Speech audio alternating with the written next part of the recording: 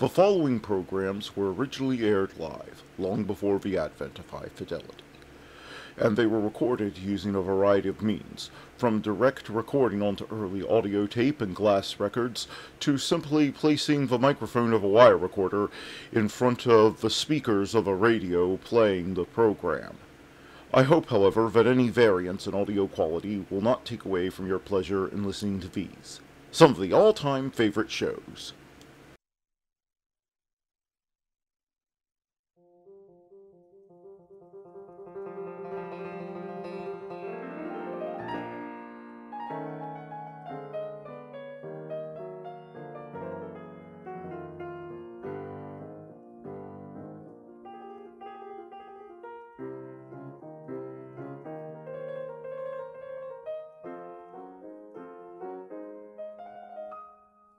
Good evening, everyone. Welcome to another episode of Nightly Old Time Radio Shows. This is Matt from the past, and let's get on with this day in history. For it is February the 8th, 2024. In 1587, Mary, Queen of Scots, is beheaded at Firlegagh Castle, aged 44, after being convicted of plotting to assassinate Elizabeth I in the Babington plot.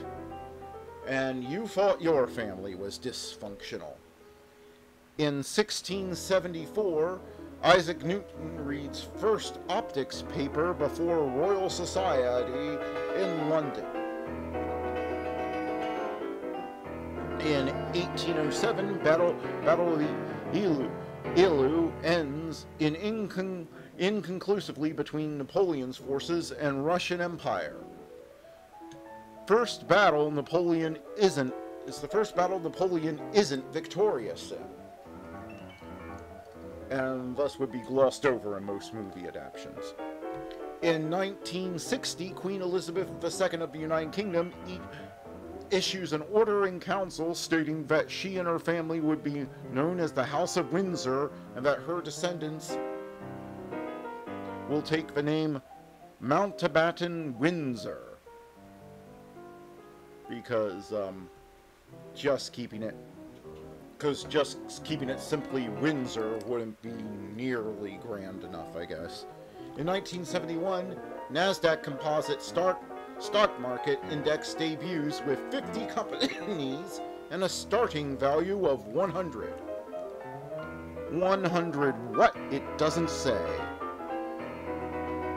In 1915, Birth of a Nation, the first 12-reel film in America, directed by D.W. Griffith, starring Leah Grice and Mae Marsh, premieres at Clunes Auditorium in Los Angeles. Can you imagine having to change all those reels if you were working in the projection booth? In 1735, first opera performance in North American colonies, Flora, opens in Charleston, South Carolina. In 1936, the 1936 NFL Draft, first ever, John Boehringer from University of Chicago, first pick by Philadelphia Eagles. And that was this day in history, and now let's get on with the shows.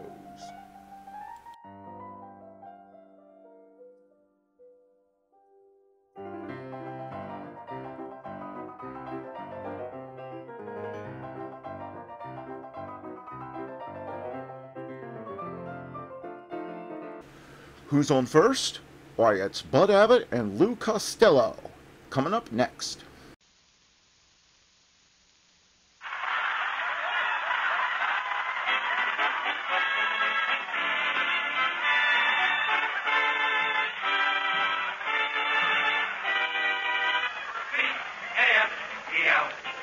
The Abbott and Costello program, brought to you by Camel, the cigarette that's first in the service according to actual sales records. See if your throat and your taste don't make Camel a first with you, too. Find out for yourself. Listen to the happy rhythms of Freddie Rich and his orchestra, the swingy songs of Connie Haynes.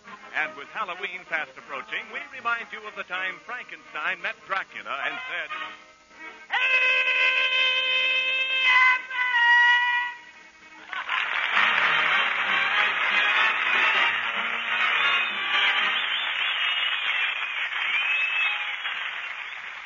Hey, Costello, where have you been? What? Where have you been? Why are you all dressed up tonight? Oh, Abbott, I just came from my cousin Corporal Hugo Costello's wedding. Oh, so your cousin Hugo finally got married, eh? Yeah. Who did he marry? Who did he marry? Yeah. He married a woman.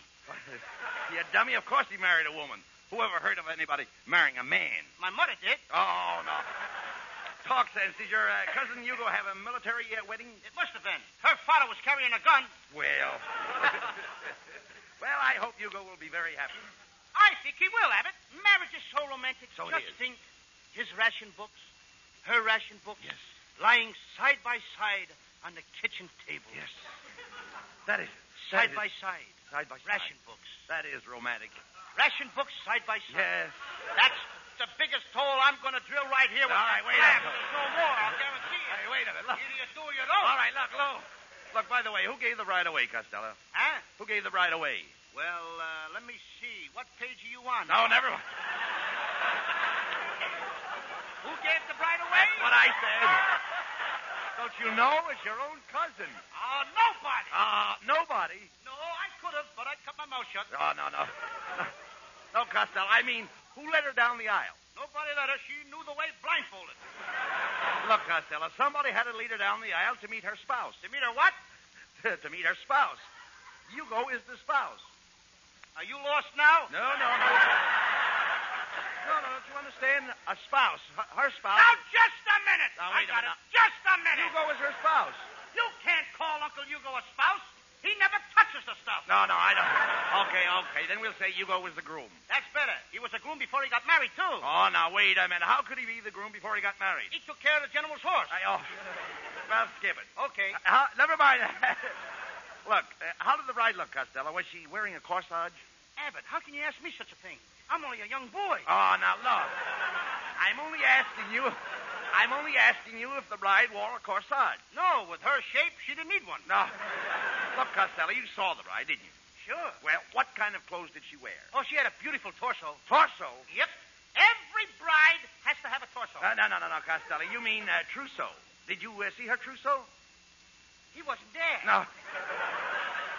Who wasn't there? Robinson Trousseau. No.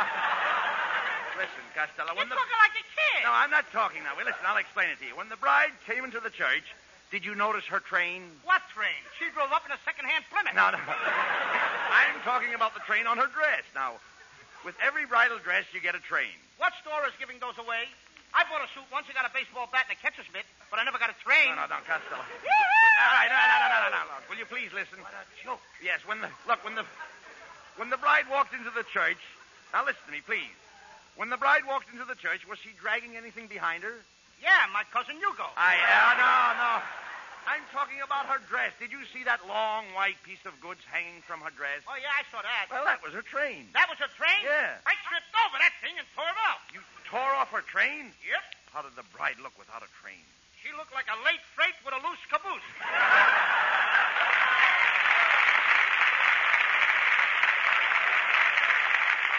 Costello, you're not fit to talk to an idiot. Okay, then I'll have to write you a note. Costello, will you shut up? All right. Shut up. Now, I have a definite reason for wanting to know about this wedding. Now, listen to me, please. I'm still thinking about your $75 that we have in the bank. Yeah. Now, we're going to make that money. Will you listen to me, please? Turn around here. Go ahead. All right, now we're going to Do I take have that to money. look at you? Yes. We're going to take that money and open a matrimonial agency. Going to open up a matrimonial That's agency. what we're going Not to do. me, Abbott. Why I ain't not? going to be responsible for sticking guys with mother-in-laws. Oh, what's Not wrong? me. What's wrong with mother-in-laws? You know what a mother-in-law is? Yes. A mother-in-law is the Gestapo with bloomers. No.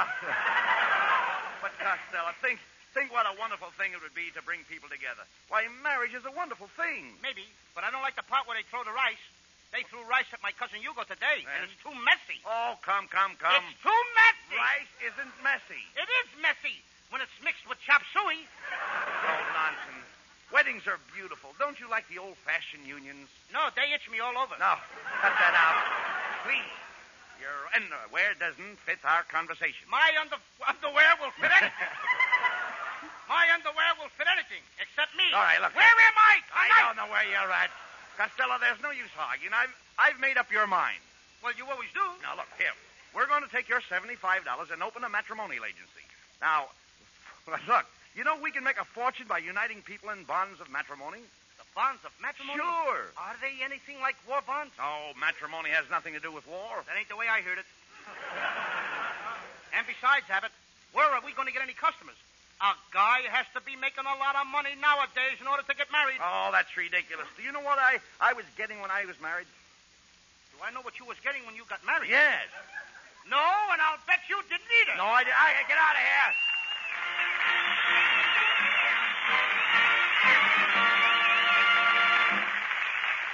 In Saipan, one Marine says to another, "Hey, Joe, you got a camel?" And his pal says, "Sure," and hands him one. The same thing happens on an aircraft carrier off the Philippines and in the fighting beyond Aachen. And then, too, people at home are smoking more than ever before. So, unfortunately and unavoidably, there will be times when your dealer has to say to you, "Sorry, no Camels today," when you ask for them. But remember this. Camel's kind, cool, throat-easy mildness and Camel's rich, full, fresh flavor make Camels worth asking for again the very next time you buy cigarettes. C-A-M-E-L. Camels, the cigarette of costlier tobaccos.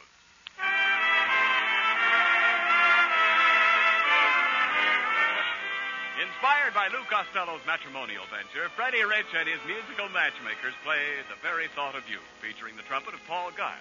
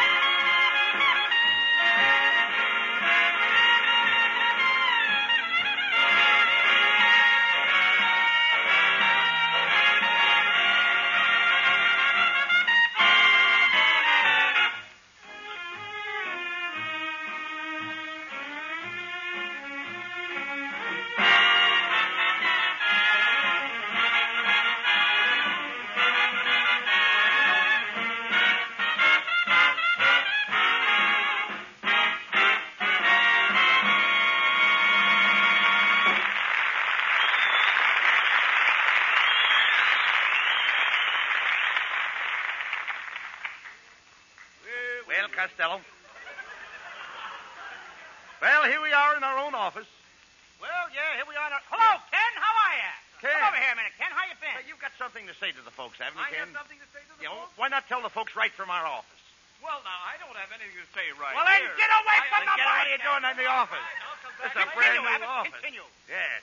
How do you like the office, Lou? How do I like the office? This is our new matrimonial agency.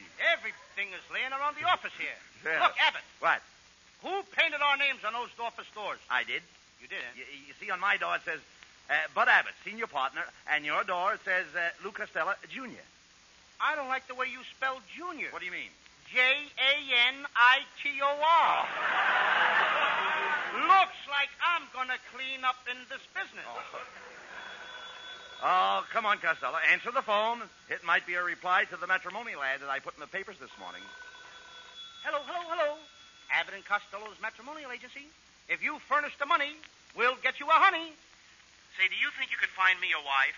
You see, I've got to have a wife. I've got $2 million. I'll give the girl $1 million, and I'll give you $1 million for your fee. $1 million for me? Oh, boy. Come right over to the office. I can't come over. They won't let me out of here. But I'm all right, I tell you. I'm all right. Hey, Abbott, what paper did you put that ad in? The Hardware Journal. I thought so. One of the nuts just called up. I'm looking for a man. I've got to have a man. I must have a man. I tell you, I must have a man. Lady, put me down! Just a minute, miss. What can we do for you? All my life I've been looking for the ideal man, and at last I found him. I love this little fat boy. Oh, speak to me, my chubby little Romeo. Tell me that you love me. Speak to me. Speak to me. Why don't you say something? I can't. You're standing on my chest! Get up! Oh, you wonderful man. Take me in your arms, my little fat boy, and say that I am beautiful. Go ahead, say it. I don't want to. Oh, please say it. Say that I am beautiful. Okay. I am beautiful. Look, now you made me say look, it. madam, we'll find a husband. Look, we'll find a husband if you'll just answer a few questions. Now, have you ever been married before? Oh, yes. I was happily married for 15 years, but 7 years ago my husband disappeared. I'm afraid the poor man is dead. Costello, just look at this poor woman. Yeah. Her husband is dead. I am looking at her. He isn't dead. He's hiding.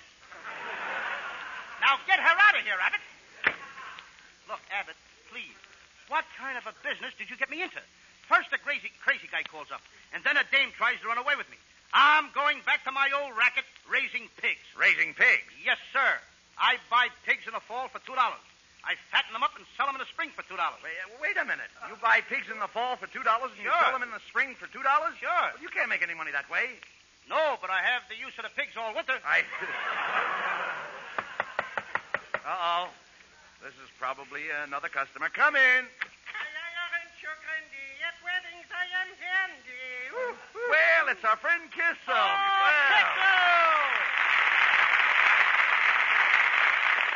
Kissel, what brought you here? Well, I heard that you two kiddies were in the matrimonial business, so I left Chicago and I came out here on a Greyhound. You came out here on a Greyhound. Yes. How did you ever stay on his back? How did I stay on his back? All right. I know you don't like it. I like it. Yeah, I know. Look, we're very busy, Kissel. What's on your mind? Well, I would like to have the catering concessions for your wedding banquet because I'm serving the finest food and drink who money can buy. You know, for instance, just look at this bottle of genuine French champagne. That don't look like French champagne to me. Oh, now don't look like French champagne to him. There is the name right on the bottle here. Lucky Laguerre. What's that? Lucky Laguerre. Lucky Laguerre? Yes. That's Lucky Lager. Lucky Lager. Some foam, huh, kid? Just a minute, Kissel. How much do you charge to put on these wedding banquets? Well, I don't like to disturb you, but I got two prices for banquets here, $5 and $10. For $5, I throw in the dessert. And for $10? Oh, for $10, I carry it in. Gentlemen, I have here a sample of my most delicious dessert. It's called policeman cookies. Policeman cookies. Yeah, cupcakes. I suppose you also make affectionate pie. Affectionate pie? That's where the top crust is stuck on the bottom one. That's my line. Oh, I beg your pardon. Costello, look, will you please cut it out? Kissel is just trying to make an honest living. Yes, that's right, gentlemen, because you know I got a very big family to support.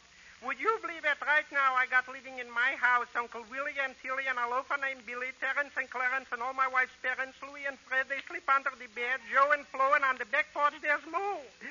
Not to mention... Bert, Merton, that 2-year-old squirt, Annie and Fanny are sleeping with Granny, Mike and 2 tramps are doubling with Gramps, and old Uncle Abe is sleeping with Baby.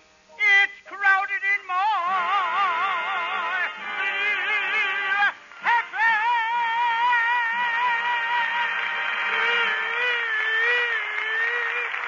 As a possible theme song for the Abbott and Costello Matrimonial Bureau, our singing star Connie Haynes suggests It Had to Be You.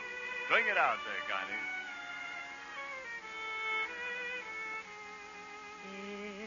It had to be you. It had to be you.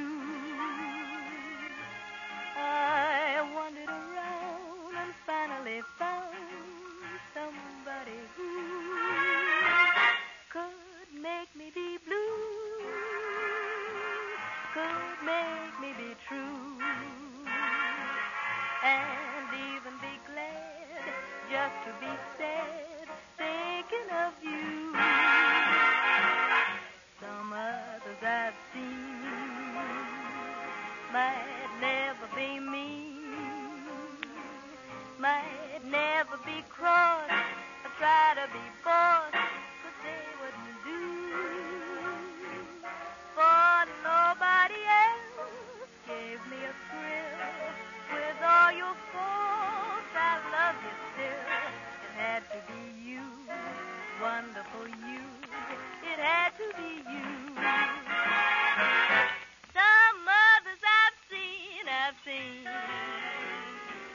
might never be mean, might never be cross, try to be boss, they wouldn't do. For nobody else gave me a thrill. With all your faults, I love you still. It had to be you, wonderful you. It had to be you. Yes, it'll always be. No, it'll have to be. Sure, it'll always be. No one but you.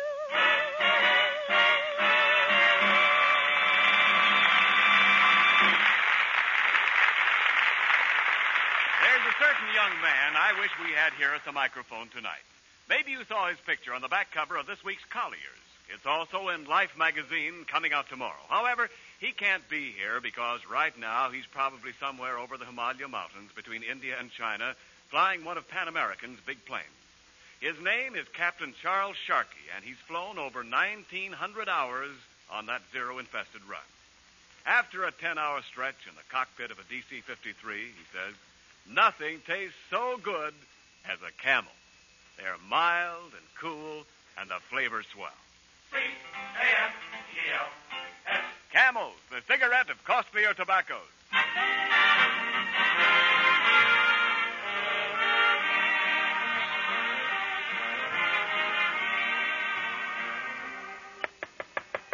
Come in.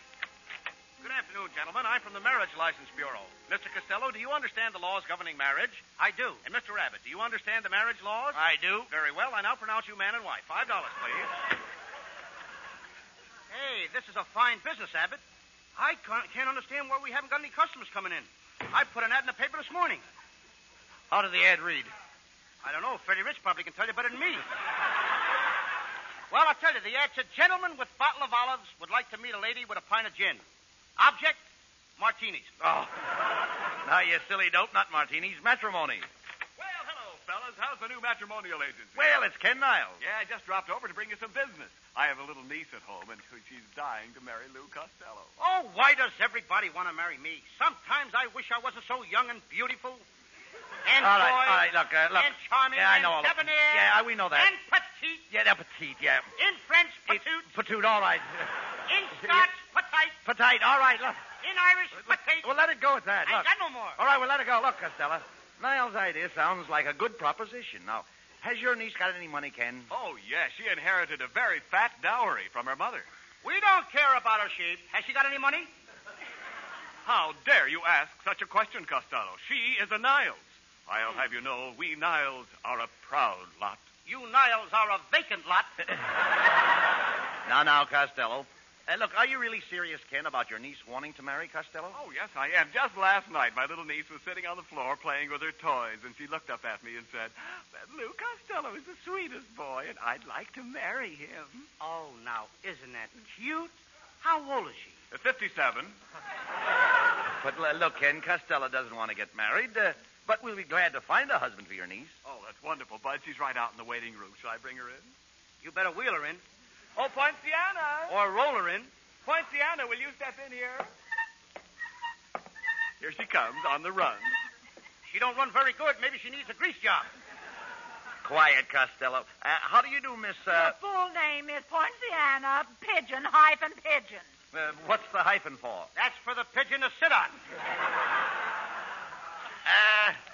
Miss Pigeon, I'm sure that we can find you an ideal husband. Now, if you'll just leave $100 deposit and one of your pictures... Oh, I'm afraid I haven't any pictures of myself. I did have some taken, but the photographer didn't develop the negative. He was probably afraid to go into the dark room with them alone.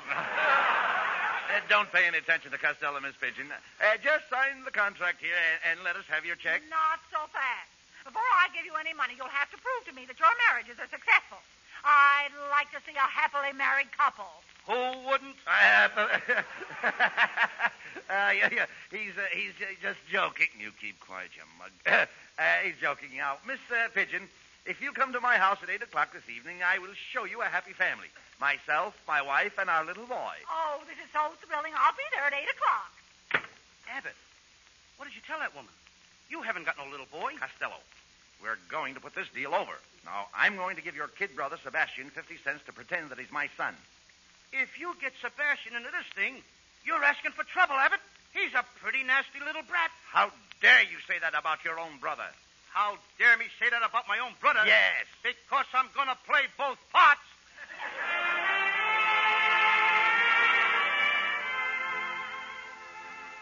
Well, Abbott, I bring my little kid brother Sebastian over to play the part of your son. Yeah, but I ain't gonna do it. Sebastian, you'll do as you are told. Oh, yeah? Yeah. Oh, yeah? Yeah. Oh, yeah? Yeah. High score. Uh-oh. Now, there's Miss Pigeon now. Sebastian, you answer the door, and I'll go in the kitchen and get Mrs. Abbott. Well, good evening, little boy. I'm Miss Pigeon. Hi, Miss Pigeon. Oh, high voice. Hi, Miss Pigeon. Pull up a perch and sit down. Spread your feathers. My, what a quaint little fellow. I just love little boys like you. I wish I had 14 little boys, and I wish every one of them was just like you. You want 14 kids just like me? Yes. Let me smell your breath. Oh, how cute. Now tell me, my little man, where are your father and mother? They're out in the kitchen passing time. Passing the time? Yeah, they're throwing the clock at each other. Now, Sebastian, behave yourself. Oh, good evening, Miss Pigeon. How do you do? I want you to meet my lovely little wife. Come in here, Snowflake. Coming, Shaky. My, what a happy little family. Mrs. Abbott, do you do your own cooking? Oh, yes. I was just out in the kitchen baking some biscuits. Buddy simply loves them. Wouldn't you like to sink your teeth into another one, dear? No, he'd like to get his teeth out of the last one. Oh, dear little Sebastian, he's always joking. I'll kill that kid. Miss Pigeon, won't you stay for dinner? Here, let me take your coat. Oh, no, Snowflake, dear. That coat is too heavy for my itty-bitty you. Let me take it, Snowflake, dear. Oh, Mr. Abbott, you and your wife are such a lovely couple. I've decided to let your matrimonial agency get me a husband. If you'll get me the pen and ink, I'll make out the check. I'll get the pen and ink. Oh, no, Snowflake, darling. You get the pen. I'll carry the ink. I don't want you to tire your itty-bitty army. I'll help, too. I'll carry the blotter. We'll be right back.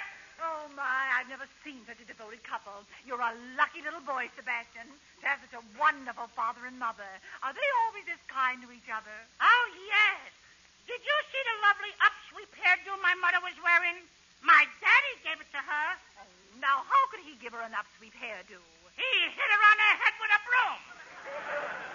Oh, you're so quaint. And he's always buying her presents, too, my mother. Only this morning he went downtown and bought her a beautiful present, a nice new shotgun. Does your mother know your daddy bought her a shotgun? No, it's a surprise. She don't even know she's going to shoot her, and he's going to shoot her. Somebody's going to get shot. A shotgun? Oh, my, he's going to shoot her. Oh, this is terrible. You people are nothing but idiots. I'm getting out of here. What happened, Sebastian? Where's Miss Pigeon? Pigeon just flew to Coop. What did you say to her? I just told her, I said... The high voice. Oh, yes. I just told her to get the guy. I told her to gag about the shotgun. Why give me 2 parts? Come here, Costello. It's about time. It's about time to teach this kid brother of yours a lesson. He just cost us $100. Do you know that? I'll talk to him, Bud. That a boy. Now, Sebastian, I don't know why I have to speak to you all the time. Every time I get a chance to become a big business maggot, you always have to gum up... That's what it says. You always have to gum up the works. I'm sorry, Louie. Anybody would think the least you could do is to lend a helping hand to your own brother. I'm sorry, Louie. But instead you continually hold up to ridicule and poke big blotches on my escutcheon. Don't stand there, Sebastian. Say something. Oh, I'm a bad boy.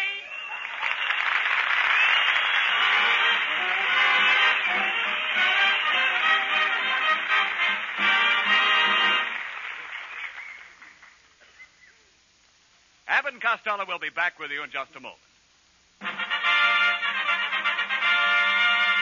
Thanks to the Yanks of the Week. Tonight we salute Corporal Robert H. True of Denver, Colorado, right-waist gunner on a Liberator bomber for his heroism in rescuing a combat crew member enveloped in flaming gasoline. In your honor, Corporal True, the makers of Camels are sending to our fighters overseas 400,000 Camel cigarettes.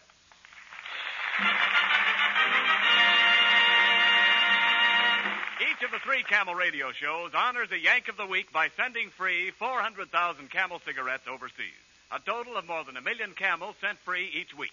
In this country, the Camel caravans traveling from camp to camp have thanked audiences of more than 4 million Yanks with free shows and free Camels. Camel broadcasts go out to the United States 3 times a week, a shortwave to our men overseas and to South America. Listen tomorrow to Jimmy Durante and Gary Moore. Monday to Bob Hawke in Thanks to the Yanks. And next Thursday to Abbott and Costello. And now here are Bud and Lou back for a few final words. Thanks, Ken. And all we want to say, folks, is bye, Bonds. Buy plenty of them. Good night, everybody. Good night, everybody. Good night. Be sure to tune in next week for another great Abbott and Costello show. And remember, try Camels on your throat and your taste. See for yourself how Camel's mildness, coolness, and flavor click with you.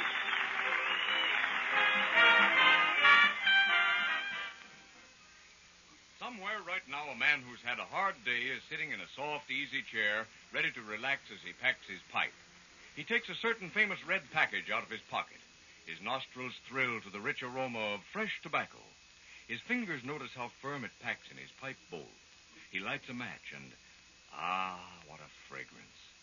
What a flavor, too. Mellow and full-bodied, but mild and so tongue-gentle. Someone near him says, "Say, that smells good. What are you smoking?" And he says, "What I always smoke, Prince Albert." Well, that man is really millions of men all over the map, because more men smoke Prince Albert than any other tobacco in the whole wide world. And price as well as pleasure is one of the reasons, for there are around 50 thrifty pipefuls in one regular 2-ounce package. Start on PA today. The Abbott and Costello show for Camel cigarettes is directed by Dick Mack, and this is Ken Niles wishing you a pleasant good night from Hollywood.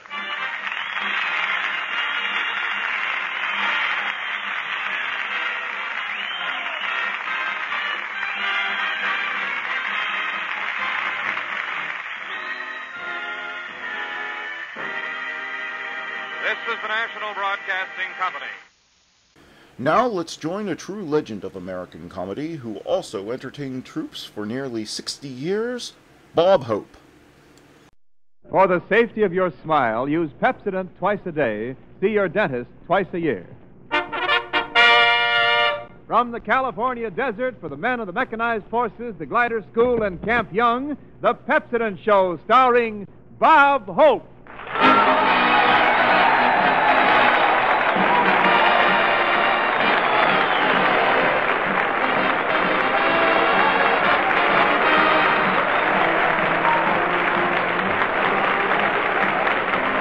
Thank you so much. How do you do, ladies and gentlemen? This is Bob, soldier on the Desert Hope, telling you to always use Pepsodent, and while you may get freckled or a beautiful tan, you'll never get heckled for what's in your pan. Yes, sir, here I am in beautiful Palm Springs. This is where the California Chamber of Commerce takes pictures of the sun to put on Los Angeles greeting cards.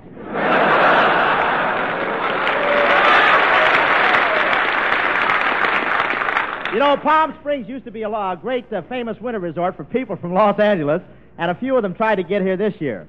All along the road through the desert, we passed the bleached bones of guys who only had A cards. We came down here by bus. It was a pretty bumpy trip, but after a while we came to a smooth stretch of road, so the driver got out and put the tires on. And we passed one farm, and on account of the egg shortage, there were 3 government officials standing around a chicken. They were waving an American flag at it and yelling, "Strain a little, Matilda."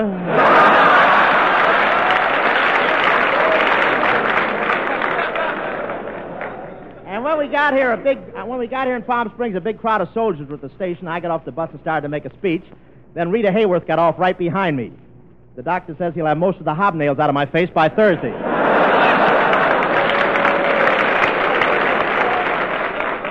And I want to tell you, Palm Springs is really growing.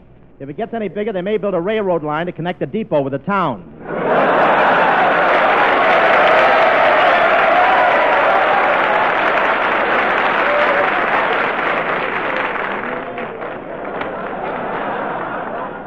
And some of the... We know, don't we? Some of the Hollywood starlets still come down and walk around the streets in shorts. I wouldn't say these soldiers notice them, but this is the only town in the country where the MPs have to wear rubber gloves so they can go around and push the privates' eyes back in.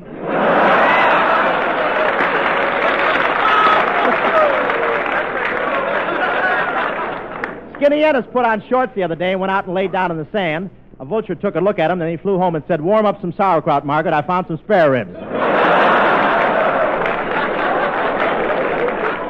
But I want to tell you, the Army has really taken over around here. Every year they used to elect the Miss Bathing Beauty of Palm Springs. This is the first season they ever held a contest to pick out Mr. Fatigue Suit in 1942.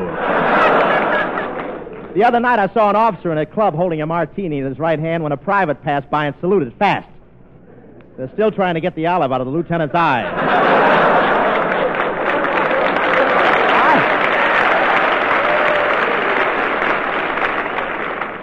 I went to a party here New Year's Eve, and I wore my tuxedo suit, but I guess the pants were a little tight for me this year. When I bent over, the seam started singing, "Praise the Lord," and passed some stronger stitching.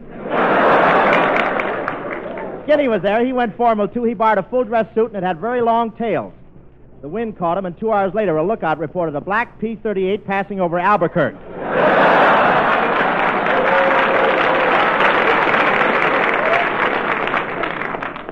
It was a nice night, though. Some soldiers started flirting with my girl, and I was about to let him have it when I saw how big he was.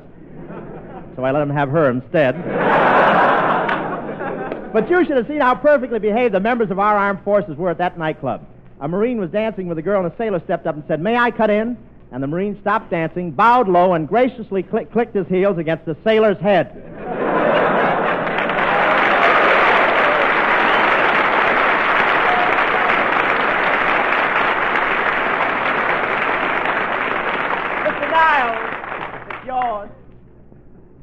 This hasn't anything to do with the New Year's resolutions, and this hasn't anything to do with how I expect to be a better man this coming year. It has to do with Pepsodent 50 Tough toothbrushes. They were great brushes in 1942, and they're even better now. So, as long as I go right along using my Pepsodent toothbrush, I'm sure I'll be doing my teeth and smile the best favor possible.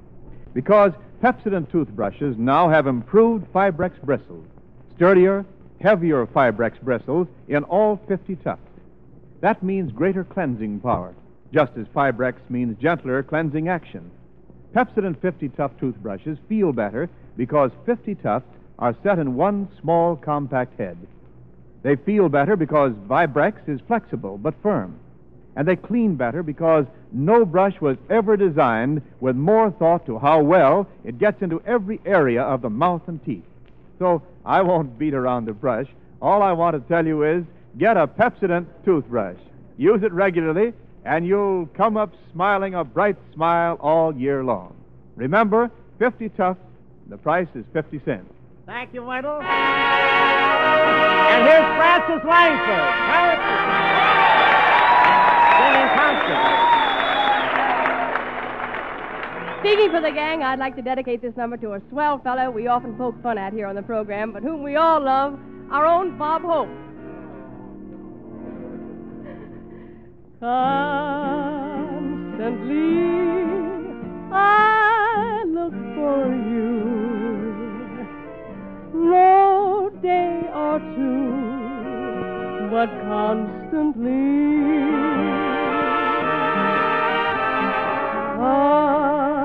Constantly, I wish you near.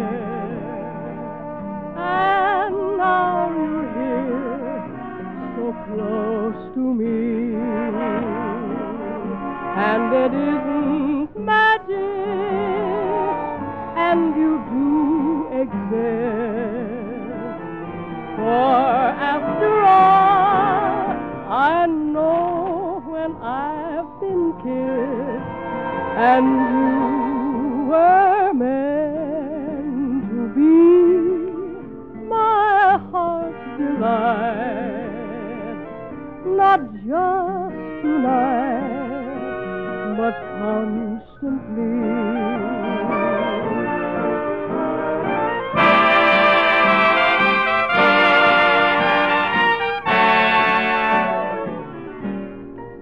And that isn't magic, and you do exist.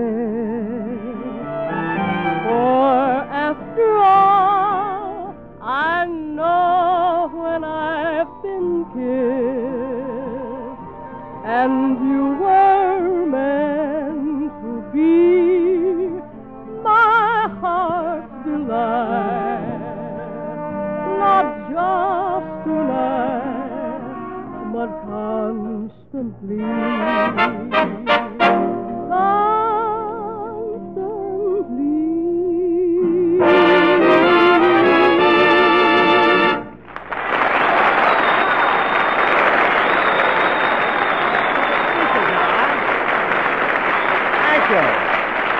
Thank you. That was Francis Langford singing Constantly from Road to Something, I forget. Anyway, now I want to introduce that glamorous Columbia star, Miss Rita Hayworth. Right here.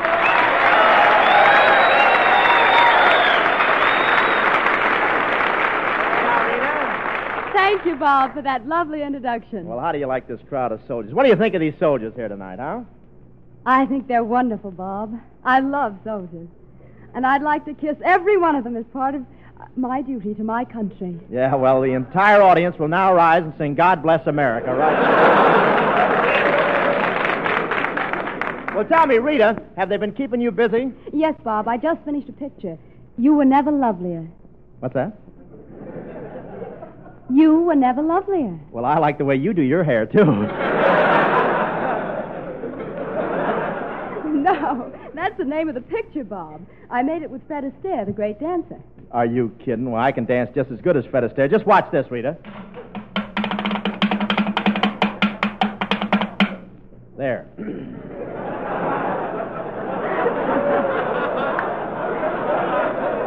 Boy, will you be in a spot when television comes in? Listen, you might as well face it, Bob. You know Astaire. I've seen you at dances, and you should really learn to dance correctly. What for? I like my own method. It's less tiring. Well, maybe. But I want to tell you very honestly, girls feel a little silly on the floor, carrying you around piggyback. Well, for waltzes, I don't use the spurs. But anyway,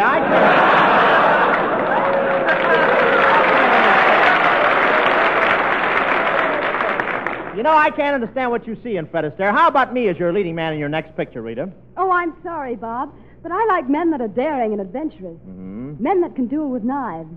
What would you do if you had a knife in your hand? Get as much butter on it, and I couldn't run like the devil. Just run! To get this butter off my tongue while I'm there. What's the matter? Don't you want a handsome leading man, Rita? Well, Bob, you're quite good-looking, but you're not as handsome as some of the men I know. Is that right? Yeah, uh-huh. For instance, there's Cary Grant. Really? He has a very attractive cleft at his chin. Cleft, huh? Well, I'm glad I haven't got one. Why? You lose a lot of coffee down that groove.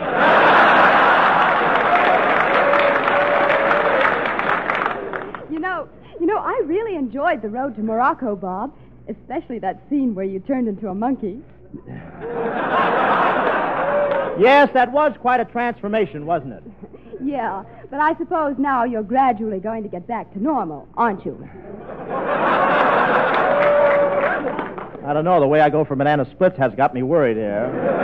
Get my delivery tonight. Isn't that a doll? While I'm down What a here bum. at Palm Springs, I've been driving around the farms to see if I can pick up some butter and eggs to take home. You know, they're very scarce now. Well, you're telling me I don't use butter at all anymore, Rita. You don't? Well, what are you putting on your bread now? Johnson's Glow Coat. Are you listening, Fibber? But did you manage to buy anything at the farms you went to? Well, I went to one farm this morning, and I met the cutest farm boy. As I pulled up in my car, he came out to the gate. You! Hello there. Oh, howdy, ma'am. Are you a gal from the city? Yes, Well, my ma warned me about gals from the city. she did. Yeah, but ma ain't around, so come on in.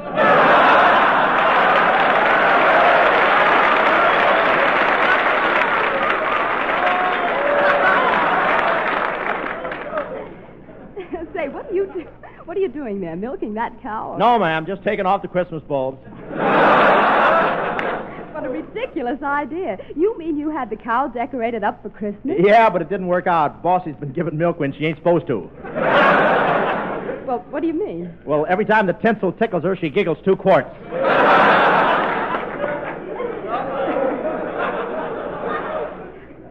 Are you the only one who works on this farm? Well, my Uncle Zeke used to work here, too. Poor Uncle Zeke. What happened to your uncle? All one day got a Sears Roebuck catalog mixed up with a copy of Esquire and went crazy filling out order blanks.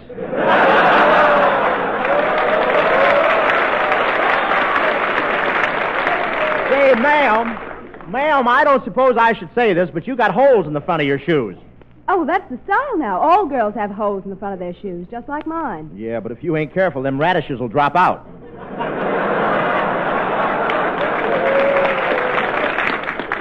Goodness, I haven't met anyone like you since I saw Idiot's Delight. But, Who was in it? You know, you're kind of cute. I'll bet your parents were happy when you were born. Born? What's that? Oh, well, you know, that's when the stork brought you. Oh, you can't kid me. No stork ever brought me. No? No, my pa got me at a yearling sale.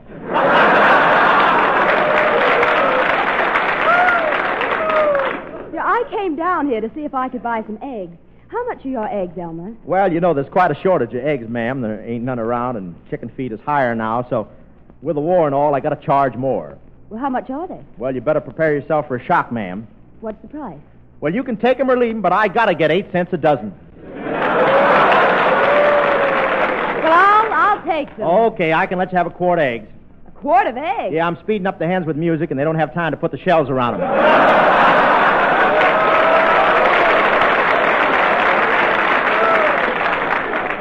And I'd also like to buy some butter from you. Well, why don't you buy it in town? Well, you see, there's quite a... have you been in town lately? Nope, none of us have been to town in over a year. Fine. I'd like to buy 10 pounds of butter. How much is it? $2 a pound. We got a radio, you know.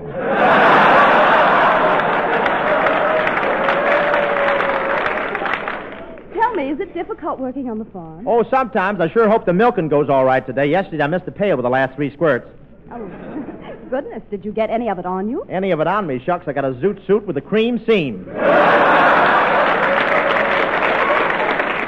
Say, I'll sell you some milk, and you can make your own butter. Well, does your cow give much milk? No, not anymore. Bossy knows all about rationing. She does? Oh, sure, I'll show you. I'll milk her again. Now watch. Moo. Moo. No moo. Thank you, Rita Hayworth. And now a request number which will make a lot of people happy. The professor himself singing Conchita and so forth Lopez. Come on, Jerry, whack it.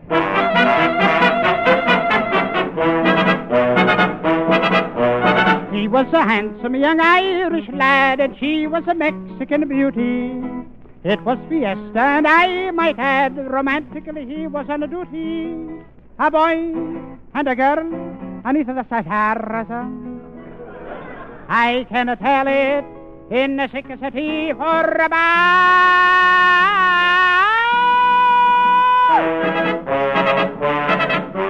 His Irish heart went bingo when he saw the Rose of Juarez. Conchita, Marquita, Lalita, Pepita, Rosita, Juanita, Lopez. Oh, you're a lovely thing, oh. For me, there's but one girl, he says. Conchita, Marquita, Lalita, Pepita, Rosita, Juanita, Lopez. Mandolins began to play, and her lips were there to kiss. As they danced, I heard him say, New Jersey was never like this. No. The bells began to ring, oh, and they rode away on a mule. To prove I'm not joking, if you're in Hoboken, drop in for a minute and you'll meet Conchita, Marquita, Lalita, Pepita, Rosita, Juanita, O'Toole. You see, won her heart one night with the serenade beneath the moonlight.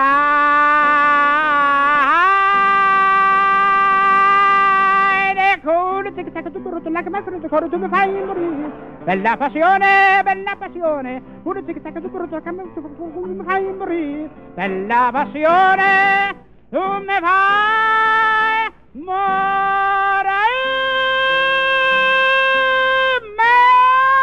Mandarins began to play, as they danced, they heard him say, New Jersey was never like this. No. The bells began to ring, oh, and they rode away on a mule. To prove I'm not joking, if you're in Hoboken, drop in for a minute and you'll meet Conchita, Marquita, Lalita, hip hip the Evita, Rita, Juanita, oh no.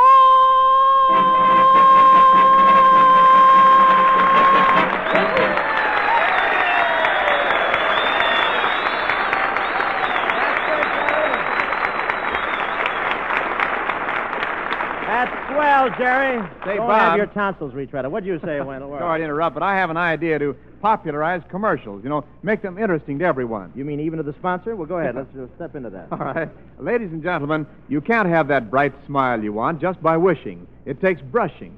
Brushing with a Pepsodent 50 Tough toothbrush with Fibrex bristles. The finest bristles DuPont makes. That ain't hay. Say that again, Bob. These tufts are little bunches of bristles set in a toothbrush. They're mighty important. If they're too stiff, they jab and scratch your gums. They do. In a Pepsodent toothbrush, they're scientifically designed so that they reach all areas of the teeth. Well, you're swinging, huh? And because there are 50 of them, you can be sure of a better cleansing job. Oh, this is fascinating.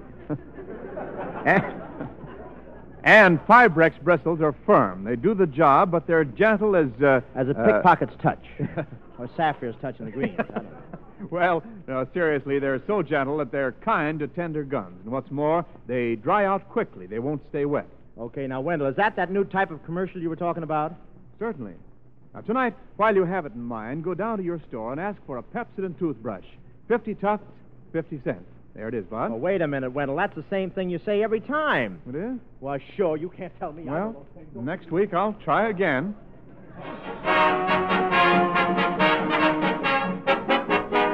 Once again, we present our weekly feature, Meet the Army. Representing the soldiers here in the desert, we want to present... Private First Class Curtis Duggan reporting, sir.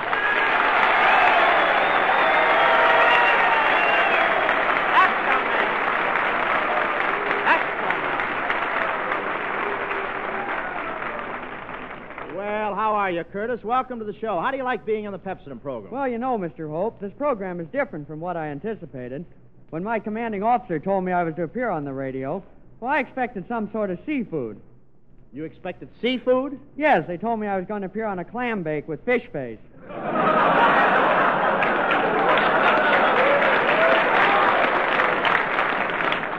Please, that's no way to talk about Skinny Ennis. Now, look, how are you doing down here in the desert, huh? All kidding aside, Bob, you should spend some time out here in the desert for your health. It's done wonders for me. Well, you certainly look powerful, Curtis. Well, see for yourself, Bob. Here, just feel my muscle. I will. Boy, is that steel. Now you feel mine. Boy, is that stale. But I guess it's pretty good for an old man like you. Yes. Wait a minute. Wait a minute. I'm not so old. Just how old are you, Bob? My age happens to be a military secret. Yes, I know, but which war? What gives you the idea that I'm old, Curtis? That gray hair. That isn't gray. I was doing the rumba with a tall girl who smokes white owls, and the ashes fell in my hair. Say, Curtis, I understand you attended the University of California. How long did you go there? Only a year, but after the war, I expect to go back for my diploma. Yeah, it's worth it. There's only one thing that stopped me from not finishing college. What was that? Not finishing high school. The teachers got jealous of me because I was bigger than they were. Well, look who's here. Yes? Aren't you going to introduce me to this handsome soldier? Oh, yes, Rita. This is Private Curtis Duggan. Kirk, this is Rita Hayworth. Gee, Miss Hayworth, this is almost a treat. Well, what do you mean, almost a treat? Bob charged me 50 cents for the introduction.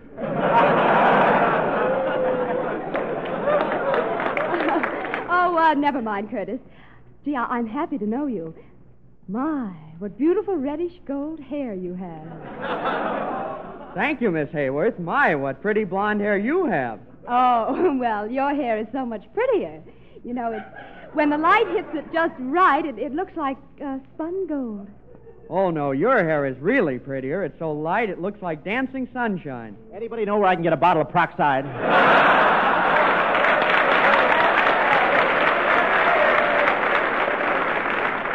And that soldier calls himself a real redhead. Every afternoon he goes out in back of his tent and his top sergeant gives him a henna rinse.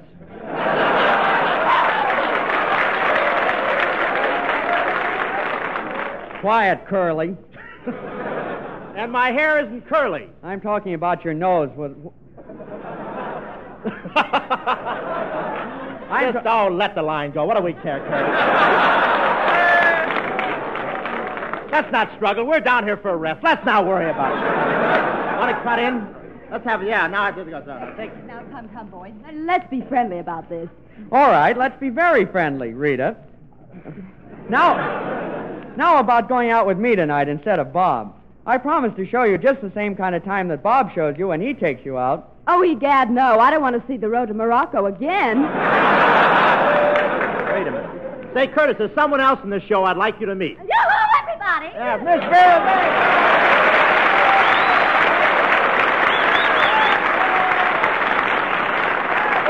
Vague. Miss Vague, here she is, Private Curtis Duggan. Miss Vera Vague, shake hands and come out fighting. There you are. Oh, my. Hello, soldier. I'm pleased to meet you. Oh, the pleasure is all mine. What did you say? I said the pleasure is all mine. Oh, he's silly, isn't he? You know, Miss Vague, you're cute. Gee, I'll bet if you visited my camps, the soldiers there would kiss you until you simply dropped dead. Oh, well, my only regret is I have but one life to give for my country. You know, those words were first said by Nathan Hale. Yes, you and your childhood memories. Oh, you're such a dear boy. But at least you're a novelty. Out in this hot desert, they seldom see a drip.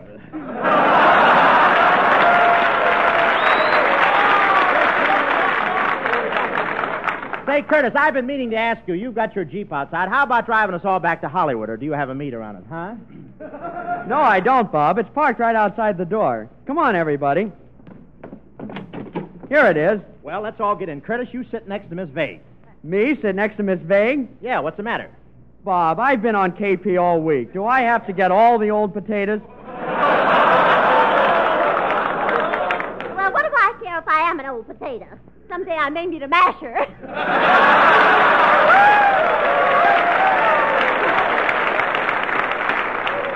on, Bob. Come on, soldier. Let's all of us get in the front seat. Now, I'll squeeze in first. Now I'll squeeze in. Now I'll squeeze in. Now I'll squeeze in. Oh, well, now I'll squeeze in again. Oh,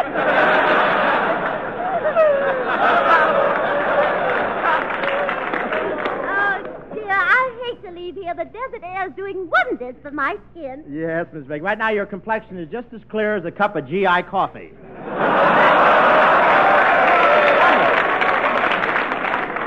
Our own Bob Hope. I can't Constantly, that's I right. can't see how you can always say such horrible things about me when you have such a nicely shaped mouth. You know you have a Cupid's bow mouth. Have I really a Cupid's bow mouth? Yes, your nose hangs over it like an arrow. I thought we were going to cut that. Say, Bob, Yeah, we what's that? can't leave without Skinny Ennis. That's right. We may need something to measure the gas in the tank. Say, that reminds me, there's no more gas in this Jeep. Well, I guess we'll have to take a taxi. Well, there's a cab. I'll get it.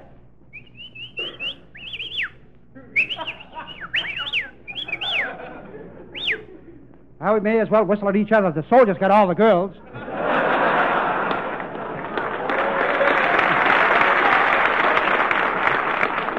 Hey, do you want to hire my taxi cab? Yes, Colonna, we'd like to drive back to Hollywood in your taxi cab. How are your tires? How are my tires? Listen, Hope, my tires speak for themselves. Blabbermouths out there. Hello, Professor. I'm Rita Hayworth. Ah, pleased to meet a lady like you, Miss Hayworth. Women are the greatest sunshine in men's lives. They brighten our lives with light. Professor, I'm Vera Vague. I'm a woman, too. Of course, once in a while, we get stuck with a blackout. Oh, Professor, you're so cute. Let me run my fingers through your mustache. Okay, go ahead. That's it. Woo! Ouch! You'd be surprised how many mice I catch that way. Come on, we're in the cab, Colonna. Let's start, huh? Okay, here we go. Say, Hope. Hope, what's going on back there? You holding hands with Rita? No. You hugging Rita? No. You kissing Rita? No. He's silly, isn't he? Look out, there's a cop standing in the middle of the road telling you to stop. Don't be silly, Hope. That's a gopher. I'll drive right over him. Colonna, that's a cop. That's a gopher. Ah! Big son of a gun, wasn't he? Now I'll put out all the lights in the cab. Don't need that little light, you know. Oh, somebody just kissed me. But there's somebody just kissed me again. They just kissed me again 6 times in a row.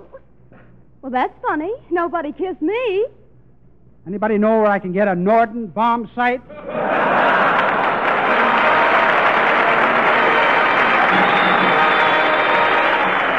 All thanks for the memories you boys were from Camp Young. For you we bust along. For you're the strings with which this nation's battle bow is strung. So thank you. Saw you, Tom. And thanks for the memory. You men with guns and tanks who glorify the Yanks. Our hearts beat out in time with every step within your ranks. So thank you so much. Say, we've had a grand time down in here in the desert this week. And next week we're going to be down there near San Diego at Camp Pendleton with the Marines. Good night, everybody. Good night.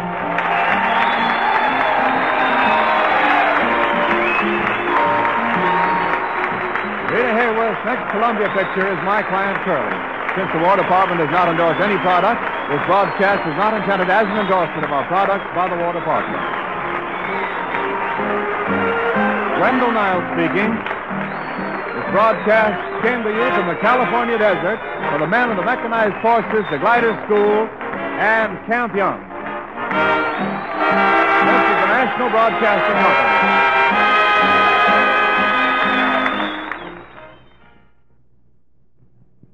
KFI, Los Angeles, Earl C. Anthony, Incorporated. Orson Welles and his supporting cast of Academy Award-winning actors present yet another classic tale in The Campbell's Playhouse, coming up next.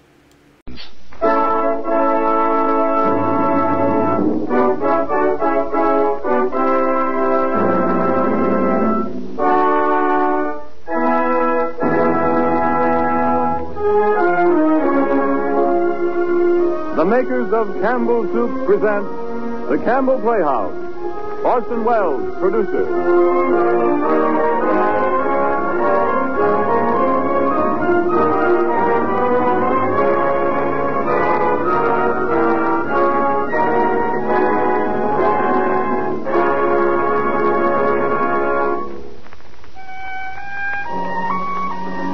Good evening, ladies and gentlemen. This is Orson Welles. The late William Archer was as formidable a gentleman as you would wish to meet. From 1884 to 1923, he wrote dramatic criticism for almost every important paper in England. And almost every American and English playwright at one time or another winced beneath his pen lashings. Then later in life, he developed a secret passion, a disgraceful passion for a dramatic critic. He wanted to write a play. Mr. Archer was a very thorough old gentleman. The first thing he did was to write a book in which he explained exactly and in great detail how plays should be written. It became a classic. No young playwright since then would dream of writing a play without carefully consulting and following the rules and dictates laid down by Mr. William Archer. No young playwright, that is, except Mr. William Archer, who at the age of 63 sat down and wrote a play in which he took care to break every single one of the rules that he'd set down in his manual. It was called The Rajah of Rook. It was changed to The Green Goddess. Opened on December 27, 1920 at the Walnut Street Theater in Philadelphia with Mr. George Arliss in the leading part, and was an immediate and overwhelming success.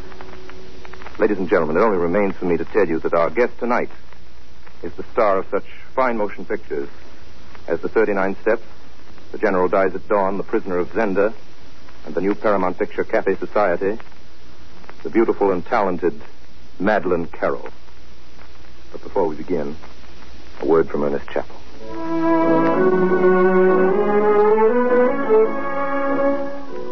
Not so many years ago, tomato soup and cream of tomato were unusual dishes, enjoyed very much, but not very often. Today, of all the soups in the world, tomato soup is the one most often served. Not because women have taken to making tomato soup frequently. No, on the contrary, few housewives ever attempt it anymore. There's just one reason for tomato soup's popularity, and it is this: the magic, matchless flavor of Campbell's tomato soup.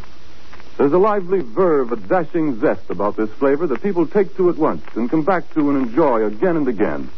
The first racy taste of it has a way of arousing a desire to eat, and yet there's a pleasant feeling of satisfaction when the last spoonful is gone. So this soup is a happy choice for the main dish at lunchtime or at supper, and it also is a fine way to start the day's main meal. Serve it sometimes, too, as cream of tomato, made with milk instead of water. You can always be sure that it will be received with pleasure, because this, of all soups, is the one people like to have most often: Campbell's tomato soup. And now for Miss Madeleine Carroll, Mr. Orson Welles, and The Green Goddess.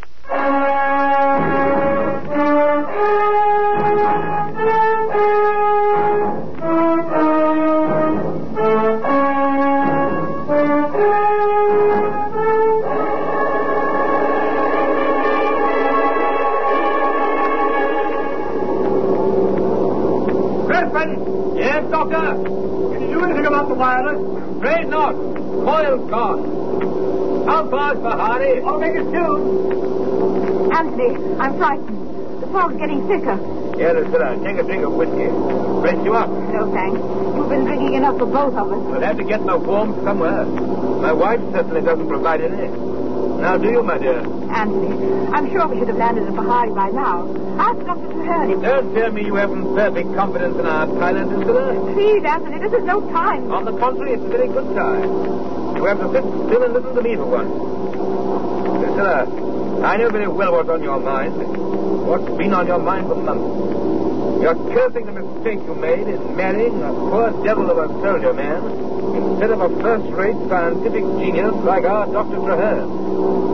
Come on, make a clean breast of it. I have nothing to say. Well, my dear, if you only have patience for a year or two, I'll do the right thing for once and drink myself to death.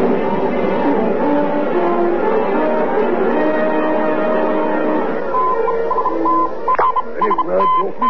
No use, Captain. The air is dead. We're out of contact. Well, the colonel's worried. He sent me over. Major Crichton and his wife were passengers on Dr. Traherne's plane.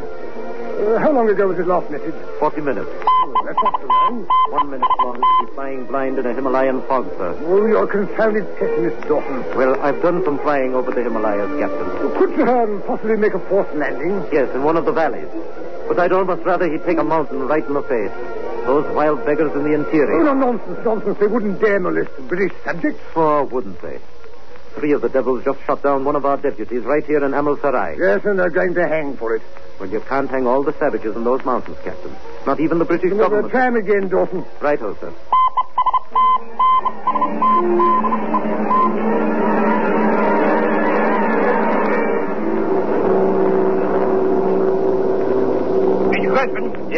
What is it, Traherne? I'm afraid the fog's thrown us off our course. We're running short of petrol. I've got to make a landing. There's nothing but mountains all around. Have to take a chance with the valley.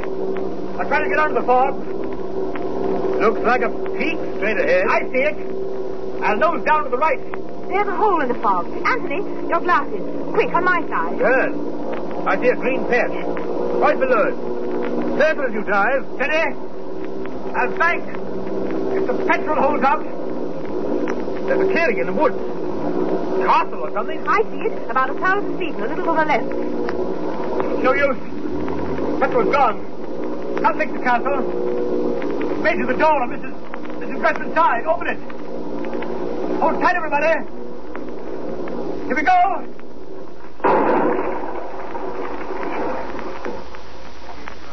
Easy there. Easy. Take it easy, everyone. Are you hurt? No, I'm all right. How about it, Traherne? No use. Fella's smashed. You have to depend on the natives. Perhaps we could get word to that palace we saw up on the hill. Well, the natives did that for us, Priscilla. Listen. Keeping at a safe distance. We're scared of it. No wonder the way we landed. I wonder what sort of place we've struck. Look over there. Right above us. That statue. By Jove. What a creature. Oh, isn't she? 1, 2, 3, 4. 6 arms. What a horrible color. Some goddess they worship. Kali, I shouldn't wonder. Well, let's have a close look at the lady. Anthony, they don't want you near the statue. The devil's what they want. Major, I wouldn't anger them.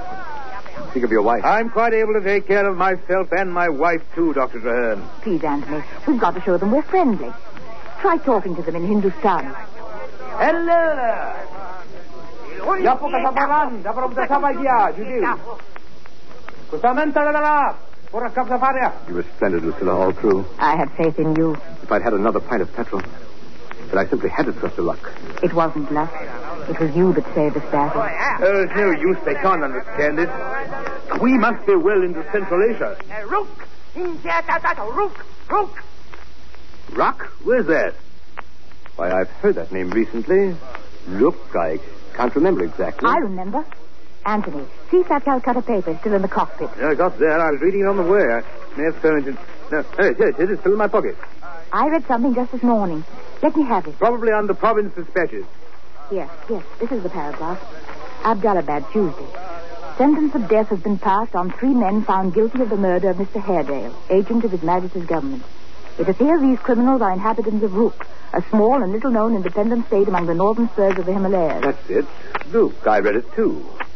And by the way, this news isn't the best possible passport for free Englishmen. But if we're 100 miles from anywhere, it can't be known yet. Oh, they won't dare touch us. Still, I think I'll burn this page. Have you got a match, Presley? There you are. Thanks. Well, there she goes. Just in case there's anyone here who can read. Look out. They're watching us, Doctor. What's that? Look. Figures moving through the trees. It's a procession of some sort. Soldiers, by the heavens. In uniform. Oh, putting out their best foot for us, eh, Doctor? Well, I hope it's a friendly gesture. I don't like their looks very much. What's that in the center? They're carrying someone on a litter.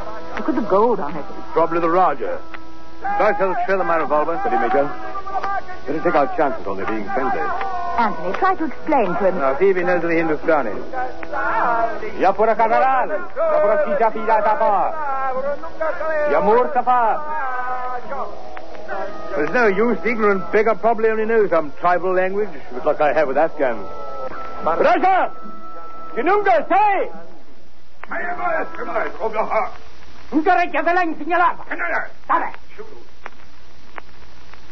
I bid you welcome to my humble kingdom.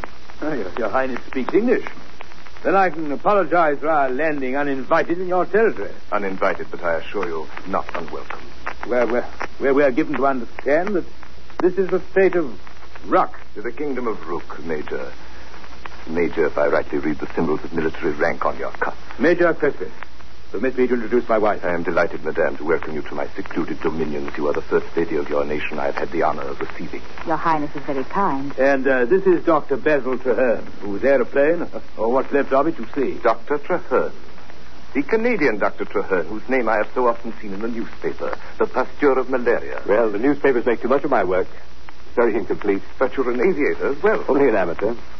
I presume it is some misadventure, most fortunate misadventure for me that has carried you so far into the wilds of the Himalayas. Yes, we got lost in the clouds. Pity. On our way to Bahari from Amil Sarai. Major Crespin is stationed there. I offered to take them in my plane. I'm afraid it was a rash suggestion. Madame is a sportswoman, then. Oh, I've been up many times. Yes, many times. Well, you've made a sensation here, I can assure you. My people have never seen an aeroplane. They are not... Sure, simple souls. Whether you are gods or demons. But the fact of your having descended in the precincts of a temple of our local goddess, allow me to introduce you to her, is considered highly significant. Is your machine past repair, Dr. Traherne? Utterly, I'm afraid. Let us look at it. I guess. Propeller smashed. Plane crumpled up. Undercarriage wrecked. I'm afraid we can't offer to repair the damage for you. I'm afraid not, sir. A wonderful machine.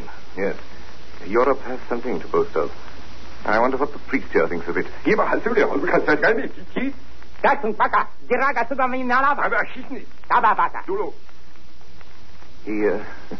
says it's the great rock, the giant bird, you know, of our Eastern stories. And he declares that he plainly saw his goddess hovering over you as you descended and guiding you towards her temple. Hope so. We shall find no difficulty in obtaining transport back to India. To civilization, you were going to say. Why hesitate, my dear sir? We know very well that we are barbarians. We are quite reconciled to the fact. We have had some 5,000 years to accustom ourselves to it. This sword is a barbarous weapon compared with your revolver, but it was worn by my ancestors when yours were daubing themselves blue and picking up a precarious livelihood in the woods. But Madame is standing all this time. Watkins! Your Highness? Watkins, what are you thinking of? Some cushions, a litter for Madame, and mountain chairs for gentlemen. They'll be here in a few minutes. And then I hope you will accept the hospitality of my poor house. I'm afraid we're giving you a great deal of trouble, Your Highness. A great deal of pleasure, Madame. I hope, sir, there will be no difficulty about obtaining transport back to India. Time enough to talk of that, Major. When you have rested and recuperated after your adventure, you will do me the honor of dining with me this evening, I trust. Your Highness, we've nothing to wear but what we're in. Oh, I think we can put that all right. Watkins. Your Highness. You are in the confidence of our mistress of the robes. How does our wardrobe stand? Fresh consignments of Paris models come in only last week, Your Highness. Good. Then I hope, Madame, that you may find among them some rag that you will deign to wear. Paris models, Your Highness? And you talk of being uncivilized. We do what we can, Madame. I sometimes have the pleasure of entertaining European ladies, though not hitherto English women, in my solitudes, and I like to mitigate the terrors of exile for them.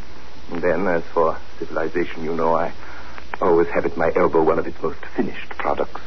Watkins. Your Highness. You will recognize in Watkins, gentlemen, another representative of the ruling race. I assure you he rules me with an iron hand, not always in a velvet glove. Hey, Watkins. Your Highness, we'll have your little joke. Yes. He's my Prime Minister and all my cabinet, but more particularly my Lord Chamberlain. No one can touch him at mixing a cocktail or making a salad. My entire household trembles at his nod. Even my chef quails before him. Nothing comes amiss to him, for he is like myself, a man without prejudices.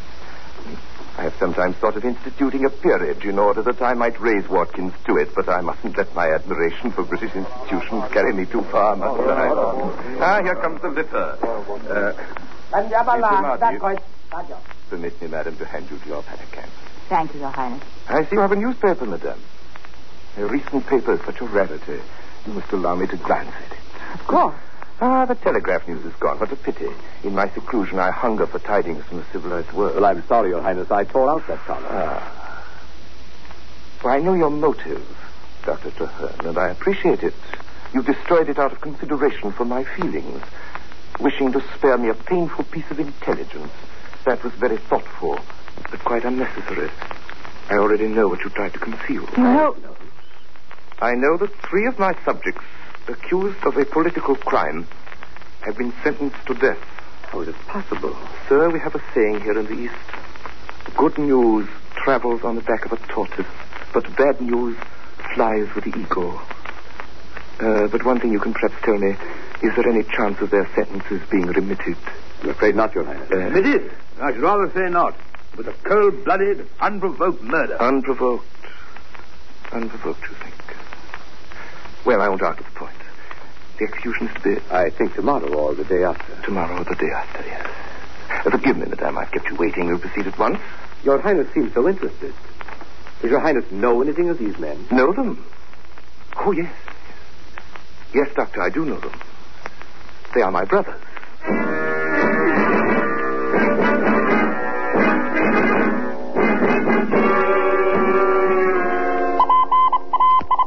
Pahari, Army Post, to Amir Sarai. Your message received. No, sign plain, you describe. Ready to seek, missing plane. Please advise. Location, last known. Pahari. No, they're down all right. Petrol couldn't last.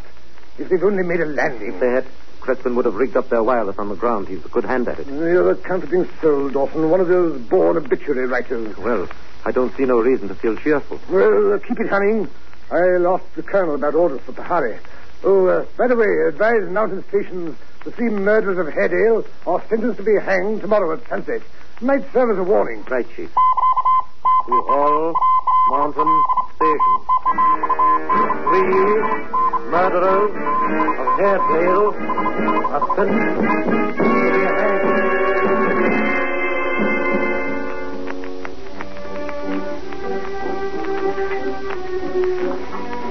Excellent dinner, Roger. I don't know how you manage a gourmet feast in this savage country.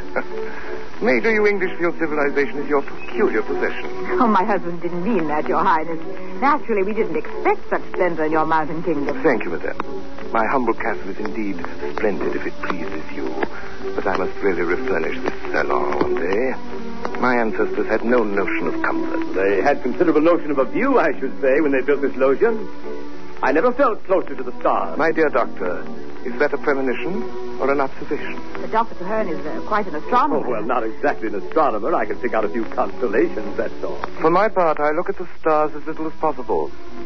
Today I was guilty of a little showing off when I met you with fanfare and troops. Think of the Maharaja up yonder, who night after night whistles up his glittering legions, as much as to say, see what a devil of a fellow I am. Do you think it's quite in good taste? I'm afraid you're jealous, Roger. You don't like having to play second fiddle to a still more absolute ruler than yourself. Yes, perhaps you're right, madame. Perhaps it's partly that. But there's something much more to it. I can't help resenting. Let me recommend the brandy, Major. I think you'll find it excellent. It is indeed. What is it you resent, Your Highness? The respect paid to mere size. To the immensity, as they call it, of the universe. Are we to worship a god because he's big? But if you resent his bigness, what do you say to his littleness? The microscope, you know, reveals him no less than the telescope. And reveals him in the form of a death-dealing speck of matter, which you, I understand, Doctor, are impiously proposing to exterminate. I'm trying to marshal the life-saving against the death-dealing powers. To marshal God's right hand against his left, eh? This mosquito that I've just killed. I'm glad to see you smoke, madame, to help us keep them off. This mosquito, or any smallest thing that has life in it, is to be far more admirable than a whole lifeless universe. What do you say, Major? I say, Roger, if you'll give me another glass of brandy, I'll let you have your own way about the universe. It's a very satisfactory trade. Your glass, Major. Thanks. I say, Your Highness, all this is rather out of my depth. We've had rather a fatiguing day. Mightn't we... To be sure. We are now going to committee upon your position here. If you please, sir. I'm afraid you may find it rather disagreeable. Communications bad, eh? We have a difficult journey before us. A long journey, monsieur. Not precisely difficult. Well, it surely can't be so very far, since you'd heard of the sentence passed on those assassins. I'm glad, Major, that you have so tactfully spared the pain of reopening that subject. We should have had to come to it sooner or later. But when Your Highness said they were your brothers, you were, of course, speaking figuratively. You meant your tribesmen. Oh, not at all. No. They are sons of my father. They're not of my mother. And we come upon you at such a time. How dreadful. Oh, pray don't apologize. Believe me, your arrival has given me great satisfaction. How do you mean? I'll explain presently, but first... First, let's understand each other. You surely can't approve of this abominable crime. My brothers are fanatics, and there is no fanaticism in me. My education was wholly European. I shed all my prejudices. I became the open-minded citizen of the world whom I hope you recognize in me. My brothers, on the other hand, turned to India for their culture. The religion of our people has always been a primitive idolatry. My brothers naturally fell in with the adherents of the same superstition, and they worked each other up to a high pitch of frenzy against the European exploitation of Asia. You mean, sir, you defend this wicked murder? Oh, no, I think it foolish and futile. But there is a romantic as well as a practical side to my nature. And from the romantic point of view, I rather admire it. Then, sir, the less we intrude on your hospitality, the better. You'll be good enough to furnish us with transport tomorrow morning. That is just where the difficulty arises. Oh, transport, eh? Materially, it might be managed. But morally, I fear, excuse the colloquialism, damn no go. What the blazes you mean, sir? Will Your Highness be good enough to explain? I mentioned that the religion of my people is a primitive superstition. Well, since the news has spread that 3 Feringis have dropped from the skies, precisely at the time when 3 princes of the royal house are threatened with death at the hands of the Ferengi government, and dropped, moreover, in the precincts of a temple, my subjects have got it into their heads that you have been personally conducted hither by the goddess whom they especially worship. The goddess? Here's her portrait on the mantelpiece. Much admired by connoisseurs. Then the upshot of all this palaver is that you propose a whole house of hostages in exchange for your brothers. That is not precisely the idea, my dear sir. My theologians do not hold that an exchange is what the goddess decrees. Nor, to be quite frank, that it altogether suit my purpose. Not to get your brothers back again? You may have noted in history, madame, that family affection is seldom a strong point of princes. But I don't quite see, Your Highness, what all this has to do with us. We are approaching the crux of the matter, a point which I fear you may have some difficulty in appreciating. I would beg you to remember that though I am what is commonly called an autocrat, there is no such thing under the sun as a real despotism.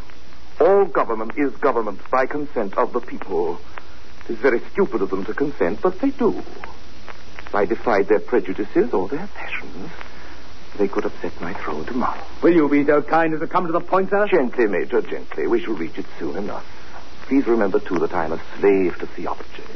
The clerical party can do what it pleases with me. Please, Your Highness, you're torturing The point is, dear lady, that this theology on which, as I say, my whole power is founded, has not yet emerged from a very primitive stage of development. It demands an eye for an eye, a tooth for a tooth, a life for a life. You mean to say... Unfortunately, I do. You'd kill us? Not I, madame, the clerical party. And only if my brothers are executed. If not, I will merely demand your word of honor that what has passed between us shall never be mentioned to any human soul. You shall go free. But if your brother assassins are hanged, as they certainly will be, you'll put us to death in cold blood? Oh, not in cold blood, Major. There is nothing cold-blooded about the clerical party when white goats, as their phrase goes, are to be sacrificed to the goddess. What if, Mrs. Crespin? Does your goddess demand the life of a woman? Well, on that point, she might not be too exacting. If Madame would be so gracious as to favor me with her society. Your Highness, not a word and I'll shoot you. Anthony. No use, Major. That gun wouldn't help you a bit. If you killed me, you'd only be torn to pieces instead of beheaded. We'll take our chances. Besides, I've had your pistol unloaded. That precaution was taken while you were at your bath. You devil. Anthony, please. I gather, madame, that my offer does not please you. Well, I scarcely hoped it would. I do not press the point. Nonetheless, the suggestion remains open. But what's that sound? Interesting. If you wait a few minutes, I may have some news for you. I recognize the service call, a message to the air base at Amritsar. Excuse me.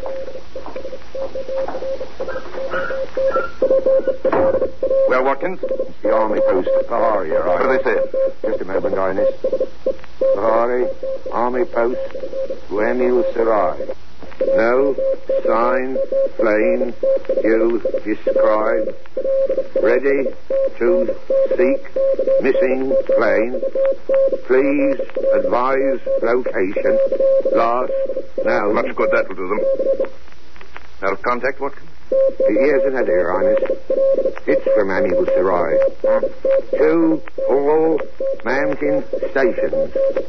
3 murderers of Airedale sentenced to be hanged tomorrow at sunset. Turn it off. That's all I need to know. Yes, Your Highness.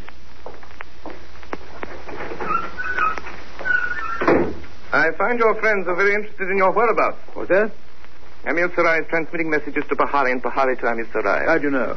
Why, Major, you're an army man. You must know something of wireless. Never had occasion. I had operators in my command. And you, Dr. Traherne? I know even less than the Major. We heard those sounds, of course, when you went out. You see, Doctor, we are not entirely benighted. We have a wireless installation. Did you have anything further to tell us, Your Highness? Yes. I'm afraid not very good news. My brother's execution is fixed for tomorrow. Then tomorrow? Yes. At sunset. But meanwhile, I hope you will regard my poor house as your own. I should not advise you to pass the palace gates. It will not be safe. Your Highness. Yes, madame. I can't believe that you really mean what you've told us tonight. Perhaps you're testing us, having fun at our expense. Will you please now, for my sake, communicate with Amil Sarai and bring about an exchange? Your brother's lives for ours. No, madame, I am desolated to have to refuse you. It is always difficult to refuse a beautiful woman anything. And you are a very beautiful woman. But you must not ask for the impossible. I've already given you my reasons. And what's to prevent us from throwing ourselves from that low, John, to the rocks below? From cheating your goddess? Nothing, dear lady, except that clinging to the known and shrinking from the unknown that all of us feel. Besides, you cannot read my mind. As you suggested a moment ago, I may only be playing a little joke on you. You have observed that I have a sense of humor. I'm afraid I've been talking a great deal. Madame, my servant will take you to your room. Ya. See, Thomas. You will see that Madame has everything she needs for her comfort. Baka. And may I hope that you will rest well in my humble abode. Good night, Anthony. Basil. Good night, my dear. Good night, Lucilla. If there is anything, Madame, that is not entirely to your liking, I trust you will not hesitate to make your wishes known. Good night, Madame. And now, gentlemen, tomorrow we have all day. Shall we start it with a game of billiards? Say at 10 o'clock. Our last whiskey and soda. No? Then good night. Good night.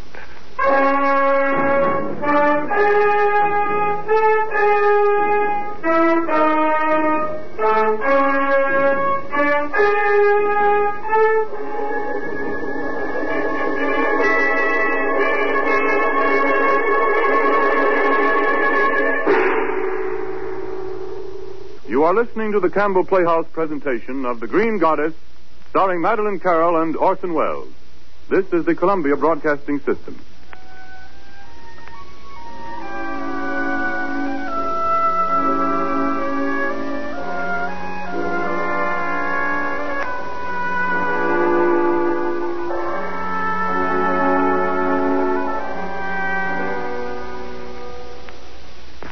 This is Ernest Chappell, ladies and gentlemen, welcoming you back to the Campbell Playhouse. In a moment or two, we shall resume our presentation of The Green Goddess, starring Orson Welles and Madeline Carroll. Leaving our guest star as an uneasy dinner companion of the Rajah, whose table talk was so disturbing, though the service, I'm sure, was flawless, let's consider this question of food in the drama. So many plays have been written around meals or have featured meals, you can't get through an English drawing room comedy without at least one afternoon tea, or a Noel Coward play without breakfast. In Old English, George Arliss solved all his problems by eating a dinner so good and so elaborate that it killed him. And Dinner at 8 wove the threads of half a dozen dramas into the preparations for a dinner party that was just about to start as the final curtain fell. The reason that meals have such an important part in plays is that meals and meal times form an all-important center of our social life, a sort of hub, so to speak, round which all our doings revolve. Meals, from the beginning of our society, have been the occasion and the backbone of entertaining and the focal center of the family. Few things bind people together more than the sharing of meals, provided those meals are gracious and graciously served. Perhaps it sounds exaggerated to say that a meal can't help but be a gracious occasion if soup is on the menu. But it does mean something that for centuries past, soup has been the traditional opening of dinner in many countries whose habits differed in almost every other particular. Soup is at once relaxing and invigorating. Soup greets us at the table with a warm welcome, and this is particularly true of Campbell's tomato soup. Its rich aroma and bright color flash an appeal to eye and appetite, and its sprightly flavor makes you want to enjoy it again and again. So serving this soup becomes a happy family custom and adds a gracious note when you have friends in for dinner. Now we resume our Campbell Playhouse presentation of The Green Goddess, starring Madeline Carroll and Orson Welles.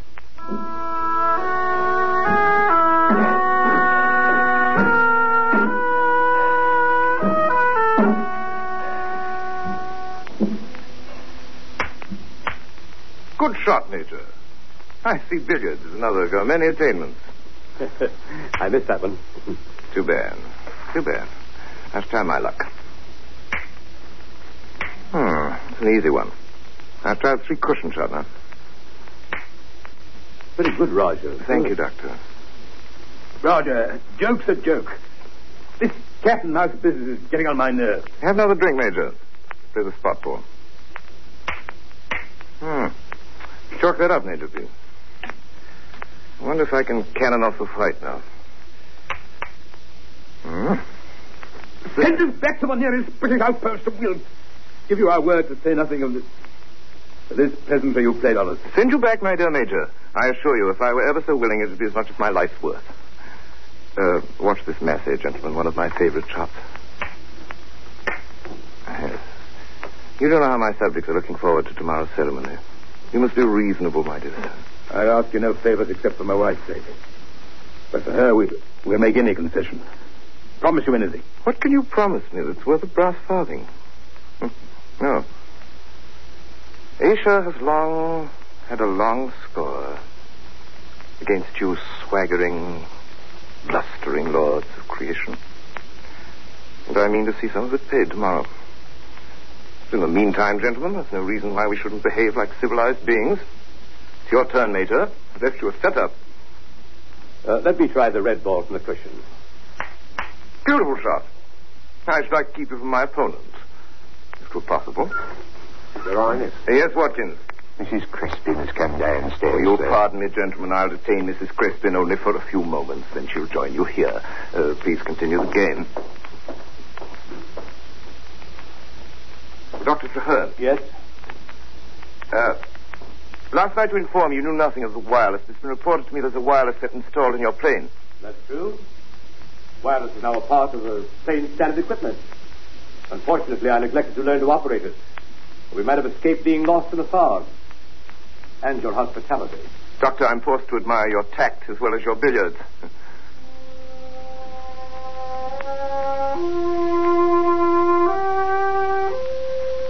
Good morning, Mrs. Crispin. Would you please sit down? I thought my husband was here. He's in the next room playing billiards with the doctor. I trust that you slept well. More or less. More rather than less, if one may judge by your looks. Does it matter?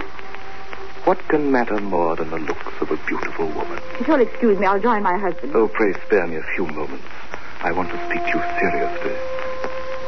Well, I'm listening. You're very curt, Mrs. Crispin. I'm afraid you bear me malice. You hold me responsible for the doubtless trying situation in which you find yourself. Who else is responsible? Who? Why, chance, fate, the gods, providence. Did I bring you here? Did I conjure up the fog? When you'd once set foot upon the goddess's precinct, it was utterly out of my power to save you. At any rate, the men of your party. If I raised a finger to thwart the goddess, it would be the end of my rule. That's my life. What you really mean, Roger, is that you don't dare risk it. You haven't the courage. You take a mean advantage, madame. You abuse the privilege of your sex in order to taunt me with cowardice. Let us say, then, that you haven't the will to save us. Reflect one moment, madame. Why should I have the will at the risk of all I possess to save Major Crispin and Dr. Traherne? Major Crispin is your husband. Does that recommend him to me? Forgive me if I venture to guess that it doesn't greatly recommend him to you. He is an only too typical specimen of the breed I detest. Pig-headed, bull-necked, blustering, overbearing. Dr. Traherne is agreeable enough. I dare say a man of genius. If you kill him, if you cut short his work, you kill millions of your own race whom he would have saved. I don't know that I care very much about the millions you speak of. Life is a weed that grows again as fast as death mows it down. At all events, he is an Englishman, a Feringhi, and I may add, without indiscretion, that the interest you take in him, the merest friendly interest, I'm sure, does not endear him to me. One is, after all, a man, and the favor shown to another man by a beautiful woman. Madame, think over my suggestion of last night. I do not talk to you of romantic love. I respect you too much to think you accessible to silly sentiment. But such as it is, I ask you to share my kingdom as its queen. Your son, if you bore me one, should be the prince of princes. You had the courage to die. Dear lady, why not have the courage to live? I feel sure, madame, you might find life with me quite interesting. If you've finished, Prince, please allow me to be with my husband and my friends for what time we have left. As you wish, madame. But the privilege of changing your mind is open to the last. Allow me.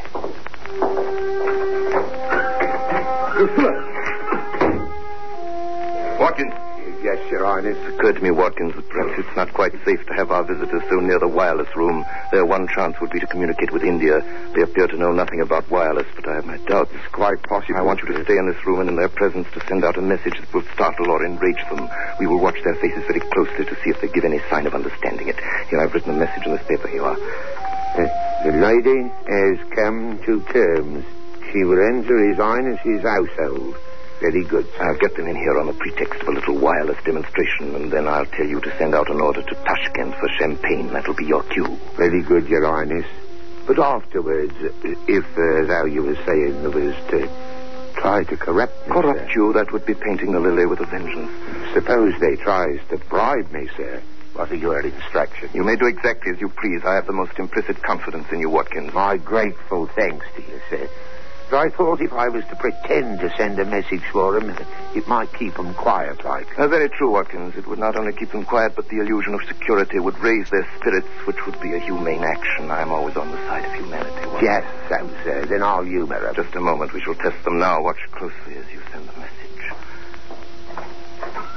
Major Creston. What is it? Watkins is just going to send a message by wireless. I thought it might amuse you and the doctor to see it work. Mrs. Crispin, too, if she wishes. Very well. You come, sir? Yes, of course. Here you are. This, you see, is the apparatus. Ready, Watkins?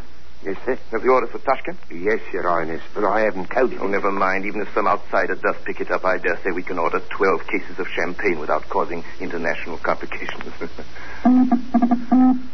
Waiting for a reply signal. Yeah, I help myself to some more of your excellent brandy, Roger. Anthony. By all means, Major Crispin. I've got them. May we speak? Oh, yes. You won't be heard in Tashkent. Have a drink to her. No, sir. Now, let's eat, drink, and be merry for tomorrow. See, that's all. That's how it's done. How many words did he send? What was it, Watkins? Forward by tomorrow's caravan. 12 cases champagne, usual brand, charge our account 30. That's right, sir. 12 words. Can they really make sense out of those blasted silly fireworks? I hope so, else we shall run short of champagne. Any orders, Your Highness? No orders, Watkins. And may I remind you, sir, that it's time for your appointment with the High Priest. Very well, Watkins. You can send word that I'm coming. Very good. And now I trust you will excuse me for a little some arrangements for tomorrow's ceremony. Please make yourselves quite at home. What was the message? Quick. Said the lady had accepted her life on his terms. A snap for us. Anthony, you were splendid. You gave no sign. Compliment from you. Most unusual. I'll have another drink on that. I think he was fooled. But he wouldn't have left us here. Can we break the door to the wireless set? No good. It'd make a noise. We'd be interrupted, and then the game would be up. Then we better try to bribe Watkins. We will settle what message to send if we get the chance. Dictate, all right. Now, what about this now? Wait. Major Crispin, wife, Traherne, imprisoned Rook, Raja's palace, lives in danger. No, we want something more definite. How would this do? Death threatened this evening. Rescue urgent. Excellent. How will we get Watkins? There's a bell. I'll try it. Now we better decide what to do if he won't take money, and we have to use force to get his keys. What shall we do with him? There's only one thing. Over the balcony. Oh, no. There's a drop of 1,000 feet. Anthony. Save your sympathy, my dear, for a worthier object. But it can't be helped. If I can get 3 minutes of that instrument, You rang, sir? Yes, Watkins. We want a few words with you. Oh. Do you mind coming over here? We don't want to speak loud. How? I just say you can guess what we want with you. I ain't no hand at guessing, sir. Rather you'd have with it plain. You know what's proposed for tomorrow? I've heard as how your numbers is up. Surely don't intend to stand by and see us murdered, 3 of your own people, and one of them a woman. What's my own people ever done for me? A woman, either. No good, Trahan. Come down to tin tack. All right. What do you take to get us out of this? Get you out of this? Why, if you was to offer me millions, how could I do that? By opening that wireless cabinet and sending this message through to the Annual Sarai Aerodrome. That's all very fine, but what price have you gents to offer? Nothing down, no spot cash, that's clear. You'll have to take our word for whatever bargain we come to. Your word? Our written word. We'll give it to you in writing. Well, that's better. What about the little first installment? You ain't quite on your uppers, are you now? You could come down with a little something, couldn't you? Be it ever so humble. I have 300 rupees and 5 10-pound notes. On the table, if you please. And you, Major? 250 rupees. Oh, there's some loose change. There's your first installment. What about the balance? Shall we say 1,000 pounds apiece? 1,000 apiece? 3,000 pounds? Oh, you're joking. Drop the tree. Well, I'd double my bid. 2,000 apiece. If your lives ain't worth 5,000 apiece to you, there ain't nothing doing. My place here's worth 15,000 to me, and there's all the risk, too. I ain't charging you nothing for that. We appreciate your generosity, Watkins. 15,000 it is. Now get to work quick and call up Annual Sarai. Right you are, ma'am. Handy little cabinet this year. Isn't there some special service call you must send out to get Annual Sarai? Hold on there, I knows it. Here it is. That's not a service call. Right. Got them, sir. Now the message. Come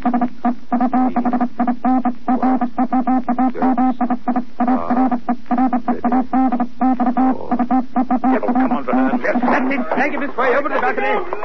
Put him up. Hurry up. Put him along to the balcony. Now, over with him.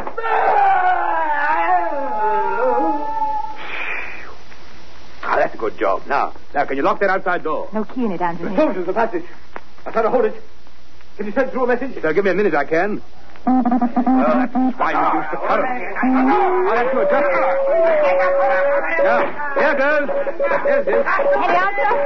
No, I didn't expect an answer. It's even time I get him. Don't stay at the passage. Go on, hold them to her.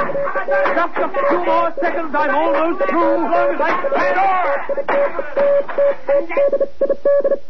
So, Major. And the cat's away? Anthony, watch out! You're shooting!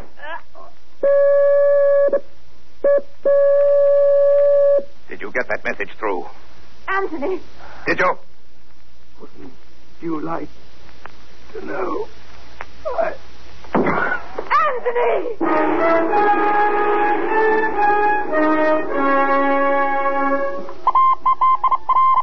Annual Sarai. Major Preston, wife, Trahan, in prison. Roof, Rogers Palace. Yes, Preston, this evening, rescue.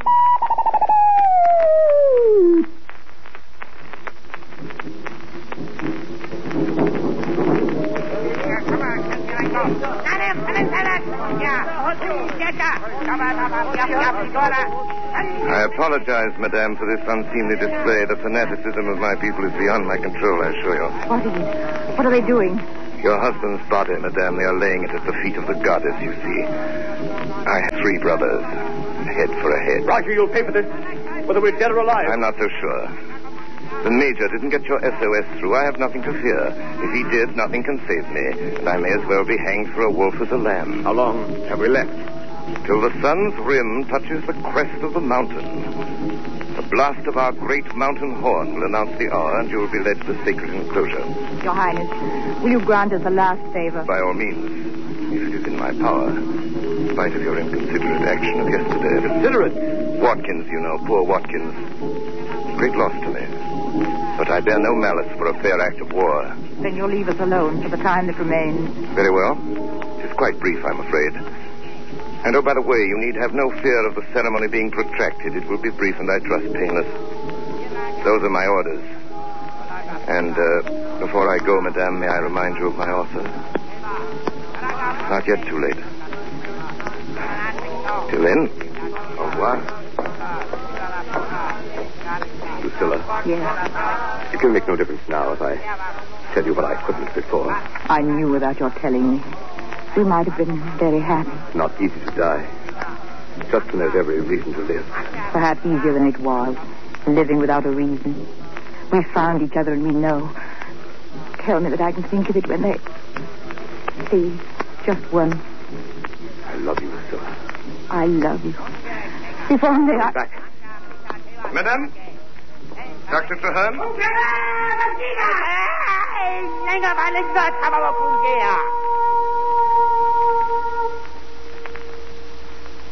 I regret to intrude, but the time of the ceremony has unfortunately come. I am ready. Pity, madame. The last time, must I do violence to my feelings by including you in the approaching ceremony? There is still time. Will you stop tormenting this lady? Remember my power, madame. If I may not take you back to my palace as my queen, I can send you back as my slave. Have you nothing to say? Nothing. I repeat my offer. Devil, I'll kill you. You! Leave it out! See your turret! Chivalrous, but ill-advised, Dr. Traherne. I regret it, and so will you. I am, for the moment, not a king, but a priest, and must observe a certain dignity. Ridiculous, isn't it?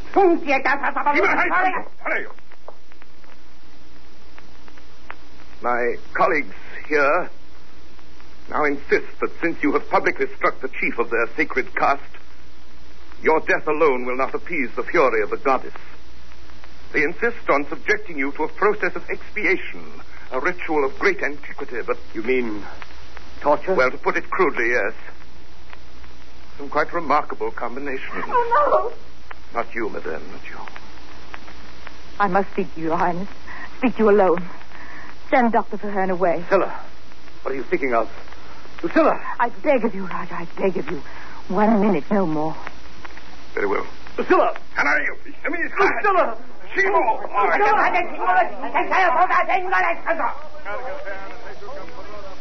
Well, madame, we have less than a minute. Let him go. Send him back to India unharmed, and it shall be as you wish. And how am I to know that you will keep your word? I must have a pledge of your good faith, for without a pledge, madame, I don't believe in it one little bit. What pledge? Only one is left. Dr. Traherne himself. I may, though it will strain my power to the uttermost, save his life while keeping him in prison. Then, when you have fulfilled your bond, will let him go free. But the moment you attempt to evade your pledge, by death or by escape, I will hand him over to the priests to work their will with, and I will put no restraint upon their savage instincts. Choose, my dear lady. Choose. You have exactly 20 seconds. But, Your Highness... Yes, madame? I no longer have to choose. Do I?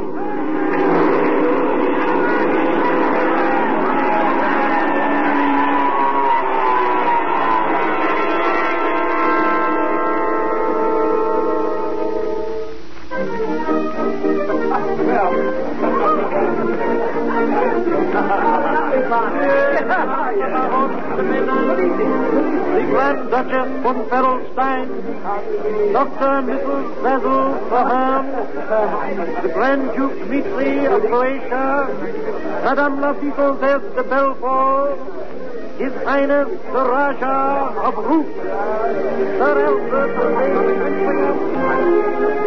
It was good of you to come, Your Highness. May I present you to Lady Beatrice Tinsdale? How do you do? And Lord Tinsdale, Your Highness. How do you do? A pleasure, my lord. May I present Mr. Traherne, the Raja of Rook? Ah. I believe we've met before. Yes. Your Highness and I have met before. Under somewhat different circumstances, were they not, Mrs. Creston? Oh, excuse me, how silly I am, Mrs. Traherne. For the moment, I had almost forgotten the Major's heroic end. You should have every reason to remember it, Roger. I see you persist in regarding me as a murderer. What a pity, Madame. Your husband killed my faithful servant. His own death at my hands was a fair act of war. His Majesty's government didn't view it in that light. No. The English government has difficulty in taking an unprejudiced view about such matters. For that reason, you now see me, Madame, swelling the ranks of the kings in exile. But I find retirement has its compensations. For instance, the clerical party of Rook. No longer bothered with them. Mrs. Traherne, for the sake of old times, may I have the pleasure of this walk? You must excuse me, Your Highness. Well, then perhaps you and your husband would do me the honor of paying me a visit in my villa at Monte Carlo. It is less picturesque than my castle in Rook, but you will find it more comfortable, and I assure you a great deal less hazardous. I think I prefer not to impose upon your hospitality again. Now, will you excuse me? Here is my husband. Oh, Dr. Traherne. Your Highness. How do you do, dear doctor? Your wife and I were just having a most charming conversation. Quite like old times.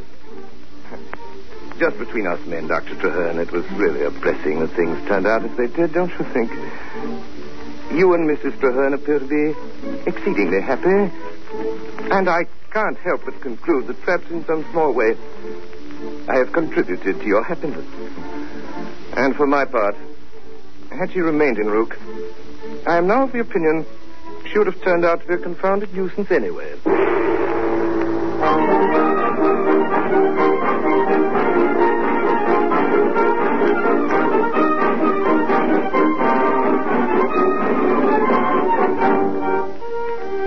You have been listening to the Campbell Playhouse presentation of The Green Goddess, starring Madeleine Carroll and Orson Welles.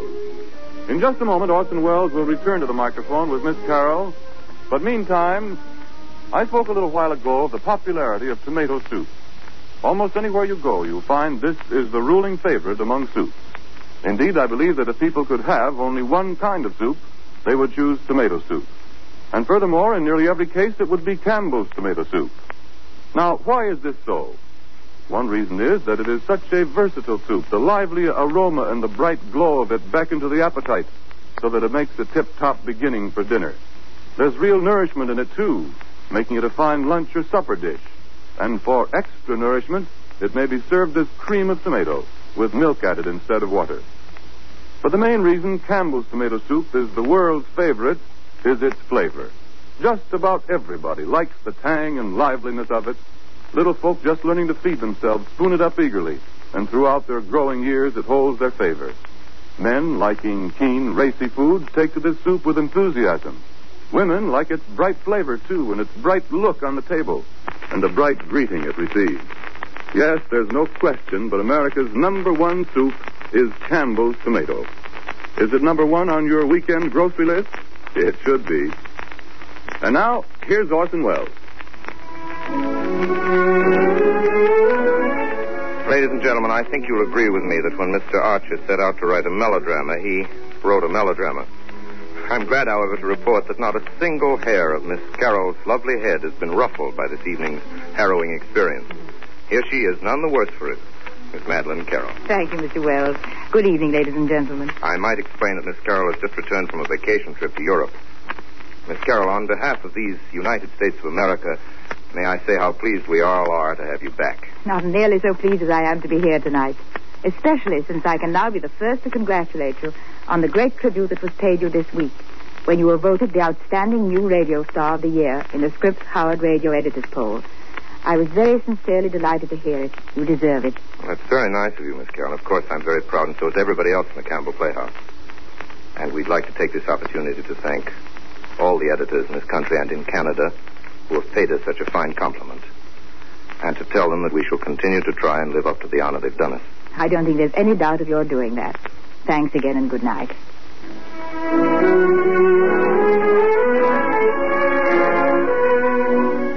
In tonight's Campbell Playhouse production of The Green Goddess, the role of Lucilla Crespin was played by our guest, Miss Madeleine Carroll, the Rajah by Orson Welles. Robert Spate played Major Crespin, Ray Collins was Dr. Traherne. The part of Watkins was played by Eustace Wyatt, that of Dawson by Edgar Barrier. Alfred Shirley was Caldwell, and Maurice Ancram was the High Priest, the part which he played in the original production about 18 years ago. Music for the Campbell Playhouse tonight was composed and conducted by Bernard Herrmann. And now, Orson Welles, will you tell us something about next week's story?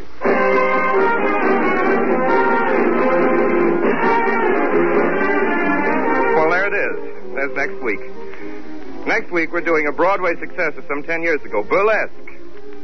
Burlesque by James Manker Waters and that great American producer, Arthur Hopkins.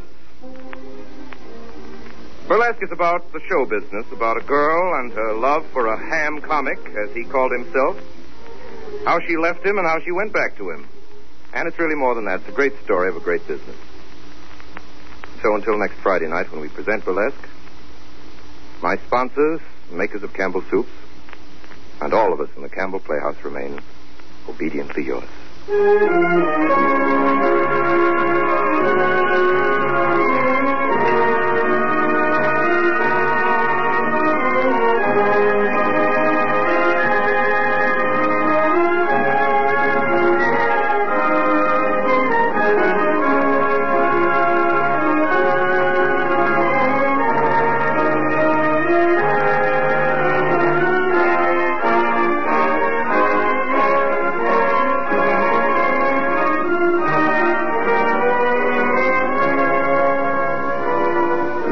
Of Campbell Soup join Orson Welles in inviting you to be with us at the Campbell Playhouse next Friday evening to hear Burlesque.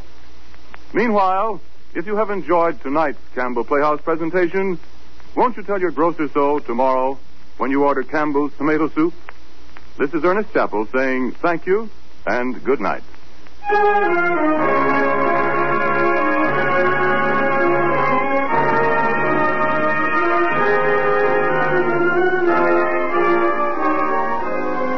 This is the Columbia Broadcasting System.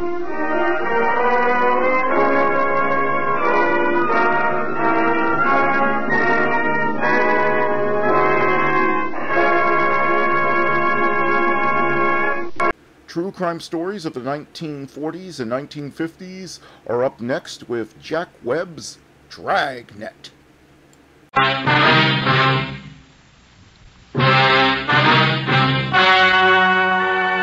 Ladies and gentlemen, the story you are about to hear is true. Only the names have been changed to protect the innocent.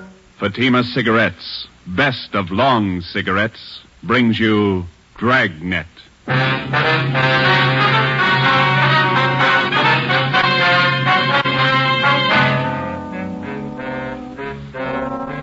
You're a detective sergeant. You're assigned to homicide detail. A vicious killer has taken the life of a 62-year-old woman. Suspicion points in only one direction. The murderer was heartless, cold-blooded. Your job, get him. If you want a long cigarette, smoke the best of long cigarettes. Smoke Fatima. It's the long cigarette that contains an essential ingredient of all the very popular cigarettes, Turkish tobacco. That's why you see the Turkish symbols on the attractive golden yellow Fatima package. That's why Fatima has a much different, much better flavor and aroma than any other long cigarette. That's why Fatima doubles and redoubles its smokers. Yes, if you want a long cigarette, smoke the best of long cigarettes. Smoke Fatima. Dragnet, the documented drama of an actual crime. For the next 30 minutes, in cooperation with the Los Angeles Police Department, you will travel step by step on the side of the law through an actual case from official police files. From beginning to end, from crime to punishment, Dragnet is the story of your police force in action. It was Saturday, November 5th. It was foggy in Los Angeles. We were working the day watch out of homicide. My partner's Ben Romero. The boss is Ed Backstrand, chief of detectives. My name's Friday. It was 3:35 p.m. when I got to room 42. Homicide.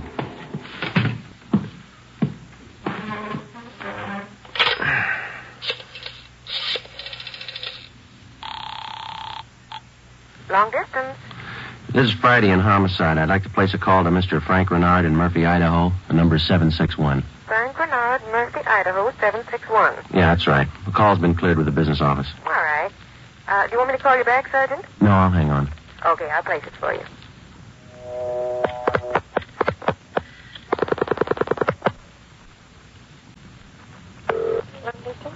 Long distance to Frank Renard, Murphy, Idaho. Murphy, 761. Thank you. New Haven, Connecticut. Your number, please. Charge call to Madison, 7961. Thank you. The time and charges when the call's completed, operator. Rate operator. Ready to put a man out? Yes, Murphy, Idaho, routing and person rate.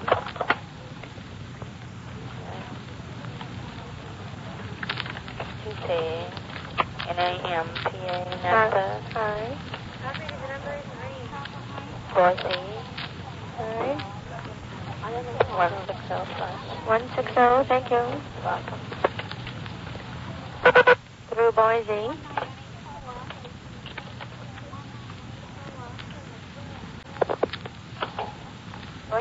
I'm calling Napa.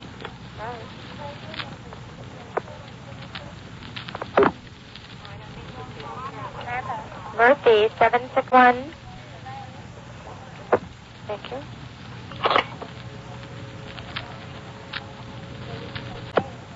Keep ringing, 761. They're ringing the number, Sergeant. Okay, thanks.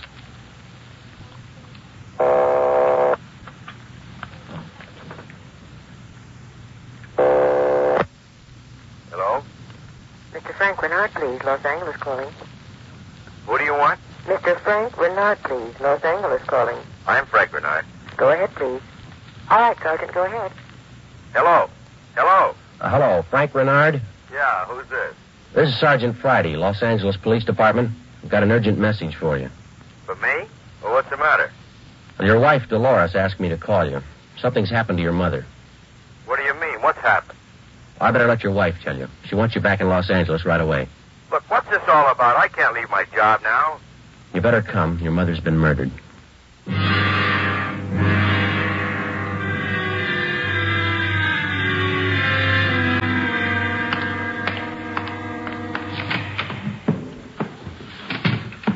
Talk to the skipper, Joe. He's on his way in. That's good.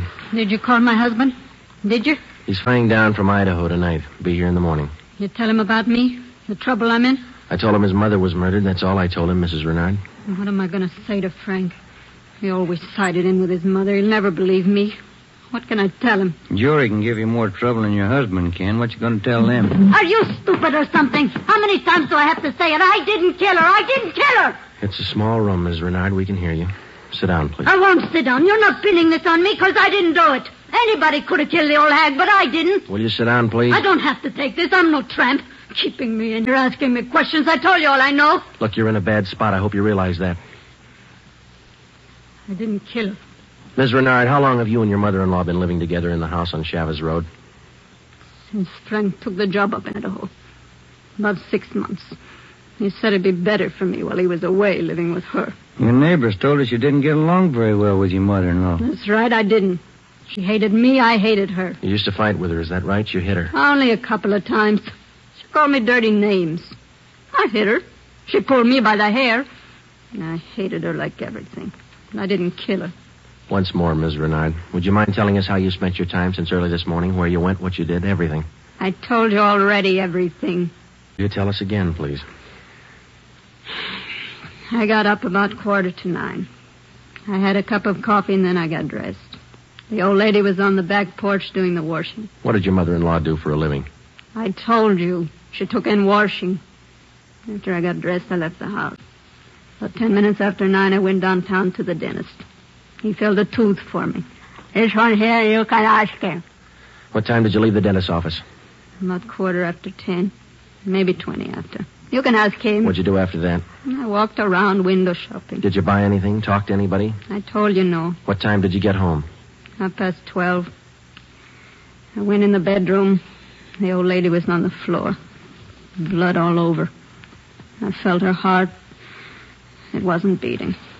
Is that when you got the blood on your dress? Yeah. Now, that's all I'm going to say.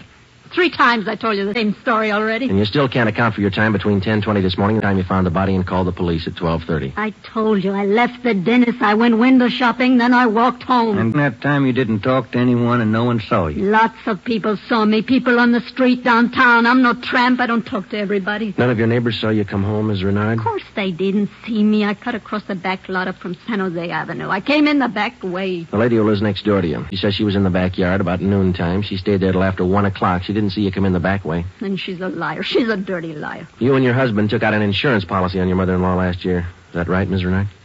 Sure it is. What of it? $5,000? Yeah, so what? You know a man by the name of George Martino? No. You better tell the truth, Ms. Renard. All right, so I do. He's a friend of mine. You've been running around with him since your husband's been away. None of your business. I do what I want. Your mother-in-law found out about Martino. That's what you fought about most of the time. Oh, she was crazy. He's a friend of mine, that's all.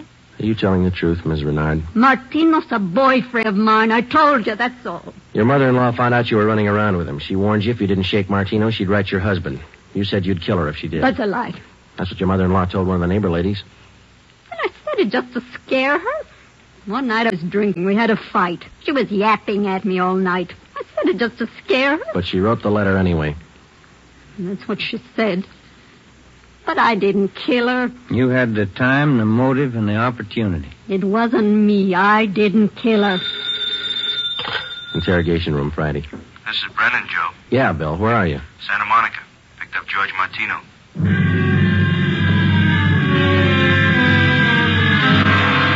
Ben and I drove Mrs. Renard to Lincoln Heights Jail, 5th floor, and had her booked on suspicion of 187 PC. When we checked back in at the office, Brennan and Wiseman, the other 2 men on the case with Ben and I, were questioning George Martino in the interrogation room. Ben and I stood by. Martino admitted only 2 things. He had been running around with Mrs. Renard since her husband left town, and he had heard Mrs. Renard express a desire to do away with her mother-in-law. After the questioning of Martino, Sergeant Brennan, Ben and I met with Chief Ed Baxter. It was 5:15 p.m. You got everything but the murder weapon, huh? That and Mrs. Renard's confession. She ought to come through, huh, Joe? I don't know. She's scared, but she's still got a smart mouth. What about Martino, Brennan? You think he had a hand in it? I don't think so. We spent most of the afternoon talking to him. He hasn't got the guts. We took a statement. And does he have an alibi? Solid. What was the cause of death? Strangulation, multiple fractures of the skull. All motives are with Mrs. Renard, Chief. Pretty clear-cut job. No evidence of robbery or burglary, I guess. A couple of dresser drawers in the bedroom were emptied on the floor and clothes tossed all around. Pretty obvious plan to make it look like burglary. Maybe. We found 3 $1 bills in plain sight. They were on the floor near the body. If a burglar went through the stuff, he wouldn't have missed that money. And it shouldn't be too much trouble tying it up. Shouldn't be, Skipper. Friday and Romero, you follow the case through. Just a minute. Hello, Backstrand. Yeah? What? All right, I'll send him over. Lee Jones. Just finished checking evidence at the crime lab. Yeah? He thinks Mrs. Renard's innocent.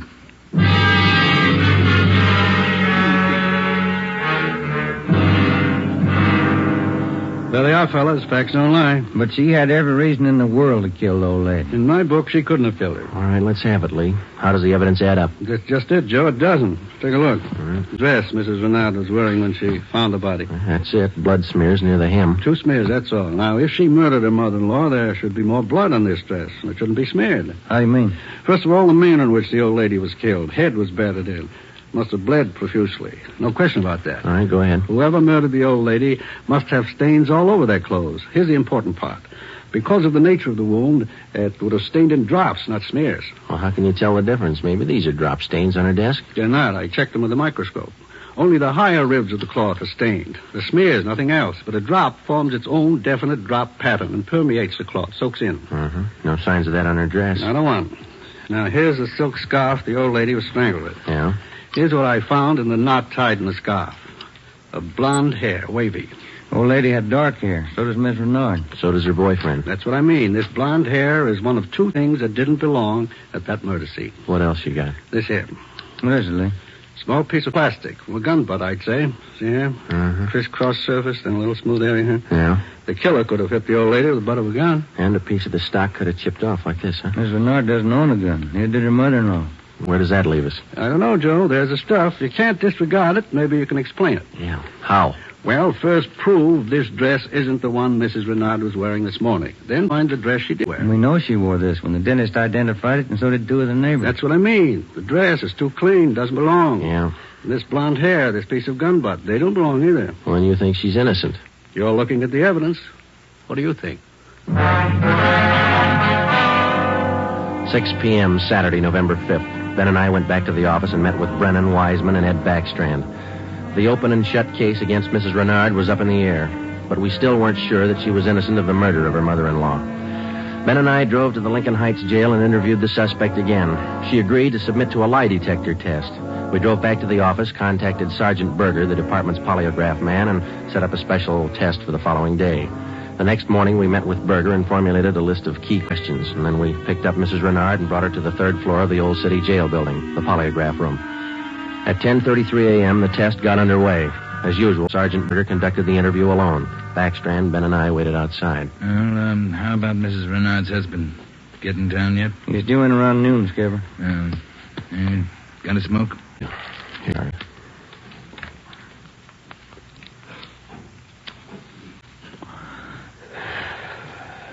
Thanks. Time is it now? 11:25. Here's Berger now. That's it, Ed. What'd you get? I can study the chart a little more. The results are pretty well defined, though. How's it look? No reaction to the key questions. What's your opinion? I don't think she did it.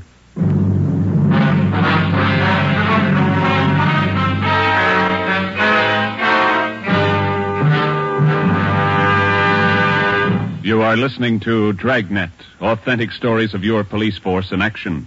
And in leading magazines this week, you'll see this authentic story. Headline: Fatima's sensational growth sets a record for long cigarettes. Then you'll read the actual reasons smokers give for changing to Fatima. Fatima is different. It's mild and has a wonderful flavor.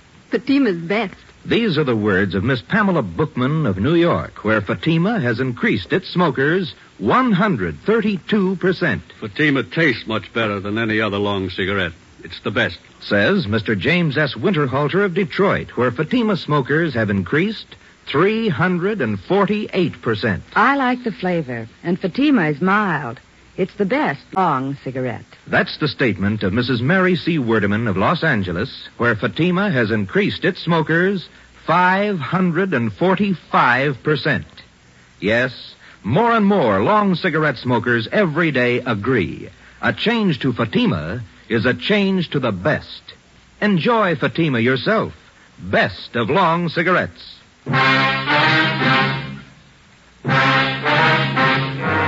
8 a.m., Monday, November 7th. Mrs. Renard was released from custody. We questioned her husband, Frank Renard, briefly. He could tell us nothing more than we already knew. Brennan and Wiseman were called back on the case, and together the four of us started over again from the beginning. We had a dead body, 2 pieces of physical evidence to work with, no idea how to fit them together, and no suspects. We went back to the Chavez Road neighborhood where the murdered woman lived and started pushing doorbells. We canvassed the neighborhood for 3 days, and we uncovered one slim lead. He was selling magazines, officer. Went door to door, right up the street here. Young fellow. Could you describe them in for us, please? Nothing to talk about. Pasty face, pimply complexion, blonde hair. 5:30 p.m. Wednesday, November the 9th. Ben and I met with Brennan and Wiseman in Ed Backstrand's office to compare notes. Together, we had more than a dozen reports of the magazine salesman's presence in the neighborhood just prior to the murder of Mrs. Renard's mother-in-law.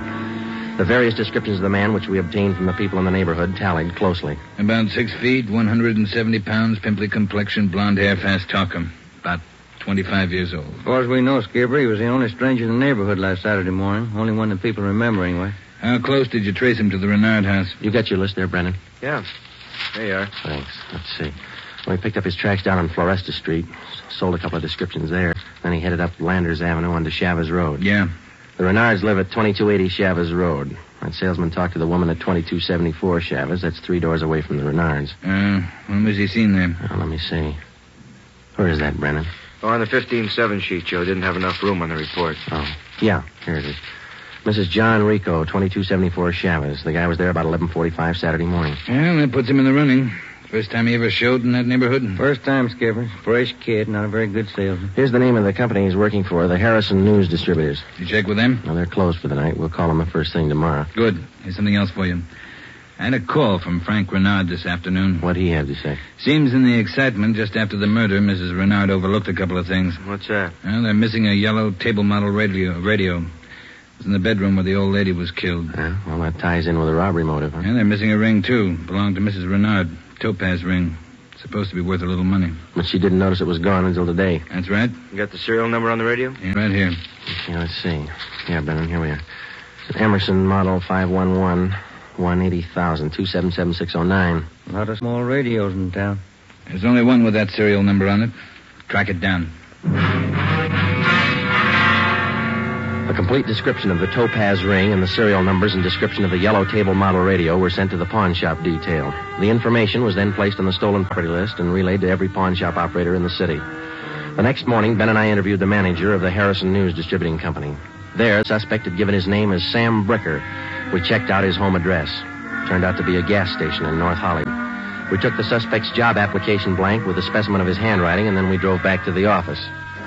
Sam Bricker. We were unable to get a make on the name from the Record Bureau. We checked the cards on every known criminal who was cataloged in the oddity files having a pimply complexion. None of them matched. That night, we got out an APB and a radiogram. The suspect's trail led from one salesman's job to the next. On his last job, he gave his name as Albert Berry. His address is 1430 Palo Alto Drive. It was in the Echo Lake District. Ben and I drove out to check it. 1428, 1430. There it is, Joe. Yeah. At least it's not a gas station, huh? Come on.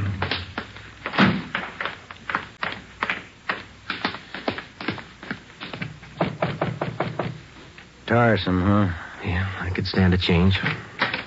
Yes, what is it? We're looking for an Albert Berry, ma'am. Does he live here? Mr. Berry, I'm sorry. He and his wife moved 4 days ago. We identified ourselves as police officers and had the landlady, a Mrs. Catherine Hoffman, show us the apartment which Berry and his wife had occupied. It was still vacant. In one of the closets in the apartment, we found a cheap overnight bag. The lock on it was broken and one of the seams had ripped. I forgot about that old bag, and Mr. Berry told me I could throw it away. Take a look, I'm in. Yeah. How long has Berry been married? Do you know, Mrs. Hoffman? No, I don't. But the way they acted, lovey-dovey all the time, I don't think they've been together long. Hey, Joe. Look, some kind of an identification tag. Yeah, let me see. Get it up here. It's a tool disc, it looks like, doesn't it? Jameson Larrabee, Pittsburgh, Pennsylvania. You're not after Mr. Berry, are you, officer? Yes, ma'am, we are. Did he leave a forwarding address? I wish he did. I'm holding 3 letters for Mrs. Berry in my apartment right now. May we see them, please? Certainly. Would you step this way, please? My apartment's just across the hall. Yes, ma'am. Would you like a bottle of beer or something? No, ma'am, thanks.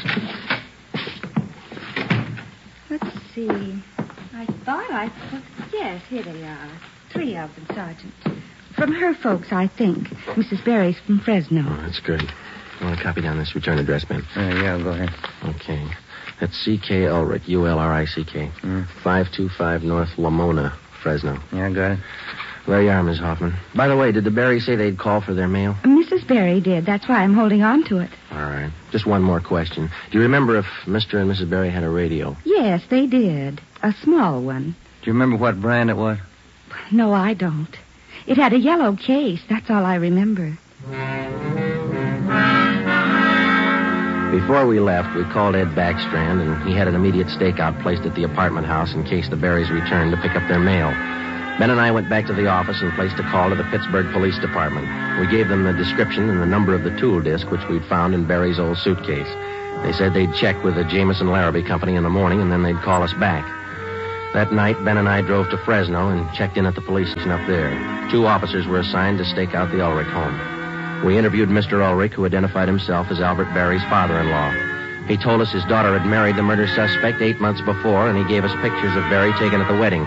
Ulrich told us that he'd catch a Santa Fe train out of Fresno the next morning. He wanted to be in Los Angeles to take his daughter home when Berry was apprehended. It was almost 2 a.m. when Ben and I left Fresno and started back for Los Angeles. We checked in at the office at 10 minutes past 8 the next morning. At 8:35, the call came through from the Pittsburgh Police Department. What did they say, Joe? It was a tool disc, all right. Jameson Larrabee Company, issued 18 months ago to one of their workers. They give a name? Albert Berry. 11 a.m., December the 5th. 1 month to the day since the 62-year-old woman had been beaten to death. The pictures of Barry and his wife, which had been taken at their wedding, were printed up in wholesale lots and distributed to all points. Mr. Ulrich, Barry's father-in-law, arrived in town and got himself a hotel room. We waited.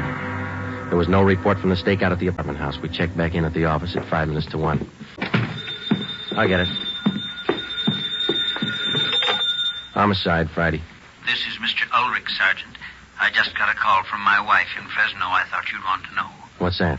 The wife got a letter from Norma. They're living in South Pasadena, an apartment. You got the address there? Yes, sir. That's what the wife called about. It's 134 Norway Terrace. When was the letter mailed, do you know? Wife said it was postmarked December 3rd, day before yesterday. Get your coat on, Ulrich. We'll be right over. Ben and I picked up Mr. Ulrich at his hotel and drove to the South Pasadena address. Barry and his wife had the apartment on the top floor. Neither of them were at home. The landlord let us in with a pass key. In the bedroom, we found a small yellow radio. We checked the serial numbers. They matched. It was the same radio stolen from the Renard house. In the bedroom closet, we found 2 suitcases. We checked through them. Nothing in this one, Joe.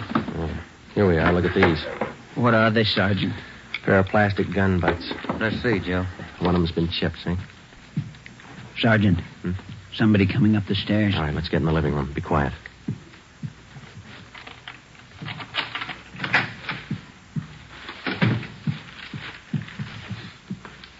Dad, what are you doing here? Who are these men? Police, Norma. They want Albert. He killed a woman. Dad. It's all right, Norma. It'll be all right. Did you know your husband killed a woman, Miss Berry? He just told me last Saturday. We've been running away for a month now. Moving all the time. I wanted to know why. So he told me. He said I was in it as much as he was. And I'm tired of running. Why did he kill her? Did he tell you that? He said he broke in the house. He didn't know anyone was home. The old woman was in the bedroom. She started to cry out. He had a gun. He hit her with it. Where's your husband now? I don't know. He said he'd come home for dinner. About 5. I bought the groceries. What time you got, Ben? 3:30. That ring you're wearing, Miss Berry. Husband give you that? Yes, why? What kind of a stone is that? Topaz. Britt gave it to me. Why? Nothing. We'll wait. 5 o'clock came and went. Barry failed to show. 5:30. Ulrich started to get nervous. 6 o'clock. 6:30. No sign of Barry. I went to the window and kept an eye on the street below. At 6:45, a light green Nash sedan pulled to a stop in front of the apartment house. A man got out and went into the main floor entrance. Bert. I'll let him in. All right. How long have you had the new car? A couple of days. Bert got it credit. What do you want me to do now? Does he have a key to the apartment here? He lost it. Okay, when he rings, let him in. Just act natural. Ben? Yeah. You cover me. I'll get the cuffs on him. Right.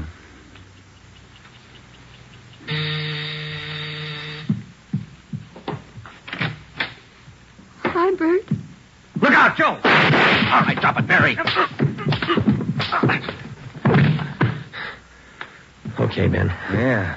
He's fast with a gun. Nice looking, isn't he, Sergeant? You'd never think he'd kill anybody. Come on, let's take him in. I love him. I still love him. But you're a cop. You wouldn't understand.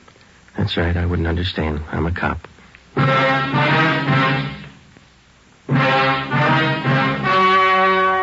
story you have just heard was true.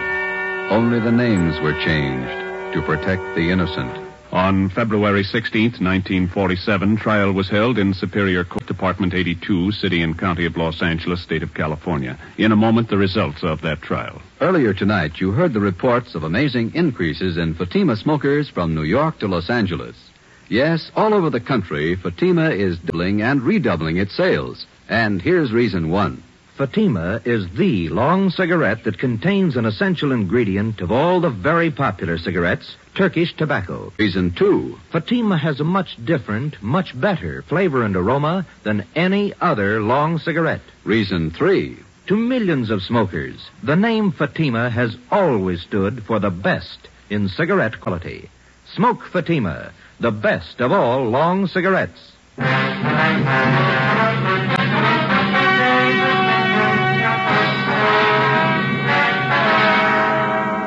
Albert Ralph Berry was tried and convicted of murder in the first degree. His wife, Norma Berry, was found innocent of the charge that she harbored a criminal. She was returned home with her father. Berry was executed in the lethal gas chamber at the state penitentiary. You have just heard Dragnet, a new series of authentic cases from official files. Technical advice for Dragnet comes from the Office of Acting Chief of Police W.A. Wharton, Los Angeles Police Department. Tonight's program is dedicated to Private Hubert W. Estes of the District of Columbia Metropolitan Police Department, who on the night of May 16th, 1947, gave his life so that yours might be more secure.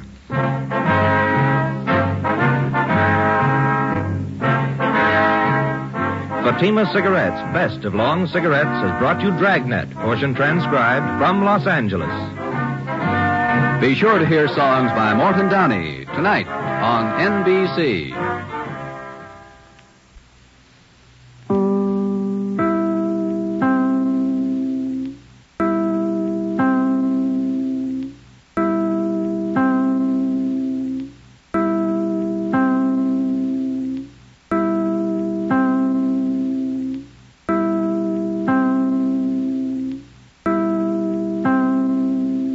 Now it's time to pay a visit to Duffy's Tavern.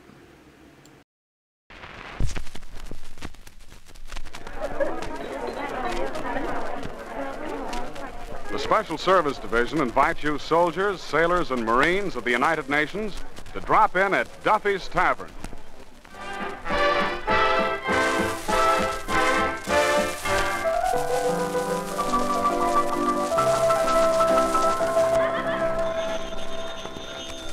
Hello, Duffy's, where the elite meet to eat. Archie, the manager, speaking. Duffy ain't here. Hello, Duffy. Kate Smith? Yeah, she'll be here any minute. And Duffy, with Kate Smith singing here, will them shekels roll in? Shekels? Out-of-town customers.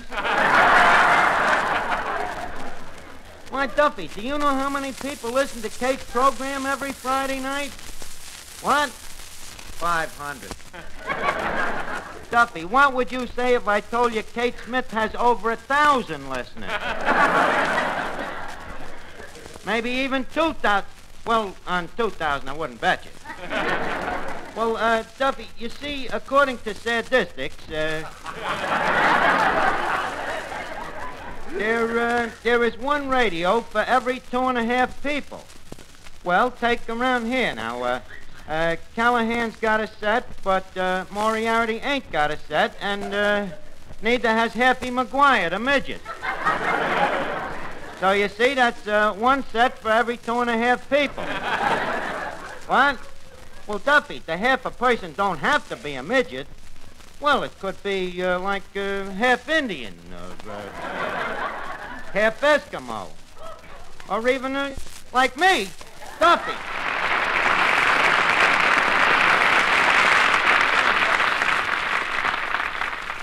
What you doing, Miss Archer?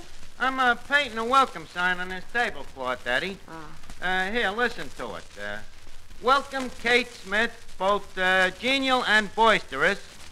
You are to us what pearls is to oysters.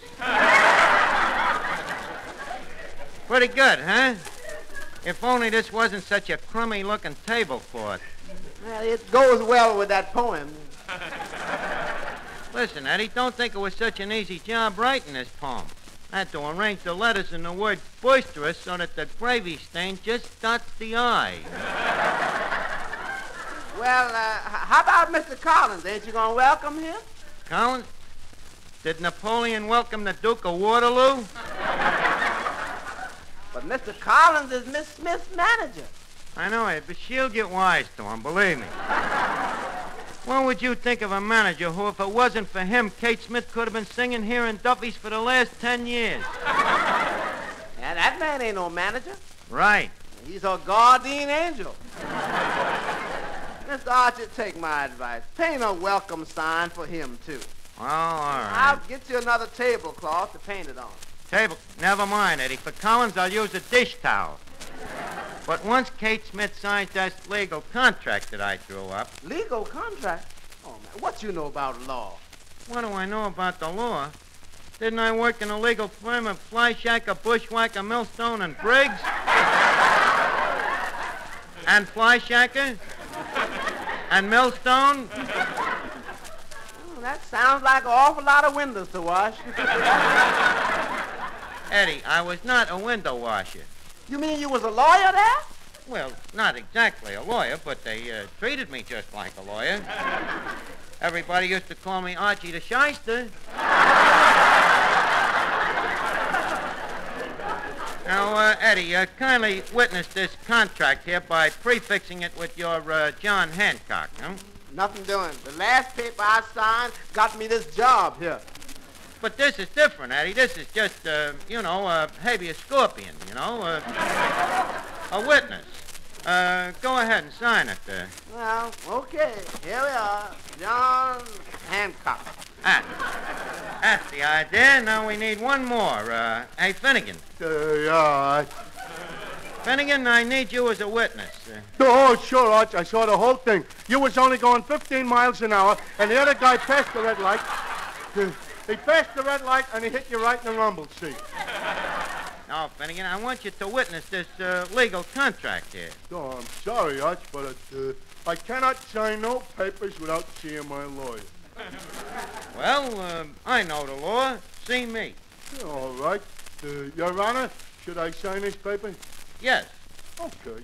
All right, now here, sign it right here like Eddie did. All right.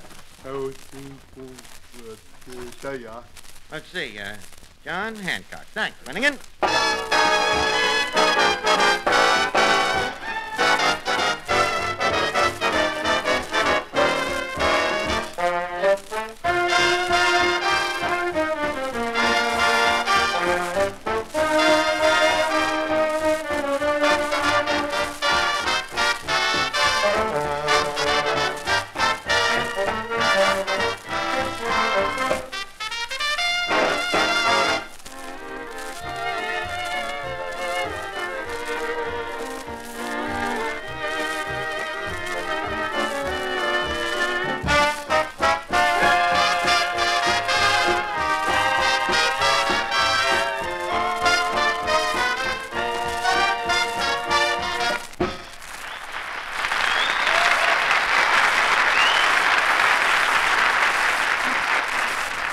Before Miss Smith gets here, let's look over this list now. Polished mirror, dusty chandelier, make Van Steeden shave, change the fly paper, hide Duffy's picture.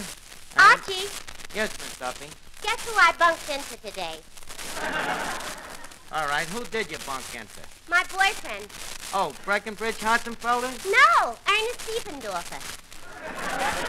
You remember my old boyfriend? Oh, the vacuum cleaner salesman. Oh, he don't sell vacuum cleaners anymore. He's a mechanic now. Yeah? What does he do? He fixes vacuum cleaners.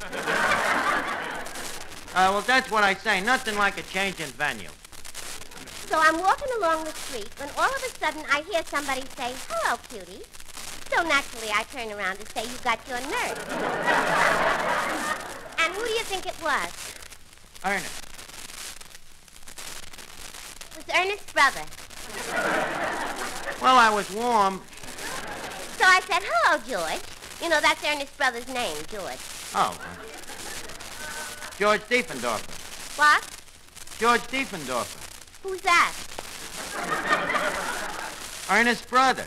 Oh, yes, that's right. They would have the same last name. Well, anyways, I says, "George, how are you?" And he says, "Fine, Miss Duffy." So I says, "What's new?" So he says, "Oh, nothing." Then he says, "What's new with you?" So I says, "Oh, nothing." And then he says he's going up to Ernest's place and would I like to join him. So I says, all right. So we went up there, and that's how I happened to bump into Ernest.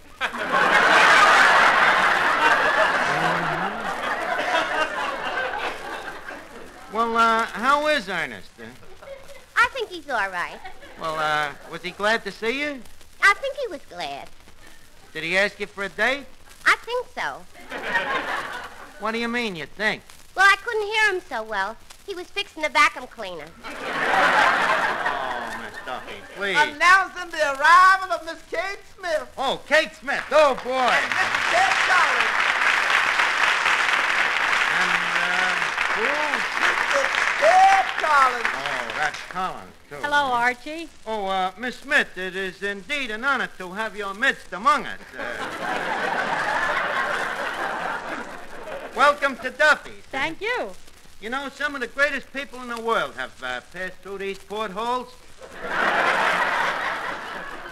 But the greatest of all is your very humble self. That's very sweet of you, Archie.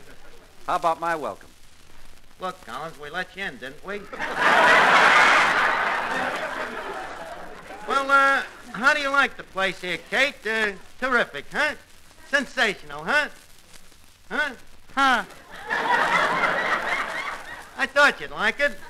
Well, here, let me show you around. Now, if you'll turn to your right, you'll notice on your left over there a genuine moose's head, bagged by Duffy himself, you know, whilst on a hunting trip with his wife to celebrate their 25th wedding anniversary. He shot the moose by mistake.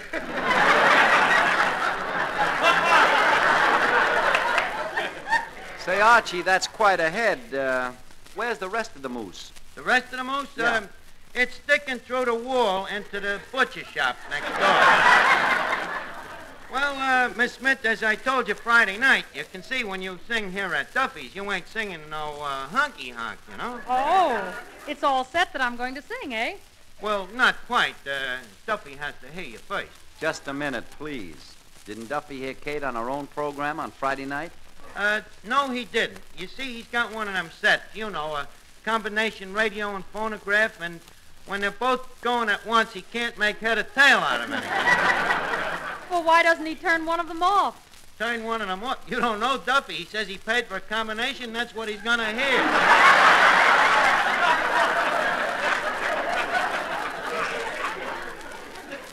Now, what do you say about a song, Kate? Well, Archie, I don't know. I don't think Ted would like it. He wouldn't like it. What does he know? The rest of the people will love it. I'll announce you. Folks, we now present the renowned female chanteuse, Miss Kate Smith. Now, during her song, I want you all to act like the little ladies and gentlemen I know you all are. Hey, Callahan, either take your feet off the table or put your shoes on. Miss Kate Smith, proceed, Catherine.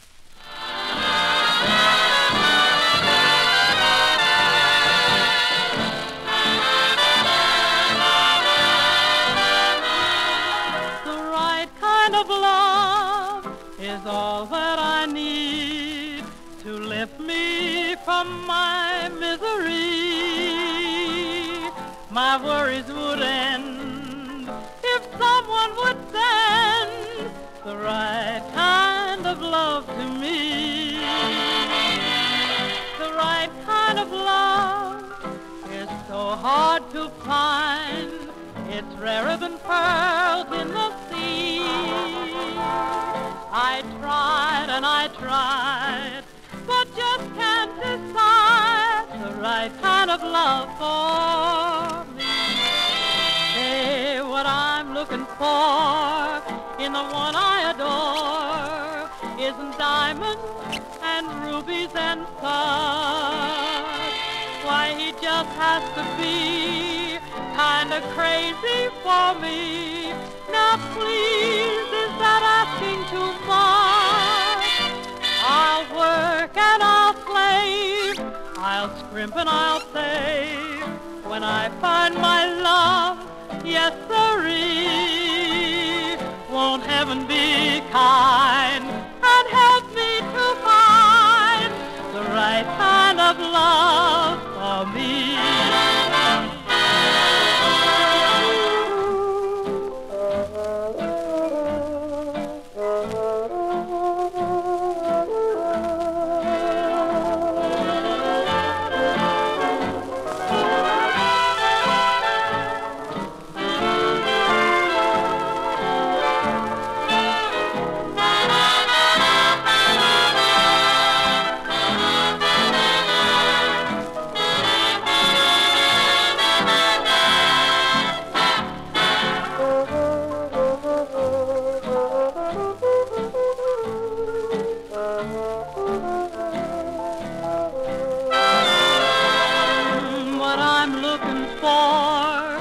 the one I adore isn't diamonds and rubies and stars.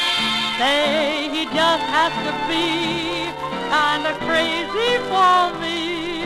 Now please, is that asking too much? Why, I'll work and I'll save, I'll scrimp and I'll save when I meet my love, yes sirree. Won't heaven be kind and help me to find the right kind of love for me?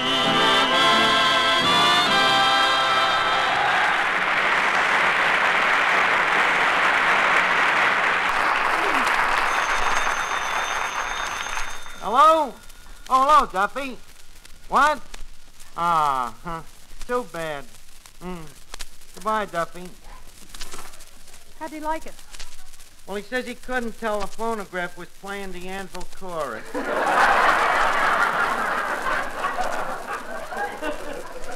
But I'll tell you, I'm quite sure it'll be okay. Now, here, leave us sign the contract. Just a minute, please. Don't you think that we ought to read the contract first? Read it? Well, minor point, but if it'll make you feel any better, I'll read it to you. All right. Oh, here it is, paragraph 1. Whereas, to wit, it may concern ipso facto. Okay so far, Collins? Oh, nothing could be fairer than that. Good. Paragraph 2. Greetings, mandamus, and exposo facto. That okay by you, Kate? You drive a hard bargain, Archie. Well, business is business. Paragraph 4. What happened to paragraph 3? I can't read it. I wrote it in Latin.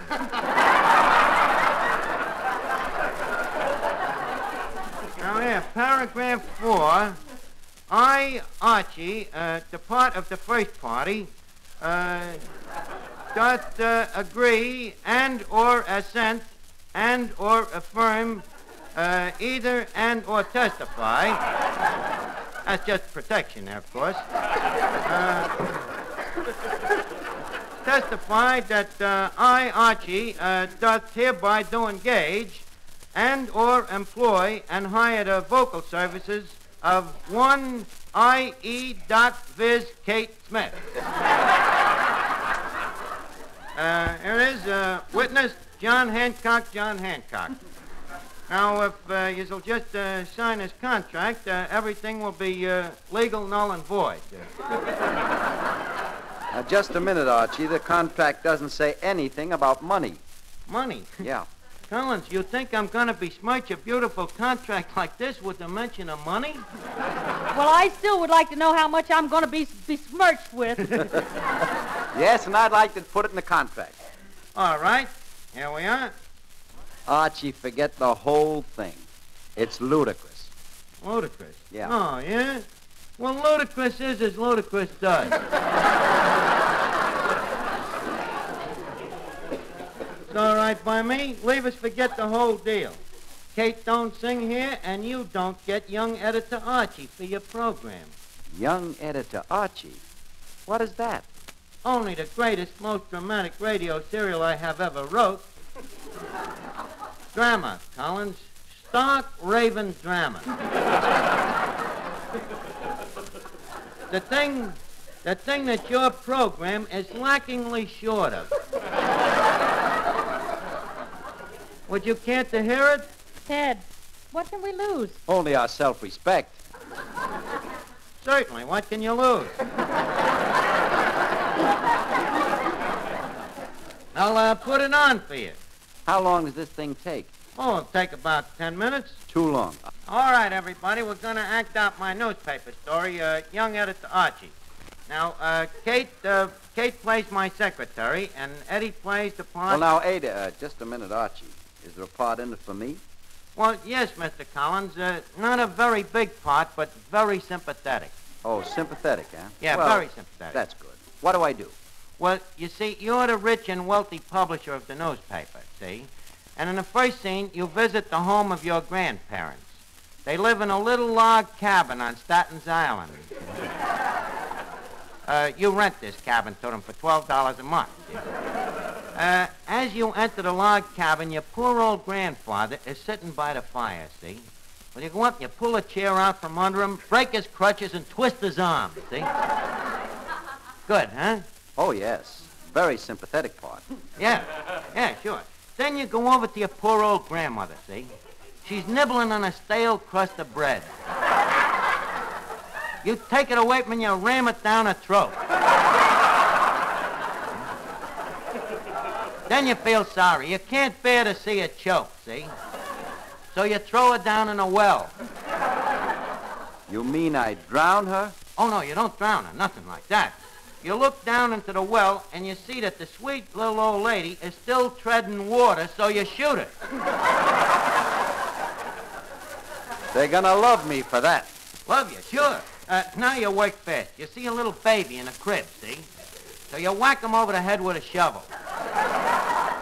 Then you take one final poke at your grandfather, and as you run out, you see a little dog standing in the doorway, see? Naturally, you kick him.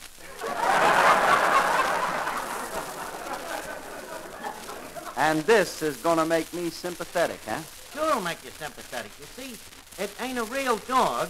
It's made out of iron, and when you kick him, you stub your toe, and the whole audience feels sorry for you.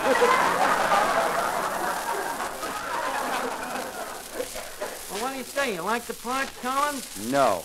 But you still agree that young editor Archie is the kind of a thing you need for your show, huh? Like a hole in the head. Well, I'm glad you have an open mind.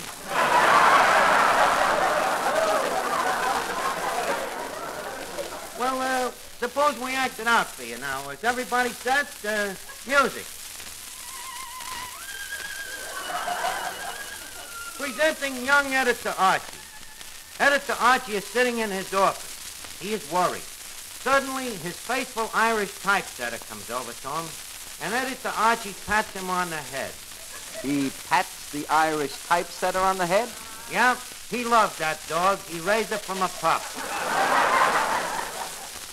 Suddenly, the door opens gently. It is my faithful secretary, Kate Dinsmore. Hello, young editor Archie. Miss Dinsmore, you've been my secretary how long now? 39 years. 39 years of loyalty and devotion. Here's a free copy of the paper. Oh, that... Well, good night, Miss Dinsmore. I'm going down to the A&T, the Associated Press. See you later. Oh, that editor Archie. He hasn't got blood in his veins. It's printer's ink. To him, I'm just a secretary, Miss Dinsmore. Little does he know that this is more than just a job to me. It's being near him that counts. I love that boy. What's the difference if I say I'll go away? I know I'll come back on my knees someday. For whatever my man is, I'll be his forever. More.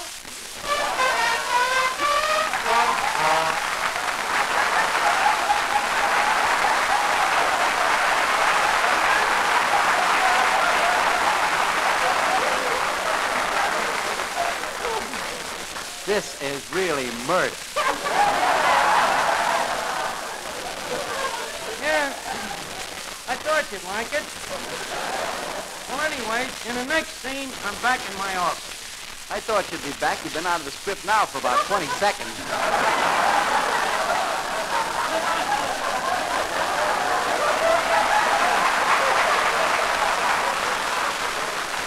Well, Collins, I'm a hard worker. Suddenly the door opens. It is my faithful Wall Street financial expert, Billings. Billings? Yes, editor Archie. Billings, what's new on the stock market? Well, steel is going up, rail is going down. Wheat is going up, and commodity is going down. Very interesting. What else? The number today was 259.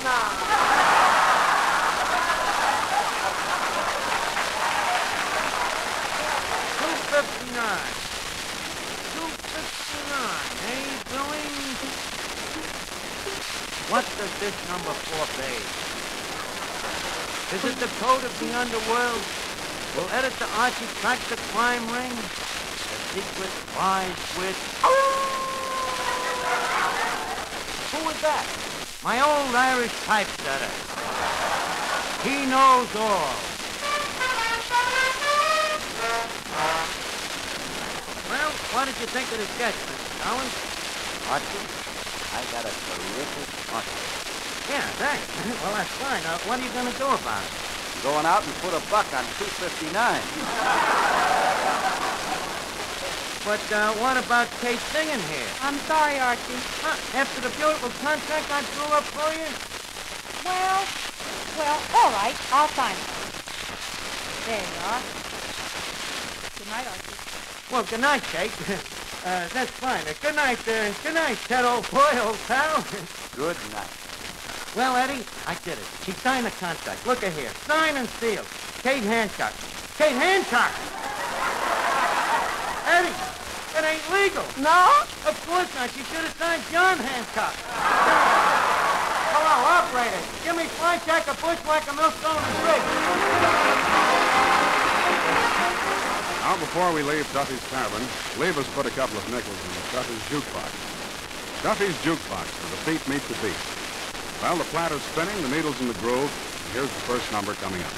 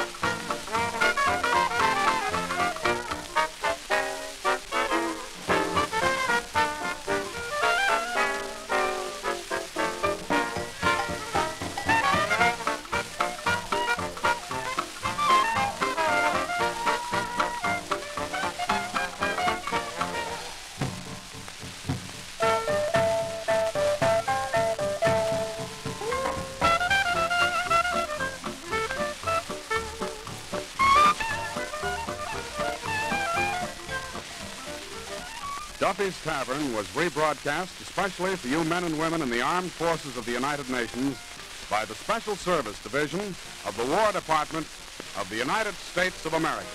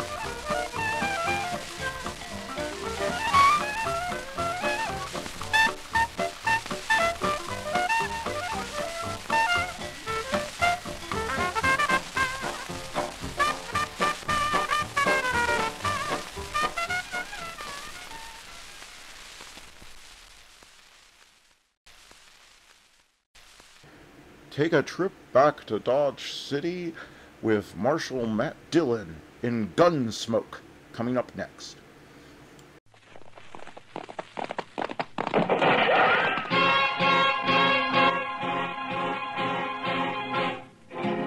Around Dodge City and in the territory on West, there's just one way to handle the killers and the spoilers, and that's with the U.S. Marshal and the smell of Gunsmoke.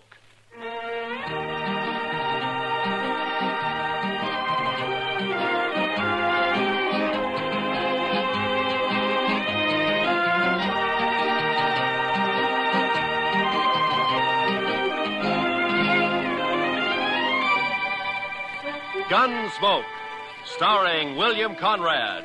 The transcribed story of the violence that moved west with young America. The story of a man who moved with it. Matt Dillon, United States Marshal.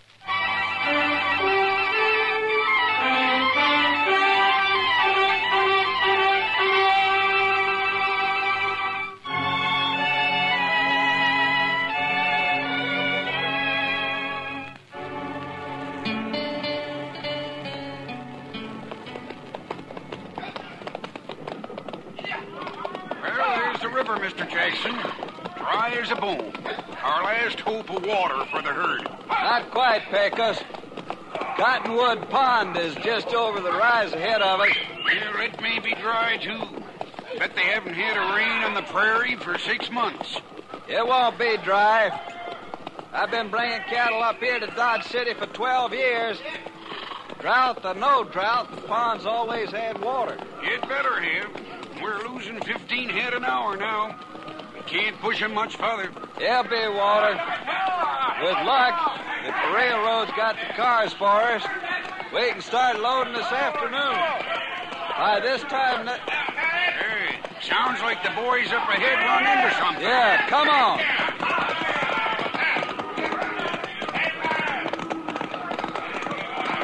There's a pond, Pecos.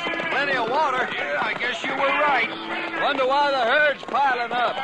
They ought to be stampeding for that pond. You'd think you have to... Hold up, Pecos. A barbed wire fence. Somebody's fenced off the pond. Mr. Jackson, it looks like we've got a fight on our hands.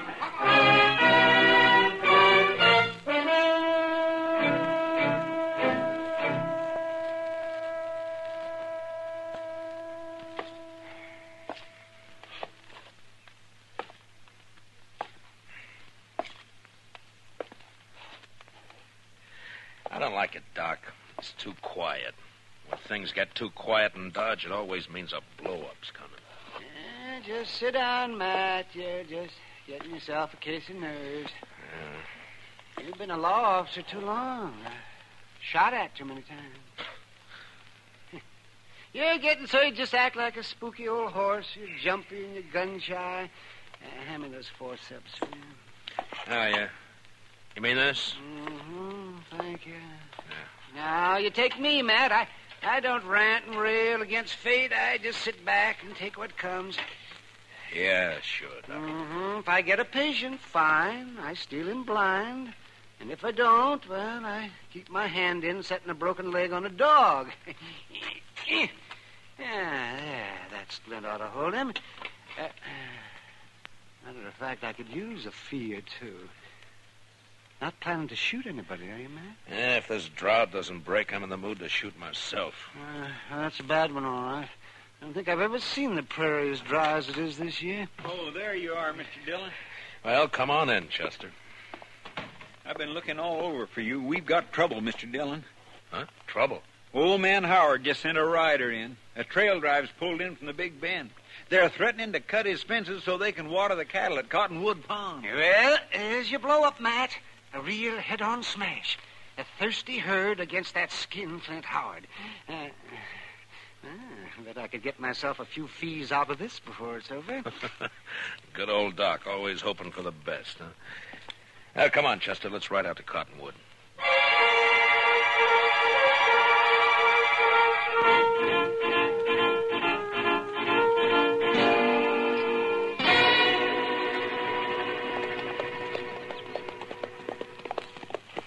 Dyke Howard had no call to fence that pond, Mr. Dillon.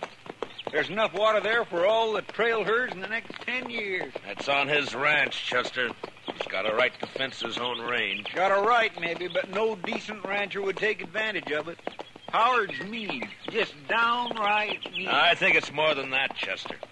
It's the old business of making $2 grow where $1 grew before.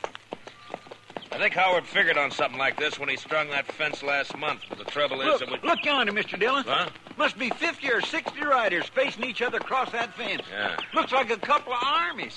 Well, that wouldn't be the first range war that started over water rights. Come on.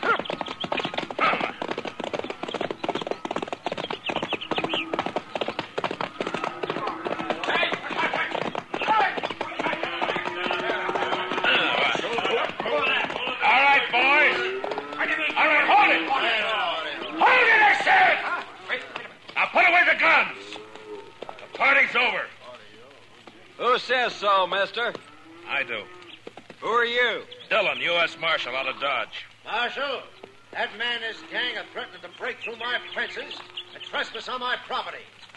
I demand the protection of the law. You'll get it, Howard. You the owner of this herd? That's right, Marshal. Jack Jackson from the Circle Z spread down in the Big Bend. Maybe you can make this fella see reason. I got a herd of cattle here that's dying like flies for lack of water. Over there, 100 yards, is plenty of water. Only this sneaking crook has fenced it in. How about it, Marshal? Well, it's his land, Jackson. The law gives him the right to fence it. Law? Right. Everything I got in the world's tied up in that herd. There's 25 trail riders there in the saddle I can't even pay wages to if I lose these cattle. Does the law uphold pushing a man against the wall and wiping him out? It wasn't intended to. Howard, why don't you ride up here to the fence and talk, huh? Sure, Marshal. No objections at all. It's my fence, ain't it? Well, nobody's doubting it.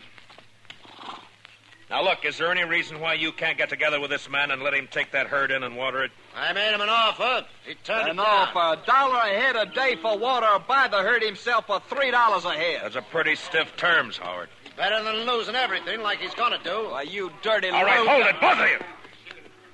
Now, look, if there's any gunslinging starts, I'm going to be in on it, too. You understand? Howard, I just don't understand you. Most people out here on the frontier stick together when trouble starts. They don't kick a man when he's down. And they don't look on a drought or a blizzard as a chance to make a personal cleaning. Just a minute, Dillon. You call yourself the law in Dodge. All right. Does the law say I can fence in my own land? It does. And never mind your opinions, Marshal. All I want out of you is enforcement of the law. All right, Howard, you'll get it. And that's all you'll get. Jackson, you better have your boys start the herd circling. This mean you're backing him up, Marshal? I'm backing up the law, that's all, Jackson. Then I don't think much of your laws up here. I only enforce them, I don't make them. Now, you better circle that herd. I say you better. I'm ordering my boys to shoot the first man or steer that comes through that fence. Chester, you cover Howard. Yes, sir, Mr. Dillon. And if he orders any of his men to fire a shot, kill him. Be a pleasure, Mr. Dillon. What's the idea, Marshal? You wanted the law enforced. All right, you're getting it. But I'm going to do the enforcing, Howard, not you. So if you're smart, you won't give any orders about shooting. All right, Mr. Dillon, you got a tough job. I guess you're trying to do it fair and square. Man does what he has to do, Jackson. I know. It's like with me. If that herd of mine beds down without water, most of them won't get off the ground in the morning. So law or no law, we're going through that fence tonight.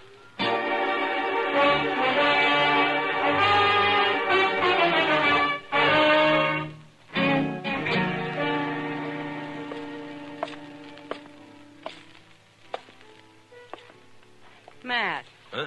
Oh, hello, What's the matter? Bad liquor or a busted steak? Neither. How are you? Eager. But you probably noticed that before. Seriously, though, what's wrong? Plenty. One of the bloodiest little range wars you ever saw is just about to break. Out of Cottonwood Pond, I heard about it. Did you hear, too, that I'm back on the wrong side? Here, pull a stool up to the bar. Harry, a drink for Mr. Dillon. No, thanks. I can't stay, Kitty. I gotta try to round up some deputies, and try is probably about as far as I'm gonna get. Old Ton will be siding with the Texas boys against Howard and against me. Maybe you ought to switch sides, Matt. Oh, sure, I oughta. I know, but I can't. If I started making my own rules, it'd mean the end of law and order in Dodge City. Yeah, I just can't do it, Kitty. Much as I'd like to. Well, not for me to say. You're the one who has to decide. Yeah, Chester. What'd you find out? Mr. Hightower down at the railroad depot checked clear through to Topeka. They can't get enough cattle cars here to load that herd out before day after tomorrow. Well, that's that.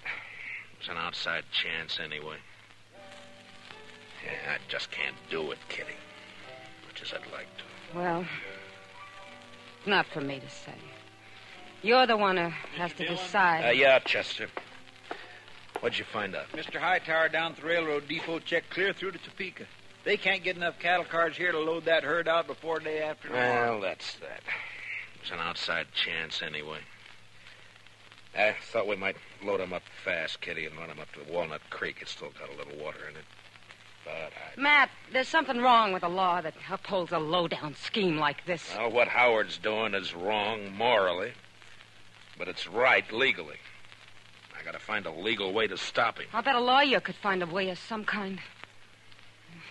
Too bad this town doesn't have one. Oh, heaven forbid. Just the same, Matt, I... Yeah, what is it? My name's Fenton. I'm range boss. Yeah, I know. You work for Dyke Howard. Well, what's on your mind? Well, Mr. Howard figures you ought to be arranging to protect his property. Jackson gave me his word he'd lay off until 9 tonight. His word, sure.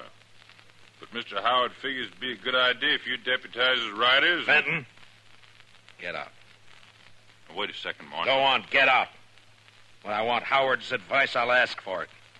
Now go tell him that. Well, yeah, but... Go on. Get out. Move.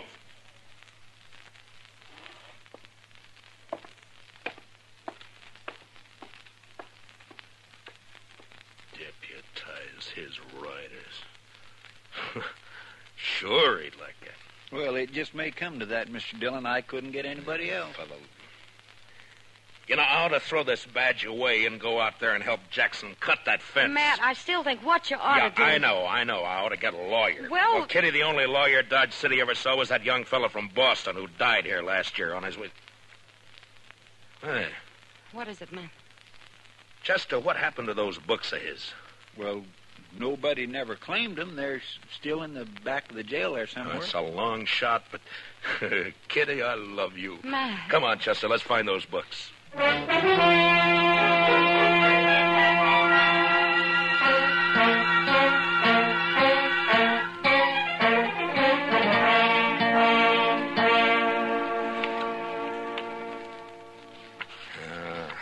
don't know, Chester. Take a man a year just to learn what these words mean. Well, I sure can't help you, Mr. Dillon. Looky there. Tort. Replevin. Statutory malfeasance. Why don't they write the laws out in English? It'd be no work for lawyers. The only thing that might do it is this one. I'm not too sure what it means. Evening, Matt. Oh, Doc, come on in here, will you? I figured I'd bring you a little courage for the battle. What? Might be snakes out at Cottonwood Pond. It's very thoughtful. Yes, sir. Calomel and Irish whiskey. No doctor west of the Mississippi ought to be without him. The calomel's for the woman, you understand? Yeah, sure. Mm-hmm. Of course, a bottle of Jameson might not cure a patient, but it sure makes him enjoy his illness. Yeah. Look, Doc, you've been to school. At least I guess you have. Oh, well, I browsed through a couple. Well, listen to this now, and tell me what you think about this paragraph right here. This? Well, let me see. A schedule of territorial ordinances and judicial precedents. Handbook for local administrators. Well, I didn't go to law school, man. No, but you've read books, and you know big words. Now listen to this. The local administrator or other duly constituted authority in a territorial division is hereby empowered to declare a state of acute emergency in case of riot, rebellion, or any natural catastrophe which threatens the general welfare. Now, Doc, would you say I'm a duly constituted authority, huh? Well, Dodge City, I guess you're about the only authority. Yeah. Now, would you say this drought we're having is a threat to the general welfare? Well, I've never seen a worse one, but... All right, now listen to this. Yeah?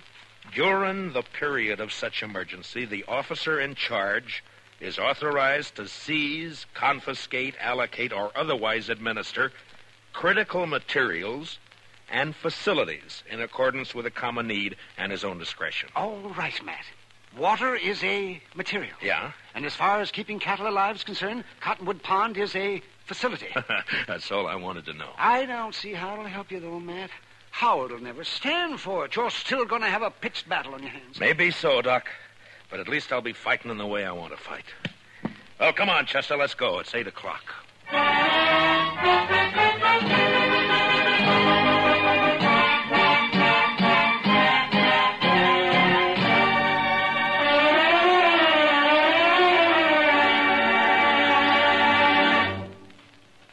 We will return for the second act of Gunsmoke in just a moment. But first, you personally can help to make sure America has an impregnable fence against invaders along all its borders by volunteering as a ground observer to watch the skies for unidentified planes. Men and women from teenage up, write or phone your nearest Civil Defense Center. Now, the second act of Gunsmoke.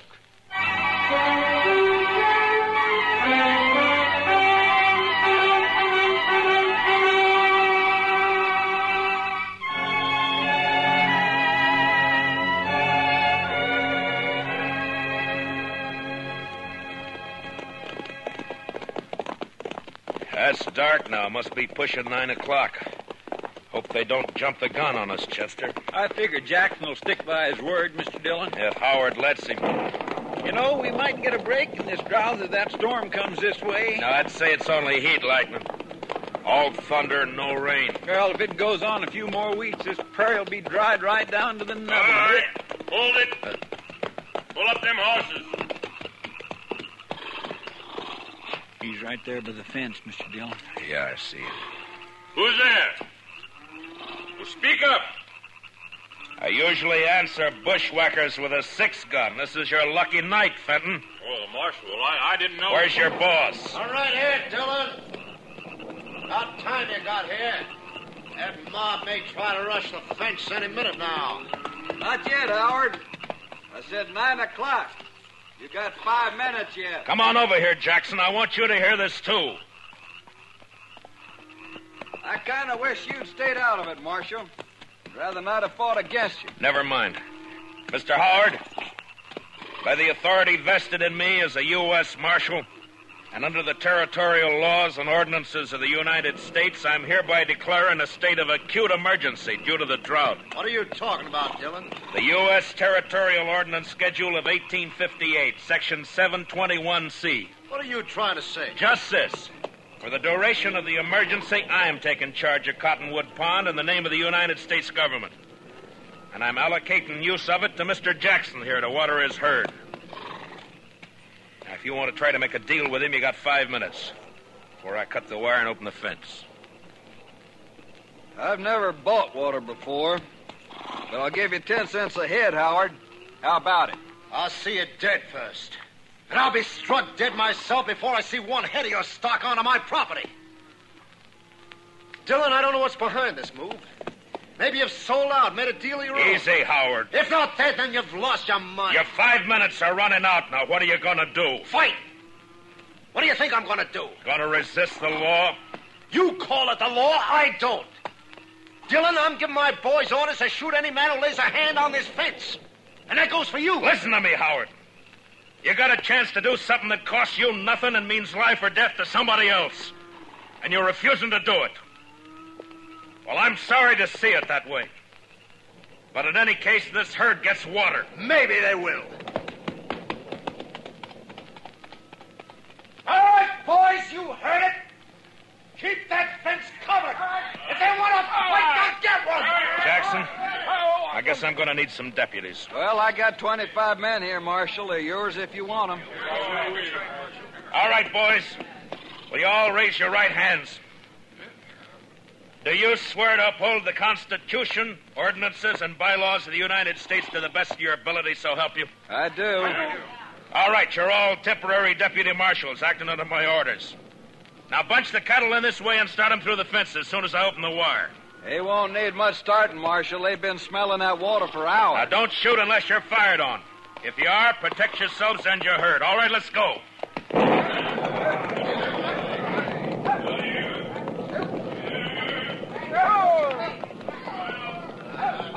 Pecos! Keep those flankers closing them in toward the opening here. If they crowd on that fence, they'll cut themselves to ribbons. Right, boss. Over this way. Chester, come here, man. Yes? You got the wire cutters? Here you are, Mr. Dillon. You know, I think we got a fight on our hands. Yeah, I guess. All right, keep me covered. I'll watch the left over here. All right, Mr. Jackson. Well, there's one strand. They're cutting the fence, Mr. Howard. All right, fire at the flash, Chester. Yes, sir. Oh, my gracious, I wish there was a moon. There's one more strand. I spotted him. And here's the last one. Now. All right, boys, the fence is open. Bring them through. Come on through, boys. Come on.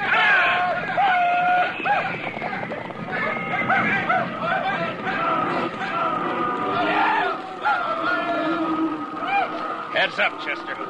They won't give in this easy. Yeah, you can hear them out there, but you can't see for the dust. Yeah. Wind's coming up off that cloud. Well, come on. Let's try to find Howard. I'm going to take him in for attempted murder. Last time I heard him, he was down along the fence here, Summers. All right, boys. Fire the grass. What the? Look. Look at them torches, Mr. Dillon. They're setting fire in the grass. Yeah. As dry as it is, they'll start the whole prairie blazing. Jackson! Get your herd through the fence. They're trying to stampede it. It'll take more than fire to turn those cattle away from water. I guess you're right. Look, send as many of your boys as you can to help me. We got to get that fire stopped and fast.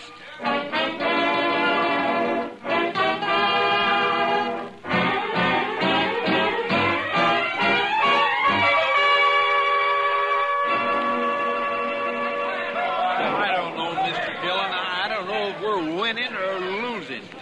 Well, if that backfire holds it, we're winning, Chester. Otherwise... Couldn't have been a worse time. The prairie's dry as gunpowder. Well, at least the herd's safe. They wouldn't leave that pond if the whole world caught fire. Any orders for the boys, Mr. Dillon? Yeah, just have them keep working along the edge of the backfire, Pecos. Beat out any sparks that get across. Huh? Right, Marshal, I got you. Have you seen anything of the Howard gang? Oh, not a sign. I guess they figured they'd done all they could. Yeah, maybe. Mr. Dillon, I'd swear a storm's going to break. I can halfway smell the rain. I don't know about that, Chester. But it's doing one thing it won't help us. What do you mean? Look, the wind's shifting. Starting to drive those flames across the backfire. Well, if it catches there again, it'll get clear away from Yeah, us. it sure will. Now, come on. Let's grab some of the boys and start working behind it. Yes, Let's go, Dillon. Well, Fenton, I figured you'd be halfway to the Mexican border by now. Well, you figured wrong. You keep your hands still, both of you. One move and it's your last move. That's about the way you planned it anyway, isn't it? You wiped us out, Dillon. That backfire of yours took the ranch house and the barns. There's nothing for us to do now but drift. Only first I'm going to kill you. Hit the dirt, Chester. Benton, drop the gun. You're under arrest. I'll drop it, you dirt. Dillon,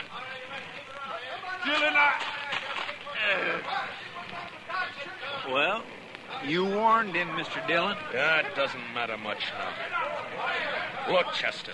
Yes, sir. It's jumped the backfire. With that wind driving it, it'll burn the whole prairie from here clear to the river. And Dodge City along with it. Not a way in the world of stopping it either. Where's the shot, Marshal? You all right? I'm sick at my stomach, that's all. Dodge City's gonna burn, Jackson, and there's nothing we can do. I sure didn't figure on this. I let him have the herd, gladly. No, it's my fault. I should have jumped him first. A man does what he has to, Marshal. I don't think that's your way. Maybe my way's the wrong way. When it leads to burning 10,000 acres of prairie in a whole town, there must be something wrong. Wait, Mr. Dillon. What is it, Chester? I told you I could smell it. Smell what? What the devil? Rain! Yes, sir. By heavens, it's starting to rain. By heaven may be the right expression. Well, I don't know about that, but I know it's the only thing that can save Dodge. Well, come on, rain! Faster!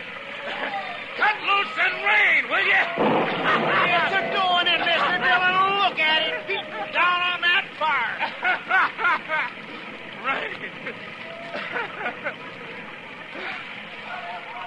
Chester, you know, out here on the frontier sometimes, when a thing like this happens, it makes you wonder if maybe... Well, I don't know. Come on, Chester, let's find our horses.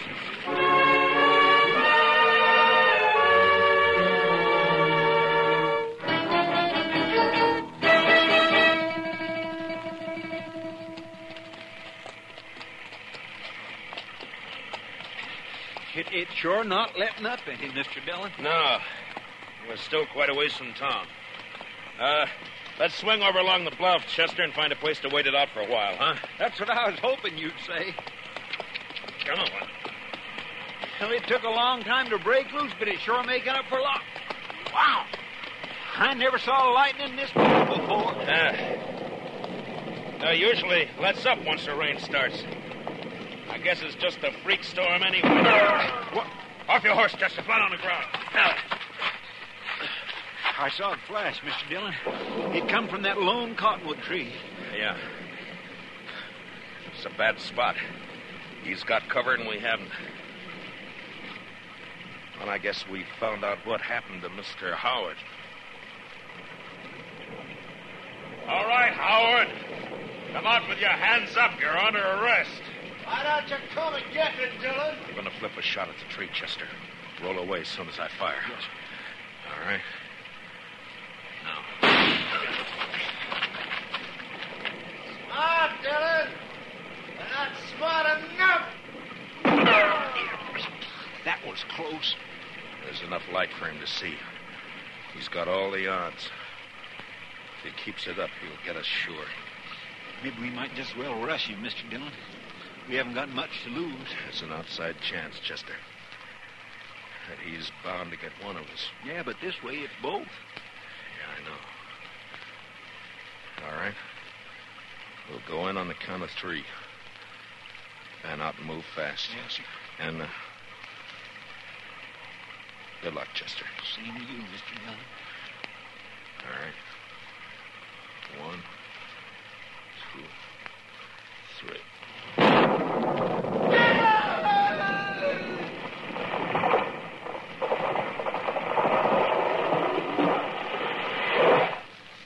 Mr. Dillon, what happened? It was lightning. It struck the tree. I think Howard's lying over there on the ground. Come on.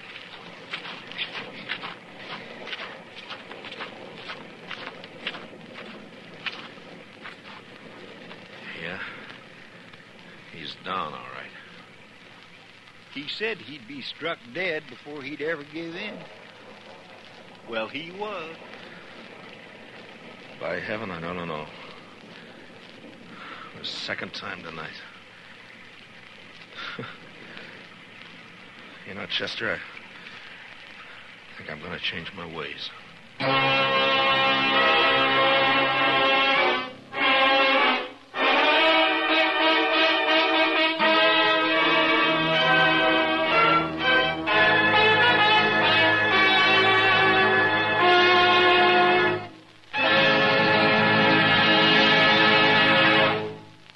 Gunsmoke, transcribed under the direction of Norman MacDonald, stars William Conrad as Matt Dillon, U.S. Marshal. Tonight's story was specially written for Gunsmoke by Les Crutchfield, with music composed and conducted by Rex Corey. Featured in the cast were Harry Bartell and Lou Krugman, with Joe Duvall, Barney Phillips, and Georgia Ellis. Parley Bear as Chester and Howard McNear as Doc. Join us again next week as Matt Dillon, U.S. Marshal, fights to bring law and order out of the wild violence of the West in Gunsmoke.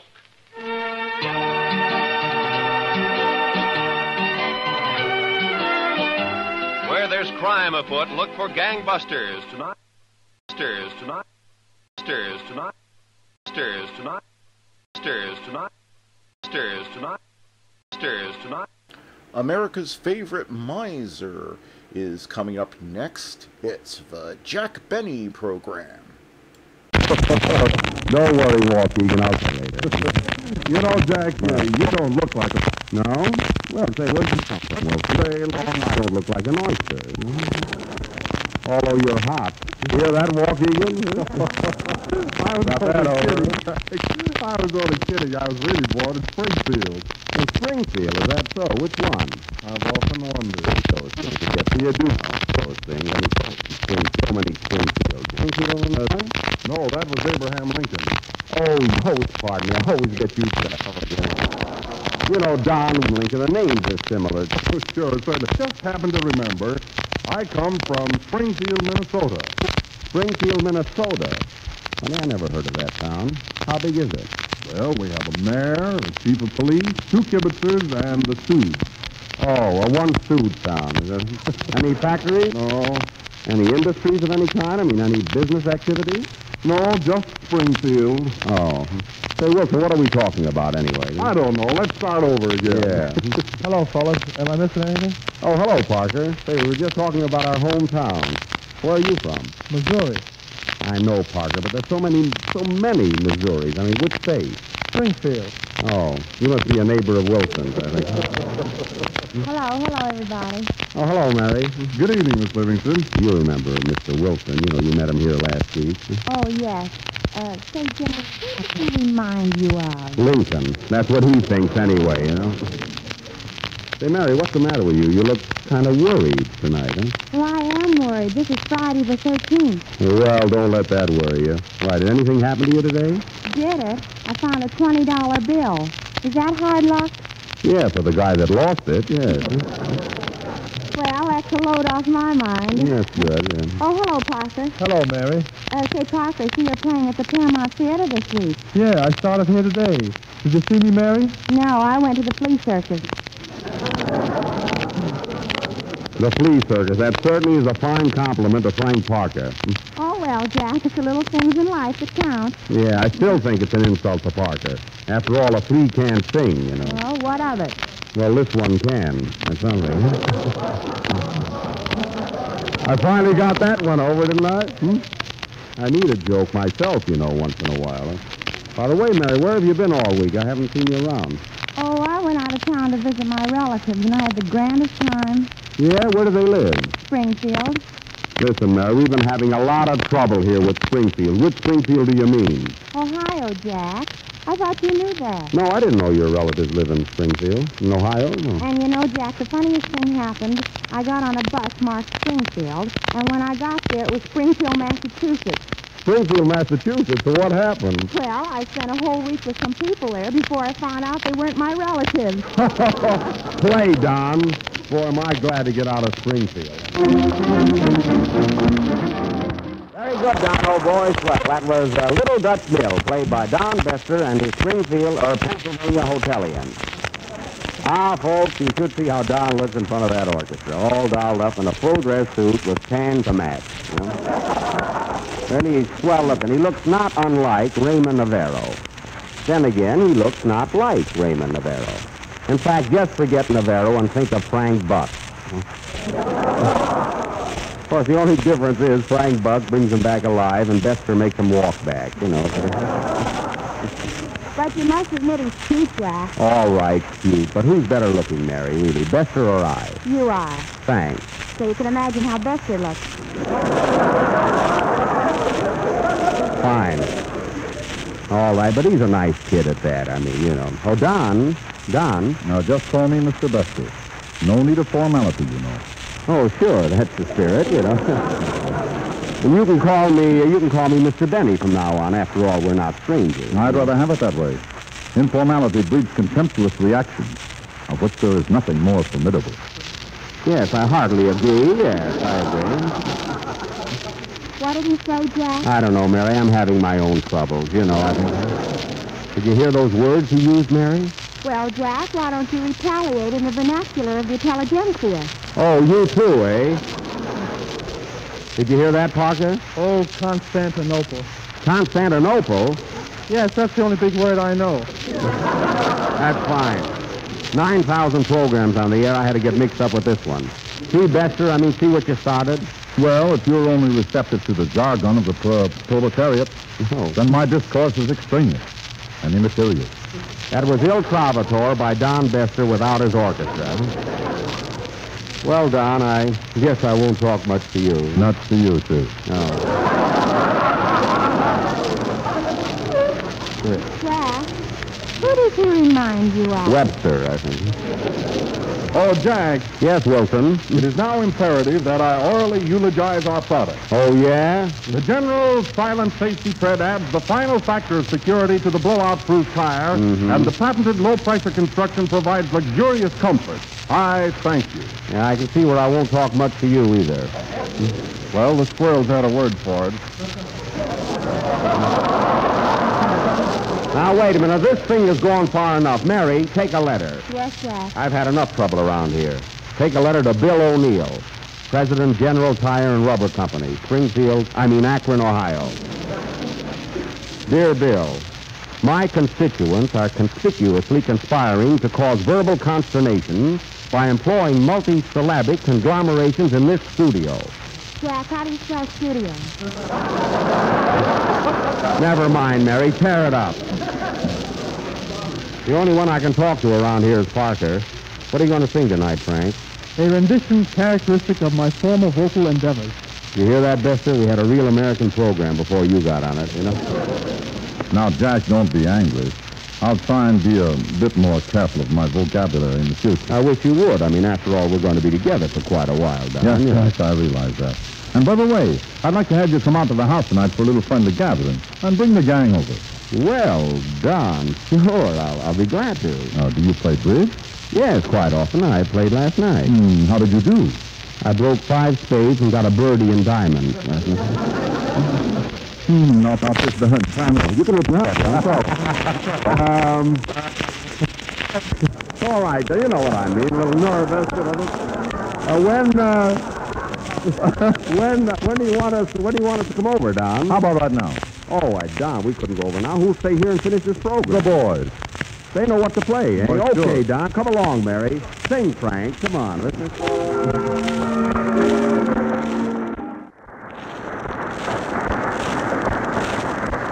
That was Frank Parker singing The Touch of Your Hand from Roberta. Jack Benny, Mary, and Don Bester have all gone over to the Bester home for a jolly evening. Parker and I will join them later. We'll be there shortly.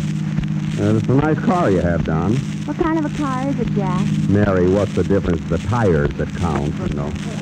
I know, but the car runs so smoothly I can't even hear it. That's because it has the General blowout-proof tires with a silent safety tread. Chauffeur, turn off that radio.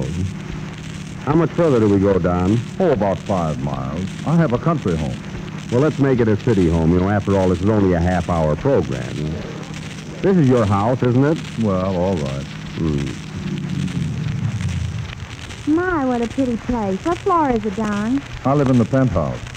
We'll take the elevator. No, we'll walk up one flight. It won't hurt.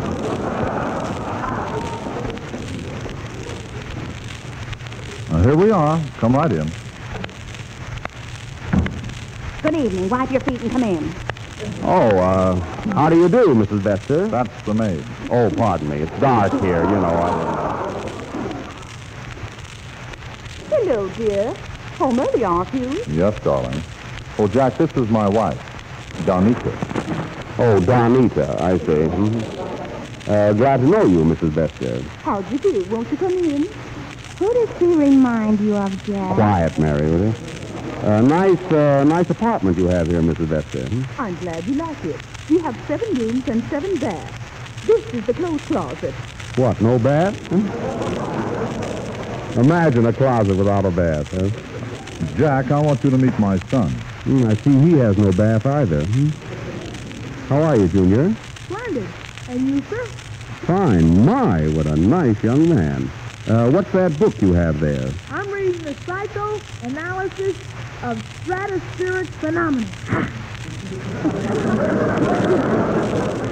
Oh, yeah? Well, what's Frank Merrill's picture doing on the cover? I want to fool Papa. Oh.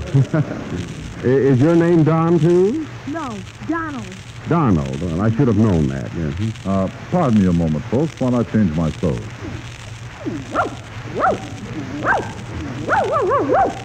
Oh, Jack, look at that cute little dog. Oh, isn't it a darling? Come here, doggy. Come here, you cute thing, you. What's the dog's name? Rim Don Don. Come on, Mary, let's go home, will you? Oh, do come into the living room, folks. You indulge in bridge. Oh, yes, I love it. Nothing I like better than a good game of bridge. Oh, that's fine. I wonder they wouldn't make some sandwiches. Oh, we'll play a rubber of bridge and then have supper. Oh, Butler.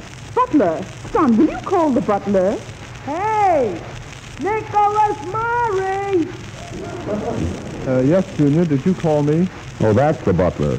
I'm glad his name isn't Don, anyway.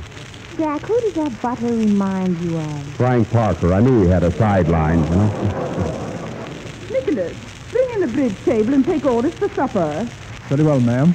Oh, Jack, look at that pretty parrot. Where? Right over there in the corner. Oh, isn't that a beautiful bird? Yes, we've had it for some time. Pretty Polly, pretty Polly. We're short of actors, folks, you know. Polly wants a cracker? No, Polly wants a matcha. A matcha? A matcha? Where'd you get that bird? Benny Bryce used on it. Oh, I see. Here's the bridge table, ma'am. Set it here, Nicholas. Well, come on, folks. All set to play? Ready? Before we start, I want to tune in the radio and hear how my boys are doing. Yeah, we might as well find out how our own program is getting on, huh?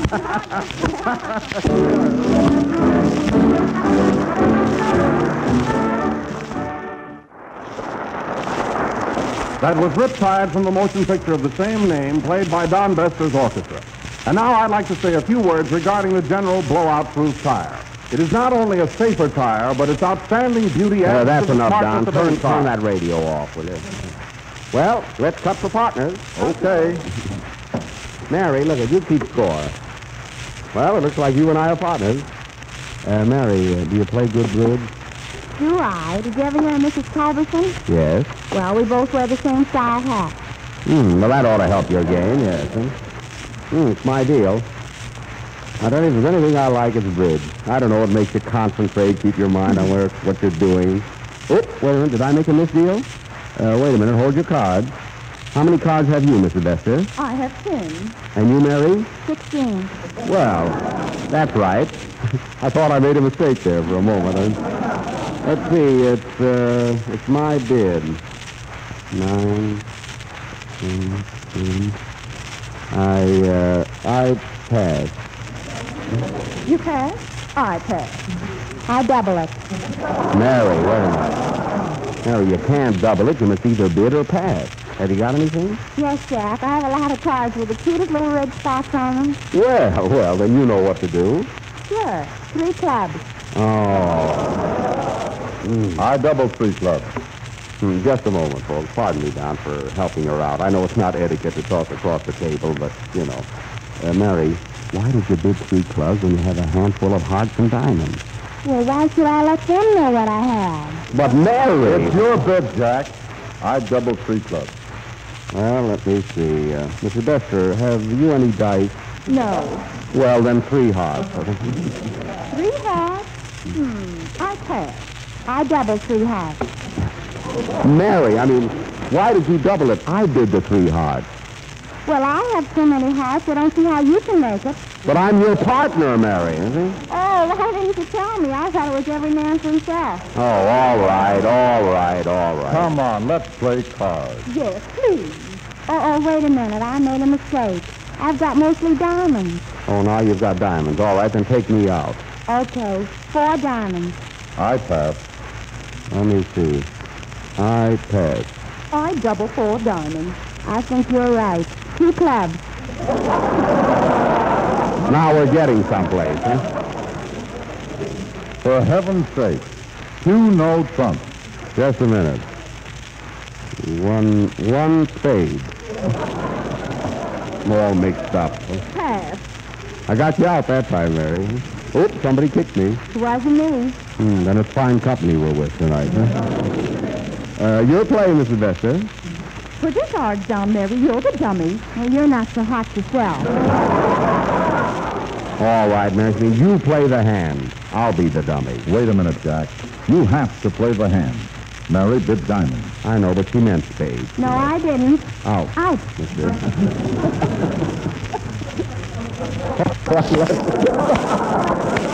Let her play it, will you? Oh, wait a minute. What are we playing for? Oh, how about 5 cents a point and settle for a quarter of a cent? Okay with me. 7 of diamonds. Jack, put those 6 of diamonds on there for me. Okay. Then I play the jack. And I'll put the tray on. The tray? Mary, haven't you got a higher diamond?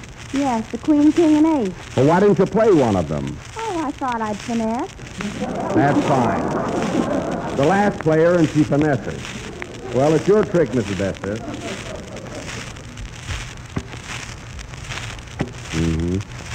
Looks like that. It's your trick, Don.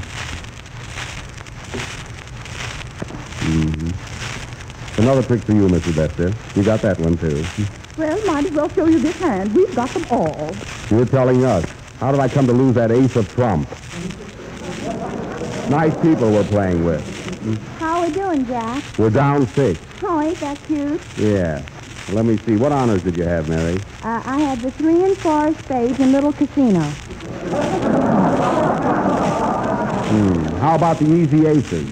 I called Jane, but she couldn't come. Oh, it's your deal, Mrs. Bester. Oh, Nicholas. Yes, ma'am? See what the suckers will have to eat. Now, Mary, watch yourself this time. When you try and play right, be sure you have at least 2.5 tricks when you bid. Of course, folks, you know, it isn't the money, you know. It's your bid, Mrs. Bester. Now, let me see. I did 1 diamond. 1 diamond. I pass. I pass. 2 clubs. Pardon me, ma'am, but can I take the order for supper now? Yes. What did you folks like to eat? Oh, I don't care anything. Well, now, let me see. I think I'll have a cheese sandwich. I double it. I pass. Nicholas, I'll have 2 eggs. 3 spades. 3 no trumps. How do you want them? On toast. Now we're all mixed up. I mean, let's either play bridge or eat, will you? That's a good idea. Let's eat. Oh, that reminds me. You have some cold chicken in the icebox. Would you care for that? Hey, that strikes me. I'll take a leg. I'll take the other leg. That's 2 legs we get, so we win the rubber. And speaking of rubber, remember the General Tire is blowout-proof and will not skid even on Friday the 13th. So go to your General Tire dealer and give yourself and your car a real treat. I double it. Me too. I dealt. Play, Don. Fine game this is.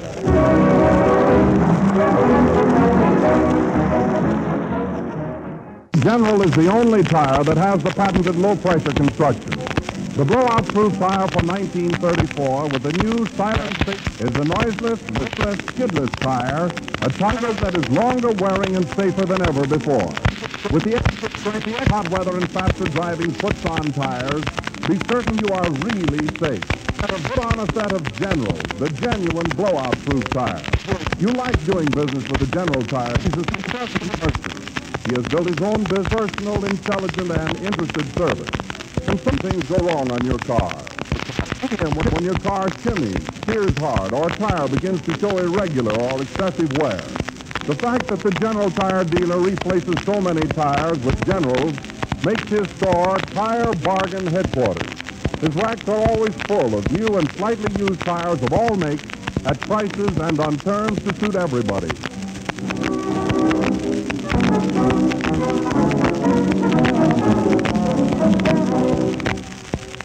This is the last number of the second program in the new General Tire series. I hope all you bridge players have learned a few new points about the game. Well, good night, Don. Good night, Mrs. Bester. Good night. Come again. Well, good night, Toots. We had a lovely time. Come on, Mary. I thought you told me you knew something about bridge. I do. I used to play bridge in Hollywood. In Hollywood? Sure. I used to double for Norma Sheeran, you know. I know. I used to redouble for Clark Gable, you know. Hart? Yes. Good night, folks. Good night.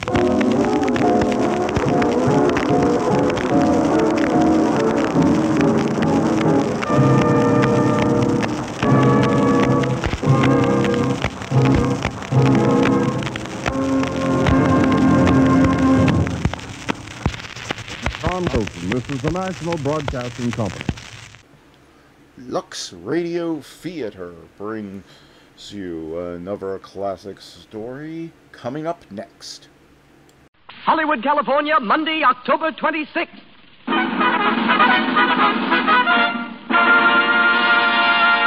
The Lux Radio Theater presents Robert Taylor and Olivia de Havilland in Saturday's Children.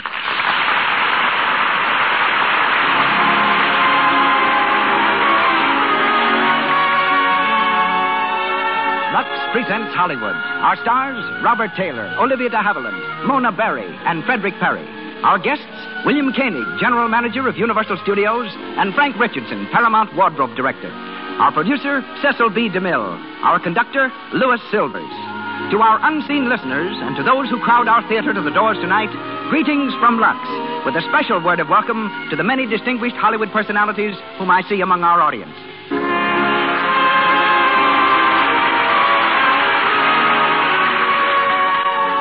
Here's a tip to every woman listening in. Follow the examples set by all the leading motion picture studios and make Lux Flakes the official wardrobe care in your home. Wash your woolens, silks, cottons, rayons, and linens in Lux.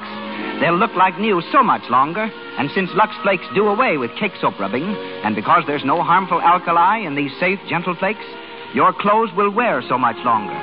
For appearance, for economy, always use Lux Flakes. And now, Hollywood's leading citizen comes to the microphone. Our producer, ladies and gentlemen, Mr. Cecil B. DeMille.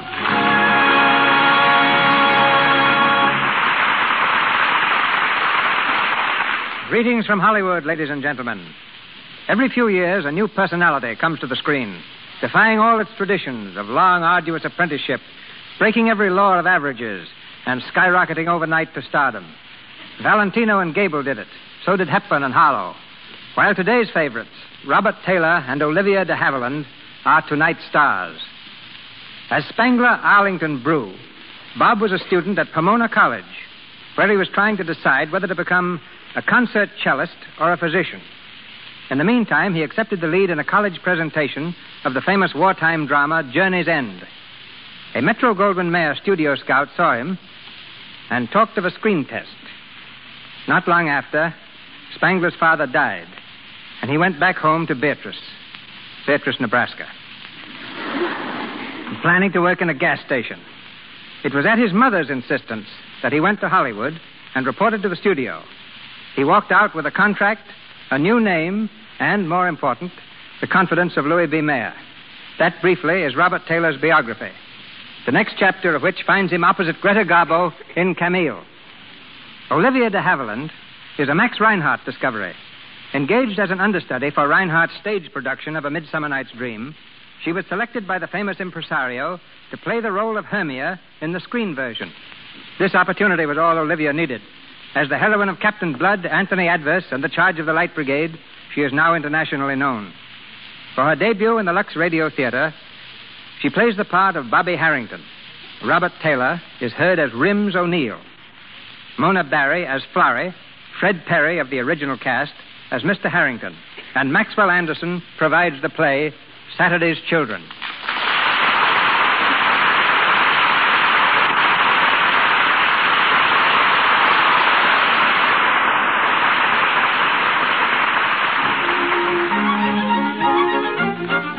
The title of our play comes from an old proverb which says Saturday's child works hard for a living.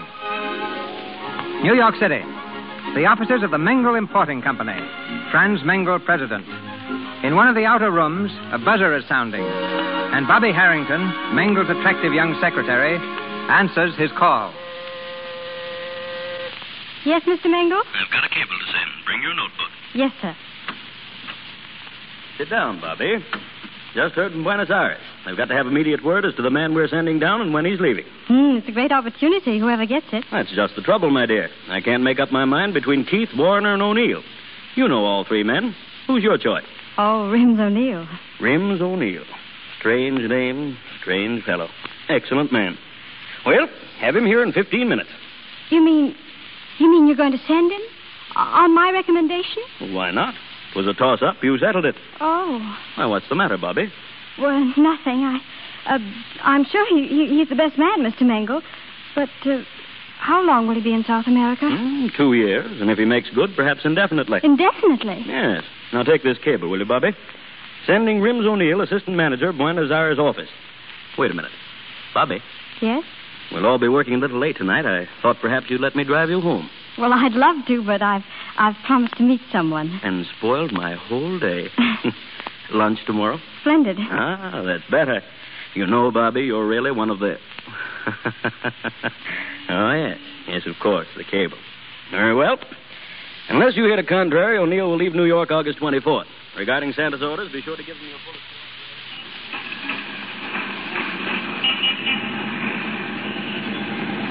Yes, please. No, lady, number 5 bus. Number 5.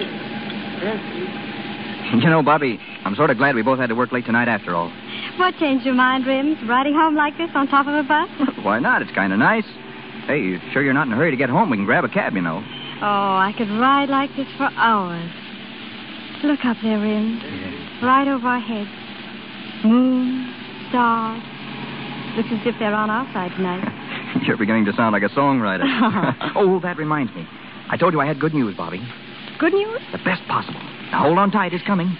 Mengel is sending me to Buenos Aires. Oh. There's a boat going in 2 weeks, and I'm on it. Assistant Manager O'Neill. That's me. Oh, Rims, I'm so happy for you. Thanks. It's the best break I got since I met you. I'll miss you, Bobby. You'll be there a long time, Rims. It's so easy to forget. Well, it will be for you. Well, that's the way it should be. Forget me. Nah, I'm talking too much. I guess it's the motion of the bus. Don't stop. Why should I forget you? Well, the best reason in the world. Mengel, the boss. Why not? He's worth plenty and not a bad guy. A little old, maybe. He asked me to marry him. Marry him?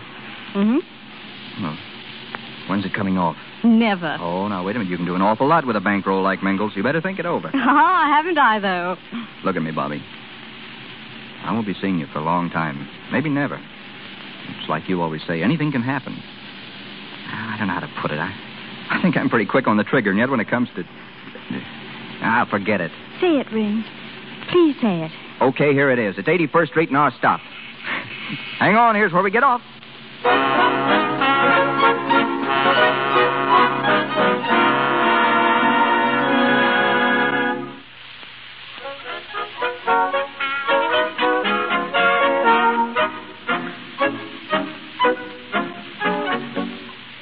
You just heard was Oh My But Goodness. Father, you don't For the last understand. time, Florrie, The program comes to you don't as a worry regular about Wednesday Bobby. night feature That girl over can this take care of station herself. when we bring you the Better dance than you tunes can. of the most Yeah, popular maybe Rims O'Neill will bring her home on a bus like he did style last and night. interpretation. So very But we want you romantic. to write in telling us which nothing. band you prefer Oh, and stop why. worrying. Next week, She'll be home we salute soon. the football And season turn with off that songs from radio. the country All right. over. And After all, Father, she's my sister. Some member of the family's got to take an interest in her. At times you're very droll, my dear. Florrie, I'm terribly fond of you. You're such an interesting girl. So little sincerity, so much curiosity. By the way, where is your husband? Willie's home. Minding the baby? Yeah. I thought so. Poor Willie.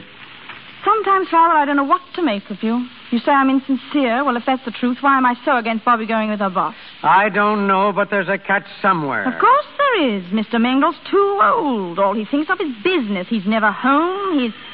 Oh, sit still, Father. I'll answer. Hello. Oh, yes, Rims. No, she isn't. Well, we're expecting her any minute. Oh, I don't know about that. You see, she's just coming home to dress. She's got a date tonight. Florrie. Shh, Father. Oh, that's a shame. Of course, she'll be glad to see you, Rims, but she won't have much time. Yes, I'll tell her just as soon as she comes in. What? Oh, you'll call back in half an hour. Okay. Well, if I don't see you, lots of luck in Buenos Aires. You are going, aren't you? Splendid. Yes, well, goodbye. Florrie, why did you tell that young fellow Bobby was going out? You know she isn't. Hello, everybody. Bobby, dear. Oh, hello, Bobby. Didn't hear you come in. I haven't seen you for ages. One kiss is plenty, my sweet. How's the baby? Oh, fine. Dinner? Hours ago. Bobby, Yes, Florrie, with Mr. Mangle. He talked to me for hours, and I didn't hear a word he said. Bobby, the least you could do would be to... Will you say it over again? He won't mind. And if he does, he can always fire me. Someone just phoned you, my dear. Your sister took the message. Oh, yes. Rims O'Neill. Rims? What did he say? I don't know what he said, but Florrie said plenty. Oh, first he wanted to know if you were going to be in this evening. Well, that was an easy one to answer. But you're not. You're going to a dance. With Rims? Bobby, you're so terribly innocent. I told Rims someone was taking you to a dance. Florrie, you couldn't. Now, don't get hysterical. Why, tell him you're going to be at home sitting on the edge of a chair waiting for him to call. But that's not so, Florrie. Yes, well, now run along, Father. There's something I want to say to Bobby. Again? Oh, very well. Let me know when you're ready. I'll drive you over to your place. Listen, Florrie, what right did you have telling Rims Now, take a tip from your big sister and remember this. If you want a man to get interested in you, just let him see you going right out the front door with somebody else. Now, leave everything to me, Bobby, and before you know it, Rims O'Neill will be proposing. You're rather tiresome tonight, Florrie. Even so, I'm not through. Now, run along inside and put that new black velvet on. You were going to a dance. When Rims calls again, well, tell him to meet you someplace. Nice, quiet place. Tell him you've got a date with Fred, but you'll try and break it. You're impossible. And so are you without any decent makeup on. If you hurry, I'll help you. Well, you must think I'm mad about Rims. Well, I know you're about to lose him to the Republic of Argentina if you don't get some little sense in that pretty head. Well, I do like him, Florrie, but I also like the butcher, the man who sells the papers on the corner, and on rare occasions I even like you. All right, forget it. Don't do it. Because if you did, he might ask you to marry him. He might stay in New York, and oh, dear. It'd be such a bother to turn him down. There's an evil genius about you, Florrie. Oh, I'm beginning to weaken. It's hateful and dishonest, and I'll never forgive myself, whatever happens. Well, do as I say, and only one thing can happen.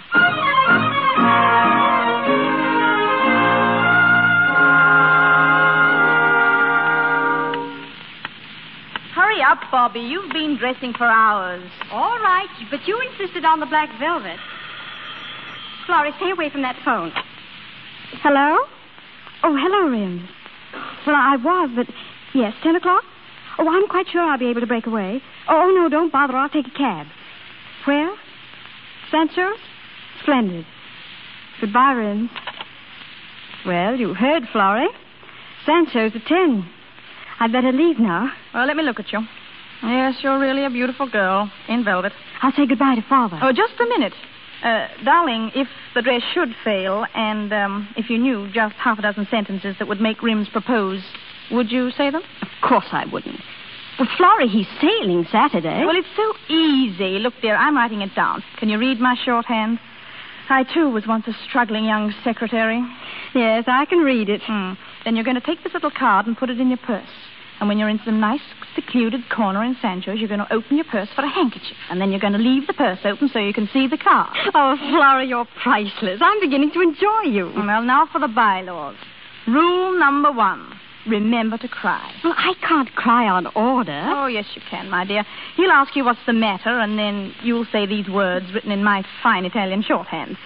Oh, I'm so tired of everything, Rims, and I'm afraid I'm not very good company. And he'll say, oh, yes, you are, at which point his arms will go round you. Nothing to it, is there? You know, it gets easier all the time. You just turn your face away and say, Rims, dear, sometimes you're the only person in the world I can talk to, and Sometimes I can't bear to talk to anyone else. I'll do nothing of the sort. Then you continue. Bobby, watch me while I write this, won't you? You say, Rims, don't you ever get tired of poor me? Ever? And then he'll say, never. Very simple. Of course. You're such a darling, Rims, and it's going to be so awfully hard. What is? That's just what he'll say. What is? And you'll reply, marrying somebody else. Now, that'll shock him for a few seconds. Bobby, are you getting married? Oh, Rims, a girl has to get married sometimes, you know, while she's got a chance. Florrie, when you die, I'm going to have you mounted for the museum. Well, I'm not through yet. Listen, Rims will ask you how many proposals you get in a week. Or some variation on the theme. Yes, and your response is, I've had 2 proposals every other week for 2 weeks or something, and he'll look at you soulfully and whisper, now, kid, you don't mean you're set to marry somebody, and you'll say... Oh, no, I won't. Oh, yes, you will. And you'll say, Fred or Bill or Johnny wants me to marry him, and he's awfully in love with me, and I don't want to go on working forever. Whereupon Rims comes through with the closing lines, well, Bobby, if you're getting married this season, why not marry me? And there you are. He'll never say it. Why not? Because he isn't a sap, for one thing. And for another, it isn't fair, and I wouldn't do it. My darling, how do people get married? I don't know. I'll say you don't. Here's the card, and don't forget to cry, Mrs. Rims O'Neill.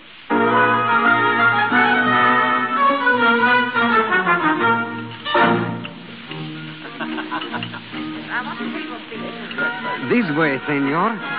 Will this table be all right? Sure, Sancho. Swell. May I take the lady's case? Thank you. Bobby.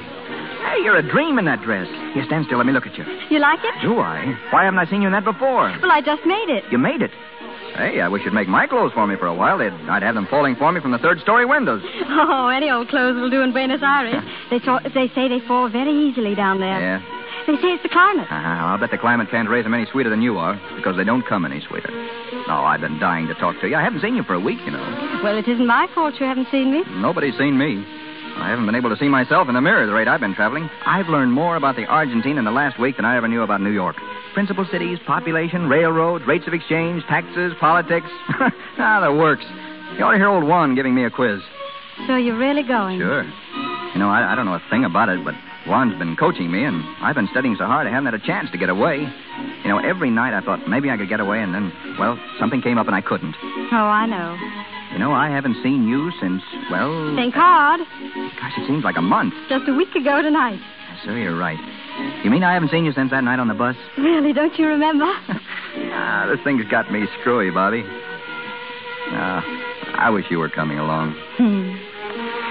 Well, certainly a nice spring while it lasted, huh? The best I ever had, Rims. Yeah, me too. You know, Bobby, I'll never see a Fifth Avenue bus without thinking of you. Never. You won't see one for a while, though. Yeah, it's true. But a postcard of Grant's Tomb or Central Park would do just as well, wouldn't it? I'll send you one with an X to mark the spot on it. Which spot, though? The route sprinkled with them. Well, where you read your poem to me, for instance.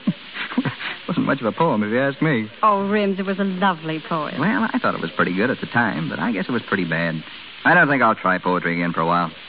Not till you fall in love again, I suppose. Well, no, I guess not. Well, anyway, it's the only poem anybody ever wrote for me. When Bobby comes to the office, the boss takes off his frown. She wears a coat of powder blue and a powder blue gown. She sits upon her office chair.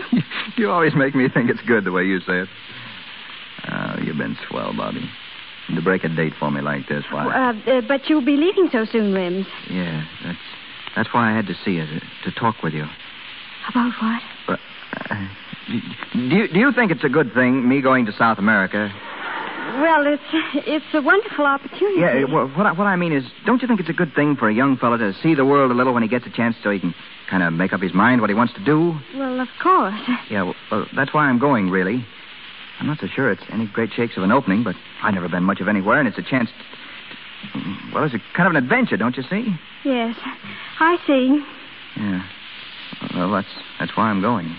Yes. And Bobby. Yes? You've been wonderful to me. We did have a nice spring together, didn't we? Yeah. You've been marvelous. Well, it's summer now. Uh-huh. Bobby, could I kiss you just once? Oh, well, if you wish.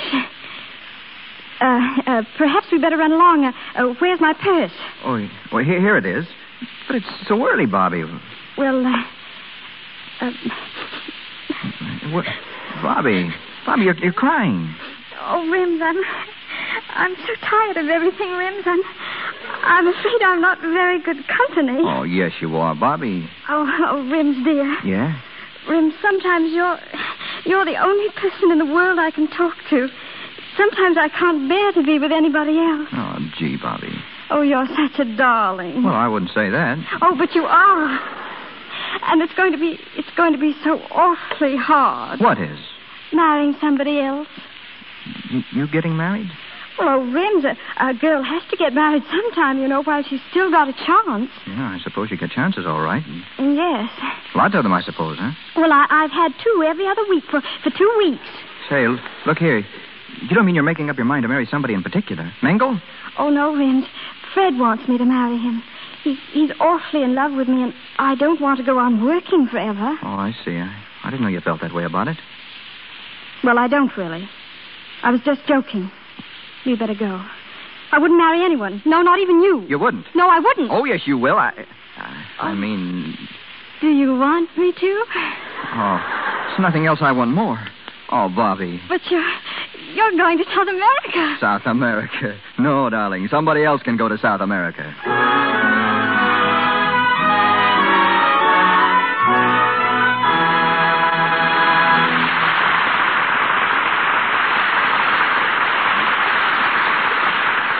In a minute, we'll go on with the story of Saturday's Children. But first, let's look in on a bridge party in Pasadena given for Helen's birthday. A big cake with candles is being brought in. Jane and Alida are watching from the doorway.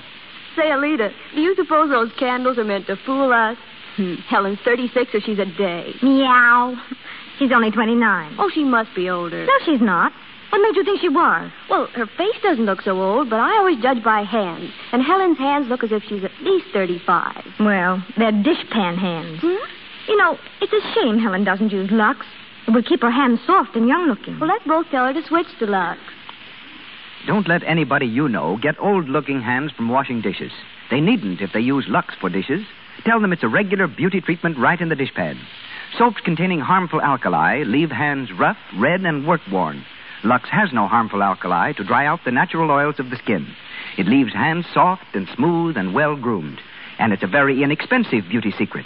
A big box will do all the dishes for over a month. That means for considerably less than $1 a day, you can use Lux for dishes. Remember to start tomorrow. And now, Mr. DeMille. Our play, Saturday's Children, starring Robert Taylor and Olivia de Havilland, with Mona Barry and Fred Perry, continues from the Lux Radio Theater.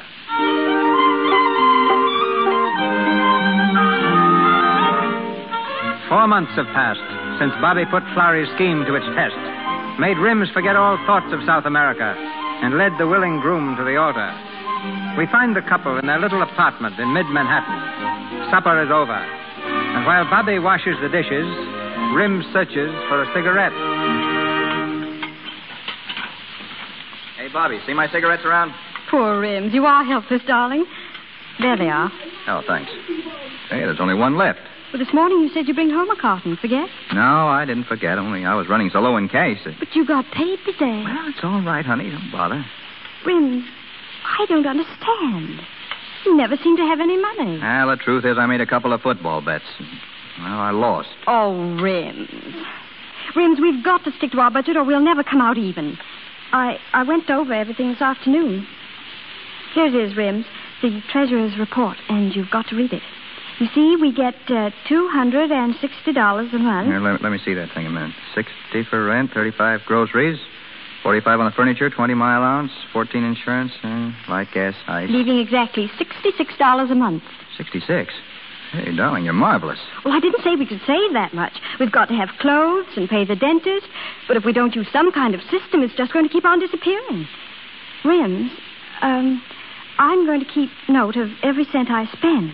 Now, if you do the same, well, we can go over it every night and... Yeah, it looks like a lot of swell evenings ahead of us. Oh, please, Rims. Now, wait a minute. You mean you want me to make a count for every penny I spend? Well, must you look at it that way? Well, that's what it amounts to, isn't it? Well, I guess that's that. I'll finish the dishes. Oh, wait a minute. Let me look at those figures. Oh, I thought something was wrong. Oh, it doesn't matter. When you say we get $260 a month, it matters. Well, Rims, I spent all afternoon checking things a dozen different ways. Yeah, but you're still wrong. I get $40 a week. That makes about $170 a month. Oh, what a fool. Where did you get $260? Well, Rims, I must be crazy. I put down 60 a week. 60? Well, you told me Mr. Mingle had spoken about a raise. Sure, he spoke about it all right. Well, I kept on thinking about the new salary. I figured everything on 60 a week. Yeah, some difference. Now, there's just no use, Bobby. Every month we take in $170 and spend $183. Oh, Rims, I wish I hadn't quit my job. Well, we both couldn't work in the same office after we got married. Well, other people do. It wouldn't have mattered. Nothing doing. You'd say I wasn't man enough to support my wife, and they'd be right. But it would double our income, Rims. Don't you see how easy it would be if I took my job back? Double our income? I know that. I know you were making as much as I am. What do you want me to do about it? Rims. Now, get this straight. I won't have you sitting in Mingle's private office all day. It was bad enough before we got married. Don't talk to me like that, Rims. Don't talk to me like that. You're my wife, and you'll do as I say, or... How I loathe that word. What word? Wife. I won't be a wife. It sounds fat and stupid. I wish we hadn't gotten married. Oh, so that's it. I wish you'd gone to South America. Not half as much as I do. Rims. No, you don't like to hear the truth, do you? Well, I've had enough of this. I'm going, see? I'm going out alone. Let me have a package of cigarettes. Yes, sir. Right away. I'll get them for you. Hello, Rims. Now, hello, Willie. How's my little brother-in-law? Where's Bobby? Home, I guess. Well, what's the matter, old man? Something wrong? Anything wrong for a man to go for a walk and stop in at the corner stationery store to play a game of pinball? Well, is there? I'm sorry. I just stopped in at the cigar counter. I thought I'd say hello. All right, hello. Oh, if there's anything I can do... Yeah, there's plenty you can do. You and that wife of yours. Keep away from my home. Keep away from Bobby. You don't have to talk so loud, Rims. I guess I'm going nuts. No, I tried to reason with Florrie. We shouldn't drop in on you so much. Yeah, last night and the night before and the night before that. I know. I guess Florrie's kind of inquisitive. You don't have to apologize. It's not your fault, Willie. Well, thanks, Rims. If it isn't her father or her mother or Florrie or you, then it's money. If I was only in Buenos Aires, I'd have a home and servants. I'd have a car. What's the use? Is the family so bad, Rims? Yeah, no more than my family would be, I guess. Well, take it easy, Rims. No, I went through the whole thing. I know. Besides, I got a kid. And a decent job. That'll come, too. Maybe. Last week they gave a party for a man in the office. Al McIntyre. He got me my job. But could I buy a ticket? No. A ticket cost $5. How do you think I felt walking in the office the next day? $5, Willie. 5 measly bucks that had to go to pay the rent. Well, I guess it's just as hard on Bobby, Rims. Yeah, don't you think I feel that, too? She's changed, or I've changed. I can't understand it. All day long I think about her. I think how swell it's going to be to go home and be with her alone. Then when I get home, all I see is bills and relations and a sink full of dishes. That isn't swell, Willie. That's just a flat. And Bobby and I are just two ordinary married people. Then I do what I did tonight. Make a mess of things. Shoot the works. But I can't help it. I hate it, Willie. I hate it. I know, but calm down. Now, take it easy. Get out of my store. I should hear your troubles. Nah, I got my own troubles. Maybe you should hire a haulier. Why, you old... Now, listen, don't hit me, wait a minute now. Getting tough won't help you. Look, why don't you phone Bobby and tell her you're sorry, huh? Phone her. Tell her I'm sorry. Crawl. For what? For being alive? Not me. As far as I'm concerned, Bobby can... Hello. The line must be out of order. Oh, it couldn't be busy for 40 minutes. It's my house. I'm trying to get my wife. Don't you understand? How could it be busy? All right, never mind. Forget it. I said forget it.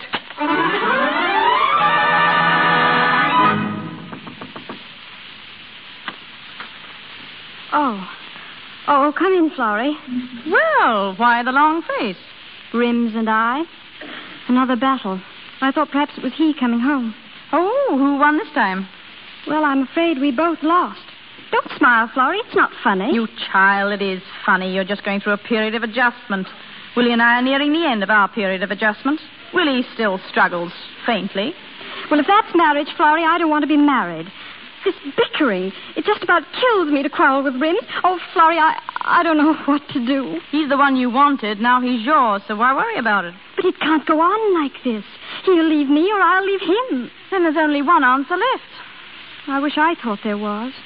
One answer left. There is. A child. But if we can't get along now... Well, it'll make you so much more important, don't you see? Oh, I don't want to be important. Not to Rims?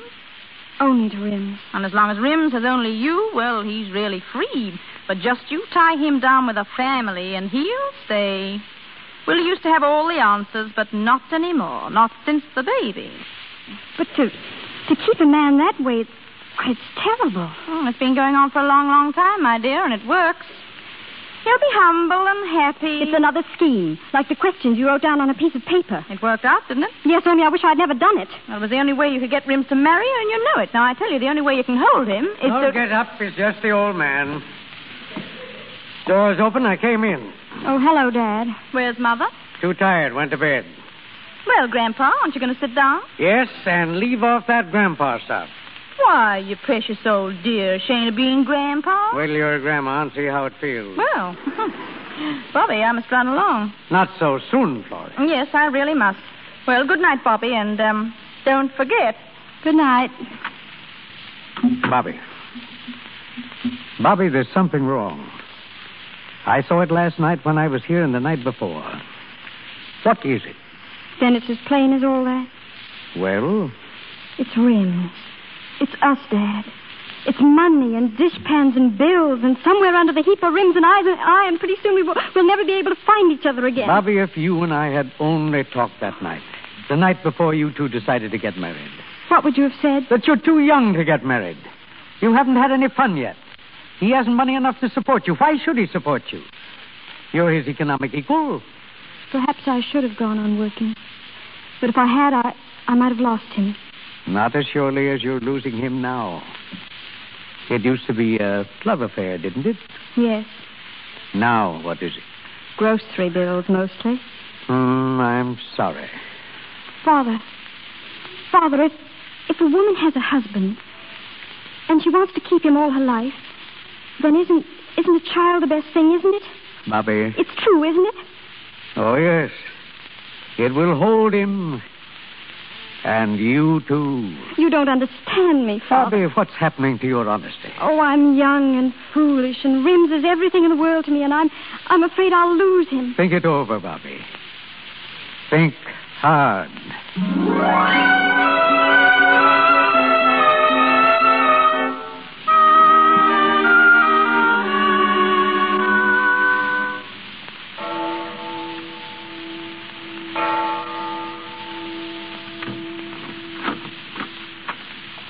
Bobby. Hello, Rims. You should have gone to bed. It's pretty late. I've had a chance to do a lot of thinking, Rims. Here alone in the dark. Bobby, please. I tried to get you on the telephone to say how rotten I felt about what had happened. They said the line was busy. I guess that's pretty hard to believe, isn't it? The line was busy, Rims. I was speaking with Mr. Mengel. Mengel? Yes, he offered me my old job back. Yeah, well, no wife of mine is going to work. I know you said that before. But I've been thinking about what he told me and what Florrie told me. Oh, so she was here again. Well, I'm glad I kept walking. And what Dad told me. Bobby, hadn't we better turn in? Tomorrow, maybe... It's got to be now, Rims. Yeah, okay. I'm being honest with you, Rims. More honest than I've been since we were married. I tricked you once. I almost tricked you a second time. Tricked me? Yes, I tricked you into marrying me. Think back, Rims. It's all so obvious. And I almost tricked you into being with me forever, whether you wanted to or not. Thank heaven that is not my conscience, too. Now, listen, Bobby. I don't know just what you're talking about, but I do know this. I've been thinking tonight, too. A man gives up a lot when he gets married. As long as he's single, he owns the earth. But when he's married, his time's not his own. His money's not his own. He's got to keep on working, whether he wants to or not. And there's the devil to pay if he spends an extra dime. Whenever I got tired of my job, I used to quit. If I didn't like one town, I tried another. Now I can't. Why not? Because I got a wife and a family. Am I a family?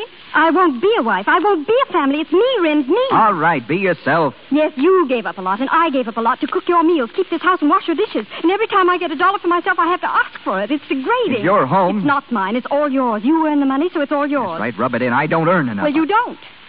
And I know what I can do. Well, you won't work for Mengel. I won't have it. I gave up a lot to keep this place going, and it's going to be the way I want it from now on. That's all I wanted to hear, Rims. I'm going. Bobby. Take care of it. It's all yours. And the dishes are still not washed. The hot water's in the right-hand tap. I'm running along, Rims, and I'm not coming back. All right, but if you work for Mengel, I quit. I don't care where you go, Rims. It's a free country. Goodbye. Bobby, don't go. Bobby.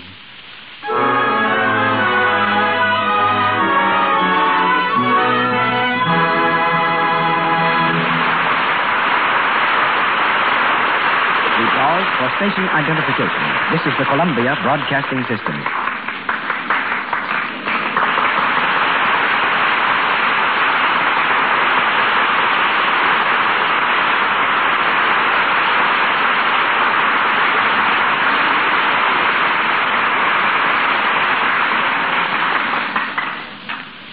Saturday's Children, starring Robert Taylor and Olivia de Havilland, continues shortly.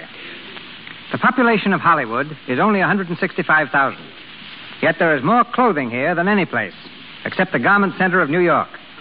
The reason is that every studio must keep a tremendous wardrobe on hand. Dressmakers, tailors, jewelers, beaders, leatherworkers, and shoemakers are constantly filling new studio orders. The results of their labors reveal the history of the world in dress. Tonight we hear from the wardrobe director of Paramount Studio, who orders 10,000 costumes a year and knows where he can put his hand on every one of them. Ladies and gentlemen, Mr. Frank Richardson. Thank you, Mr. DeMille. It's easy to understand how costumes accumulate in the thousands.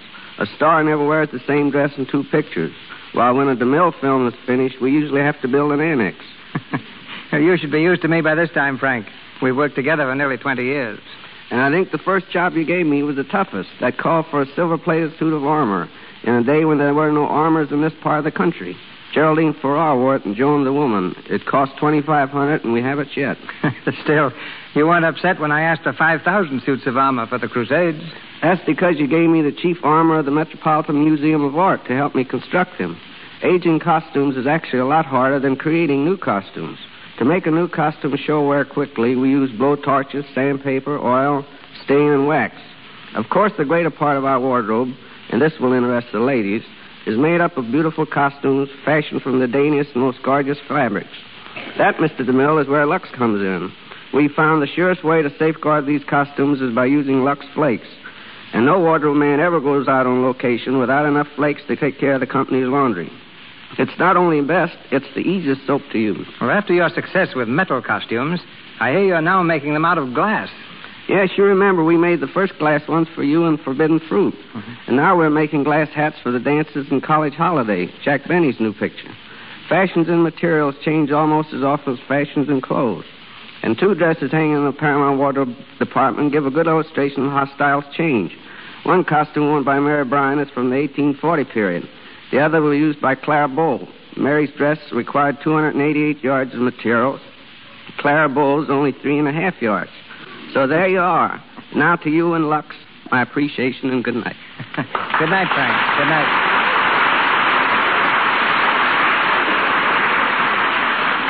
Robert Taylor as Rims O'Neill and Olivia de Havilland as Bobby Harrington continue now in the Lux Radio Theater presentation of Saturday's Children. 3 weeks have gone by. With their last quarrel, Bobby left Rims and is once again working for Franz Mengel. Rims has found another job. Believing that Mengel and Bobby are extending their association beyond business, Rims goes to the Mengel Company's offices. As he waits in the hall near the elevator, watching for the pair he suspects, he is greeted by a former co-worker. Good night, Ellen. I guess I'll Say, I'm glad to see you. Coming in, aren't you? No, I'm staying out here, Keith. I'm waiting for someone. Bobby? Maybe.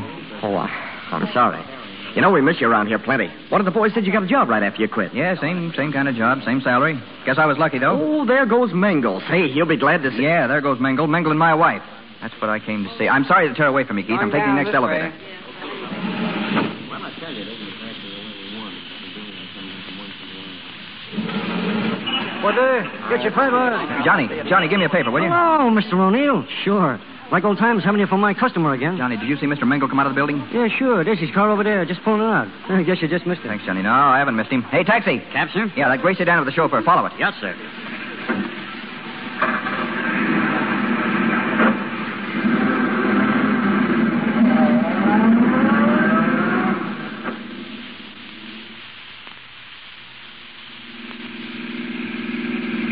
Here's where you live now, eh, Bobby?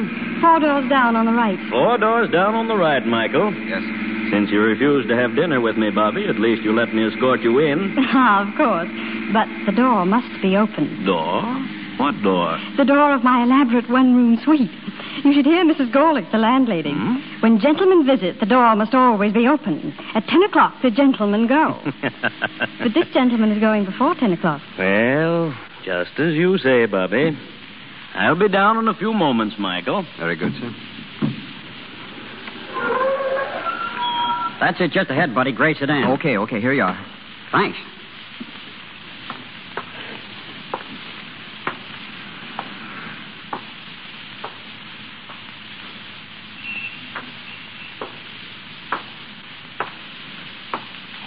Well, Rims. Picketing the boarding house? Oh, hello, Mr. Harrington. Bobby didn't tell me she'd been in touch with you. Are you coming up? No, I haven't been near Bobby for 3 weeks.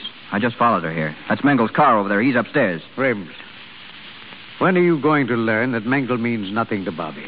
Nothing more than a good friend. No, I've seen what I came to see, Mr. Harrington. Guess I'll be going. If you just wait a second more, you'll see that car drive away. What do you mean? I mean that Mengel brought my daughter home and is leaving.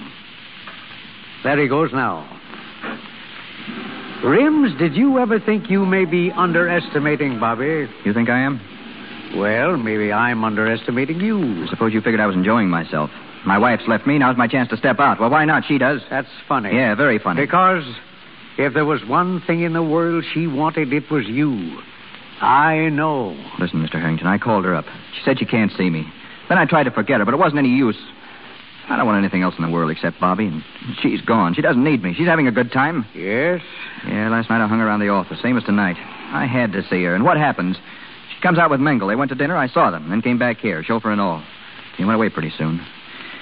I don't know what's the matter with me. I used to have a little sense about girls, I mean. Now I act like a stupid dummy. You don't know what it's like. Oh, don't I, though? You're lucky, Rims. You don't know how lucky you young fellows are. When a man's young, he makes love. When he's middle-aged, he makes money, or tries to. And when he's old, well, he makes his soul. I never could make anyone to speak of. And I know it's about time I made my soul. But I'd rather be young and make love to a girl who was in love with me. There's nothing like it. Well, if she were in love with him, she wouldn't have gone away. You went away too, Rims. Maybe she left you because she was in love with you. Maybe. Where are you going? Oh, I don't know. I'll be back, I guess. I thought I had this thing all figured out. I'll have to begin all over again. I'm going up to see Bobby now. Join me a little later. I want to speak to her first. She was too proud to see me, Mr. Harrington. You speak of pride. Rims. Rims. Good night. Ah, you poor fool.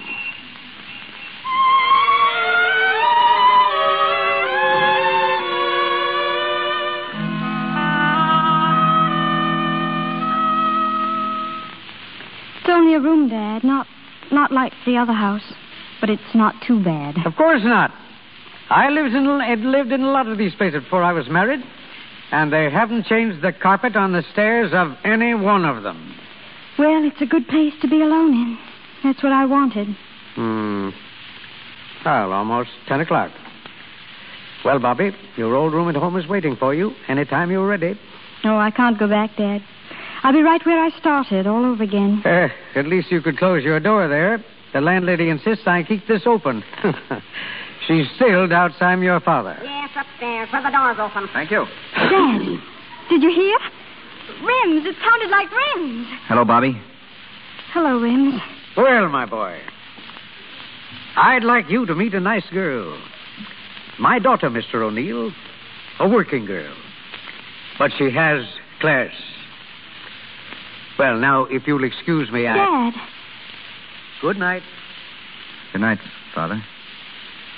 I guess you wondered how I found you. No. He didn't tell me. I followed you here, you and Mengel. Oh. Is that why you're here now? No. Then what is it? Oh, I don't know, Bobby. I guess it doesn't matter. That's just what does matter. Yeah? You might at least sit down. Thanks. I hear you have a new job. Yes.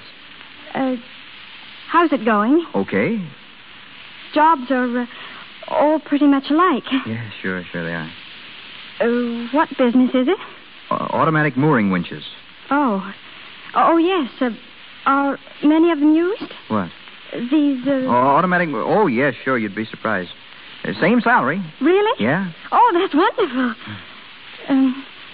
I have to apologize for this place. It's not very... Well, you're in it, aren't you? Thanks, Rims.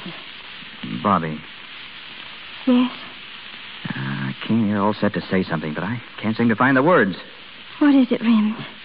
Well, I came to ask if you hadn't had enough of all this, and maybe you'd come back home now. No, Rims. What are you going to do? I don't know. Only I'm on my own now, and I'm going to use my own judgment. Such as it is? Exactly. You use yours, such as it is, and you haven't any guardian. Well, I'm sorry. You don't care about me anymore. Yes, I do. You still won't try again. No, Rims. What we wanted was a love affair, wasn't it? Just to be together and let the rest go hang.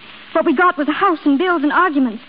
You know what I think a love affair is? It's when the whole world is trying to keep two people apart and they insist on being together. That about lets me out, doesn't it? Does it? Oh, but what's your time, miss? Gentlemen callers mean open doors, and I mean business. Another thing, it's 2 minutes after 10, and I've got to lock the front door. I forgot to tell you, Rims. Thank you, Mrs. Gorlick. Mr. O'Neill was just going. Yes, I know. The gentlemen are always get the door. Well, I guess that's that. Good night. When do I see you? Whenever you like. How do I see you? By appointment? Well, I'm not very busy. If we never had been married and I was just a girl you wanted to see sometime, how would you manage it? Well, I could call you up tomorrow and take you for a bus ride, I suppose, and then dinner at Child's. That'd be pretty nice, wouldn't it? I'd like it. Why don't you? Well, I don't want to go bus riding. Oh, Bobby, won't you come back? We could... You never really wanted to get married, did you? Tell me the truth. I wanted you. Oh, of course you did, but you didn't want a house. I wanted you, but I didn't want a house, and I don't now. How do I know you won't fall for somebody else sometime if you leave here? You don't. Oh. How do I know you won't fall for somebody else? I don't. I don't want to. Rims, you want to see me unless you just can't keep away. You used to know me so well you didn't like me. You used to know where I was and what I was doing all the time, and it was all wrong, and we won't have any more of it. All right. So, now we're really free. I said all right. I don't give a hoop about that. Well, what do you give a hoop about? How about you, darling? Can't you see it? Don't you see I can't get along without you? I can't stand being away from you all the time. I keep waking up at night thinking of you. So do I. Bobby, the house is standing there, waiting for us. No, I'm sorry. It'll just have to wait. I got you into it in the first place, and you didn't like it. And now we're out of it. But listen, that isn't a bad little house as houses go. Any house is bad enough. You have a house and you get bills and dishpans and quarrels. Is that all you got? Just about. Well, I don't know what you want. Oh, I don't either. I only know what I don't want. All right, I get it. Rims. Oh, never even said goodbye.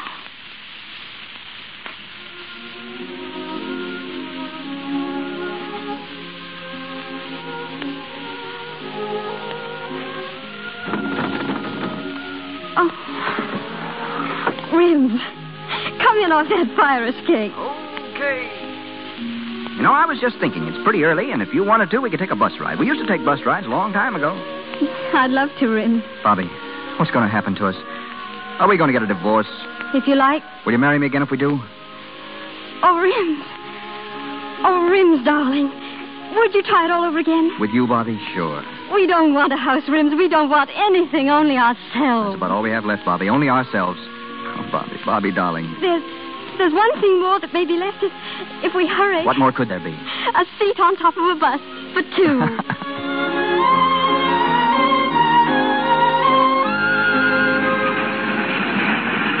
Step lively, please. I'd like to know when we get to Riverside Drive. Yes, lady. I'll tell you when we get there. Sort of like old times, Bobby, isn't it? Oh, Rims, darling, what happened to us? We've learned so much, Bobby. It'll never happen again. Rims? Yes. Rims, our house, it's only 2 blocks more. Bobby, let's go back, huh? Bills and dishes and all? Yeah. Oh, I love them, Rims. We'll never leave it again. I asked you this once before, Bobby. I've never meant it so much since. Yes, Rims? Do you mind if I kiss you? Oh, no, Rims. Put your arms around me and don't ever take them away as long as we live. No, darling, not as long as we live. Conductor! Yes, lady? They're actually kissing each other. It's a disgrace. Stop it at once. Oh, let them alone, lady. Wait till they've been married for a few months. They don't know what it's all about.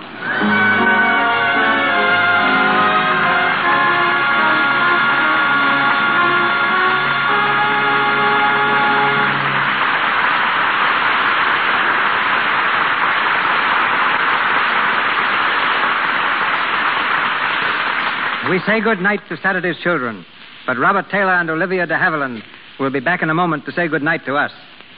Writers, like painters, often live for their art, but have trouble making a living at it.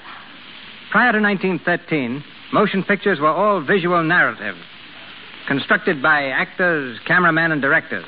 Stories and dramatic situations were alien to them, and writers wrote only for print or stage. Today, writers are among the highest paid of studio personnel. William Koenig is an expert on their wares. Beginning as an usher, he became a stage director, manager of leading theaters throughout the country, and for the last 15 years has been responsible for many policies vitally affecting the motion picture business. Today, he is general manager of Universal Pictures. Ladies and gentlemen, Mr. William Koenig.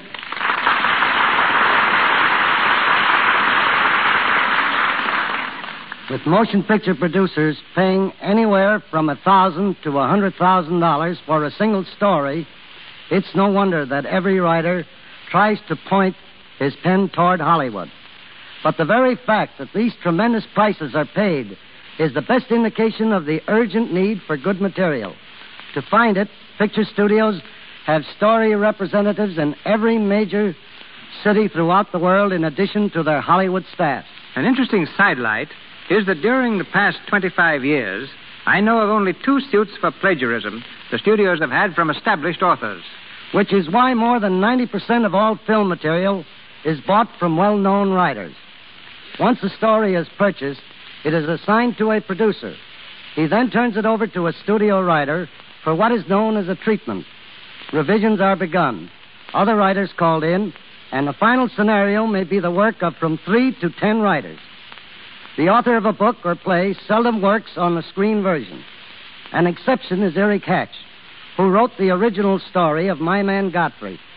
Mr. Hatch collaborated with Maury Riskin on the screenplay directed by Gregory LaCava. Many scenes in this film were rewritten after the picture was underway, giving it a freshness, sparkle characteristic of all LaCava pictures. Comedies take the longest time to prepare because they're good, prove very successful moneymakers. A screenwriter must put as much action into 70 minutes of film as you would see in a stage play lasting 2.5 hours. In radio, the time element is still more pressing, and the great job being done by Mr. DeMille and the Lux Radio Theater has won the respect of all Hollywood. Along with stories, our other big need is always for new talent. We're trying something new at Universal by going in for promising young players on a large scale. Of our 100 contract players, 75 have never been before the camera. One of them is Deanna Durbin, only 13 years old and already a sensational success on the air. She will be featured in our new film, 3 Smart Girls, with Barbara Reed and Nan Gray, each only 17 years old. Robert Taylor was barred by Universal from Metro-Goldwyn-Mayer for a leading role in Magnificent Obsession, directed by John Stahl. We're proud to have contributed to the success of this young star, who has become one of the most popular personalities on the screen since Valentino. Bob came to pictures from college, and I feel confident that the next few years will find universities actively training students not only as actors, but as writers, directors, and technicians. Many thanks to you all, and good night. Good night, Mr. Koenig. Good night,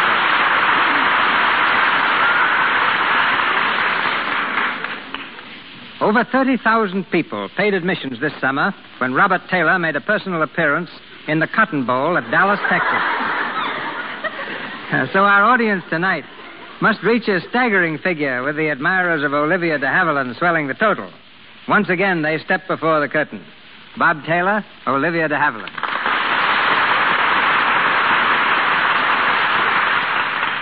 Thank you, Mr. DeMille, but Bob's the one to do the talking. He used to win prizes for oratory. Yes. There's one neat little number I once orated called The Peculiar Position Held by School Teachers in Public Society. I think it began something like this. Cut. We'd much rather hear you play a cello. I guess you've never heard me play the cello. Well, no. The fact is I left my cello in my other suit. Well, then tell us how it feels to be a big romantic hero. What is this? It looks like a conspiracy to embarrass Taylor. Oh, not at all, Bob. Not at all. I hear you get more fan mail than anyone in Hollywood. We've had to hire 4 secretaries to handle it. Oh, please come now. I'm just a small-town boy. I know, from Philly. I'd call Philadelphia a big town.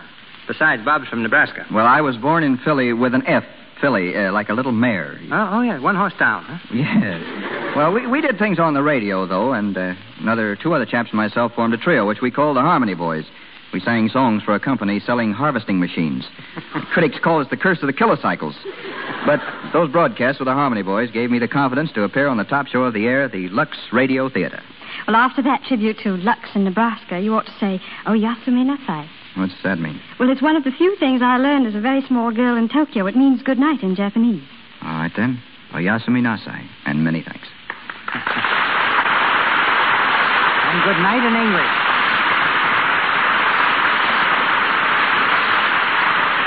Thank you, Mr. Haviland and Mr. Taylor. Ladies and gentlemen, this is your announcer, Melville Ruick. Mr. DeMille tells us of next week's program shortly. Our cast tonight included Mona Barry as Florrie, Frederick Perry as Mr. Harrington, Chester Clute as Willie, Leora Thatcher as Mrs. Gorlick, Lou Merrill as Mr. Mingle, Frank Nelson as Keith, and Ross Forrester, Robert Payton, and John Lake. Mr. Haviland appeared through courtesy of Warner Brothers. Mr. Taylor, Metro-Goldwyn-Mayer, Mr. DeMille and Mr. Richardson, Paramount, Mr. Koenig, Universal, and Mr. Silvers, 20th Century Fox, where he composed the musical arrangements for their new football film, Pigskin Parade. And now, Mr. DeMille. For many months, I've looked forward to presenting on this program the star of my new picture, The Plainsman. I'm happy to announce that next Monday night, the Lux Radio Theater brings you Gary Cooper in a radio dramatization of one of his greatest successes, The Virginian, adapted from Owen Wister's famous novel. The play will feature Charles Bickford, Helen Mack, and John Howard.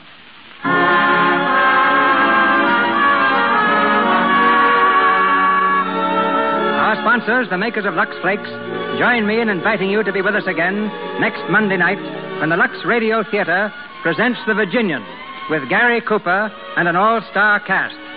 This is Cecil B. DeMille saying good night to you from Hollywood.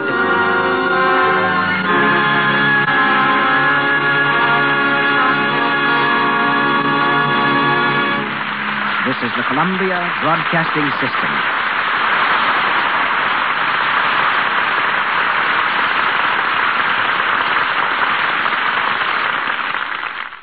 The Warrior of the Woodland, Ranger Bill, is coming up next.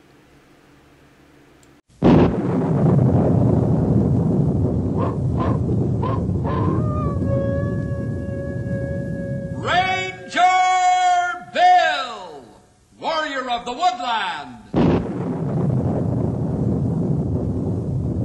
Ranger Bill, Warrior of the Woodland, struggling against extreme odds, traveling dangerous trails, showing rare courage in the face of disaster. In the air.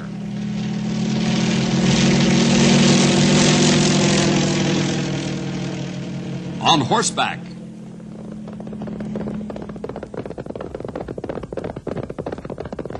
Or in a screaming squad car.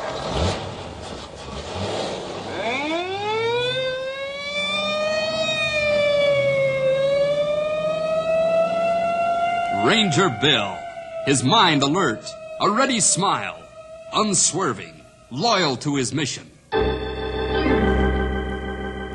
And all this in exchange for the satisfaction and pride of a job well done.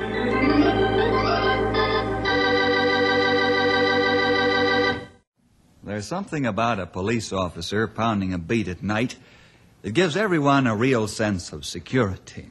He walks along in the dark with his lead-weighted nightstick dangling readily from his hand while he stops here and there to check locked doors to make sure they're doing their job.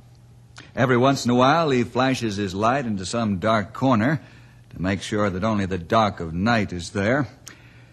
The officer on the beat also watches homes to make sure there's no suspicious smoke coming out or people trying to break in. And then he's an awfully nice fellow to meet if you're walking home late at night. Now, in Knotty Pine, there isn't much in the way of excitement on the night beat, but Officers O'Rourke and Ryan walk their beats just as carefully. Let's find out what happens on this night in the story, River of Fire.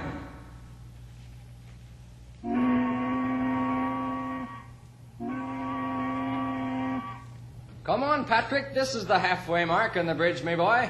And the rule book says you gotta walk to the half mark. Ryan, you're a hard man. It's too bad you ever learned to read. You'll drive me to retiring by reciting that rule book every time you look me squarely in the eye. Come on, Patrick, my boy. You can make it if you try. Oh.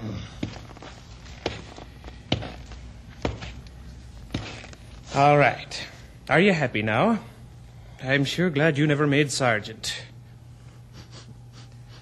Say, Ian, what's the matter with your nose? It's jumping around like a rabbit. Don't you smell it? Smell what? Fuel oil. Well, certainly I smell it. Do you think me nose is stopped up? It's coming from one of them barges tied along the dock upstream. I tell you, that smells strong. Sure, and so's the breeze, Flatfoot.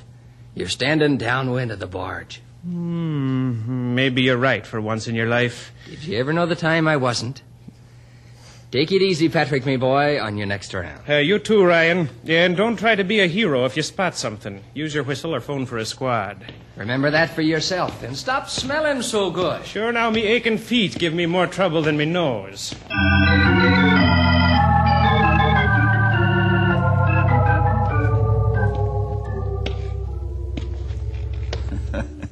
Two warm-hearted Irish policemen having a bit of chin music at the end of their beat before they start back. Let's follow Pat as he slowly walks along, giving everything the once-over. Wait a minute. Pat stopped. Has he seen something he doesn't like? No, he's just standing there. Now he's turning back. Pat's walking quickly now, back toward the river. Something's on his mind. Something's disturbing him. He's not letting it go by as a passing thought. Let's follow Pat as he heads back toward the bridge. Ryan, what are you doing back here? Now, I might be asking you the same thing, O'Rourke. You got the river on your mind, too? Aye, that I have. Let's go down and have a look. Come on. Here, watch it. Just it's darkened down. Here, careful.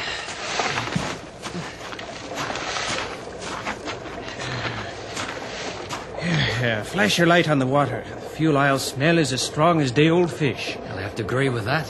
What? The river's covered with oil. Aye, and that it is, me lad. The whole thing is covered. One of those barges must be leaking. Let's have a look.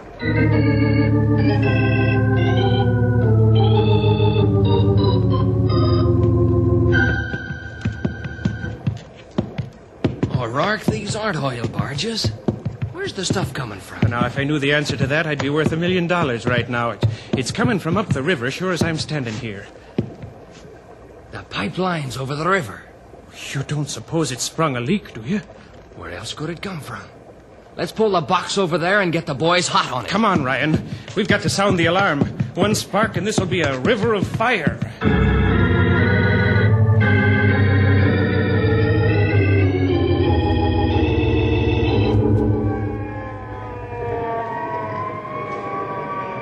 Hello, Bill. Hello, Cal. What's all the excitement about? Yeah, this is a fine time to be getting people out of bed. That's the way I felt until Pat and Ryan showed me that river. Well, let's take a look. Well, it's about time the top ranger got here. Hello, Pat. Hello, Ryan. Top of the morning to you, Bill. Yeah, that's what it is. The top of the morning or the bottom of the night. I'm not sure which. Now, there's a youngster for you. Full of fire no matter how little sleep. Say, Bill, can you smell it? I'll say I can. Fuel oil. How bad is it? Take a look across the river. You follow the beam of my flashlight. There's a regular blanket of the stuff floating on top of the water. It must be a couple of inches thick. You said it, pal. Have you found out where it's coming from? No, not yet. Pat and Ryan think it might be coming from the pipeline where it's bridged across the river. It isn't leaking in town. You're probably right. Come on, pal. Let's pick up Stumpy and Grey Wolf and take a look at the pipeline bridge. Yes, sir. I'll have the fire engines flood the river with water and try to disperse this stuff down rapidly. Right. You better send cars around informing the people of the danger, even though you'll wake them out of a sound sleep. Make sure there isn't any fire of any kind nearby. What are you going to do about that fire way over yonder? Huh? Where? The lightning. Looks like a storm coming on. And how? We've got to try and get that leak stopped before the storm gets here. All right, let's go.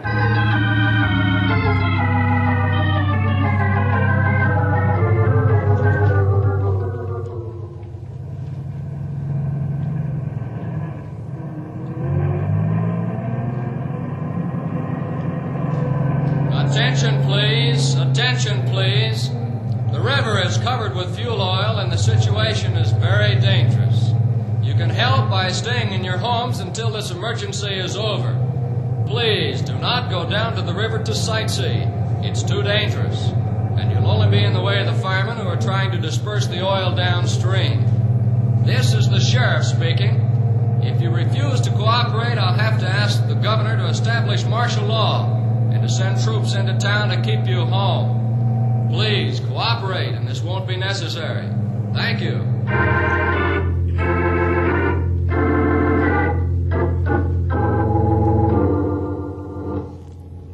Knotty Pine Dispatcher calling Junction City. Knotty Pine Dispatcher calling Junction City. Come in. Over. Junction City Police. What's up, Knotty Pine? We've got a river covered with fuel oil, and it's moving your way. Knotty Pine Sheriff wishes you to notify Central City. Say, you fellows got your hands full. What's leaking? We think it's the pipeline. Man, that's not good. I'll pass the word to the Central City Police. Thanks for the warning.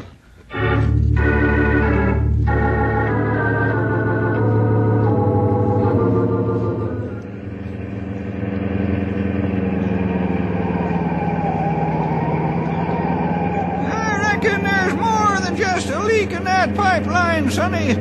Must be a pretty good-sized hole in it for all that oil to get out. I think same thing.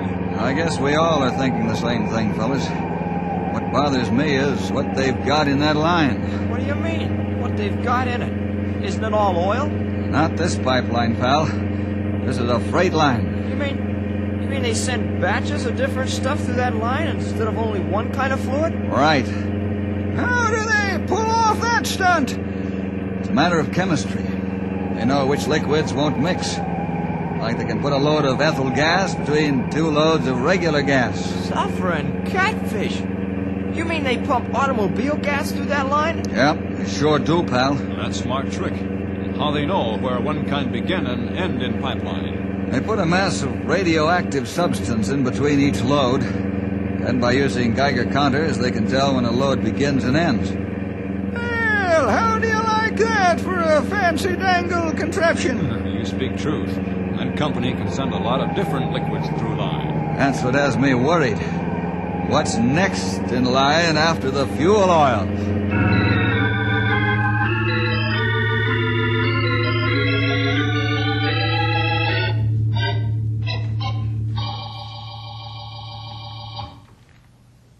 Scotty, 10 seconds and you're on. Good morning, everyone. This is Scotty Logan with the 5 o'clock news. This early morning, I'm sure there are more listeners than usual, and this isn't the cheery morning we'd like it to be.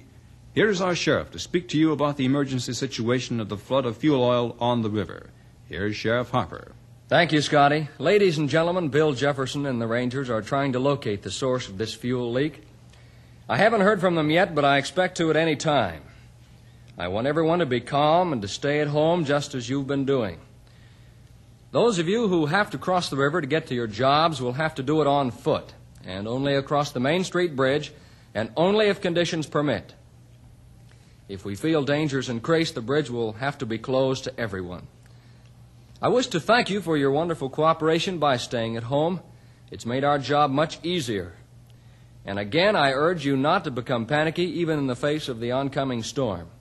The fire department is rapidly dispersing the oil as it comes downstream, and our fire chief feels that the danger point has been reduced considerably. Thank you.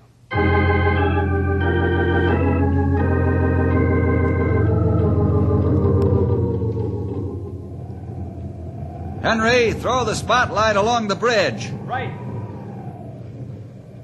There it is! Look at the oil spilling out! They're a big hole in pipe, all right. Maybe a bridge swayed too much from wind. I don't know, but I'm calling the pipeline company right now. Look at Malcolm Gray and his men up here on the double. All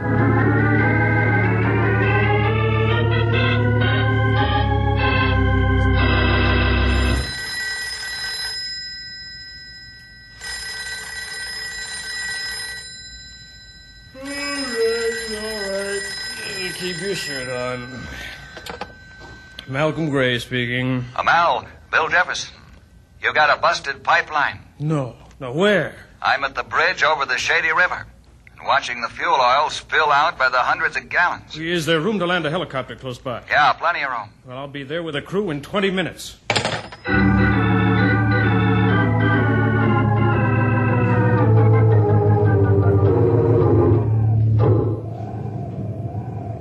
Cal, the company men are in the air now, flying here from Canyon City. That's about all I can tell you right now, except the stuff is spilling out like crazy. That's fast work, Bill. How are things in Knotty Pine? Wonderfully quiet. Everyone's doing his best to stay cool and calm. The fire boys are pumping water into the river as fast as they can. Fine, Cal, that's fine. I'll call you as soon as I know more. Over and out. Now, here come pipeline men now. Yes, sirree! None too soon. That storm's beginning to kick up an awful fuss.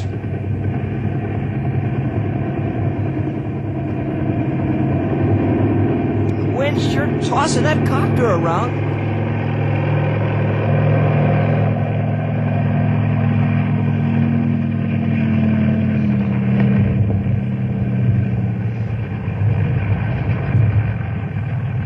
Sweeney, get your men out there fast. There isn't a minute to lose. Yes, sir. Let's go, boys. Hello, men. Hi. Hello, Mal. Howdy! Say, sure looks like a kind of a risky business out there, Yeah, you're sonny. right there, old-timer. Bill, may I use your radio? Sure, help yourself. Thanks.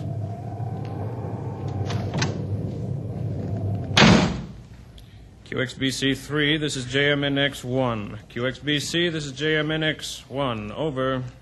This is QXBC. Come in, boss. Cut off the line immediately, Fritz. Sure, boss. What's up? I'll tell you after you close the valve. Do it now. I'll wait. Right. Be back in a minute. Come on, hurry up. Come on. Hello, Mal? Are you there? Mal? The valve's closed. What's up? The line is split open on the bridge. Oh, no. That's bad. I'm afraid to ask you, but I've got to know. What's the load behind the fuel oil? I think I know, but let me check the manifest to make sure. I don't want to scare the pants off you for nothing. Hurry up.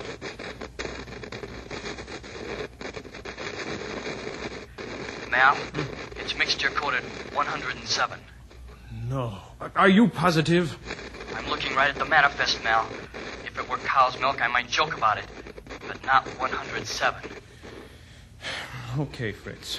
Now, don't open that valve for anyone or anything. You understand?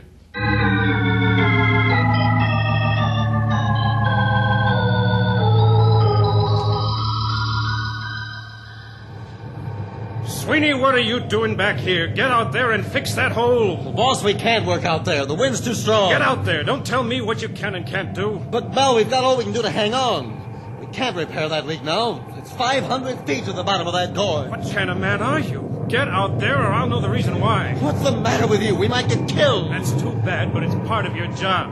Or maybe you figure the Rangers should do your work, huh? Now get out on that bridge and fix that leak. Oh, all right, we'll try it. But I'm not making any promises. Get out there, do you hear? Stop blabbing and get out there.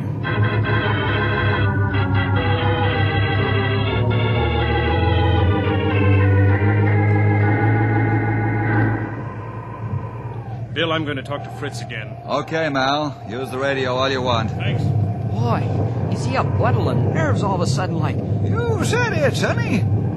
I smell a rat in the woodpile. I think same thing. He changed like wind after he talked to valve station. You fellas are pretty sharp. Pretty sharp. What do you think's wrong? I don't know. I'm waiting for Mal to tell us. Maybe he'll wait until it's too late. I hope not. Here come Sweeney and his men crawling back on bridge. And they're hanging on for dear life.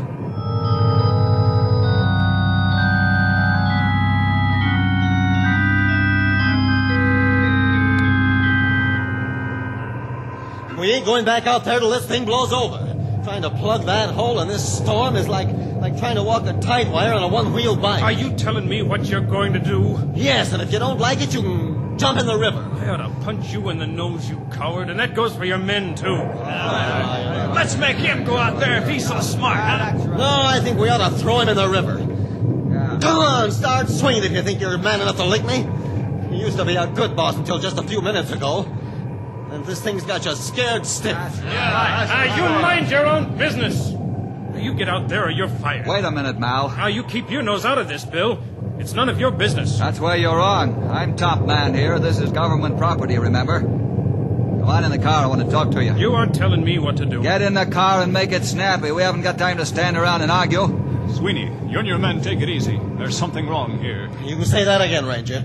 I ain't looking for no fight, but I ain't taking any more abuse either. We'll get Mal straightened out.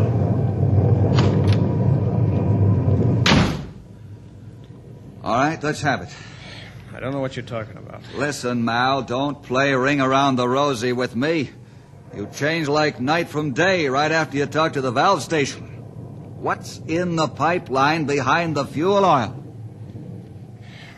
The next load is aviation gasoline. Aviation gas? Yes, 50,000 gallons of it. If the lightning hits that stuff, the whole county's going up.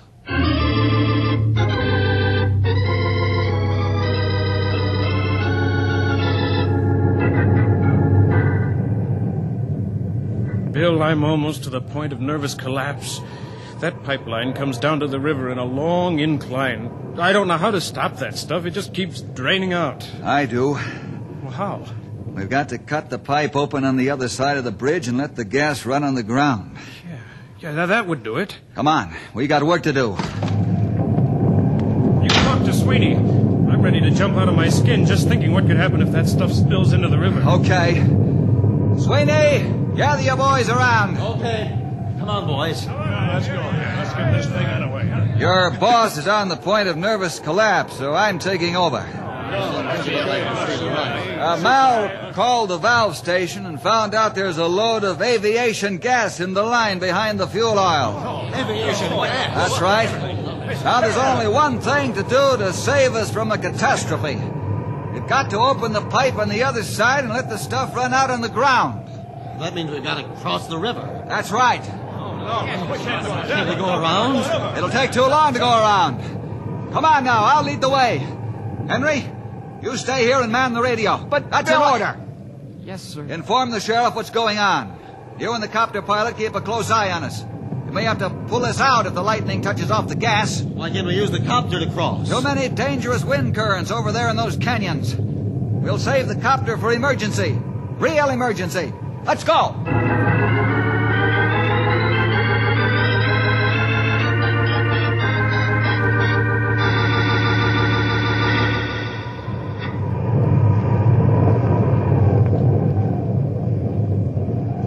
Every last one of us was in extreme danger crossing the pipeline bridge over the shady river. One misstep on the narrow catwalk, that would be all over. They might find our bodies down in Dead Man's Gorge, or they might never find us. The wind howled an angry gale and tried to tear each man off the catwalk and throw him into the river.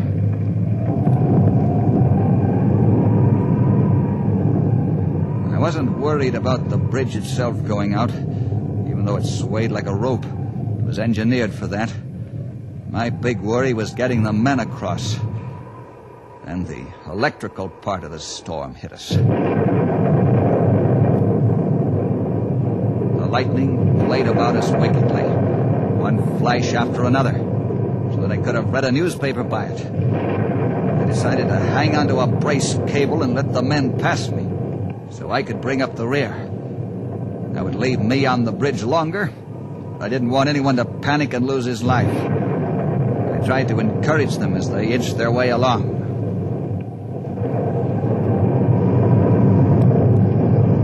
Keep going!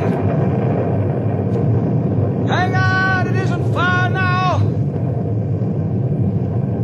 Go slow, men!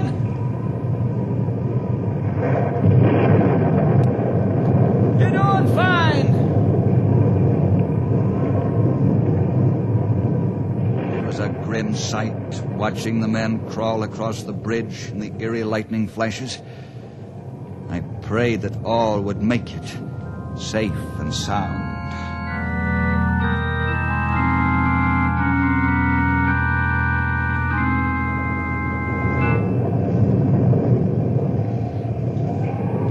They won't make it. They'll be killed. Look at that lightning. They won't make it, I tell you. Why did I ever let them go? That gas will catch fire and kill them all. Burn them to a crisp. Now, keep quiet! Can't you see them now screaming and yelling and burning gas? Nobody to help them. I'm going to rescue them. I'm going to rescue them. They'll die. They'll die screaming with pain. Now, come back here! Okay, boy, you asked for it. I'm sorry, Mal. Sorry I had to tackle you. But I couldn't let you kill yourself either.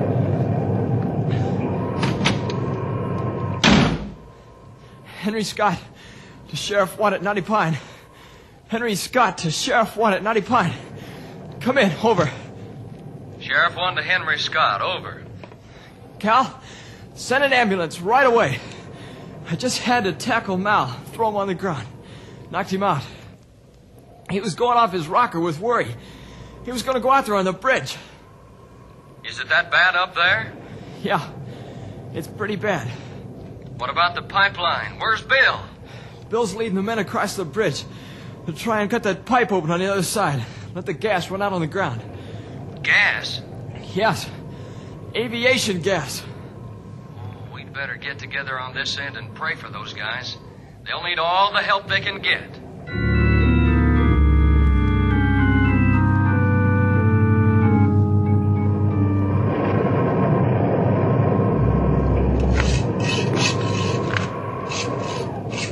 Charlie, get that torch away from here. Want to kill us? How long, Sweeney? There's a small hole now, Bill. Maybe 10 minutes. We'll have it split in two. Can't wait that long. You'll have to. We need miracle men, you know. It's time to cut through steel. Like opening a can of soup, you know. Get your men out and back. Are you cracking too? First you say cut faster, and now you say stop cutting. You see those rocks up on that ledge? Yeah? Will they open the pipe if they're dropped on it? Like a watermelon dropped off a truck. Okay, get your men out. You too, Stumpy, Grey Wolf. But if the gas is coming through the line when the rocks hit, we won't find you after it's over. I'm not asking you to risk your life, am I? No, sir. I get you. Come on, boys, clear out. I go with you, Bill. You heard me, and that's an order. Get out of here, scram!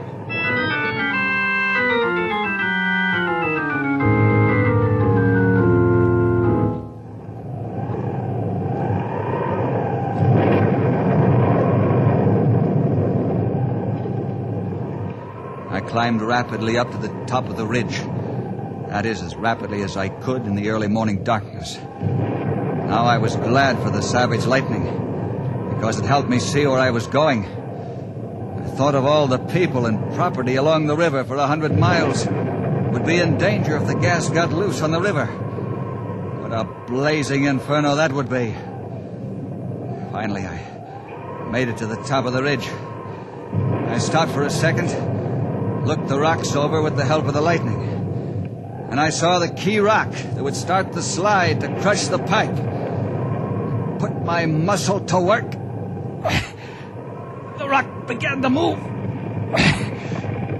Finally, I pushed it over. It went crashing down, taking more and more rocks with it. Now I wonder, where's the gasoline in that pipeline?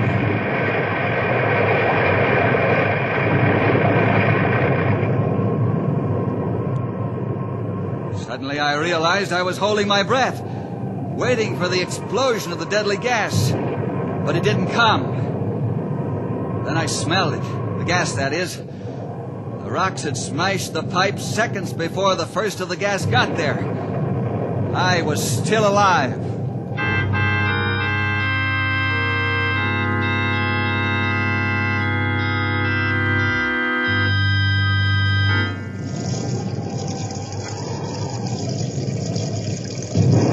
That sure is a pretty sound. Look at the rocks and the ground soak up that gas. We'd never have made it if you hadn't pushed them rocks down, Bill. You got a lot of courage, man. We all wait for explosion and breathe again after it not comes. I did too, Grey Wolf. Thank the Lord there won't be a river of fire.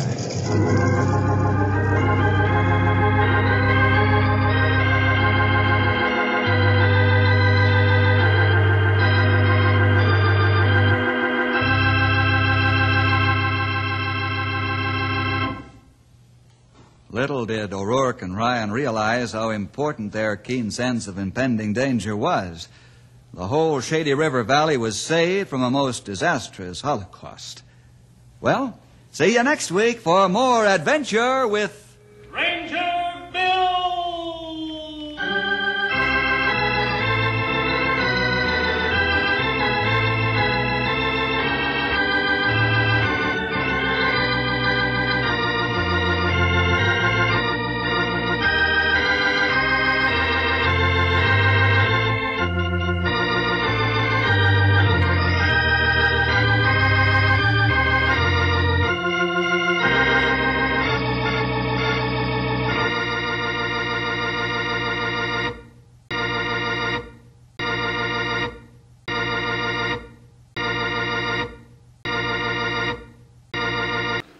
The first couple of radio comedy, Burns and Allen, are up next. Another cup of Maxwell House coffee, George? Sure. Pour me a cup, Gracie. Maxwell House is always good to the last drop. And that's good, too. Yes, it's Maxwell House Coffee Time, starring George Burns and Gracie Allen.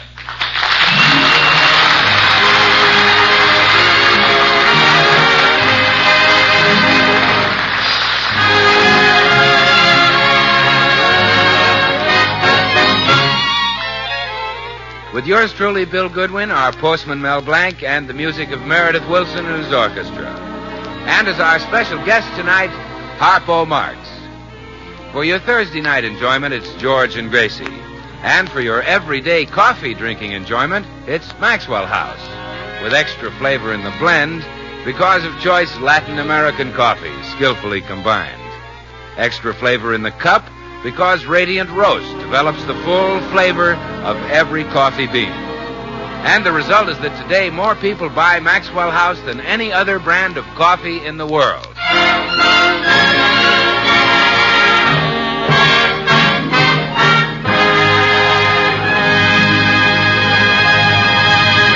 Well, this morning, we find the Burnses in their living room, where Gracie has just finished writing one of her daily newspaper columns. There. All done. And one of the best columns I've ever written. What's today's column about? All about my wonderful idea to solve inflation. What's your idea? Well, why not establish a board to control prices and not let them get too high? We have a board like that. It's called OPA. You mean someone stole my idea before I Yes, even it got had around. Yes, it stole. Oh, darn. What did you say the board was called? OPA. How do you spell it? OPA are initials. They stand for Office of Price Administration. My goodness. How did you find out all this stuff? There's a leak in Washington. Oh, what I know Max Gordon. Story. I'll put this all in my column. Boy, I'd like to see Drew Pearson's face when it appears. Oh, yes, he'll be amazed. Oh, I'll say. He'll probably sit up all night and wear himself out working on the same idea. And then tomorrow morning, he'll read my column, and there he'll be, pooped and scooped.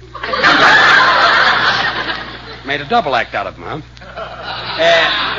Gracie, let's stop this nonsense. You know absolutely nothing about national affairs. Oh, no? Well, you just ask me any question about national affairs, and I'll snap out an answer just like that. Okay.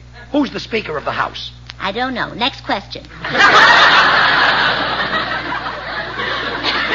What's Secretary Schwallenbach's job? Never heard of him. Keep coming, brother. That's enough. And you compare yourself to a man like Drew Pearson. Why, he knows everybody in Washington who has a job. So do I, and some Republicans, too. Oh, yes. You're a good mixer. Anyway, my column is different from Mr. Pearson's. He only writes political news, but I write all kinds, even Hollywood gossip. Hollywood gossip? Mm-hmm. Now, listen to this little tidbit from my tomorrow's column. I say, it is rumored about the Hollywood night spots that Clark Gable wears false ears.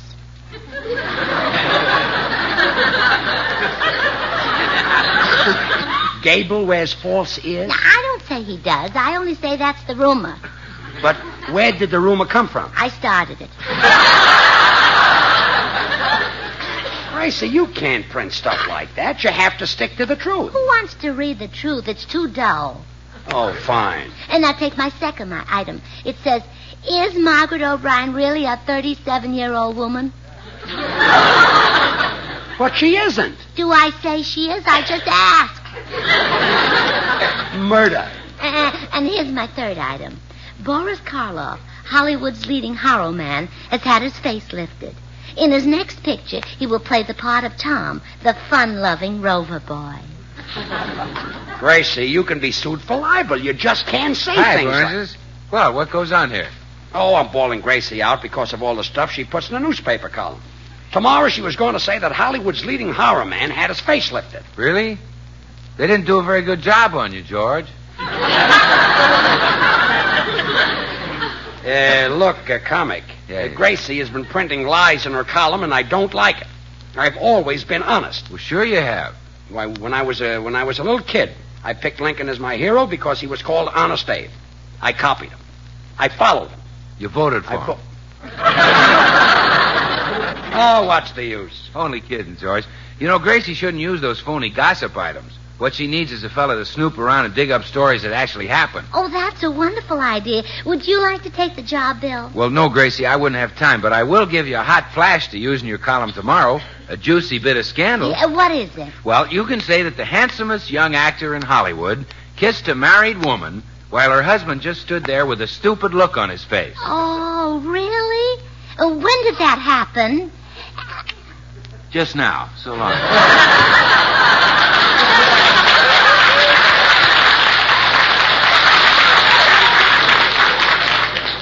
Someday I'll punch that guy right in his dimple. Oh, don't be huffy. Bill's plan will solve everything. I'll get somebody to spy on the stars and tell me what they see. But who'll you get? Well, why don't you do it, George? A job like that would be a nice change from, well, whatever it is you do. You mean give up my pickle store? Me spy on people, oh no. Oh, please, dear. Nothing doing. I'd have to follow Betty Grable around. I'd have to peek into Lana Turner's window and hide under Rita Hayworth's... Say, that wouldn't be a... George. Okay, forget it. Come in. Good morning, all. Good morning, all. Meredith, you may be the very man I'm looking for. I need someone to collect gossip for my column. Then I'm your man, Gracie. Back in my hometown of Mason City, Iowa, I used to do a gossip program on the radio. Called it Inside Mason City with Scoop Wilson. Good thing it wasn't Don Wilson. You couldn't get inside Mason City with Don Wilson. Meredith, what sort of items did you do? Well, I'd usually open with a shocker to get their attention. Something like, Flash, what Holstein is holding hoofs with what popular bull? That was the shocker that got their attention. Yes. Then I'd broadcast news of special interest to the Iowa farmers. The progress of the fight against the corn borer. The latest news... What's a corn borer, Meredith?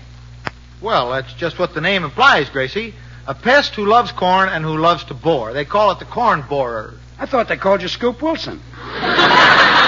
Sure. Well, it's a little joke, yes. Well, I'll see you two geniuses later. This conversation upsets me. Do you think I might qualify as your snooping reporter, Gracie? No, I'm afraid not, Meredith. No. I need someone who can sneak right into people's homes and spy on them. Oh. Say, I saw a thrilling spy picture called Night in Casablanca. Maybe you could hire someone from the cast. Oh, were there any exotic, seductive spies in the picture? Oh, yes. There was one very attractive blonde spy. His name was Harpo Marx. Harpo Marx? Yeah. In Night in Casablanca, all of the Marx brothers are spies. It was a thrilling picture. I was glued to my seat for 2 hours. Glued to your seat? Well, wasn't it embarrassing when you got up and your pants didn't? By the expression glued to my seat, I simply meant I couldn't leave.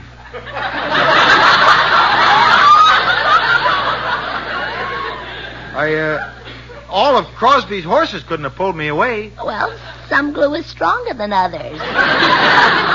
Meredith, you've given me a wonderful idea. I have? I'll go over to the Marx Brothers' house and hire one of them as my snooping reporter. Which one will you get, Gracie? Well, either Groucho or Chico. Harpo doesn't talk. That's right. He's the dumb one. All he does is chase beautiful women. Yeah, well, he's not so dumb. See you later, Meredith.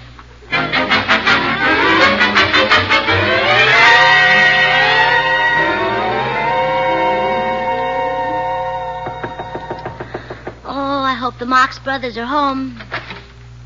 Oh, it's Harpo.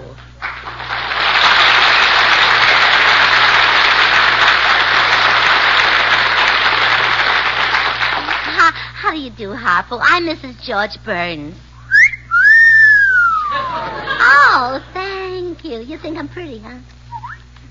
My figure does things to you? You just can't take your eyes off my face? I'm young and alluring, an irresistible siren. I fascinate you. Oh, you little devil, what a line you've got. Tell me, where are your brothers, Groucho and Chico? Oh, I see, playing cards. What are they playing, poker? Bridge? No. Well, what are they playing? Oh, gin.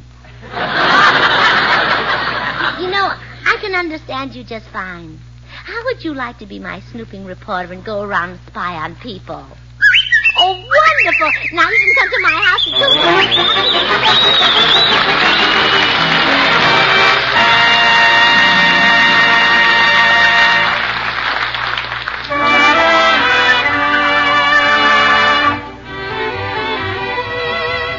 On Mobile Bay, it's Meredith Wilson and his orchestra.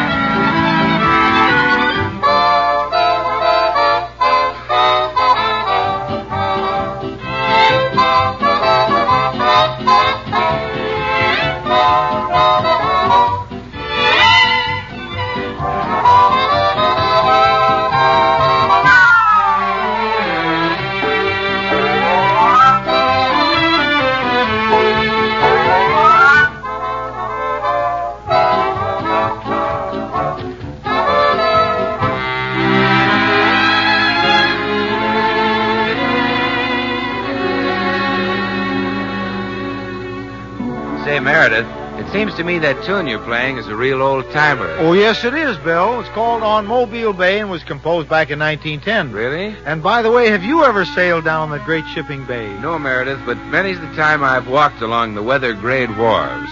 And what a sight it is to see all the different steamships and freighters from far-flung ports. Why, they hail from Europe, the Windward Islands, the Caribbean, New Zealand, Hawaii, and from many other corners of the world. And then there's all the hustle and drama of men and cargo booms landing the exotic freight. Mahogany logs, sandalwood, spices, and tropical fruits and barks. Mobile Bay is certainly a unique and colorful part of our American scene. And, you know, I can't help thinking, too, how it's no wonder that Maxwell House coffee has become so much a part of the American scene. For this nation of coffee lovers have enjoyed the richly mellow flavor of Maxwell House for generations. And today it's bought and enjoyed by more people than any other brand of coffee.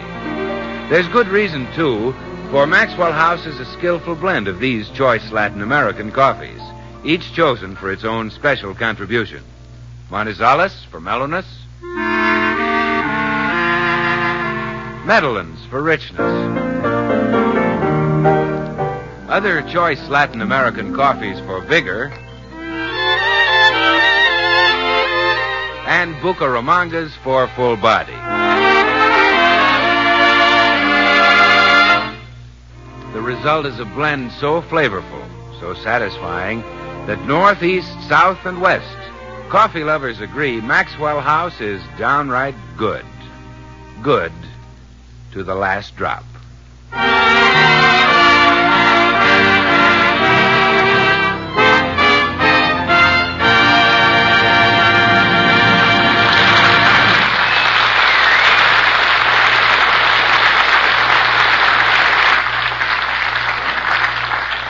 You serious, Gracie? You hired Harpo Marx as your snooping reporter? Well, sure. Well, what good is he? He doesn't talk. But he honks. So does a goose, and that you can eat.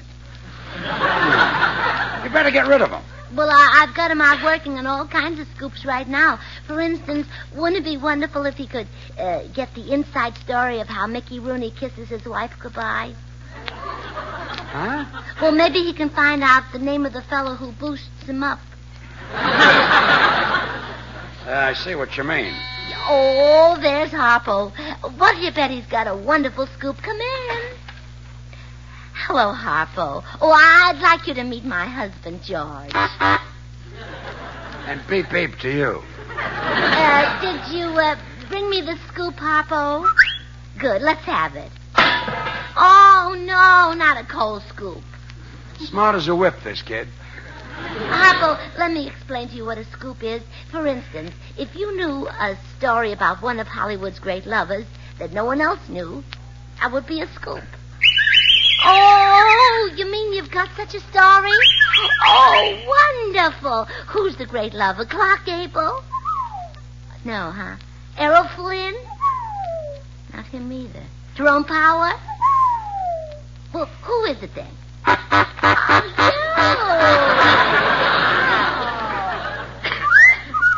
Oh, no. Spring is here. Now, George, this might be a very interesting story. Tell me about it, Harpo. I suppose there's a girl involved. Oh, well, I don't know if that's 3 plain ones or 1 knockout. Oh, 1 knockout. Then you have a rival, I suppose. Oh, I thought so. What sort of a fella is he? He doesn't like a villain. No, he sounds like a cad. Now, when did all this take place, Harpo? Oh, yeah, I see. Saturday night. Now, exactly what happened on Saturday night? Oh, you called on your girl. Were her mother and father home? Oh, just her mother. This is the greatest story since Lost Weekend. Well, what happened next, Harpo? Did you take your girl over to the sofa? Uh-huh. And then what?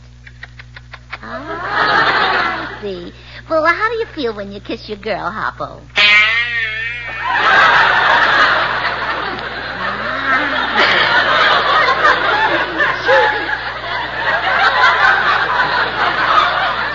She must be quite a girl. All right, you were kissing her. Then what? Uh-huh. And was there someone at the door, maybe? Uh-huh. Who was Got it? the cue backwards, but we got it in. The rival, huh? And what did he want? Oh, same thing you wanted. Well, did he take your girl away from you? Oh, poor Harpo. Did you find someone else to neck with? Oh, yeah? Who was she? You had to take her mother. Well, I guess the young girls don't go for you. The Bobby Socker's like a different type of man. He's rattling bones. Well, that's who they like, Frank Sinatra. Well, you see, Harpo, it's too bad that you can't serenade the girls like Frankie Boy does. Ooh, that's right. You have your harp. Oh, show us how you woo the girls with that.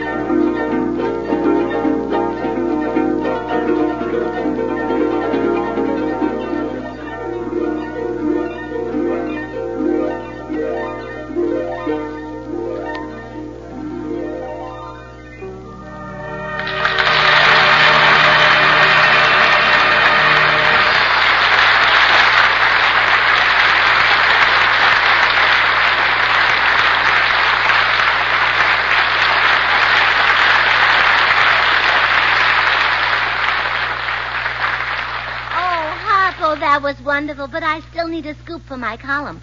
Something exciting like a robbery. Find out who held up Hedy Lamarr and Dorothy Lamour. And find out who held up W.C. Fields. Oh, I didn't know he was held up. You don't think he can stand alone, do you? Oh, George, this is a serious assignment. Now, get going, Harpo. Get me a big scoop on a robbery. Gracie, that guy's a complete jerk. He is not. He's a brilliant man, and he has a brilliant future. Brilliant future? Yes. He can't talk. I know. Wouldn't he make a wonderful congressman? But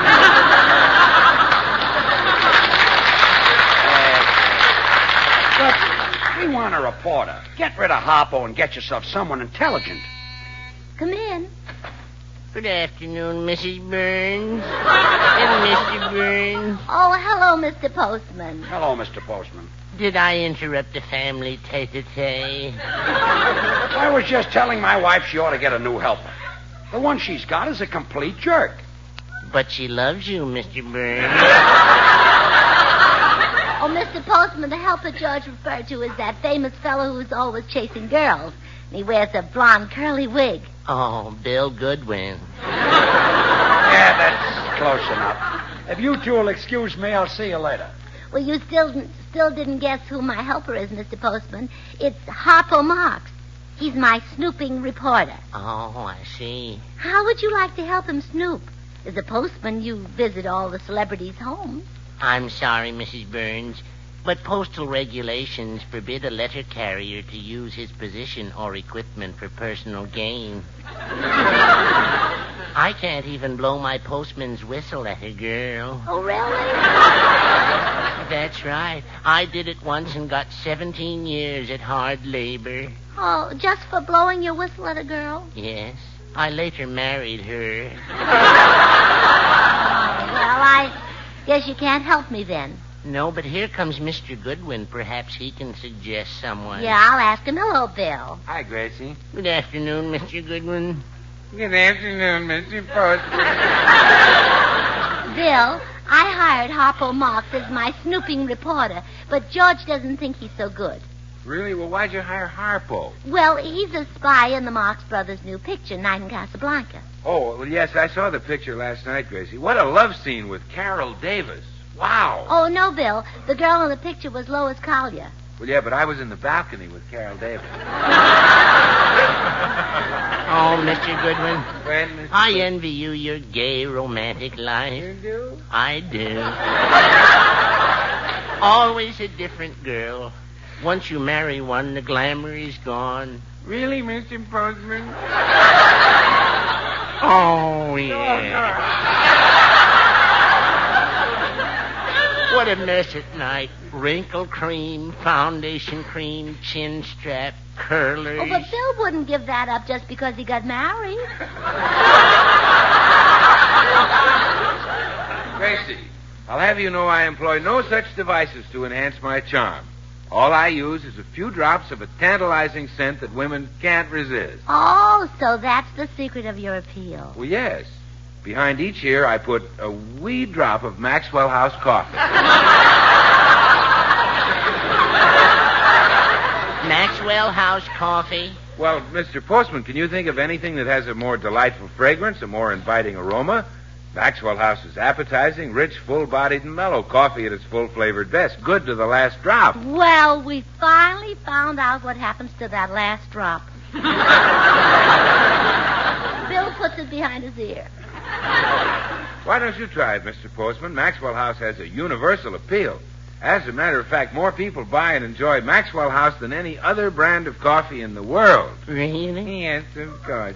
I'll bet if you try my little trick, Mr. Postman, your wife will grab you in her arms and kiss you. What a horrible thought. Oh, Mr. Postman, if your wife is like you say, how did she ever get you to propose to her? Oh, she turned my head. Oh, flattery, huh? No, she just took my head in her hands and turned it till I said, well, goodbye, folks. Remember, keep smiling.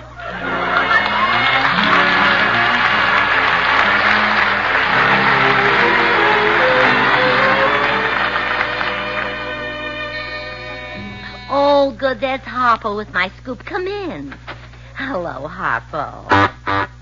The Sunset bus is back. Well, Harpo, did you get a story about a robbery? Wonderful. Harpo, I want to apologize. Let me shake your hand. What did the robber steal? Wait a minute. A piece of silverware just fell out of a sleeve.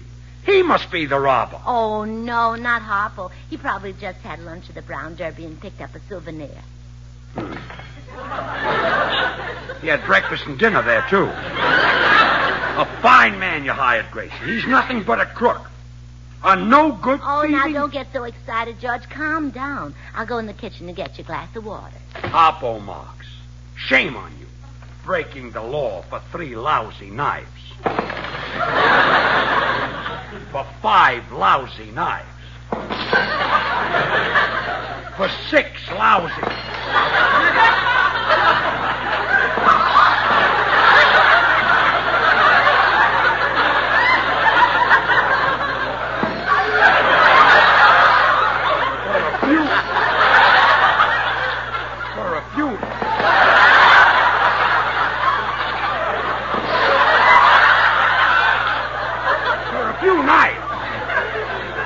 Aren't you ashamed of yourself? Aren't you sorry you stole them? What would your mother think if she found out that you walked into a restaurant? If she...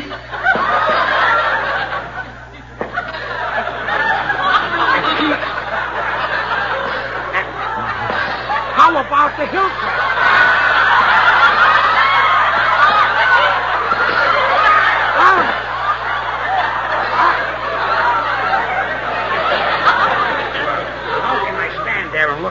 Why, look. You stole it from some poor man. Holy smoke, you've stolen everything but the kitchen sink. That too, huh? I feel sorry for the poor sucker you stole this all from. Oh, George, I couldn't get you a glass of water. Someone stole our kitchen sink. Harpo, you mean I'm the guy you robbed? You robbed the fat... You robbed the... You robbed... You robbed the...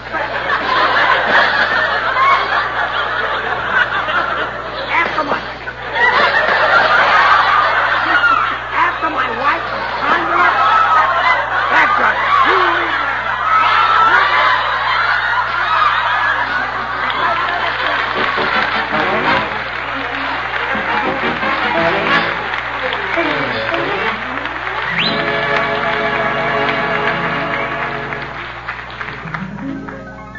Until next Thursday, good night and good luck from the makers of Maxwell House, America's #1 brand of coffee.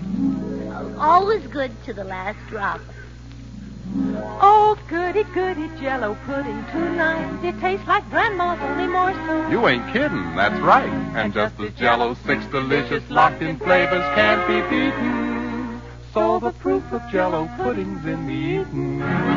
The Jell-O twins are hard to find, but keep on looking in your store. When sugar shortages are over, there'll be more.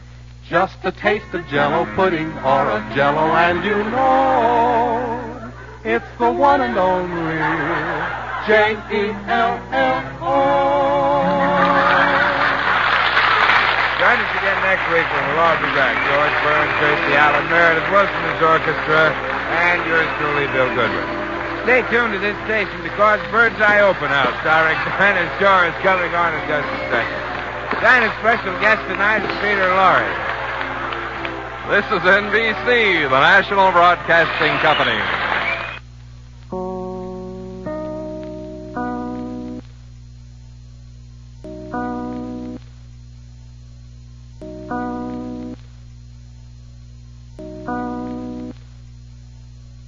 Next, hunt the biggest of all game with the Green Hornet.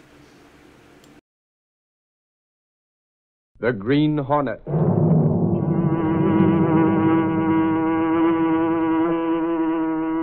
He hunts the biggest of all game, public enemies that even the G-men cannot reach, the Green Hornet.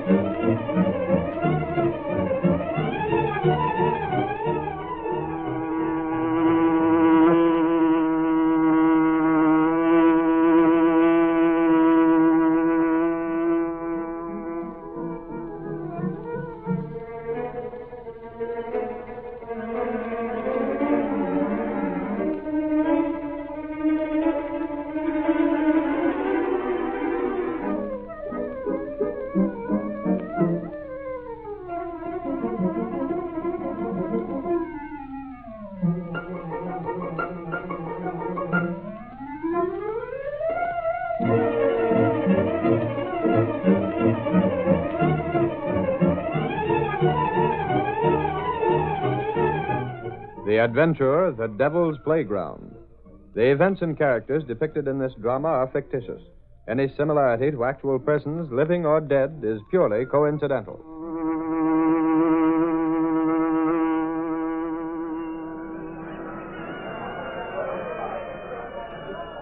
Some mob, isn't it, Casey?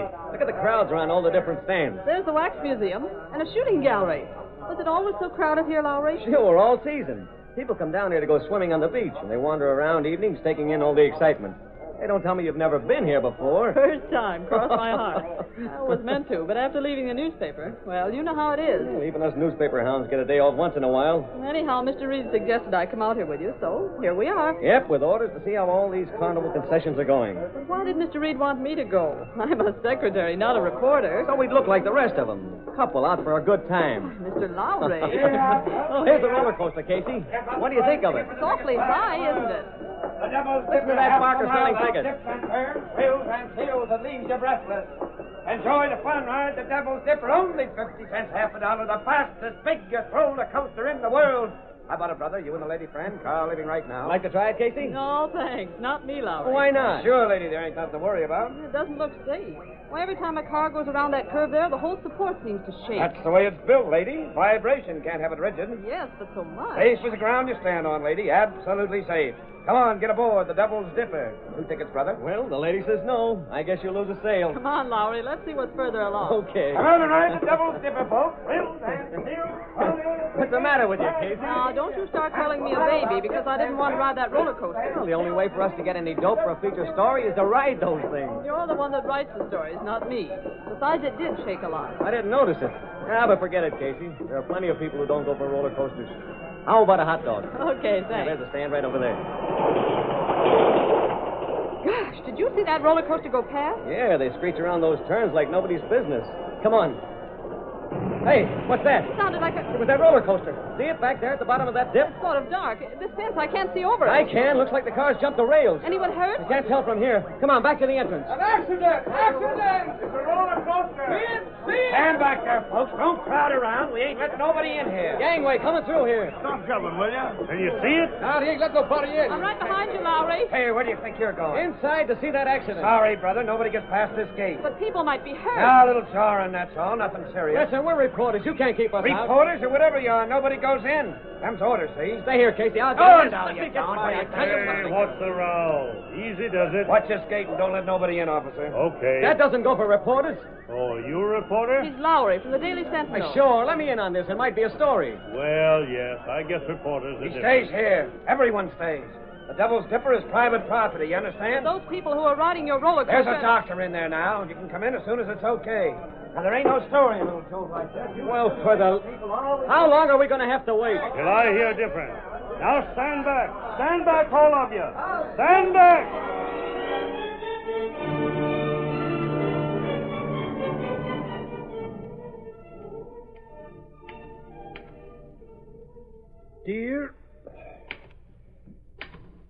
Mister Reed. Ah, there I go. Getting all tangled up again. Golly, the way Casey makes this here typewriter fly in using all 10 fingers, too. So I tries again. A new sheet of paper to begin fresh.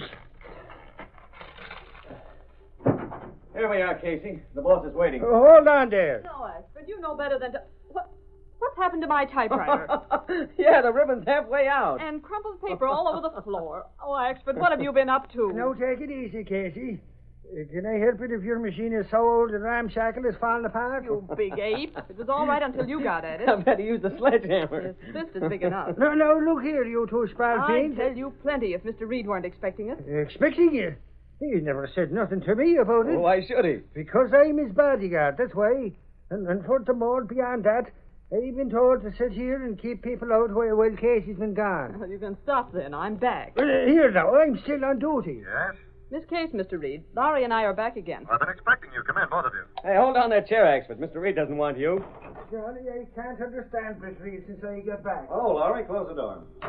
Well, Miss Case, you and Laurie ran into a lot of excitement last night. Yes, we did, Mr. Reed, and we've been out all this morning talking to people about it. Maybe she'd rather be a reporter than a secretary, boss. She'd do all right, too. Did you get anything that the Sentinel can use? Boss, we got plenty. You know about the accident last night? Oh, yes, we already had that story in. What I want now is the facts on who's responsible for it. In the bag, Mr. Reed. We got enough to call out the militia and have that roller coaster padlocked. It isn't safe, Mr. Reed. Sure of that? A statement made by the owner after the accident blamed it on a stick that had been lying across the rail. And that's what he said, boss. By the time we got past the cops and took a look, well, they might have fixed things up. What about the safety inspector? That's just it, Mr. Reed. He gave them a clean bill of health on it. And why are you so sure it wasn't merely an unfortunate accident? Here's why, boss. These little statements. Where were they from? Some of the injured passengers? No, Mr. Reed. The passengers only knew there was an accident. They didn't know how it happened. Well, I don't These see... statements are from guys who count, boss. Yeah, but I still The don't... guys who built that roller coaster, the contractors. And here's one from one of the roller coaster employees. He worked right there. He knew what went on. We got them this morning. And every one of them signed. Oh, good work. We'll be able to close down that rickety trap immediately. Hello, get me Gunnigan. Shall I do the rewrite on this, boss? Yeah, at once. Miss Case. Yes, Mr. Reed. Take this other phone and call the composing room. Tell them to hold the front page. Gunnigan, just a moment. Give me composing. Laurie. Yeah? Send Axford in here. Gunnigan, we're starting a campaign against ramshackle amusement concessions. Composing. Hold the front page for a Now, that's right. We're going after them hammer and tongs. Here I am, Britt. What's going on? We have enough for a series, Gunnigan. Now, plenty of proof. No, we won't use names yet. No sense in using all our ammunition at once. Ammunition, is it? Who shot who? Oh, Axford, hush up. Certainly name the roller coaster. The Devil's Dipper. It's unsafe. Hammer on it. I'll tell the readers we'll have more later. Miss Case, put these statements in an envelope. Yes, Mr. Reed. What can I do, Britt? Axford, you're going to do some bodyguarding. Glory be. You, Reed? No, those papers Miss Case has. You're going to see that nothing happens to them. Oh, no, Reed. That ain't no fit kind of a job for a he-man like me. I want something important. Well, these papers are plenty important. They're going to make certain that innocent people aren't the victims of another accident like the one that happened last night.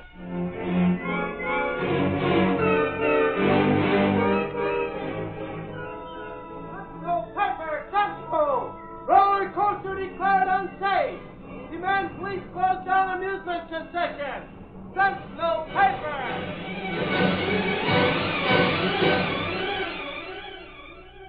Those meddling newspapers. How did the Sentinel get this story, Scanlon? Not from me, Durkin. What about that accident? You told me there was a reporter from the Sentinel at the Devil's Dipper when it crashed. Sure, with a dame, but they didn't get in. I swear it, Durkin. Then how... No, Durkin. Let's look at the facts calmly. Calm, huh? You're in this deep as I am, Buckley. You're the inspector who okayed my permit on that roller coaster. That's very true. Yeah, and you got plenty for it. A lot of good it's doing us now. This doesn't answer my question. How did the Sentinel get enough information to be so positive? If you'd read past the headlines, you'd know. Huh? We ain't had a chance to. I have. The Sentinel got that information from the contractor and men who built the roller coaster. What? They have statements from them. Furthermore, they have a statement from one of your own employees, Durkin. Do they say that? Oh, not in so many words. This story in the Sentinel is just the beginning, Durkin. It intimates that unless I, as inspector, close down the Devil's Dipper, they have proof and they intend to publish it. So that's why all those reporters outside are hot on the trail. They think the Sentinel's got an exclusive. The Devil's Dipper will not close. That's what I paid you for, Buckley. Relax, please, Durkin. I have this whole situation well figured out. Yeah? You better have. It's very simple. A few threats will take care of these witnesses the Sentinel talks about. Sure, but they got statements, signed statements. And that's where you come in, Scanlon. Yeah? Get to the point, Buckley. If I remember, Scanlon once did a stretch for safecracking. What about it? Simply that I know where those statements are kept. They're being guarded by a man named Axford. He's not very smart. Oh, I get it. I swiped them statements before the Sentinel can use them, huh? Precisely. As for those reporters out there, Durkin, come along. We'll see them together. What are we going to tell them? Leave that to me. Well, there they are. What about that Sentinel yarn, Durkin? There's Buckley, the inspector. Are you closing them down? Gentlemen, please. The Sentinel newspaper has not only blackened the reputation of Mr. Durkin, but its report has caused him to lose a lot of trade. He'll lose more than that. Who are you? I'm Lowry. The Sentinel's a paper I work for. Is Durkin closing up or isn't he? No, he is not. What's more, as inspector, I can vouch for him. That accident was caused by a stick thrown across the rail by some passerby. Purely unintentional. There'll be a better story than that in the Sentinel tomorrow. Young man, you can tell your employer this. Both Mr. Durkin and I have been libeled. We intend to sue. That's a laugh. Why, we have proof. Then you had better use it. We're suing the Sentinel immediately unless it publishes a retraction. Oh, it's unless, is it? I don't like your tone. Gentlemen, you can notify the editors of your various papers that we are suing the Daily Sentinel. Today, we'll demand $1 million damage. And, gentlemen, you may print this, too. Mr. Durkin and I are going to collect it.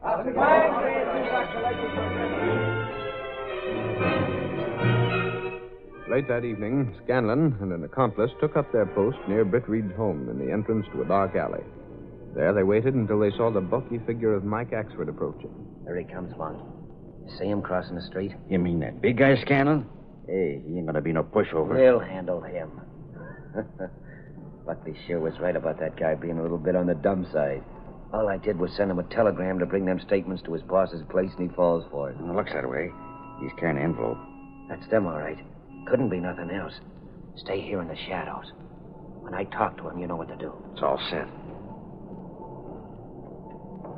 Pardon me, brother. You got a match? Huh? Golly, that's a fine way to hop out of the dark.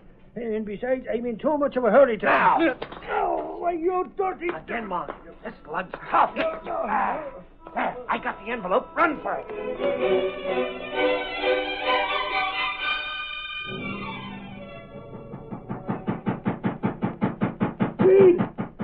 That sounds like... Axford. Good Lord, Mike, what happened? Why are you here? Golly, Britt, I've been ambushed. They nabbed them papers. Somebody must have known you told me to bring them here. What? There was 10 of them, Britt, all around me. Hey, tell me best. Mike, I never told you to bring no statements to me. Sure, and I'd have beat them all if they had... What?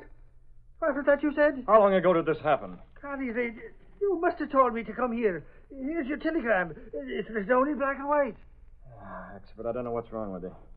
Cato. Yes, Mr. Britt. Get in the other room, Axford, and lie down. You have a bad bruise in your head. It's beyond me how I mistook the telegram.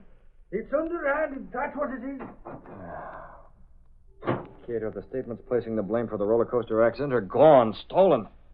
There's no doubt about who's responsible for that. Mr. Durkin? So that's why Buckley and Durkin were so sure about suing the Daily Sentinel for libel. Without the evidence upon which we based our story, they've got us right where they want us. Very bad, Mr. Britt. Yeah, there's only one answer. Unless we recover those statements or get new ones from the same witnesses, there's no power on earth that can save us from this libel suit. What's more important, the Devil's Dipper will continue to operate and endanger the lives of hundreds of people. What are you going to do, Mr. Britt? Call the paper. Get every available man out to try and get new statements from those witnesses. If that fails, Cato... Yes? This may be one more job for the Green Hornet.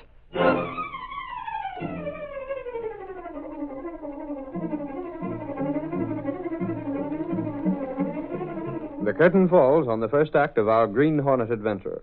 Before the next exciting scenes, please permit us to pause for just a moment.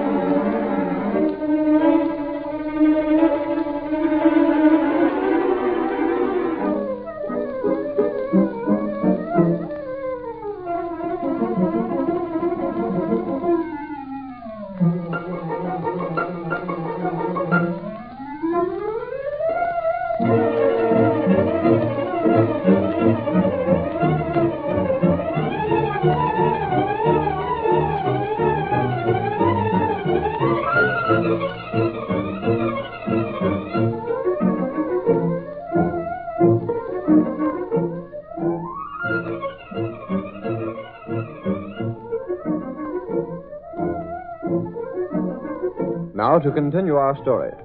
With the evidence against the Devil's Dipper stolen, Britt Reed sent reporters out in an attempt to get their stories on paper a second time. But the attempt was doomed to fail. So that's where we stand, boss. I went to every one of those witnesses after you phoned here to the paper last night. And none of them would repeat his previous statement? Not a one, boss. Yes? Mr. Buckley is here to see you, Mr. Reed. Buckley? Send him in, Miss Case, and come in yourself. Bring your notebook. Oh, sure, Batty. That guy's here with a summons sure as I'm a foot high. Well, I can't avoid it forever, Lowry. Well, Buckley, you wanted to see me? I didn't expect you'd be so easy to see. Got to the point. I wanted to have the extreme pleasure of serving you with this summons myself. Don't imagine that you surprised me with this. You're just as crooked as Durkin, Buckley. You can't talk to me like that. No, we know all about you. Durkin runs the Devil's Dipper only because he bribed you to overlook its flimsy construction. You need proof for that, Reed, not talk. Perhaps we should add a slander suit to this one for libel. Do you deny what you know is true? Your secretary needn't take notes, Reed. I'll do all my talking in court when you answer that summons. Boss, let me take this summons. Here, Miss Case, file it. In the wastebasket. With pleasure. As for you, Buckley, open that door, Lowry. Here, what are you... let go of me. Toss him out, boss. We're giving you the same treatment your summons got, only instead of the wastebasket... You can't... Outside! Don't show your face around here again, and you'll get the same treatment. What a heave! I'll sue you for assault and battery, Reed. You can't get away with this. Go ahead, try it. Only remember, the Daily Sentinel's going to keep after your rotten racket, libel suit or no libel suit. That evening, after Britt Reed arrived at his apartment, he described the situation to Cato, his valet and the only living man to know him as the Green Hornet. Well, that's the story, Cato. The witnesses refused to repeat their evidence. They've been intimidated, threatened. I understand. The Daily Sentinel's being sued for libel. They have no defense. Cato, it's up to us to make sure this crookedness is settled once and for all. Yes, sir. Lowry told me about one of those witnesses, a man named Thomas. He's an attendant at the Devil's Dipper. His job is to inspect the roller coaster after closing time each night. Will you talk? If we get one to repeat his statement, the others will follow. Get the mask and gun, Cato. We'll take the Black Beauty. Tonight, Thomas is going to meet the Green Hornet.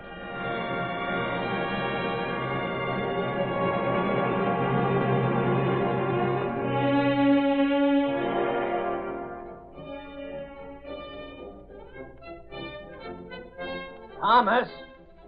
Hey, Thomas! Yeah? What do you want, Scanlon? Turn off the music. We're closing up the Devil's Dipper for the night. Not a bad take tonight, huh, Durkin? All right, considering how the Sentinel's been talking up that accident. We'll split plenty from that libel suit. Okay, Scanlon. All fixed. Except I gotta make my tour of inspection. Don't bother us with details, Thomas. Go ahead and do your inspecting. And make it snappy, Thomas. Me and Durkin will be waiting over in the shack next to the entrance. I'm going. Thomas, Yeah? just a word of warning. Remember what we told you about any squealing. We took care of that statement you signed for that Sentinel reporter. We got 'em back, all of 'em, yours included. When that libel suit comes up, you keep your lip buttoned about the accident, you understand? I ain't gonna talk. You better not. You know what'll happen if you do. I told you once I wouldn't talk no more. Ain't that enough? Hey, look over there. What? One of the roller coaster cars is starting up the slope. Huh? Well, get after it, Thomas. It must have caught on the cable. It's empty. How could it It catch? should, that's all. Go over and get it and snap it up. I can't figure it. Guess the cable control must have slipped and pulled the empty car up the grade. This whole Devil's Dipper ought to be junked. Condemned. Rotten equipment all over. Where's that cable lever? There. Shut off. Guess I'll leave that car there till morning. No use. You'll be with it, Thomas. Huh? Who's that? Don't you know this place I'm closes? a special visitor, Thomas. Hey, you're masked. You're the Green Hornet. Right.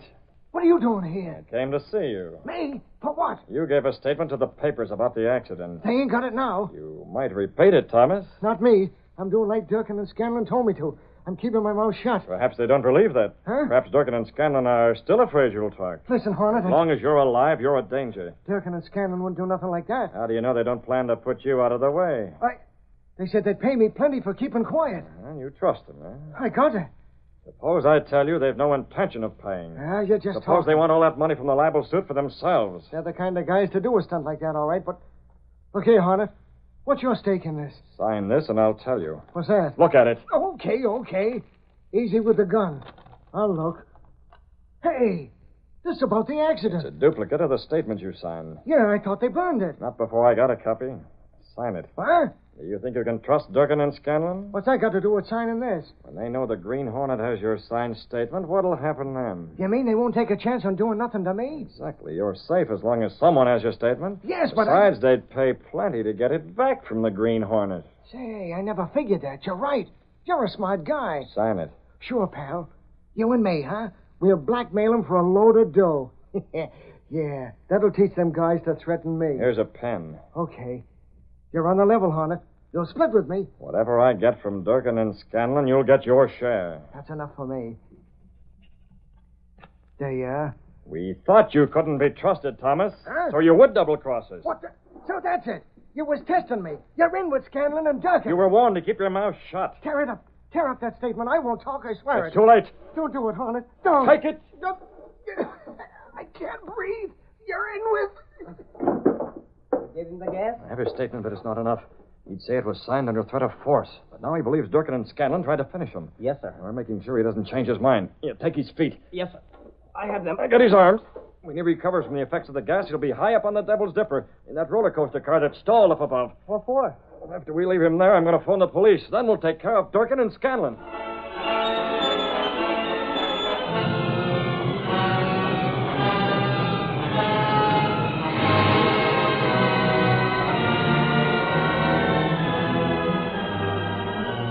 Britt Reed and Cato carried the unconscious form up the narrow catwalk high above the ground.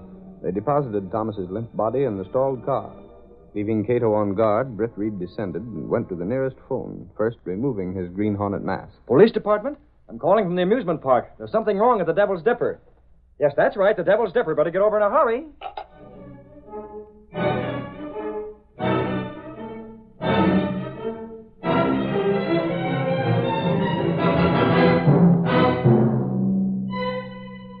I was just thinking, Durkin, what's happened to Thomas? He's been gone a long time. Hey, how's it that? Maybe that car gave him a little more trouble than he figured. Yeah, maybe so. Still, I don't trust that guy. No, he's not going to talk. He knows what'll happen. Why take chances? No sense in letting him out of our sight this late in the game. We already burned that statement he gave to the Sentinel. Well, he can make another one, can't he? Come on. Perhaps you're right. We'll soon see if he's around or not. Yep, there's the car. Yeah, it's still up there. Stalled halfway up to the top of the first rise. Oh, that's funny. Look, Durkin. There's someone up there. See, standing up in the car? He's outlined against the sky. Must be There's Thomas. another one, right beside him. See, a little guy. It looks like he's holding a gun on Thomas. You're seeing things, Scanlon. It's too dark to tell for sure. We're gonna make sure. Here's the tracks going up. We'll climb up this catwalk. Yes, hurry. Single file. That way's too slow. Who's that? Get in this car, both of you. Mask. The Green Hold Hornet. Get in this roller coaster. But- Hurry, you'll get a shot of gas. Don't tell you we're going. That's better. I'll go with you. The cable will carry us up. Now listen, Hornet, what's the idea? We ain't done nothing to you. Roller coaster up ahead. It's moving too. Of course it is. The same cable that lifts this one to the top of the first rise works that one as well. See, it's going over the top now. Hey, one guy got out. He's standing at the top. That ain't Thomas. Thomas is still in that roller coaster. He's getting a free ride along the whole length of your Devil's Dipper. Hey, what are you doing? Stay where you are. You're jamming the brakes. We won't be able to stop. Exactly. Once we reach the top of this first incline, this car will follow Thomas's. His brakes are jammed, too. You can't do that. What's the idea? Just making sure neither you nor Thomas will be able to get out before you reach the end of the Devil's Dipper. What are you doing, playing games? Yes, if you must know. Huh? Exactly that, Durkin. You and Scanlon have been playing a game with the public long enough, you and your infernal Devil's Dipper. Now I'm taking a hand in it. You can't. Here's the top, and here's where I get off. I bet you and Thomas figured this. If you want to catch Thomas, you better hurry. He's halfway down already, so here's a little shove to help you on your way. They go very fast, Mr. Britt. Look at them, Cato. We're already over the first dip and going faster all the time. You fix the brakes on Thomas's car, as I told you? Yes, sir. Good. Neither one of them will stop until they reach the end. Thomas is certain that Scanlon and Durkin have it in for him. He kept saying that, Mr. Britt. Seeing them come after him will make him even more afraid. You see them? They're going around that curve now with Durkin and Scanlon about 50 yards behind. Should we go now? Yes, it's high time we were on our way, Cato. But not that way. We'd walk straight into the police. How then? Down the beams. By the time the police get things straightened out, the Green Hornet will be miles away.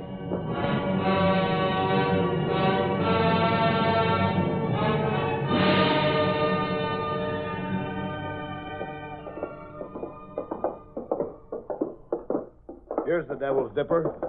I don't see nothing wrong. This is utterly ridiculous, getting me down to a deserted roller coaster this time of night. Listen, Buckley. Didn't a call come into the police saying something was wrong here? And aren't you the safety inspector for the amusement park? Well? Then this is where you ought to be. Sergeant, there's nothing wrong here. Looks like a false alarm right now. Oh, yeah? Look at that. I don't see nothing. Where, Lowry? Up on the roller coaster. 2 cars coming around that last curve. Hey, you're right. They'll be at this platform any minute. This is childish. Who'll be riding at this hour? Here comes the first, baby. Let's ask.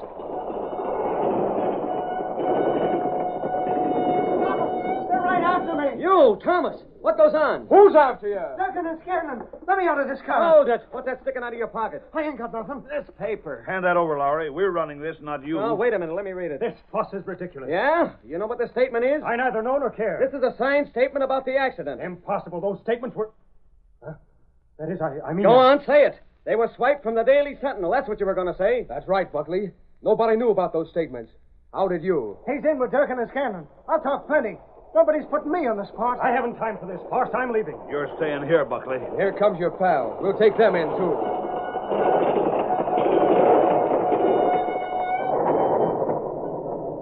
Up on the platform. Make it snappy. Cops! What's the idea? Move! You're all washed up, Durkin, you and your pals. We have Thomas's signed statement right here. What statement? The one I signed. You ain't putting me on the spot. He's crazy. It was the Green Hornet. Sure, the Green Hornet's working with you. The Hornet? Is he in on this? That's what I'm telling you. These guys sent him to get me. Only he slipped up. I'm spilling the whole works. Why, you... No rough stuff, you. Listen, officer. I had nothing to do with it. I'll tell you the whole story. He's as guilty as we are. We have the goods on all of you. You're going behind bars. If I could lay my hands on the Green Hornet, he'd be there with you. You can't have everything, Sarge. Sure, he got away. But the roller coaster is finished, and so is that libel suit. Boy, I'll bet the boss will be tickled when he finds this out.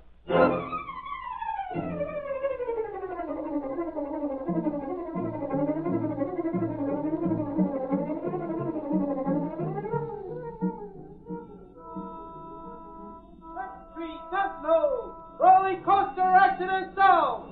Owners under arrest. Green Hornet still at large. Sentinel X-Ray Harper.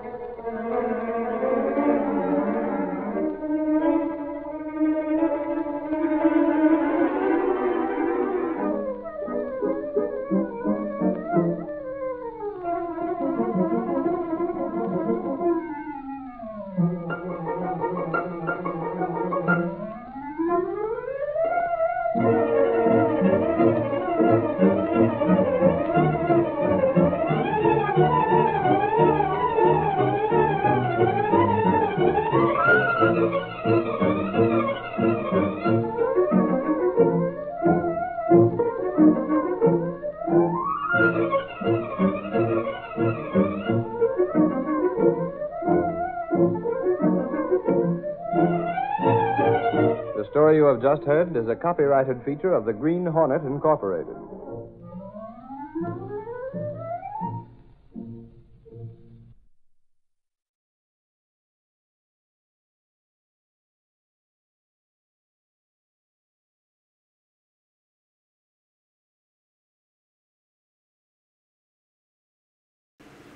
Hi-ho, Silver! Away to those thrilling days of yesteryear with The Lone Ranger.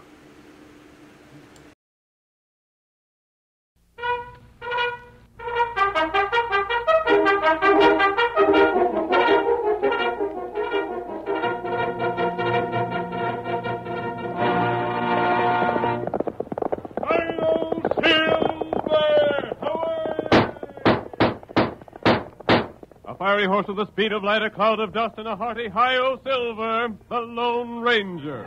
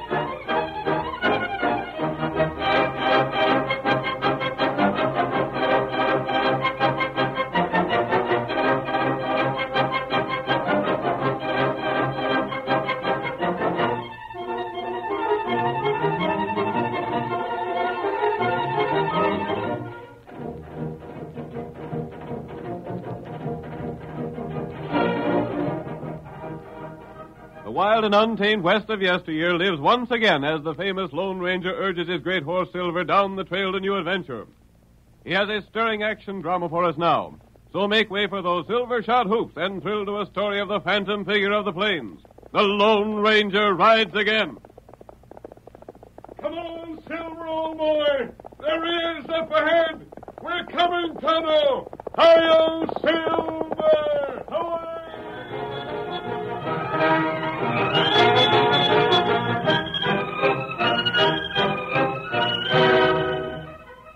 In the first scene of our Lone Ranger drama, we see two horsemen racing their mounts over a backcountry trail, just north of the Rio Grande and east of El Paso. Weather-beaten and disreputable, they carry the stamp of outlaws on their hard features. These parts are getting too civilized for us, Mike. Always beefing about something. It ain't only me. It's the rest of the boys, too. I'm giving orders and you're taking them. But you gotta admit that rustling don't pay no more. It's too hard to get rid of the cattle afterwards. There's going to be a new stagecoach line from Paso Doble to Dalton. They'll carry gold. Hey, what about it? I said gold. No hold-ups for me. The country's too open. Ain't no cover in the whole 30 miles. They start operating in a week. Hey, look at that creek we're coming to. Are you sure there's a ford? Must be. Well, let's try it out first. What are you afraid of? Quicksand? I don't take any chances I don't have to. All right. Oh, boy. What are you getting off for? Talking about quicksand, you got me nervous. Well? I'll try it out with a rock. Come on. That sand gobbled up that rock like it was hungry. Yeah? Deep, too. Maybe if we go... How deep? What? The creek. About 10 feet. Think a stage could get to the other side? Nah. Listen, Butch. You can start spending that gold from Paso Doble. What's the stage got to do with the creek? Plenty. The stage is going to take this road. No. It follows the main road straight to Dalton. It won't after we fix up the signpost at the crossing. The signpost? That's what I said.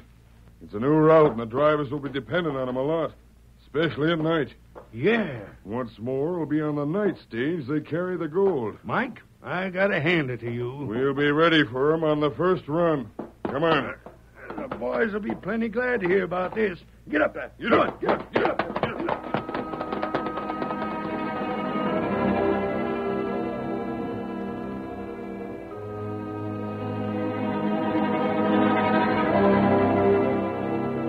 There was a great deal of activity in front of the express office in Paso Doble. The night stage was being made ready for its first run to Dalton. In the dark shadow of the building, the Lone Ranger and his faithful Indian companion, Tonto, were watching the preparations. There, Buck. No. Yes, Tonto, coming this way. Him drive stage? That's right. Him not crook, no. He never was a real crook, Kimosabe. Only the victim of bad companions. He gave me his promise to go straight when we helped him out of that scrape in Sonora. I knew he'd keep his word. That good. Take the horses back away. I want to congratulate him on his new job. Stranger. Hello, Buck. Gosh, mister. I never thought I'd see you again. I'm keeping my promise, though. Look, that's my stage. They gave me the job driving. I know, Buck. Congratulations. Did you have anything to do with it? Why do you ask? Well, I heard about the new line. That's why I headed over here. But nobody listened to me when I asked for a job. And then all of a sudden it was different. The marshal stopped me on the street one day. He asked me a few questions, and then he took me over to the express agent. In 5 minutes, it was all settled. I'm glad. Have you been in town since I got here? Yes, Buck. I wanted you to have your chance. I thought so. I'll never be able to thank you enough. Just do your job and do it well. You don't have to worry. I'm going to be the best stagecoach driver in the Southwest. I'm sure of it. What's more, I'm going to get married and settle down. Oh, look over yonder. You see that girl stepping into the stage? Yes. That's Betty Stevens. Oh, yes. Her father owns a general store in Dalton, doesn't he? That's right. She's been over here visiting her aunt. We're going to be married next week. Hey, Buck, come on. We're ready to start. Who's that man? Butch Larson. He's the guard. You know him? I believe I do. Come on! Right away. Goodbye, mister. The best of luck. I may see you in Dalton. Be right with you, Butch. Are you comfortable, Betty? I'm fine. You'll be in Dalton before you know it. Give me a hand up, Butch. Sure. Bowl stowed away? We're all set. Get up. Get up there. Come on. Get up.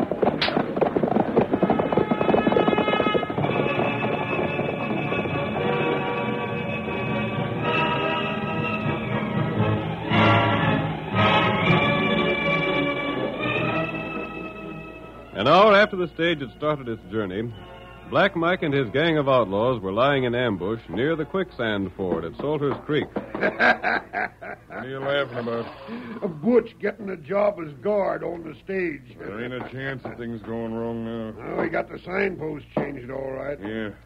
We'll see the stage any minute. What do we do after Butch knocks the driver out and stops it? I told you once. You and a couple of men ride down there. Get the passengers out and take them into Dalton. Then report to the sheriff. And you and the boys unload the gold, cut the horses loose, and drive the stage into the creek. That's it. The stage will be underwater. It'll sink into quicksand, and the express company will figure the gold went with it. It's a slick scheme. Hey, Mike, the stage is coming down the road. Over the hill, men. Get your horses out of sight. You stay here, Jake. Yeah. Don't treat any of the passengers rough. They gotta think you're trying to help them. I got you, boss. Out of sight. Get away before the stage gets here.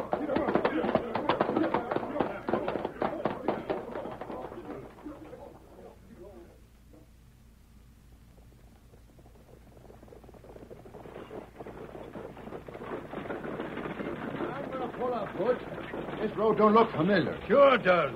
Can't fool me about this country. I think we took the wrong turn back at the fork. The arrow was pointing this way. I'm going to pull up. Not yet. You're doing Dalton in an hour. Want to be late on your first run? We might be later if we keep going. There's a creek up ahead. That proves we're right. That proves we're wrong.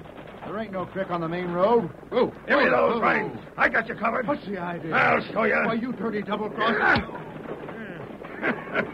That settles him. Oh, there. Oh, there. Oh, there. What's the matter? The bridge is out.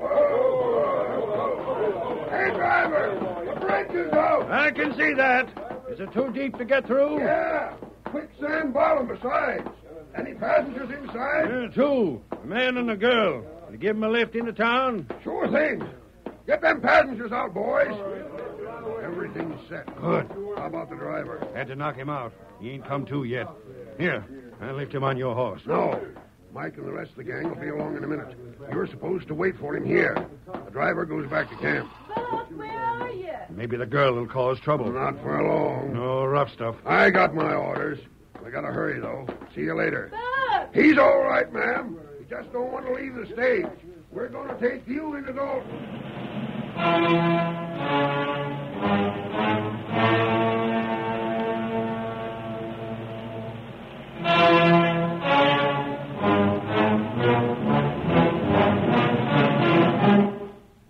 That same night, the Lone Ranger and Tonto were riding along the main road to Dalton. Suddenly, the masked man reined in his great white horse. Go, Silver! Oh, boy. Oh, white fella. Oh. Why will you stop here? That signpost. The arrow points along the other road. Oh, that's wrong. I know it. We'd better investigate. Come on, Get him Silver. up, white fella. This road goes south. I'm wondering if Buck could have taken it by mistake. Quicksand Creek, 1 mile. No bridge. It's less than a mile. The moon's out now. We'll be able to see it at the top of the next rise. Get up, white fella. I suspect that the guard on the stage is an outlaw, Tonto. He may have had a partner who changed the signpost. It's Buck's first run. He doesn't know the country very well. Maybe him in trouble. I'm afraid so. Go, white Silver. Go. There's the stage. Many men there. What them do? They seem to be unloading something. The gold, perhaps. We help them? Our help isn't wanted. Look, they're unhitching the horses and pushing the stage into the stream. That's right. And then they're going to head south. I'm sure of it. Butch and those men are outlaws. Hi-yo, Get him up, white Silver! fella. Away! The stage is almost underwater. Me see him. We must get it out somehow. Right, Tonto. Every minute counts. Stage horses run away. Yes, we might overtake them, but there's more important work to be done here. Go, Silver! We must make sure the gold has been stolen. Not safe go out there. It isn't far from shore. I might be able to jump it. Oh, This ground soft. I have to make sure. No. Me climb tree. Tree? Oh, I see. You can work your way out on that limb and drop onto the coach. It's almost directly underneath. Here, I'll give you a lift up. Climb up. You'll find the gold in the baggage compartment. Me know. Try that limb. Make sure that it'll hold your weight. It's strong. That's good. Take it easy, Kimosabe. Box open. Can you see if the gold's gone? Not yet. Easy. Box empty. That's all we need to know. Me drop on coach? No, come back. There's work to be done. We follow outlaw? Not yet. If that stagecoach sinks into the quicksand, we can never prove the theft. It's sinking deeper every minute. What we do? Silver has never failed us yet, Tonto. I have a plan. Listen.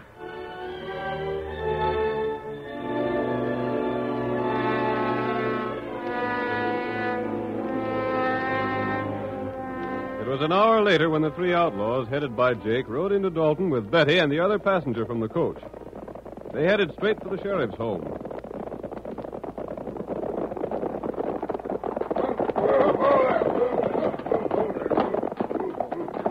What do you want with the sheriff?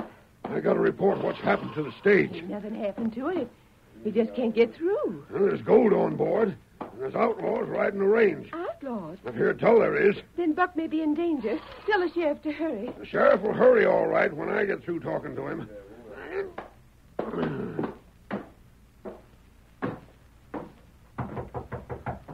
Who's there? Jake Winters. Why, what do you want this time of night?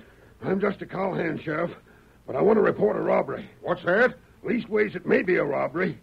Me and my two buddies were riding along by Salters Creek, and we saw the stagecoach from Paso Doble was drawn up by the side of the road. What was the stage doing near Salters Creek? I guess the driver and the guard had a scheme to steal the gold on board. Steal the gold? Yeah. We rode up and asked what was the matter, but both of them pulled guns on us. They told us to take the passengers into town and keep our mouths shut. The guard and the driver, huh? That's right. We did like we was told, but I looked back as we were riding toward the shallows, and they were driving the stage into the creek. Trying to ford it. Well, maybe. I figured different. The driver's name was Buck. I heard Buck them call... Newton.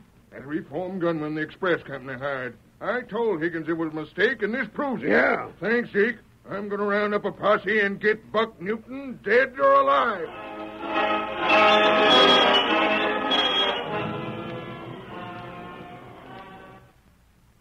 The curtain falls on the first act of tonight's Lone Ranger drama. Before the next exciting scenes, please permit us to pause for just a few moments.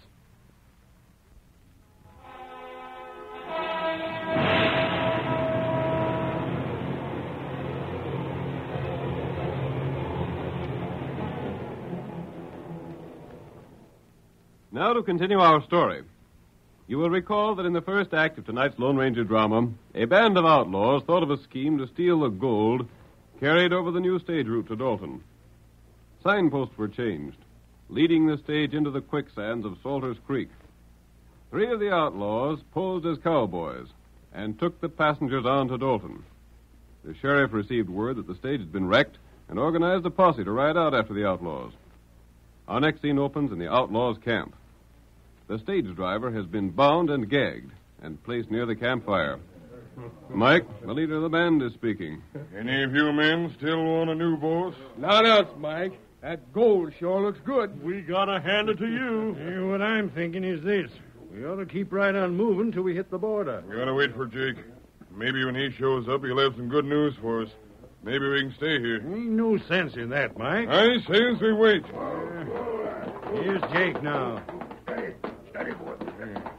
Did you talk with the sheriff? Just like you told me to. Did he believe you? Sure did. He organized a posse, rode back the creek. The stage had sunk into the quicksand just like we figured. There wasn't any evidence against anybody. That make you feel any better, Butch? You could see the stage underwater, couldn't you? Not a trace. Yeah, funny it should go down so fast. Tell him the rest of it, Jake. You mean about Buck? Yeah. Well, I told the sheriff that Buck had driven us away from the stage at the point of a gun and then run it into the creek. At first, he took my word for it that Buck was a crook. But he got thinking on the way to Salters, and he allowed that maybe Buck was only trying to fool. I gave him an argument at first, then I allowed that maybe he was right. Maybe. Yeah. The sheriff's plumb convinced the two men couldn't have made off with all that gold by themselves. He figures it sunk down the quicksand with the coach. Ain't no other way to look at it. But if anybody starts getting suspicious, Buck's the one who'll get the blame. And Buck ain't gonna show up in Dalton for a long, long time. We don't have to worry about nothing. Maybe we can make a little more money if we stick around here. What do you mean? They'll be sending another coach from Paso Doble tomorrow night. You can't pull the same trick twice, Mike. Why not? Well, for one thing, the driver won't take the wrong turn. He'll be warned about it. Listen, we'll do it a little different. What if we stop the coach before it gets to the crossroads? Yeah? We make the guard and driver prisoners just like we did to Buck and you. Then two of the boys drive the coach down the creek and into the quicksand. Well, wait a minute. You wait. We unload the gold before. When the coach sinks, there ain't no evidence. There ain't nothing to see. But if it happens twice, the sheriff will know there's something wrong. He'll start hunting for Buck. But he won't find him. How'd you like a trip to Mexico, Buck? Let's get rid of him right now. No, Jake. He's going to do a little job for us. It's this way. Just in case somebody should see us hold up the stage, Buck's going to be out in front, and he won't be wearing a mask.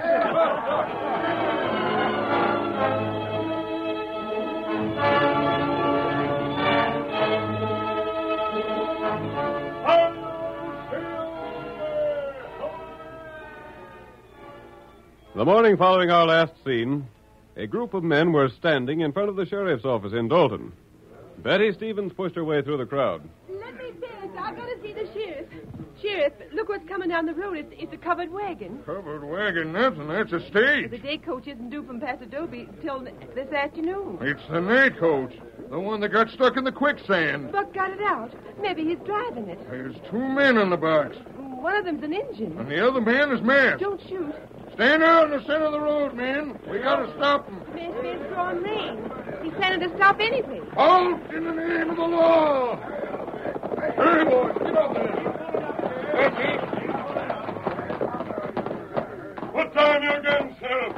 Who are you? I'm sending this coach over to you as evidence. Only outlaws wear masks. If you'll investigate the baggage compartment at the rear, you'll find that it's been broken open. That's right, Sheriff. Ain't nothing in it at all. And the gold was stolen after all. Yes.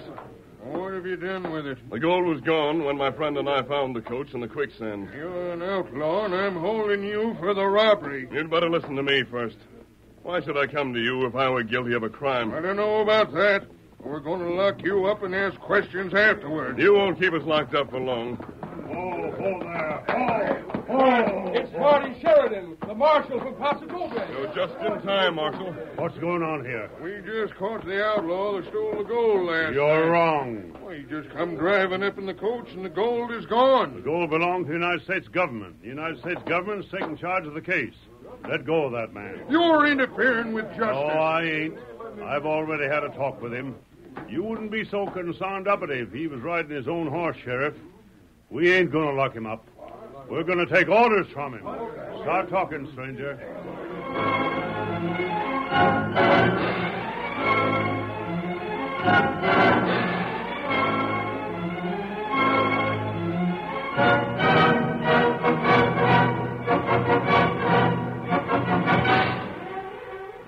The Lone Ranger, backed by the authority of the United States Marshal, made plans for the capture of the outlaws.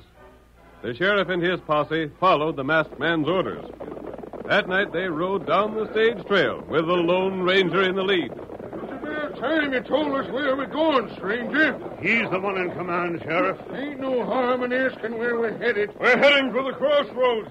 You sure the outlaws are going to hold up the stage there? Yes.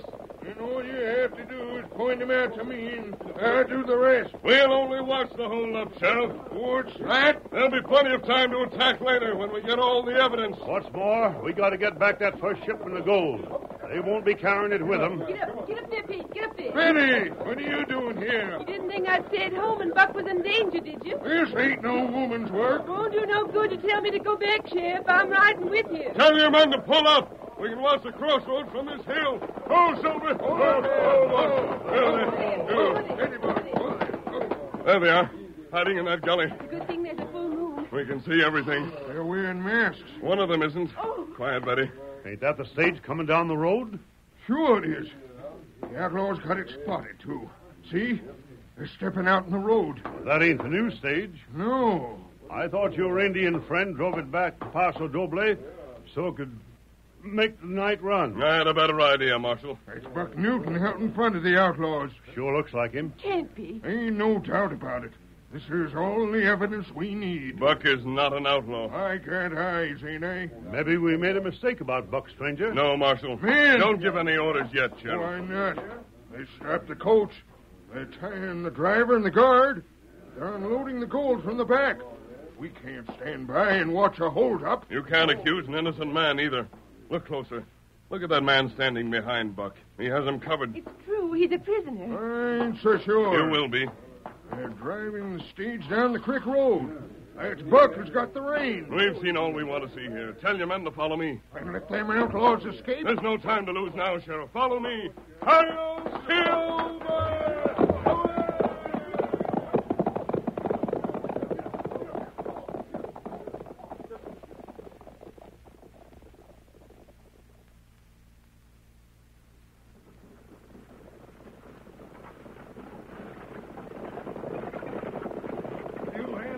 Right well, Buck. You dirty... Don't get mad, boy. I ain't going to kill these horses. I ain't going to drive them into that quicksand. Maybe you're hankering to get killed yourself. I heard you talking last night. You're going to kill me before you start for the border anyway. Whoa there, whoa. Whoa there. What's the idea? Slow enough. Keep him covered, boss. I gotta take the reins. Get up there. Get up. Get up there. He heard us talking. I'll finish him off now. No, you don't. I'm sitting too close for comfort. Go on, shoot. We don't want to leave him lying near Dalton either. Somebody might find him and follow our trail. We won't be able to travel fast with all that gold. You're right. Just that up ahead in front of the creek. It's a wagon. It's my stage. They pulled it out. I can't stop. The brake. It don't work. We're going to crash. Pull over to the side. Too late. I'm going to jump.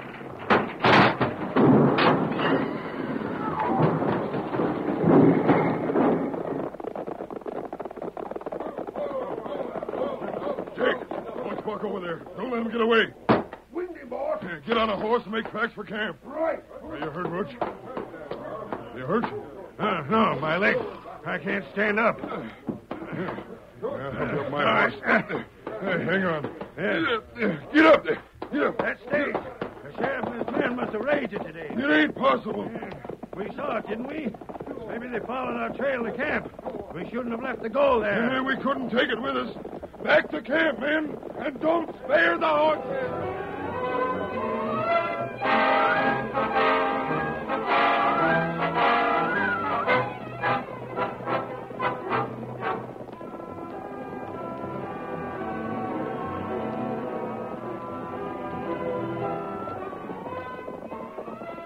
There it is. Ain't nobody been here yet. We'll know better about when we get to dig up the gold. Oh boy.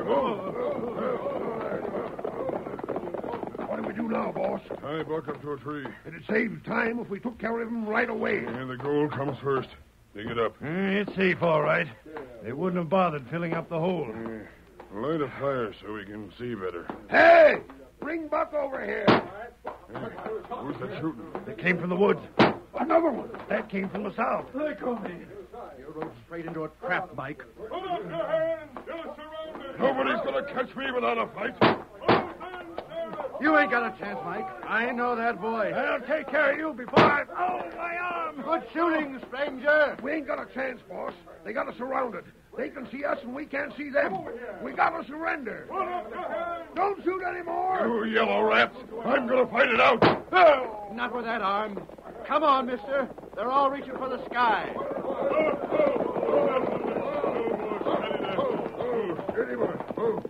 There are your men, Sheriff. You'll find the gold over by that tree where they've started to dig. We might never have located it if we hadn't followed your directions. I gotta hand it to you, stranger. Fixing the brakes on the coach made them crash and head back for camp in a hurry, huh? Round them up, men. Take our shooting irons first.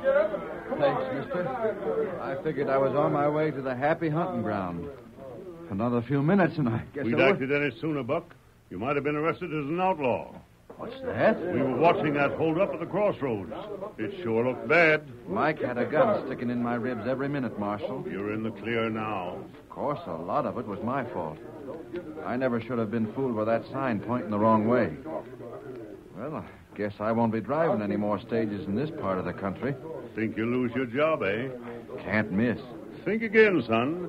After tonight, you might even get a raise. A raise? Mm-hmm. As a sort of wedding present. Oh, Buck, you see. Oh, sure I am, honey. And did you hear what the marshal was saying? Maybe I'll get a raise from the express company as a wedding present. We owe it all to that masked man. That's right. I want to invite him to come. Hey, he's leaving. Hold on now.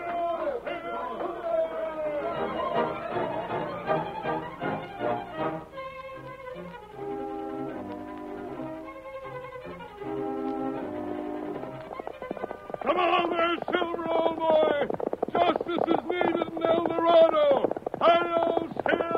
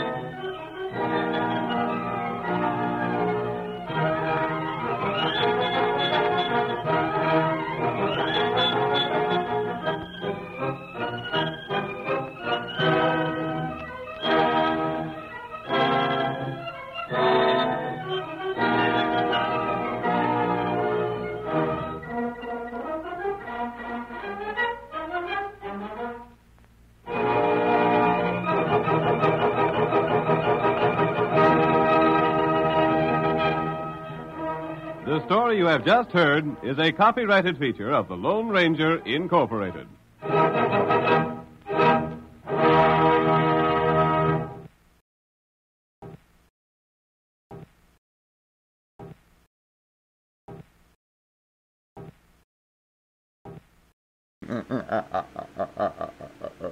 Who knows what is coming up next? The Shadow knows. Who knows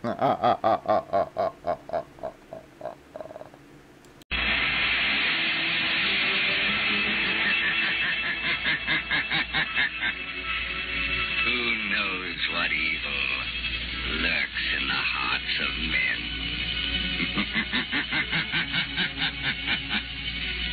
The Shadow knows.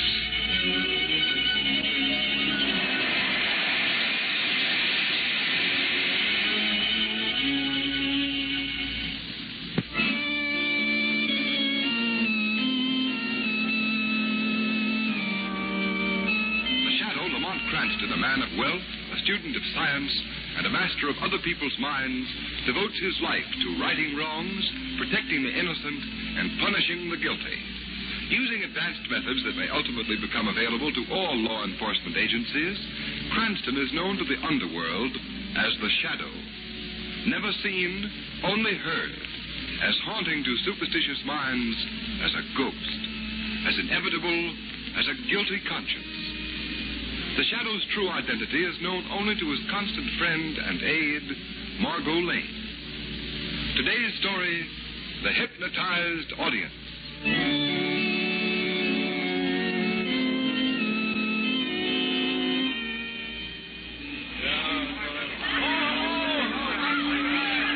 Hold it there, Miss Khan. That's just the pose we want. Just wait there, hon. Gentlemen of the press, please, my master Durga Khan has already answered too many questions. Oh, you needn't get tough about it, Sultan. You must excuse my servant, army gentlemen. Your reception, it is overwhelming. Oh, that's all right, Durga Khan. He fears I may be too tired to dance tonight. Are you really going back to the boat for the theater? Yes, that is the plan. Now, I must beg to be excused. I must get ashore. Okay. Come along, gang. Thanks, Durga Khan. Oh, that's the famous Wine. Master, they took so many pictures. All the better. To them, Durga Khan is merely a famous Oriental dancer and mystic. It would be amusing to see what they would print if they knew our real purpose in giving this recital. Yes, Master. Come quickly. Ready there. Easy down, gangplank. Watch the step there. Master. Yes, Ahmed. Look, the Princess Zada. She came to the pier herself. Zada? Where is she? Over that way, see? Standing alone behind the barricade. Yes, she sees us. The little fool. Ahmed, send him enough while I talk to the princess. Yes, Master. Zada. Oh, Durga Khan, what a sad day is this for thy father's house. Quiet. Come away from the crowd. You should not have come. Do you think my nerves are made of steel? My husband Your husband is Durga Khan's brother, my brother. If I say wait, you wait. But in 9 hours they will kill him. Durga Khan in their electric There shall be no chair. execution. In 24 hours, my brother shall be free. We have not got 24 hours. The execution Is set for 3 tomorrow morning. There is still time. We will delay the electrocution. That done, tomorrow there will be a jailbreak. My brother will escape. Yes, but... Listen to me, Zlata, listen. Yes, my lord. This Governor Barnes, he will be at the dance recital. He will be there. Then tonight the Honorable Governor will grant a stay of execution to your husband, Princess Zada. A stay? A stay of 24 hours, which will be long enough. Now that I am here, the prison break will be no problem. But if the governor will not grant the stay, if my husband really dies... Hakim will not die. When Durga Khan asks a favor, he asks in a special way. Zada governors, not even kings, refuse. This is not India, Durga Khan. They will guard this Governor Barnes. Against my powers, Zada, there is no guard. Go to the house in the country. Wait there for me. If you fail... Fail. When Durga Khan dances, there is no thought of failure. And tonight, Zada, he dances for his brother's life.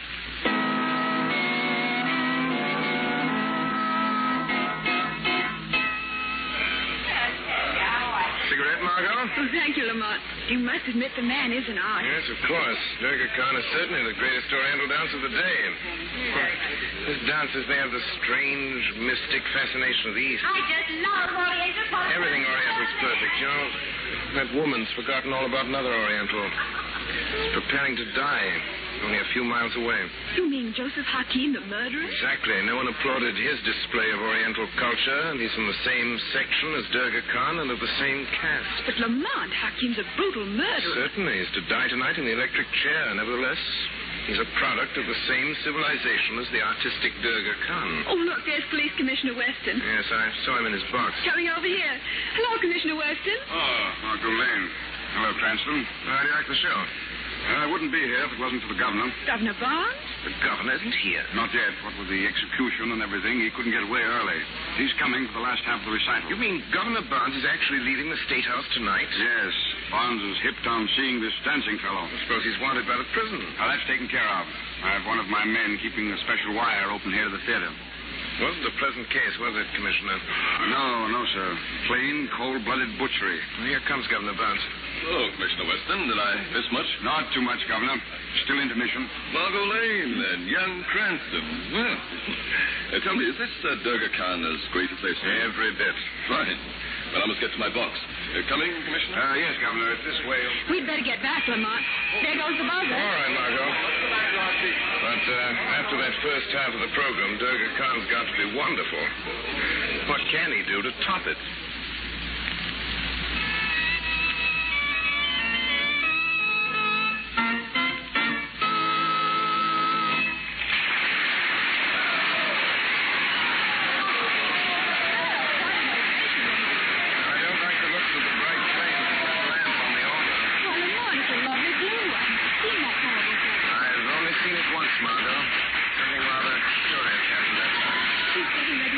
Yes. Where's Governor Barnes, Lamont? I've been trying to spot him. Commissioner Weston's box, see? Sitting in the rear. Shh, Lamont. Durga Khan's going to speak. Ladies and gentlemen, now I will recite for you a mystic prayer. It is more ancient than believers of India. There is no translation for this prayer. You must let my tongue interpret it for you. Well, this is something new. Please, let's listen.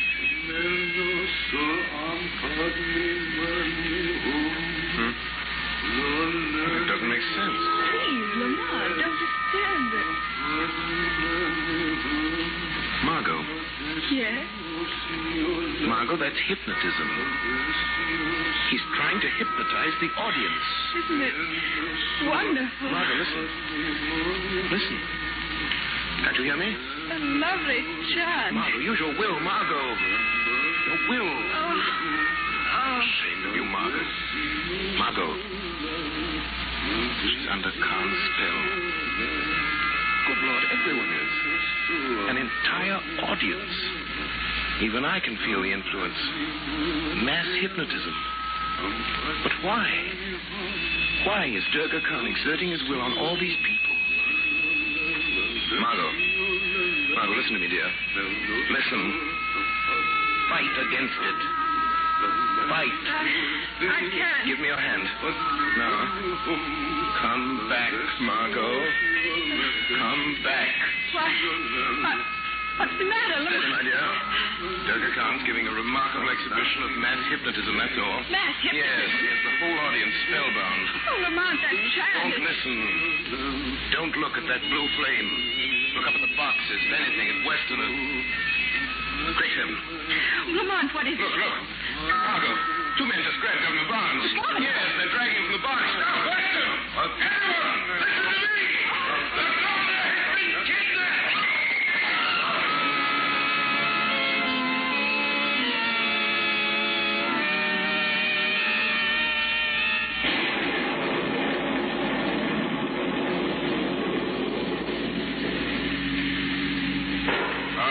Thunderstorm. Oh, Commissioner, step on it, Margot. We can't lose sight of Durga Khan's car. Don't worry, Lamont, I won't. Cranston, I've got to get back to town. This chase into the country is ridiculous. They're turning off the highway. Why should Durga Khan kidnap Governor Barnes? Look, Lamont, there's a house on that hilltop. That's where Durga Khan is headed for. It's an ideal place to hide the governor, Commissioner. Well, we can't raid every lonely house in the country. Hurry, Margot. We've got to get into that house. Yes, Lamont. Margot, look out. Stop. Great Scott. We nearly hit that telephone pole. The storm has blown it over, halfway into the road. Yes, you could touch the wires if you wanted to. Cut your motor, Margot. We'll walk the rest of the way. Shall I come along? No, you stay here. Oh, hurry up, Cranston. Let's get this whole thing over. Get the shortwave radio equipment ready and stand by for a call. Yes, do be careful, Lamont. Durga Khan's a powerful and dangerous man. Yes, my dear, but so is a certain friend of ours, the Shadow.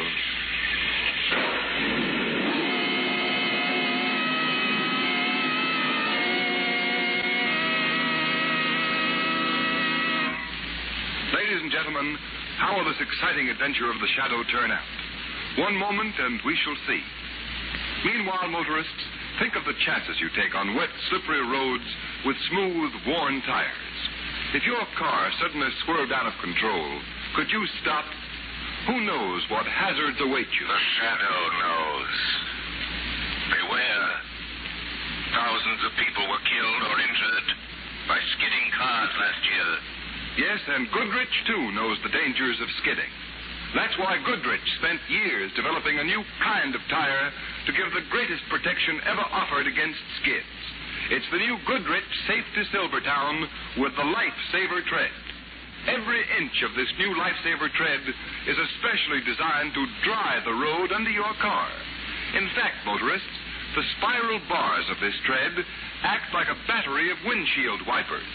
They sweep the water right and left, force it out through the deep grooves, make a dry track for the rubber to grip. Don't buy any tire until you've at least seen this new Goodrich Silvertown with the Lifesaver tread. Ride on it. Feel it grip. Feel it stop you quicker, safer than you've ever stopped before. Then you'll understand why a Silvertown stop may save your life.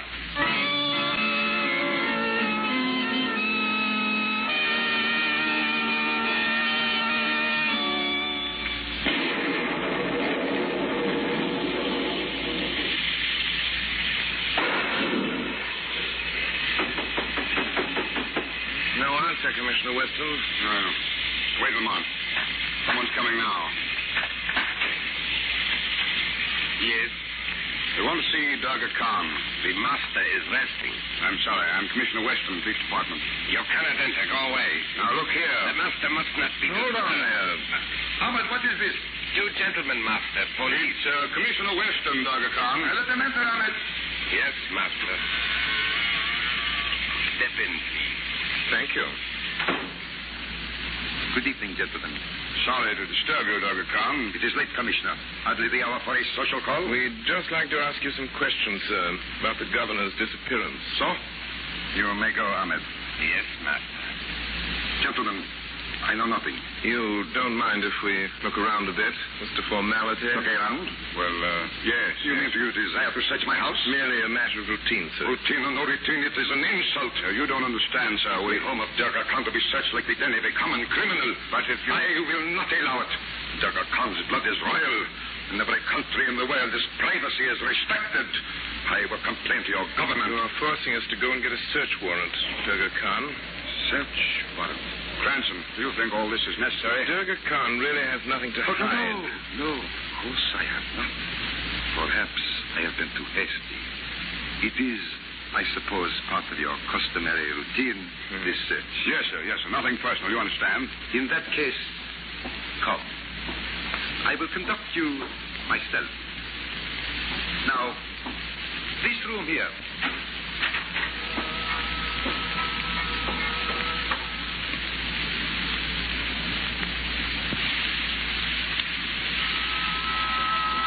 Wait till I switch on the lights.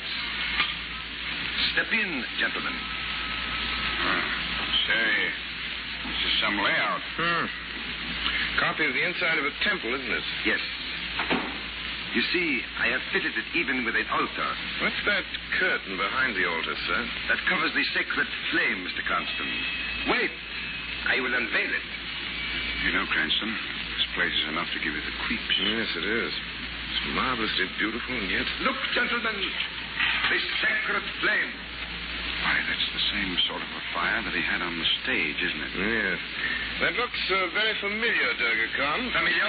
In what way? Mr. Cranston here had a rather strange idea about the governor's kidnapping. He links it up with hypnotism. Hypnotism? What hypnotism? Oh, it's just an idea of Cranston. 1 minute, Commissioner. Durga Khan, that Oriental prayer of yours, it seemed to have, well, a hypnotic influence on me. In fact, on the whole audience. You must be mistaken, Mr. Cranston. Durga Khan is a dancer, not a hypnotist. That's what I said, but that prayer... The prayer is harmless, my friends. Look, Durga Khan will recite it for you quickly. It is a simple petition to one of my country's gods. Listen, gentlemen. Menasam Padmani Om Lalani Muanteyas. Cranston, do you feel sleepy? Yes, very. That's enough, Khan.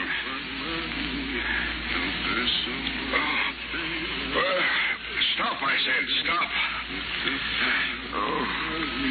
Chant.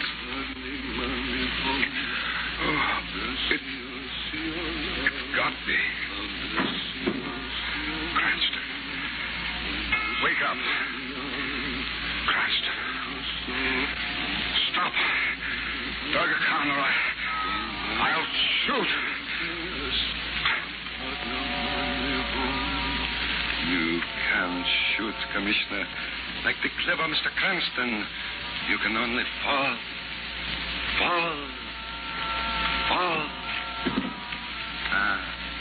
Sleep, fools. Did you think to resist the power of Durga Khan? Now, search my house. Do.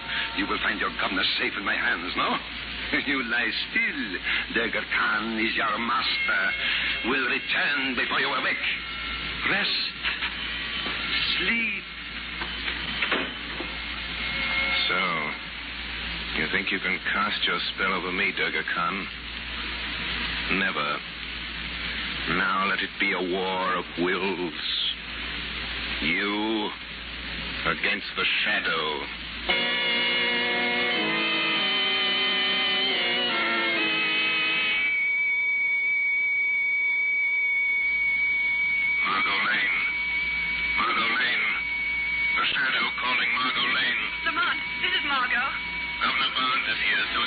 Weston. Both prisoners. Lamont, Durga Khan's men came searching, and I had to leave the car. They've wrecked the engine. I'm afraid they might. Now, listen. There's a telephone apparatus in the right-hand part of the car.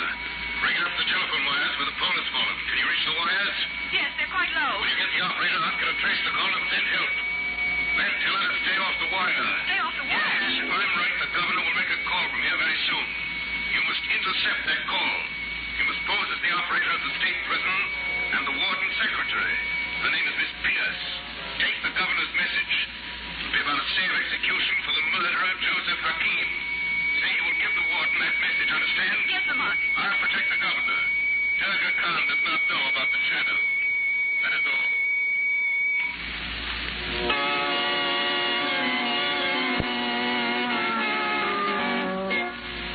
Turn the wheel and they like a little more, men. Let Governor Barnes know what there's really in store for him. Yes, master. Durga Khan, we have not much time. Time enough, Princess daughter. My brother is not to die for a full hour. In half that time, the governor will be begging to do our bidding. You're wrong. I'll never break. You must. Quiet, Zadar. Durga Khan commands here. Listen to me, Governor Barnes. Either you form the prison and stop the execution, or this torture will grow worse and worse.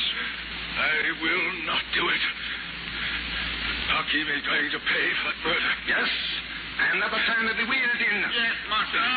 Durga Khan, what about those two men downstairs? I have hypnotized them, put them to sleep. I sent Ahmed to find them. Men, twist the wheel.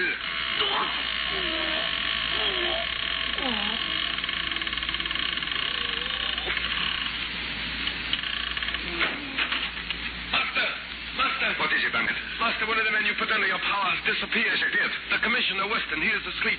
The other one is gone. Impossible. He's not in the temple, Master. I searched everywhere. He must have revived and fled. Oh, Durga Khan, what shall we do? Have no fear, Zadar. He cannot have gone far, but we must catch him. We must search the house. Yes, Master. Now, you other two, you hunt through the grounds. Yes, Master. Come, Zadar, come. We must find him. We must. Yes, Master. Lock the door, Ahmed.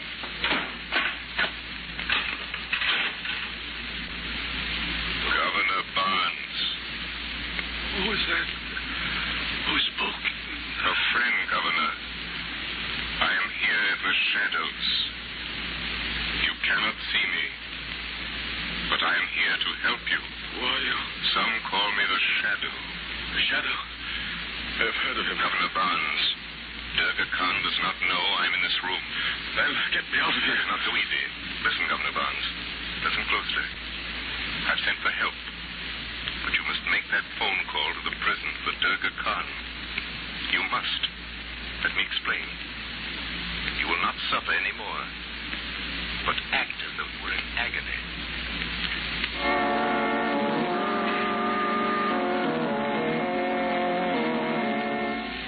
I'll do it! Stop hurting me! I'll do it! Good, Governor Barnes. Hurry, Durga Khan. Dial the prison phone number. Yes, Zadar. Do not worry, there is still time. Loosen the wheel a little, Ahmed. Yes, Master. Please, please, no more torture. No more torture, Governor. But you are a very stubborn man. Durga, the phone. You promised to loosen my bonds. After the call, Governor. Hello. Hello. Oh, they must answer. They must. They will, Zadar. Remember, Governor, it is your life for my brothers. There will be no tricks. I said I'd make the call. It talks. State prison. All right, Governor. Ahmed, your knife is at the governor's throat. Yes, Master. Speak, Governor, speak. Hello, state prison. Hello. This is Governor Barnes. The warden's office, please. Yes, Governor, just a minute. Remember, Governor, one false move and death. Warden's office. A woman. Ask who it is. Hello. This is Governor Barnes. Who's talking? Miss Pierce, Governor, the warden's secretary. Miss Pierce, rather. Is that your name? Yes. Go ahead, Governor. Miss Pierce, I want to stay on execution for Joseph Hakim. Joseph Hakim? Yes, hurry. Tell the warden. Oh, don't worry, Governor. We'll stop it. It will be stopped. Yes. And tomorrow the prison break. And your husband will be a free man. You'll never get away with this. You think your friends may trace that call, Governor? Perhaps. But when they reach here, we will be gone. Hakim, my husband, free. Now, what about me? You promised I'd go free if I made the call. Dark the Governor, Ahmed. You annoys me. Yes, Master. You treacherous devil. Oh! He is gagged, Master. Durga Khan is not a fool, Governor. You would make too good a witness. I cannot let you live to accuse me. Ahmed. Yes, Master. Silence the Governor. Forever. With your knife. Yes, Master. You fool. You dropped the knife. No, Master. Someone clipped my arm. There is no one here. There is, Princess. I am here. The Shadow. Master, there is only the voice. Who are you that speaks and is not seen? One whose power is greater than yours, Durga Khan. The Shadow. Durga Khan, this unseen one. He cannot stop us now, Zada. Ahmed, get the car ready. Yes, Master. You are wrong, Durga Khan. I can stop you. No, Shadow. Can your cloak of invisibility stop a bullet? The gun is useless, Durga Khan. No marksman can hit what he cannot see. Ah, but I can see the governor, Shadow. He is still my hostage. We are leaving here. And if the Shadow attempts to stop us, the governor dies. You cannot escape the Shadow, Durga Khan. No? Here, Zada, take this gun. If I give the word, shoot the governor. Yes, Durga Khan. A life for a life, Shadow. We live in peace or bonds and Western die. Now, you must bargain with me, Shadow. Great is Durga Khan. He talks while his brother dies. His brother dies. My brother lives. I saved him. Princess Zada, this man with his dreams of power has deceived you. He has not saved Joseph Hakim. You must be mad. Even now, Princess, your husband is dead. While talk, Shadow, and follow. Durga Khan, you cannot stop the course of justice by the power of your will. Hakim is dead. Your kidnapping was in vain. He lies, Zada. Shoot the governor. Princess, wait. Zada, obey my order. Listen, Princess. You wish to know the truth about your husband. Yes, a voice. Oh, Zada. Listen. Turn on the radio here. It's time for the news. Listen and learn if Joseph Hakim was saved tonight or not. And that is the weather report for tonight. Listen, Princess. Now we bring you a news flash which just arrived in the studio. Exactly 2 minutes ago, Joseph Hakim was executed at state prison for murder. Hakim walked to the death chamber unaided, and he... There must be some mistake. Durga Khan, you faithless one. You have so many promises. You, the false brother. The mistake was in my trusting you. That was the mistake, Princess Zada. Zada, put that gun down. Zada, Durga Khan speaks. Durga Khan speaks for the last time. Put down that gun, Princess. No, Hakim, my husband is dead. What is there left for me but death? Shot herself. Let go of me. Let go of me. Master, we have caught another woman. Oh, they're dead. Release the girl, Ahmed. Where is the voice? What is it? It is the voice of the Shadow men of Durga Khan. Your chief Durga Khan is dead. Your Princess Zada is dead. Release the prisoners and go. Master. Ahmed. Master. The blood of Durga Khan is no more. The police are coming, Ahmed. Yes, Shadow. Yes. So, the great Durga Khan is dead. Yes, Margot. He forgot that laws were for all men, not only for the poor and the weak. Durga Khan had great talent, power, but he used it for evil. And it cost him his life.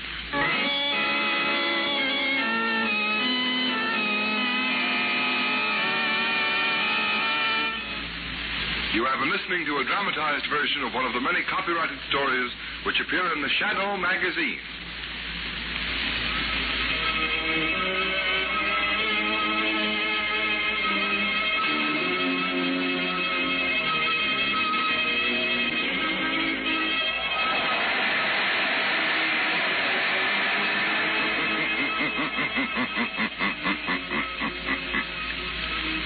The weed of crime bears bitter fruit.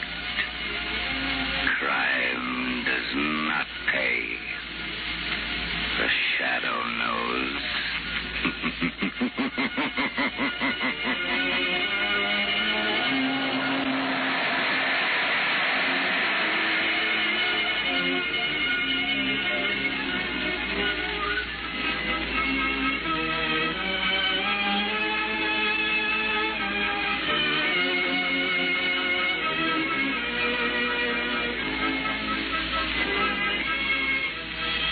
All the characters and all the places named are fictitious. Any similarity to persons living or dead is purely coincidental. Groucho Marx meets some of the most interesting people you could ever hope to hear on radio with in You Bet Your Life, coming up next. Which may be the brightest thing on the show tonight. Take your pictures then, so that you can try to find yourself on the screen. Please, country, prove that you were really. And you won't forget to help us with the Scout and Trout show. I believe we are now ready to go. The regular opening? Mine. Yeah, the exit. Yeah.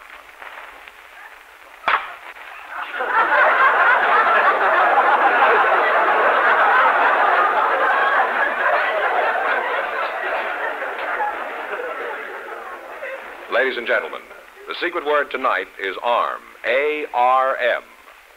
And now, here he is, the one, the only...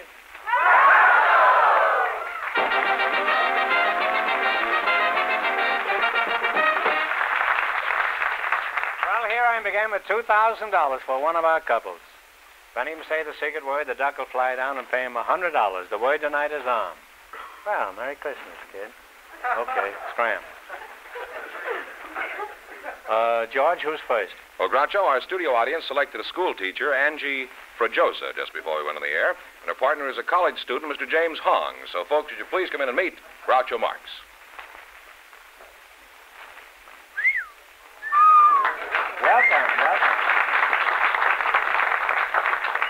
Welcome for the DeSoto Plymouth dealer. Say the secret word and you'll divide $100. It's a common word, something you always have with you. Let's see now. Angie, chicken fricassee, huh? Just as good, you mean. How do you do, Angie? How do you do, huh? How do you do? How do you do? Isn't the English language a strange and wonderful thing? You say, how do you do, which is a question, and the other person, instead of answering how they do, they say, how do you do, right back again. And then you ask for the phone number. Where are you from, Ange? The Glove Center of the United States, Gloversville, New York. Oh, is that so? That's where Sam Goldwyn comes from. Yes, Did you same know that? time, yes. Huh? Were you hand in glove with Sammy? No, he moved out before we moved. You're a school teacher, Angie? Yes. I had school teachers like that when I was a lad. I had a whole series of old crows. Well, maybe I'll learn something tonight, huh? I could be interested tonight. I happen to be a very apt pupil. Apt to do anything. Happy New Year, too. Huh? Do you teach big boys like me? No, Groucho, just the little boys and girls. Well, at heart, I'm just a little boy. Just a gigolo, everything. Mentally, I meant that. What do you teach these tots? Oh, to finger paint and string beads, and ride bicycles, and tie their shoelaces. Teach them to tie their shoelaces? Yes. That wouldn't do me any good. I'm still wearing button shoes. You haven't got a button hook, have you? No, I'm sorry. How old are these youngsters? They average 3 years old. Where do you do this teaching? Right here in Hollywood at the Assistance League Day Nursery School. Well, if you're teaching 3-year-olds, you need assistance. What is the Assistance League exactly? Well, it's a national charitable group comprised of women who are interested in bettering the society. Well, I've had lunch at the Assistance League at the lunch. Oh, have you? Always get tomato surprise, no matter what you order. Why they call it tomato surprise, I don't know. You know what it's going to be. Let's see, I kind of forgot about you. Jim Hong's my name, Groucho. I don't care what your name is, but I was looking at her. You must say that you're competing under unfortunate circumstances here. Yes, I realize that. I think we're all aware of it. Where are you from, Jim? Minneapolis, Minnesota. Minnesota? Of course, I thought you might be, because Hong is a fine old Scandinavian name. Jim Hong, eh? Are you any relation to my uncle? I don't think so. Well, I just wondered. I had an uncle once who was hung, and I never could understand why. All he did was steal horses. You know, he was so crooked, when he left a room, he always stole out of the room.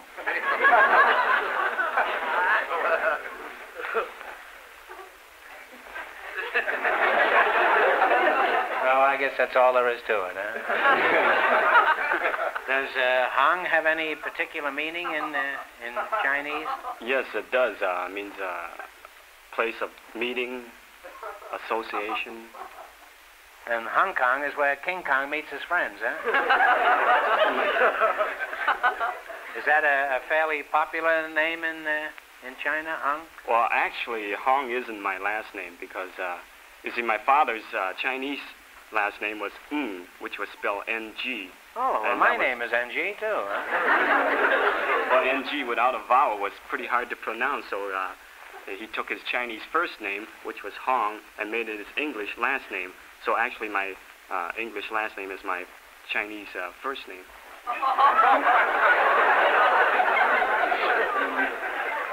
Well, that's confusing enough for anybody. You mean to say that NG is a name in China? Yes. I want you to meet Mr. NG. Well, no. Oh, you just say I want you to meet Mr. Not very good Chinese pronunciation, but it'll do, I guess. Well, I've never been Chinese. It's not easy for me. I was in Minnesota once. Would that help any? I don't think there's any Swedes named Ng. I don't think there's anybody named Ng. Suppose you were going to introduce yourself to Angie over here. What would you say? Angie, my name's Jim Hong. No, I mean using the Oriental name. Angie, my name is Jim Ng. Do I have to answer? What's your telephone number? What sort of work do you do? Can you speak Chinese? Yes, I speak quite a bit of Chinese. Speak it well, huh? Yes, we speak it at home quite often, so I have to know it. Well, could you say, Mother, give me a salami sandwich? Well, let me hear you say that in Chinese. We don't eat salami. That's an Italian dish. Well, could you say, Mother, how is the chow mein tonight? Ma, a chow mein home, yeah. She says NG, and that's the finish of that. And you go out and get a salami sandwich.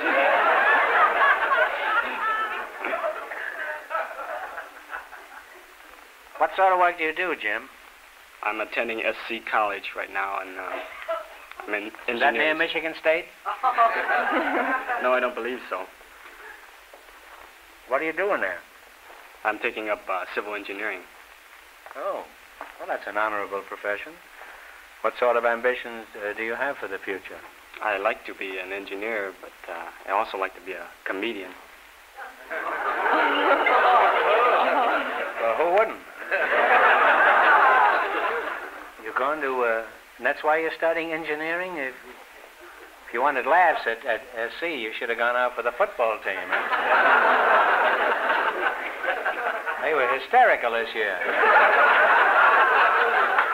I think you just lost some friends at SC. I didn't lose as many friends as they lost games. Is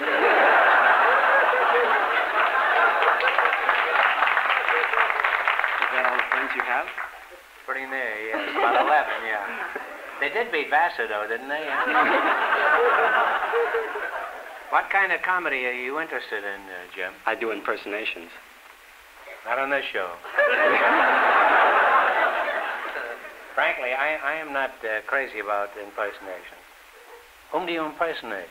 Well, I can impersonate you, probably, yeah. Is it pretty funny?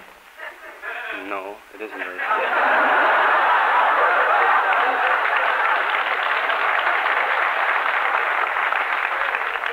Well, if it isn't funny, it's certainly accurate. Huh? Let's see you impersonate somebody else. Angie and I will see if we can guess who it is. Huh? All right. Okay? Are you good at guessing impersonations? Yes, I'm a wonderful judge. Are you?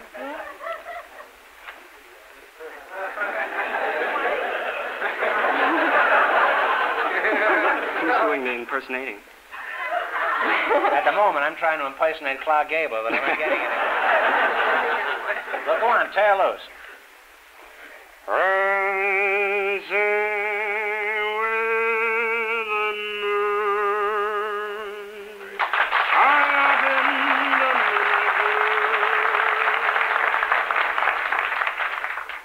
Angie, who do you think that was? Well, if I close my eyes, I'd guess Vaughn Monroe. You close your eyes, you'll be in trouble. Well, you had me fooled. I thought it was Tallulah Bankhead. Don't you think Vaughn Monroe sings a little like a horse, Angie? No, I think he has a beautiful voice. No, I wasn't criticizing his voice, but the timbre is a little like a stallion. That's a matter of opinion. Well, that's quite true, yes. Let's talk about your work some more, Angie. We seem to be getting more unfriendly as we proceed. Suppose one of these kids gets out of hand. How do you punish them? You force them to watch me on television? No, our job isn't punishing. Not that drastic, huh? No. We try to guide the children. Guide them where? Out of an open window? No. Well, what do you mean you guide them, huh? Well, by telling them, trying to distinguish right from wrong and teaching them right from wrong. I have a 7-year-old girl, Melinda. I don't know whether you've ever seen her. She was on my show a couple of times. I try to teach her the difference between right and wrong. She says she feels good doing the right things. She says she feels even better doing the wrong things. Suppose one of the boys gets fresh and kisses you. How do you handle that? Well, at that age, they're not really fresh. So you just turn around and hug and kiss them. I just wanted to be sure, that's all.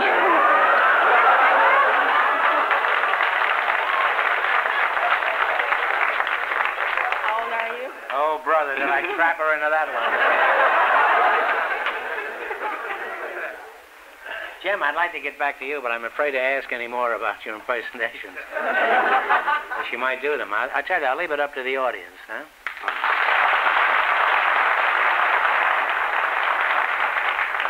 All those who would like to hear Jim do some more impersonations.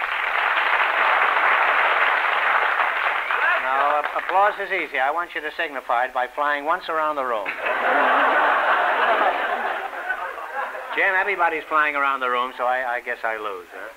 Who can you do besides me? Well, Billy Eckstein, Frankie Lane, Raymond Massey, Jimmy Stewart, Mel Torme, Sidney Greenstreet. You're kind of thin for that, aren't you? Well, can you do Johnny Ray? Yes, I can. Well, do enough for about half a handkerchief, huh? He asked me if I could tell all the world just how high those little clouds rise. And that's how I think I'll always remember the little white cloud that sat right down and cried.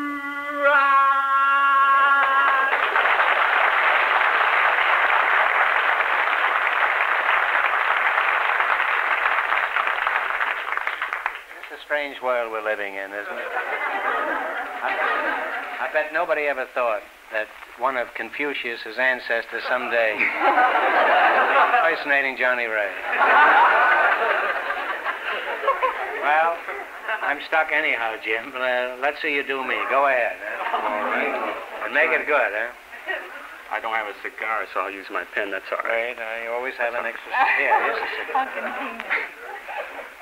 Okay, and I'll put on my glasses. Put on a mustache, too, huh? I don't have any. You have to kiss Angie, too. That's not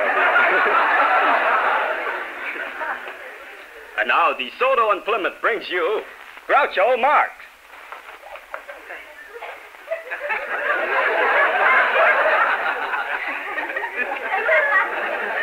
Who were you expecting, Marilyn Monroe?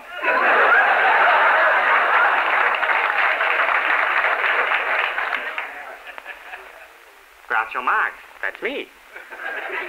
And drop in on your DeSoto and Plymouth dealer. And when you do, come here, Groucho, send you up my dealer.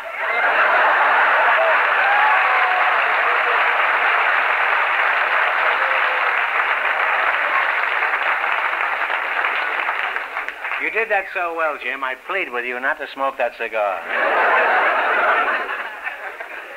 Jim, I didn't get that last part of that. That was pretty good, though, and I wish you every success after you finish college. Thank you, Groucho. And if anybody's in the market for a good rickshaw, well, just go down to your DeSoto Plymouth dealers. And tell them Groucho Chingling Poo sent you.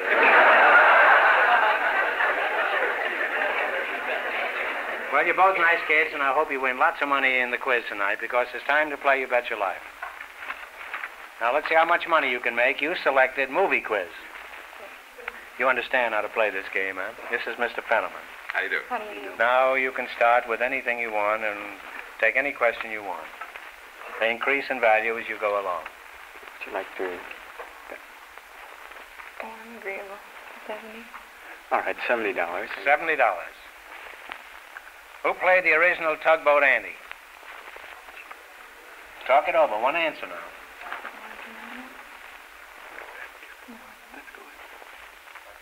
Marjorie Reynolds? No. A little before your time, but it was Marie Dressler. All right, you've lost your money, but you still have many other chances to win money here. Now, what question do you want? You? Go for higher stakes than 80.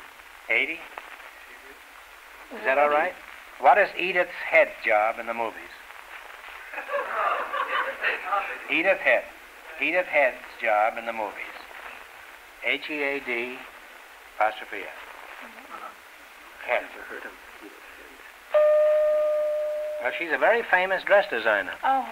Did you pick this of your own volition? Huh? Well, come on. You've got 2 more chances. I'll leave it up to you then. Maybe we should go lower. 50, maybe. 50? Who created the role of Andy Hardy in the movies? Mickey Rooney? That's right, Mickey Rooney. Now you're on your way with $50. Now, what do you want? This is our last. Try for 90. 90? That's all right. Roy Rogers has Trigger. Gene Autry has Champion. What famous cowboy star had Tony? Tom Mix. Tom Mix is right. And you wind up with $140. Thanks and good luck from the DeSoto Plymouth you, dealers. Groucho. You were real good.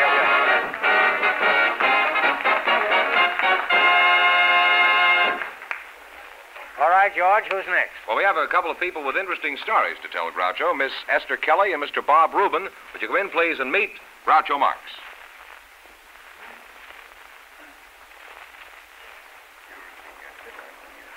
Esther Kelly and Bob Rubin. Miss Kelly, I'll start with you. You're a fine broth of a Colleen. May I call you Esther? You may. Where are you from, Esther? Memphis, Tennessee, on the Mason-Dixie line. You lived right on the Mason-Dixon line? I did. Wasn't that kind of confusing? Not so much. Well, I mean, in the war between the states, how did you know which side to fight on? Well, I wasn't there to fight, so I wasn't mad. You were a deserter, huh? I wasn't there. Oh, you weren't there, huh? How long ago did you leave Memphis, Esther? 16 years ago. Oh, were you just a little girl when you left Memphis? No, I was 25 years old. 25, huh? Mhm. Plus 16? No, Groucho. Less 10% for wind velocity? Did not count when I went barefooted. Carry 3 and multiply by 6 when the moon is in Aquarius. That makes you exactly 33, is that right? That's right. I'm no fool. I'm not going to start another civil war. Huh? Being from Memphis, can you sing the Memphis Blues? No. Can you sing, can you do the Tennessee Waltz? Oh, I might do a little bit of it. Would you care to shake a leg, as we Southern gentlemen say? Oh, no, let's wait a while. I'll take you down to my restaurant and do that for you. You only dance in a restaurant? Mm-hmm. Oh, I see. Well, that's food for thought. Now, Bob Rubin, how old are you, Bob? I'm 35, Groucho. 35, huh? Well, you're a fine-looking lad. Now, where are you from? I'm from Omaha, Nebraska, originally. Oh. Are you married? No, I'm not, Groucho. Why not? Why aren't you married? Oh, just never had time. How much time do you need? Girls run pretty fast. Only towards you, huh? Would you like to get married someday? Yes, I would, very much, Groucho.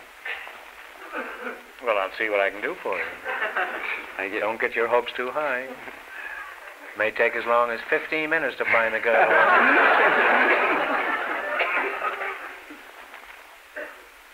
Esther, are you married? No. Would you like to get hooked up? No. I wasn't asking for my sake. I was asking for Bob and the future of our country. Well, let's find out something about you two. Bob, what sort of work do you do? I own the Pen and Quill in Manhattan Beach. The Pen and Quill? So what? I own a half interest in a ballpoint in San Pedro. I'm not bragging about it. What's the Pen and Quill? Well, Groucho, the Pen and Quill is a very nice restaurant and lounge in Manhattan Beach, just a couple miles south of the International Airport. We have very good food, very cozy, semi-exclusive atmosphere, and we've got 11 beautiful waitresses, too. You have 11 beautiful waitresses? We sure do. Well, what are you waiting for? There's your chance. Well, I don't mix business with pleasure, Groucho. You should try it sometime. You may go bankrupt, but who cares? Money isn't everything. I want to meet the fellow who said that, too. I want to have a talk with him. Bob, I want to ask you something. Why do they always turn the lights down low in these restaurants? Is that so you can't see the food or the customers? Well, in some restaurants, but not in ours, Groucho. Why do they turn the lights low?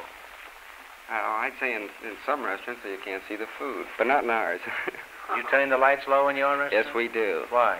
Well, it makes it very friendly and cozy, and, Can't you get friendly in a well-lit restaurant? Oh, I mean, if the customers are well-lit? Then it's a little easier. Esther, do you have a job? Yes, I own Esther Kelly's patio. You own Esther Kelly's patio? Well, you're lucky. I lost mine in the stock market crash in 29. Just what is Esther Kelly's patio? Well, it's one of the nicest restaurants on Pico Boulevard. Oh, you own a restaurant, too, huh? Yes. This is quite a convention. Barbecue Bob, Ketchup Kelly, and Meatball Mark. What kind of a place is Esther's patio, Kelly's patio? Well, it's... or Esther's Kelly patio. Is it a pretty fancy joint? For example, if I came there, would I have to wear a black tie? No, when you get hungry, you come as you are. Well, if you say so, okay. Only it happens I usually get hungry right in the middle of my mud pack. Is there anything different about your place, Esther? Does it have an atmosphere? That means no lights and lots of smoke. I had the most romantic restaurant in California. Really? Yes. You mean if you turn your back on the corn and peas, the first thing you know, you've got succotash? No, they have married people. Well, in what way is your restaurant romantic? Well, because since I've been there, I have married all 40 couples. You mean after eating in your joint, they decided they'd better get married and eat at home? They fall in love. You say they fall in love in your place? Sure. Well, why do you do this Cupid act? Do you collect a fee? No, I do it because I like humanity. Why aren't you married? I'm so busy marrying other people off. Well, how did all this matrimonial activity get started, Esther? Well, one case particular I can recall. It was one gentleman used to come into my place quite often, and every time he'd come in, he said it was no more nice women left in the world. There weren't any more? No more nice women left in the world. Then I had a lady did the same thing. She said it was no more nice men left in the world, and she would like to meet someone who was nice. So I got an idea. I put those two together. So I introduced them. So I introduced them, and 3 weeks later, they were married. Well, you got them together yourself. Mm-hmm. I must say you're a very efficient cook, Esther. Apparently you can make hash out of anything. Well, get them in love. They won't know what they're eating. That's true. Do you regard each other as competitors? No. I think Esther's got a good deal cooking there, Bob. Why don't you quit eating at your place and have one of her hamburgers? I've been thinking about this. If you don't get poisoned, you might get married. In either case, make sure the Blue Cross is paid up. By the way, Bob, Esther has a lot of excitement at her place. Has anything exciting ever happened at yours? Yes, we had one very exciting thing happen recently, Groucho. On Halloween night, a good many of our customers were having Halloween parties. Pumpkin? And a little everything. And 3 masked bandits came in with shotguns, stuck the shotguns on the customers, and pushed a shotgun in the face of our bartenders. One of our bartenders, Bill, just pushed it aside and said, I know who you are. Take off your mask. These are our customers to take care of. And one lady... he demanded her jewels, put the gun in her face, and she just kept laughing and pushing the gun aside. And these fellows got quite frustrated and got quite worried. Nobody was paying any attention to them. The piano players started playing Dragnet on the piano, getting in the mood of this thing. And every time they demand, the girls tried to seat them and serve them. And finally, they got so frustrated, they cuffed one of the customers with a gun, and people realized it was getting serious. As a matter of fact, one customer was eating lobster thermidor, and when they demanded his wallet, why, he gave it up and kept right on eating, and the bandit said, you seem to be enjoying this. And he said, why not? It's good thermidor. But eventually they were all captured. Waitress slipped out and called the police, and they were captured. One was shot leaving the restaurant. It's a little embarrassing when you ask people to stick up their hands and they won't do it, isn't it, huh? You weren't very nice to these fellas, I must say. Were you the perfect host while all this was going on? Did you see they got a good meal? Well, later, when I visited them in jail, one of them told me he was going to order a steak when he came in, but he realized he wouldn't be around to eat it, and he just didn't want us to waste the money cooking a good steak when he couldn't be there to eat it. They were very considerate, these fellas, weren't they? Yes, they were. I'm sorry they didn't pull this deal off. What do you charge for a good steak? Well, we charge up to $6.50 for a good cut, special cut, Groucho. No. He was trying to rob you, and you were trying to rob him?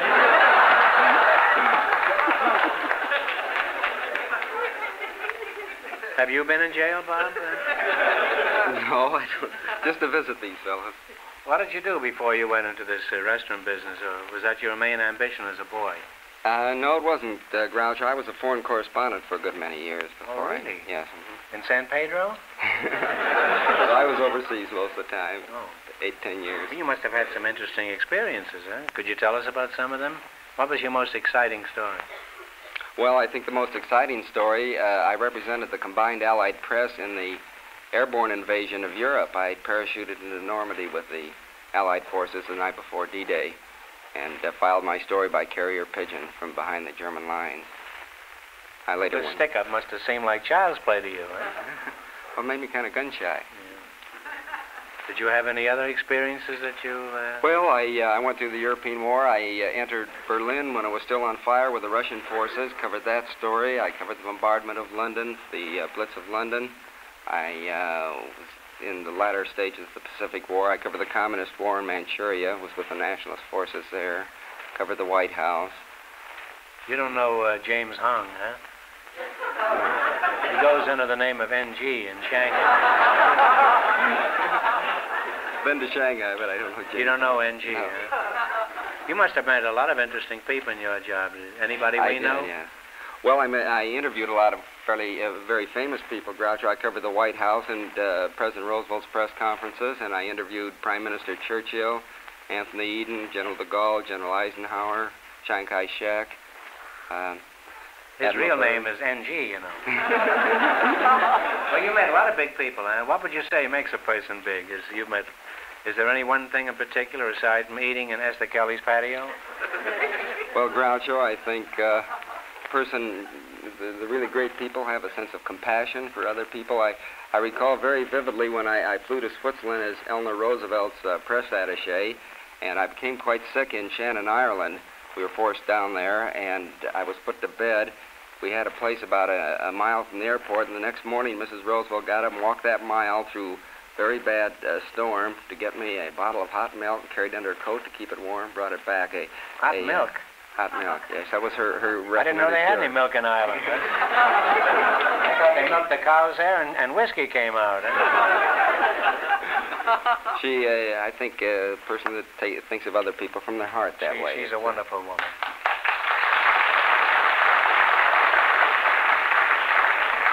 know, I made a Bond tour in 41. We had a lot of big stars on the show, and we were invited to the White House. And this was during the period when Eleanor was always traveling, you know. She was always I going. covered that Bond tour. Oh, did you? Yeah. Oh, well. Anyway, we were at the White House, and I was talking to them, and they had this band playing down below in the kind of the patio, if you'll pardon me, Esther. Huh?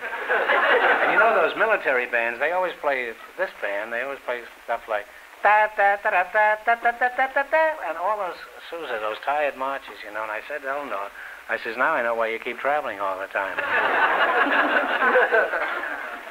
Well, I was finally thrown out of the White House. Well, you've led an exciting life. Well, why did you quit all that glamorous existence that you to open a restaurant? Well, I wanted to settle down, Groucho. Well, if you want to settle down, why don't you drop in on Esther Kelly's patio, huh? You'll be married before you get to the main meat order, huh? I'll settle down that much yet. Do you have many customers who are looking for spouses? Oh, I should say I do. Spouse happens to rhyme with louse, you'll notice.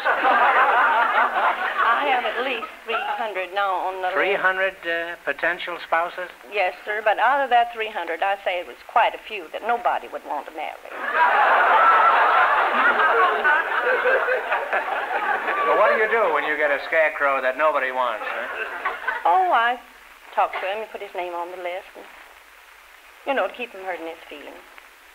Would you, just out of idle curiosity, Esther, do you have any beautiful girls who might want to marry me? Well, I don't know. I'll put your name on my list. It's like that, huh? No, Esther, if it's all the same to you, I'll just have one of your hamburgers.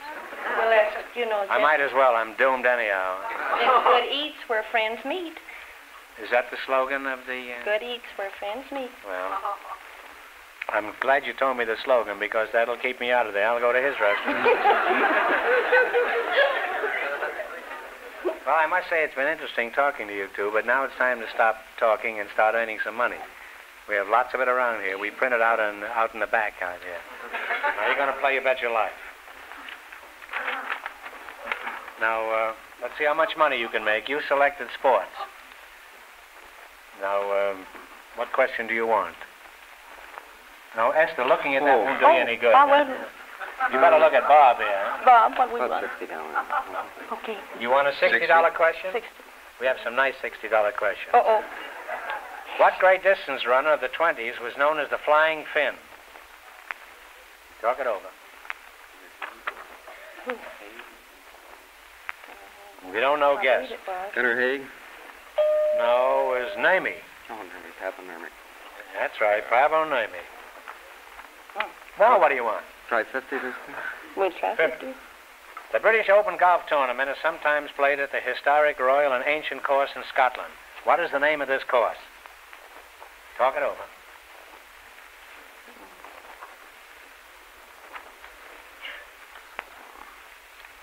It's a famous course, too. Yes, it is. It's, Uh-oh. Well, it's St. Andrews. St. Andrews. Let's try the 70 this time. All right. 70. Briggs Stadium is the home of what baseball club? Detroit. Detroit Tigers is right. Now you're on your way with $70. Well, that's a relief. We didn't want you to leave here broke, What huh? does that mean? All right, now let's see you get another one. Well, let's Down go to for England. 80, Esther. All right. 80? Let's stay out of England, please. In cricket, what do you call the three vertical and parallel sticks? In cricket. Three vertical and parallel sticks. If you don't know, guess. Post? No, it's the wicket. Wicket. Yes, the wicket always win the most. Well, I'm sorry you didn't win more. You wound up with $70. Well, thanks and good luck from the DeSoto Plymouth dealers. Thank you, Grouch.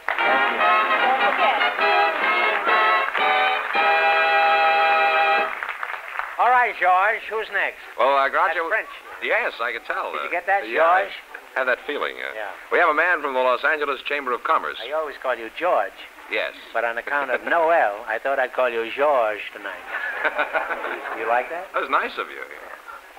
We haven't cost me anything. I got it wholesale. There's a man waiting out here from the yes, Los with a black mustache? Well, tell him I've got one. We had that joke on one of our shows. My brother came in and says, there's a man outside wants to see you with a black mustache. I says, well, tell him I've got one. Well, this was 1929.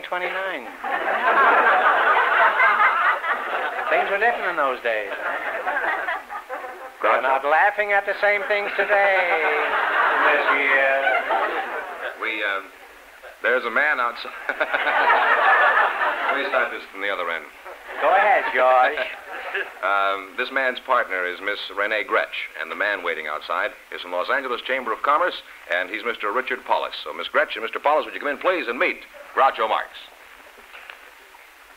Welcome, welcome to You Bet Your Life. Say the secret word and you win $100. It is the common word, something you always have with you.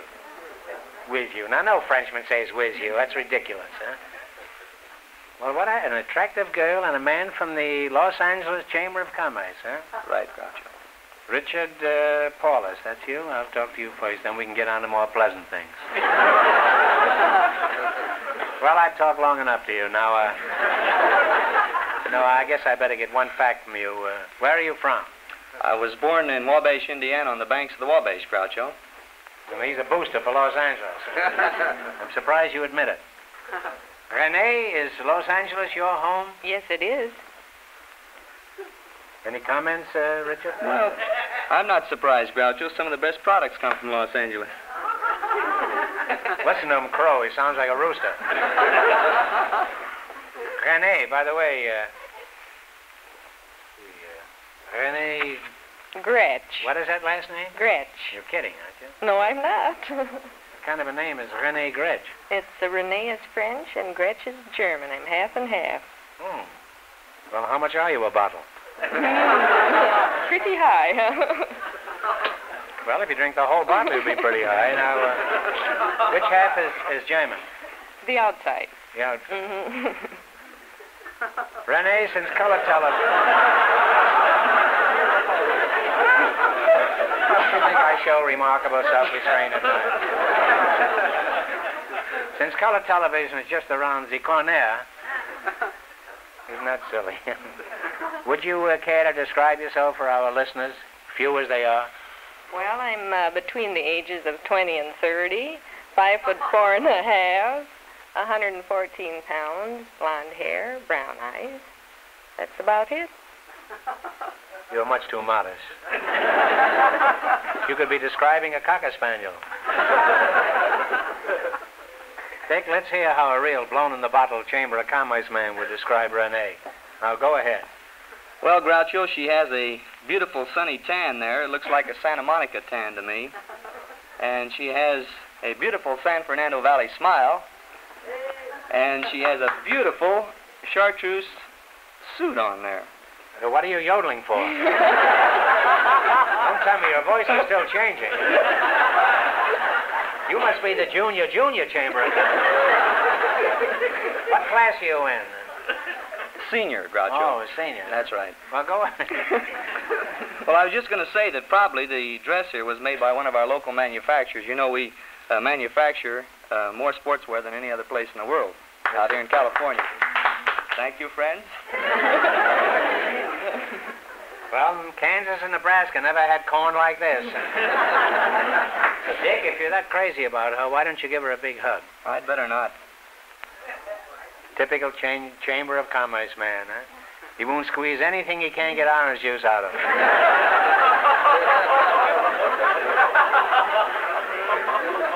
What's the matter with you? Are you a man or a mouse? I'm married, Groucho. In that case, would you care for a piece of Limburger? Dick, what's your job with the Chamber of Horrors? Chamber of Commerce. Well, Groucho, I'm the district representative of the Membership Relations Department of the Los Angeles City and County Chamber of Commerce. When the title is that long, the pay must be very short. Confucius. NG. What do you do in your job? Well, I act as a liaison man between the member firms and the various services of the Los Angeles Chamber of Commerce. Well, what is the principal purpose of the Chamber of Commerce? aside from lying about the climate. We don't lie about the climate, Groucho. You don't, eh? No. I don't know which one to believe, you or that motel I saw floating down my street the other day.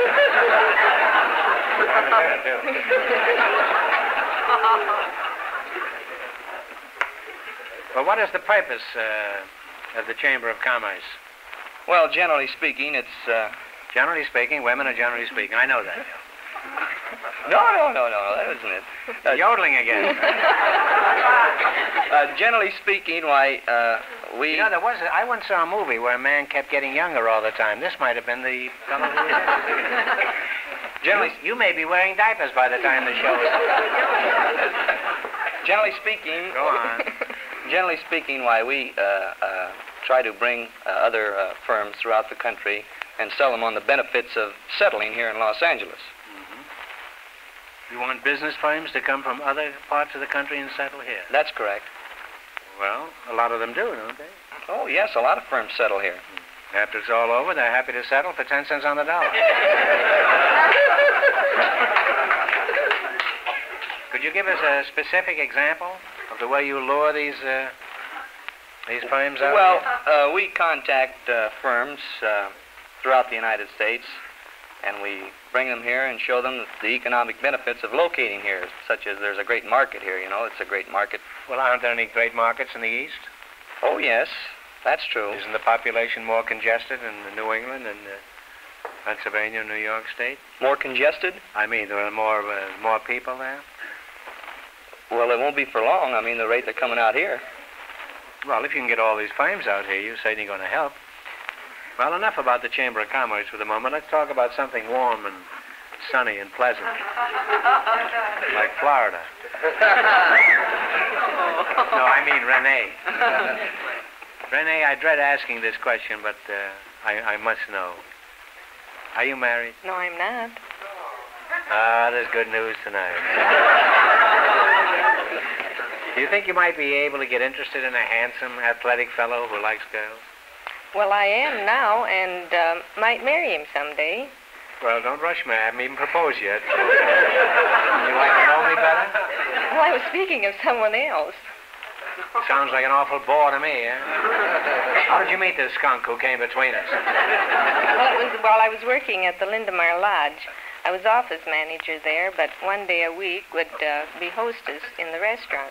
One evening, while walking through the bar, someone tapped me on the shoulder and said, aren't you related to the girl that works up in the office? I said, not only related, I am the girl. Then you were related. Yes. He didn't know me because I had cut my ponytail. I don't blame him. He probably thought you were a horse of another color. Isn't that an old song? Ponytail, ponytail, won't you be? No, that was another show. Now, Renee, what sort of work do you do? Well, right now I'm working at the Bay Pharmacy as cosmetician and all-around sales girl. Why did you quit this other job? Well, I'm helping out my friends there over a period of time at the Cohens at the Bay Pharmacy. The what? The Cohens at the Bay Pharmacy. The Cones at the... Bay Pharmacy. They own the Bay Pharmacy. What do you mean, the Cones? The ice cream cones? No, Mr. and Mrs. Cohen. Oh, well, what flavor are they? I really don't know. Well, where is this place? Civic Palisades. Oh. Well, when you were a girl, what was your ambition? I'm curious. To become a portrait painter. Well, what happened? Why didn't you achieve your ambition? Well, after studying for quite a number of years, artists just don't fall into that. You have to make a name for yourself. Although I have been fortunate in having a few art exhibits here, since I have been here a year and a half now. You sold these? Well, I have sold a few, yes. Mm-hmm. What do you get for a painting?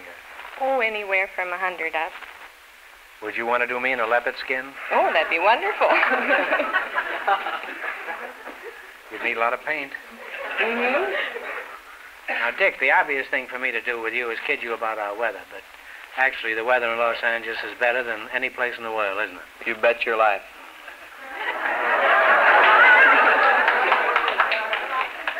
What are you doing about the smog, Dick?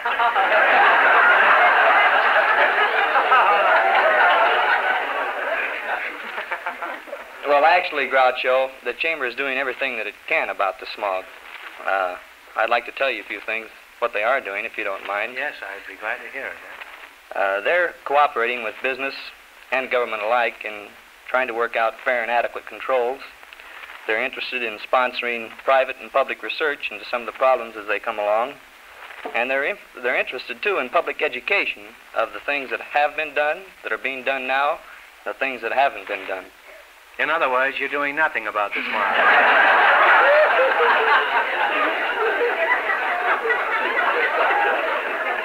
Now, is the Chamber of Commerce really ready to admit that we have smog here?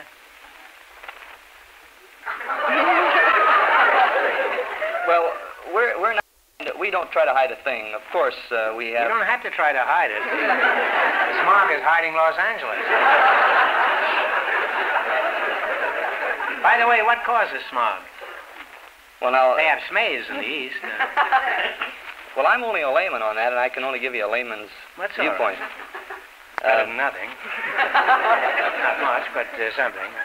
As I understand it, it's certain pollutants and smoke in the air, and complicated by certain geographic and geological factors, which Los Angeles happens to have. Well, is there any answer to this problem? Oh, yes. Clear the air and you clear the smog. That's one of the most careful statements I've ever heard. That statement is about as radical as 30 days had September. Now, is it only industry that contributes to this pollution of the air? Absolutely not, Groucho. There are many factors that go into that. One of them that comes to me right now is the unorthodox burning of trash by citizens.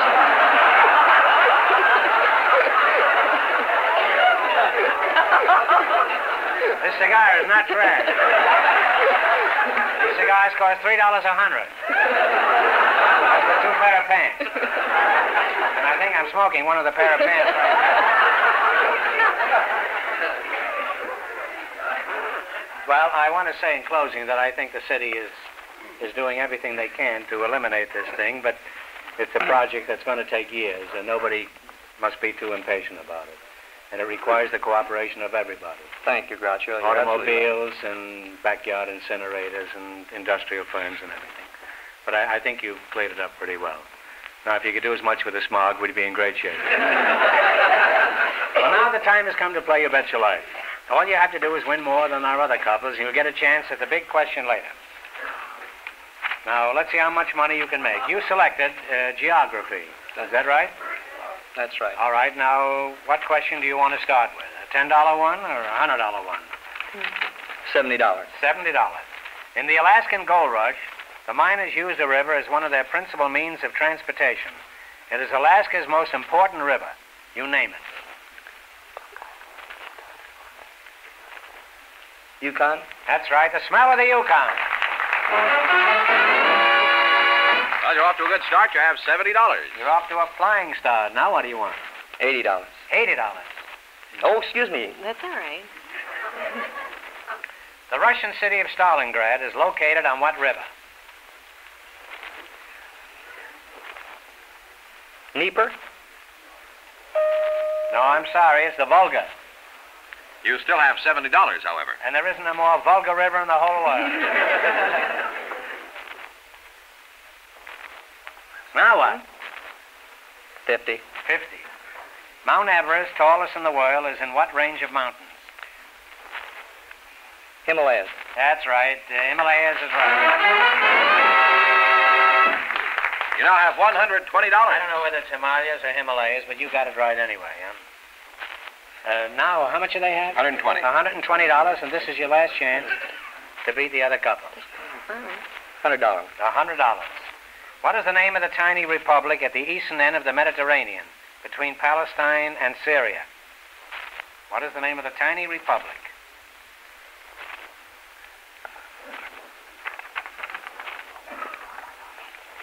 It's at the eastern end of the Mediterranean, between Palestine and Syria. If you don't know, guess. Armenia. No, I'm sorry. It's Lebanon. Oh, Lebanon. That's a tough one. And you wind up with $120. Good. Which? Well, thanks and good luck from the DeSoto Plymouth dealers. Thanks.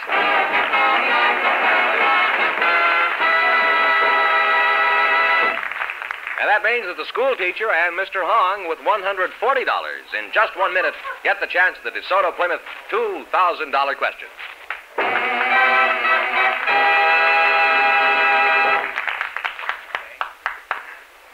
Here comes our winning couple, Groucho, the school teacher and Mr. Hong, all set for the DeSoto Plymouth $2,000 question. Well, this works out. Who knows what's going to happen, eh? Would you do another imitation for me if you win the big money here tonight? Certainly. I'll impersonate a man spending the money. All right, here we go for $2,000. I'll give you 15 seconds to decide on a single answer between you. Think carefully and please no help from the audience. Here it is.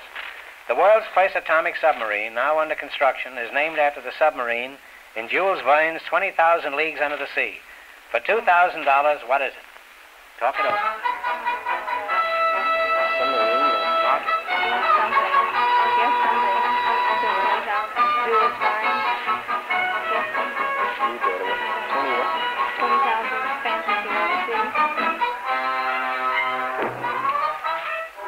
What is the answer you two have decided upon? Just a guess, Davy Jones? No, it's the Nautilus. Nautilus. Well, it's a couple, so that means the big question next week will be worth $2,500. Well, they lost the big money, but how much did they win in the quiz, George? $140. That's not too bad. Congratulations, and thanks to both of you, and to all of our contestants on the show tonight from the DeSoto Plymouth Dealers Band.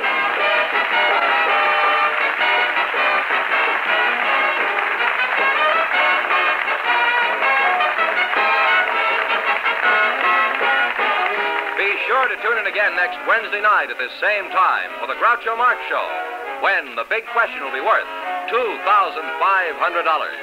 And don't miss Groucho's television show, also brought to you by the DeSoto Plymouth Dealers of America. And remember that the dealers who sell the outstanding 1954 DeSoto Automatic with fully automatic power flight transmission also have on display the remarkable new Plymouth, engineered and built to be your best buy in the low-priced field. DeSoto, Plymouth, two great new cars, both products of the Chrysler Corporation. And when you drive in, tell them Groucho sent you. Good night, folks, and remember, just be sure to see the DeSoto Automatic.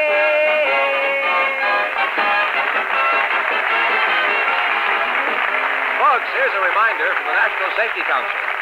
If your policy on the road is courtesy, you are always the beneficiary. Your life depends on it. You Bet Your Life, transcribed from Hollywood, is produced by John Goodell. Directed by Robert Dwan and Bernie Smith. Music. This is George Fenneman signing off for the more than 3,000 DeSoto Plymouth dealers from coast to coast. You Bet Your Life is heard by our armed forces throughout the world.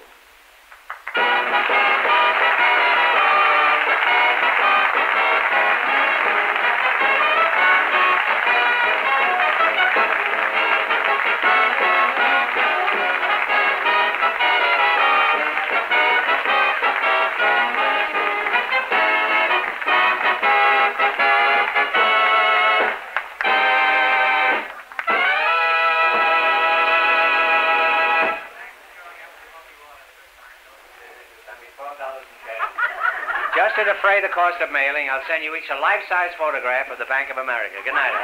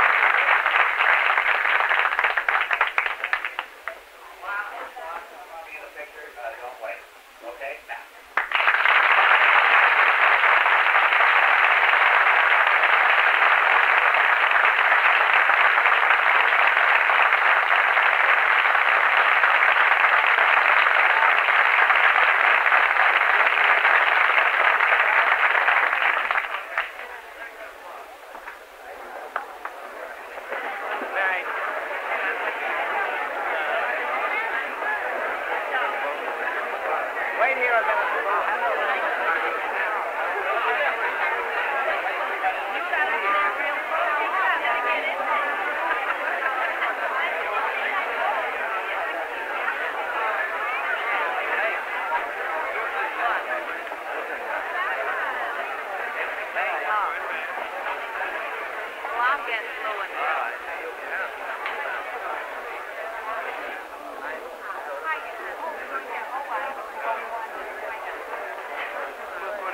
I should have been down there. I did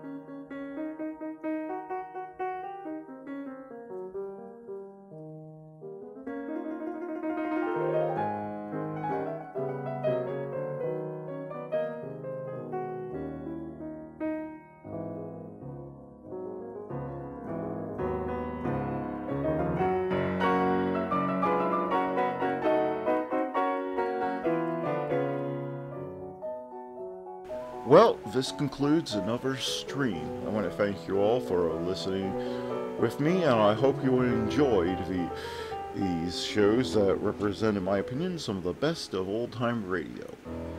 Join me again tomorrow night at 8 p.m. Thank you for listening, and have a good day.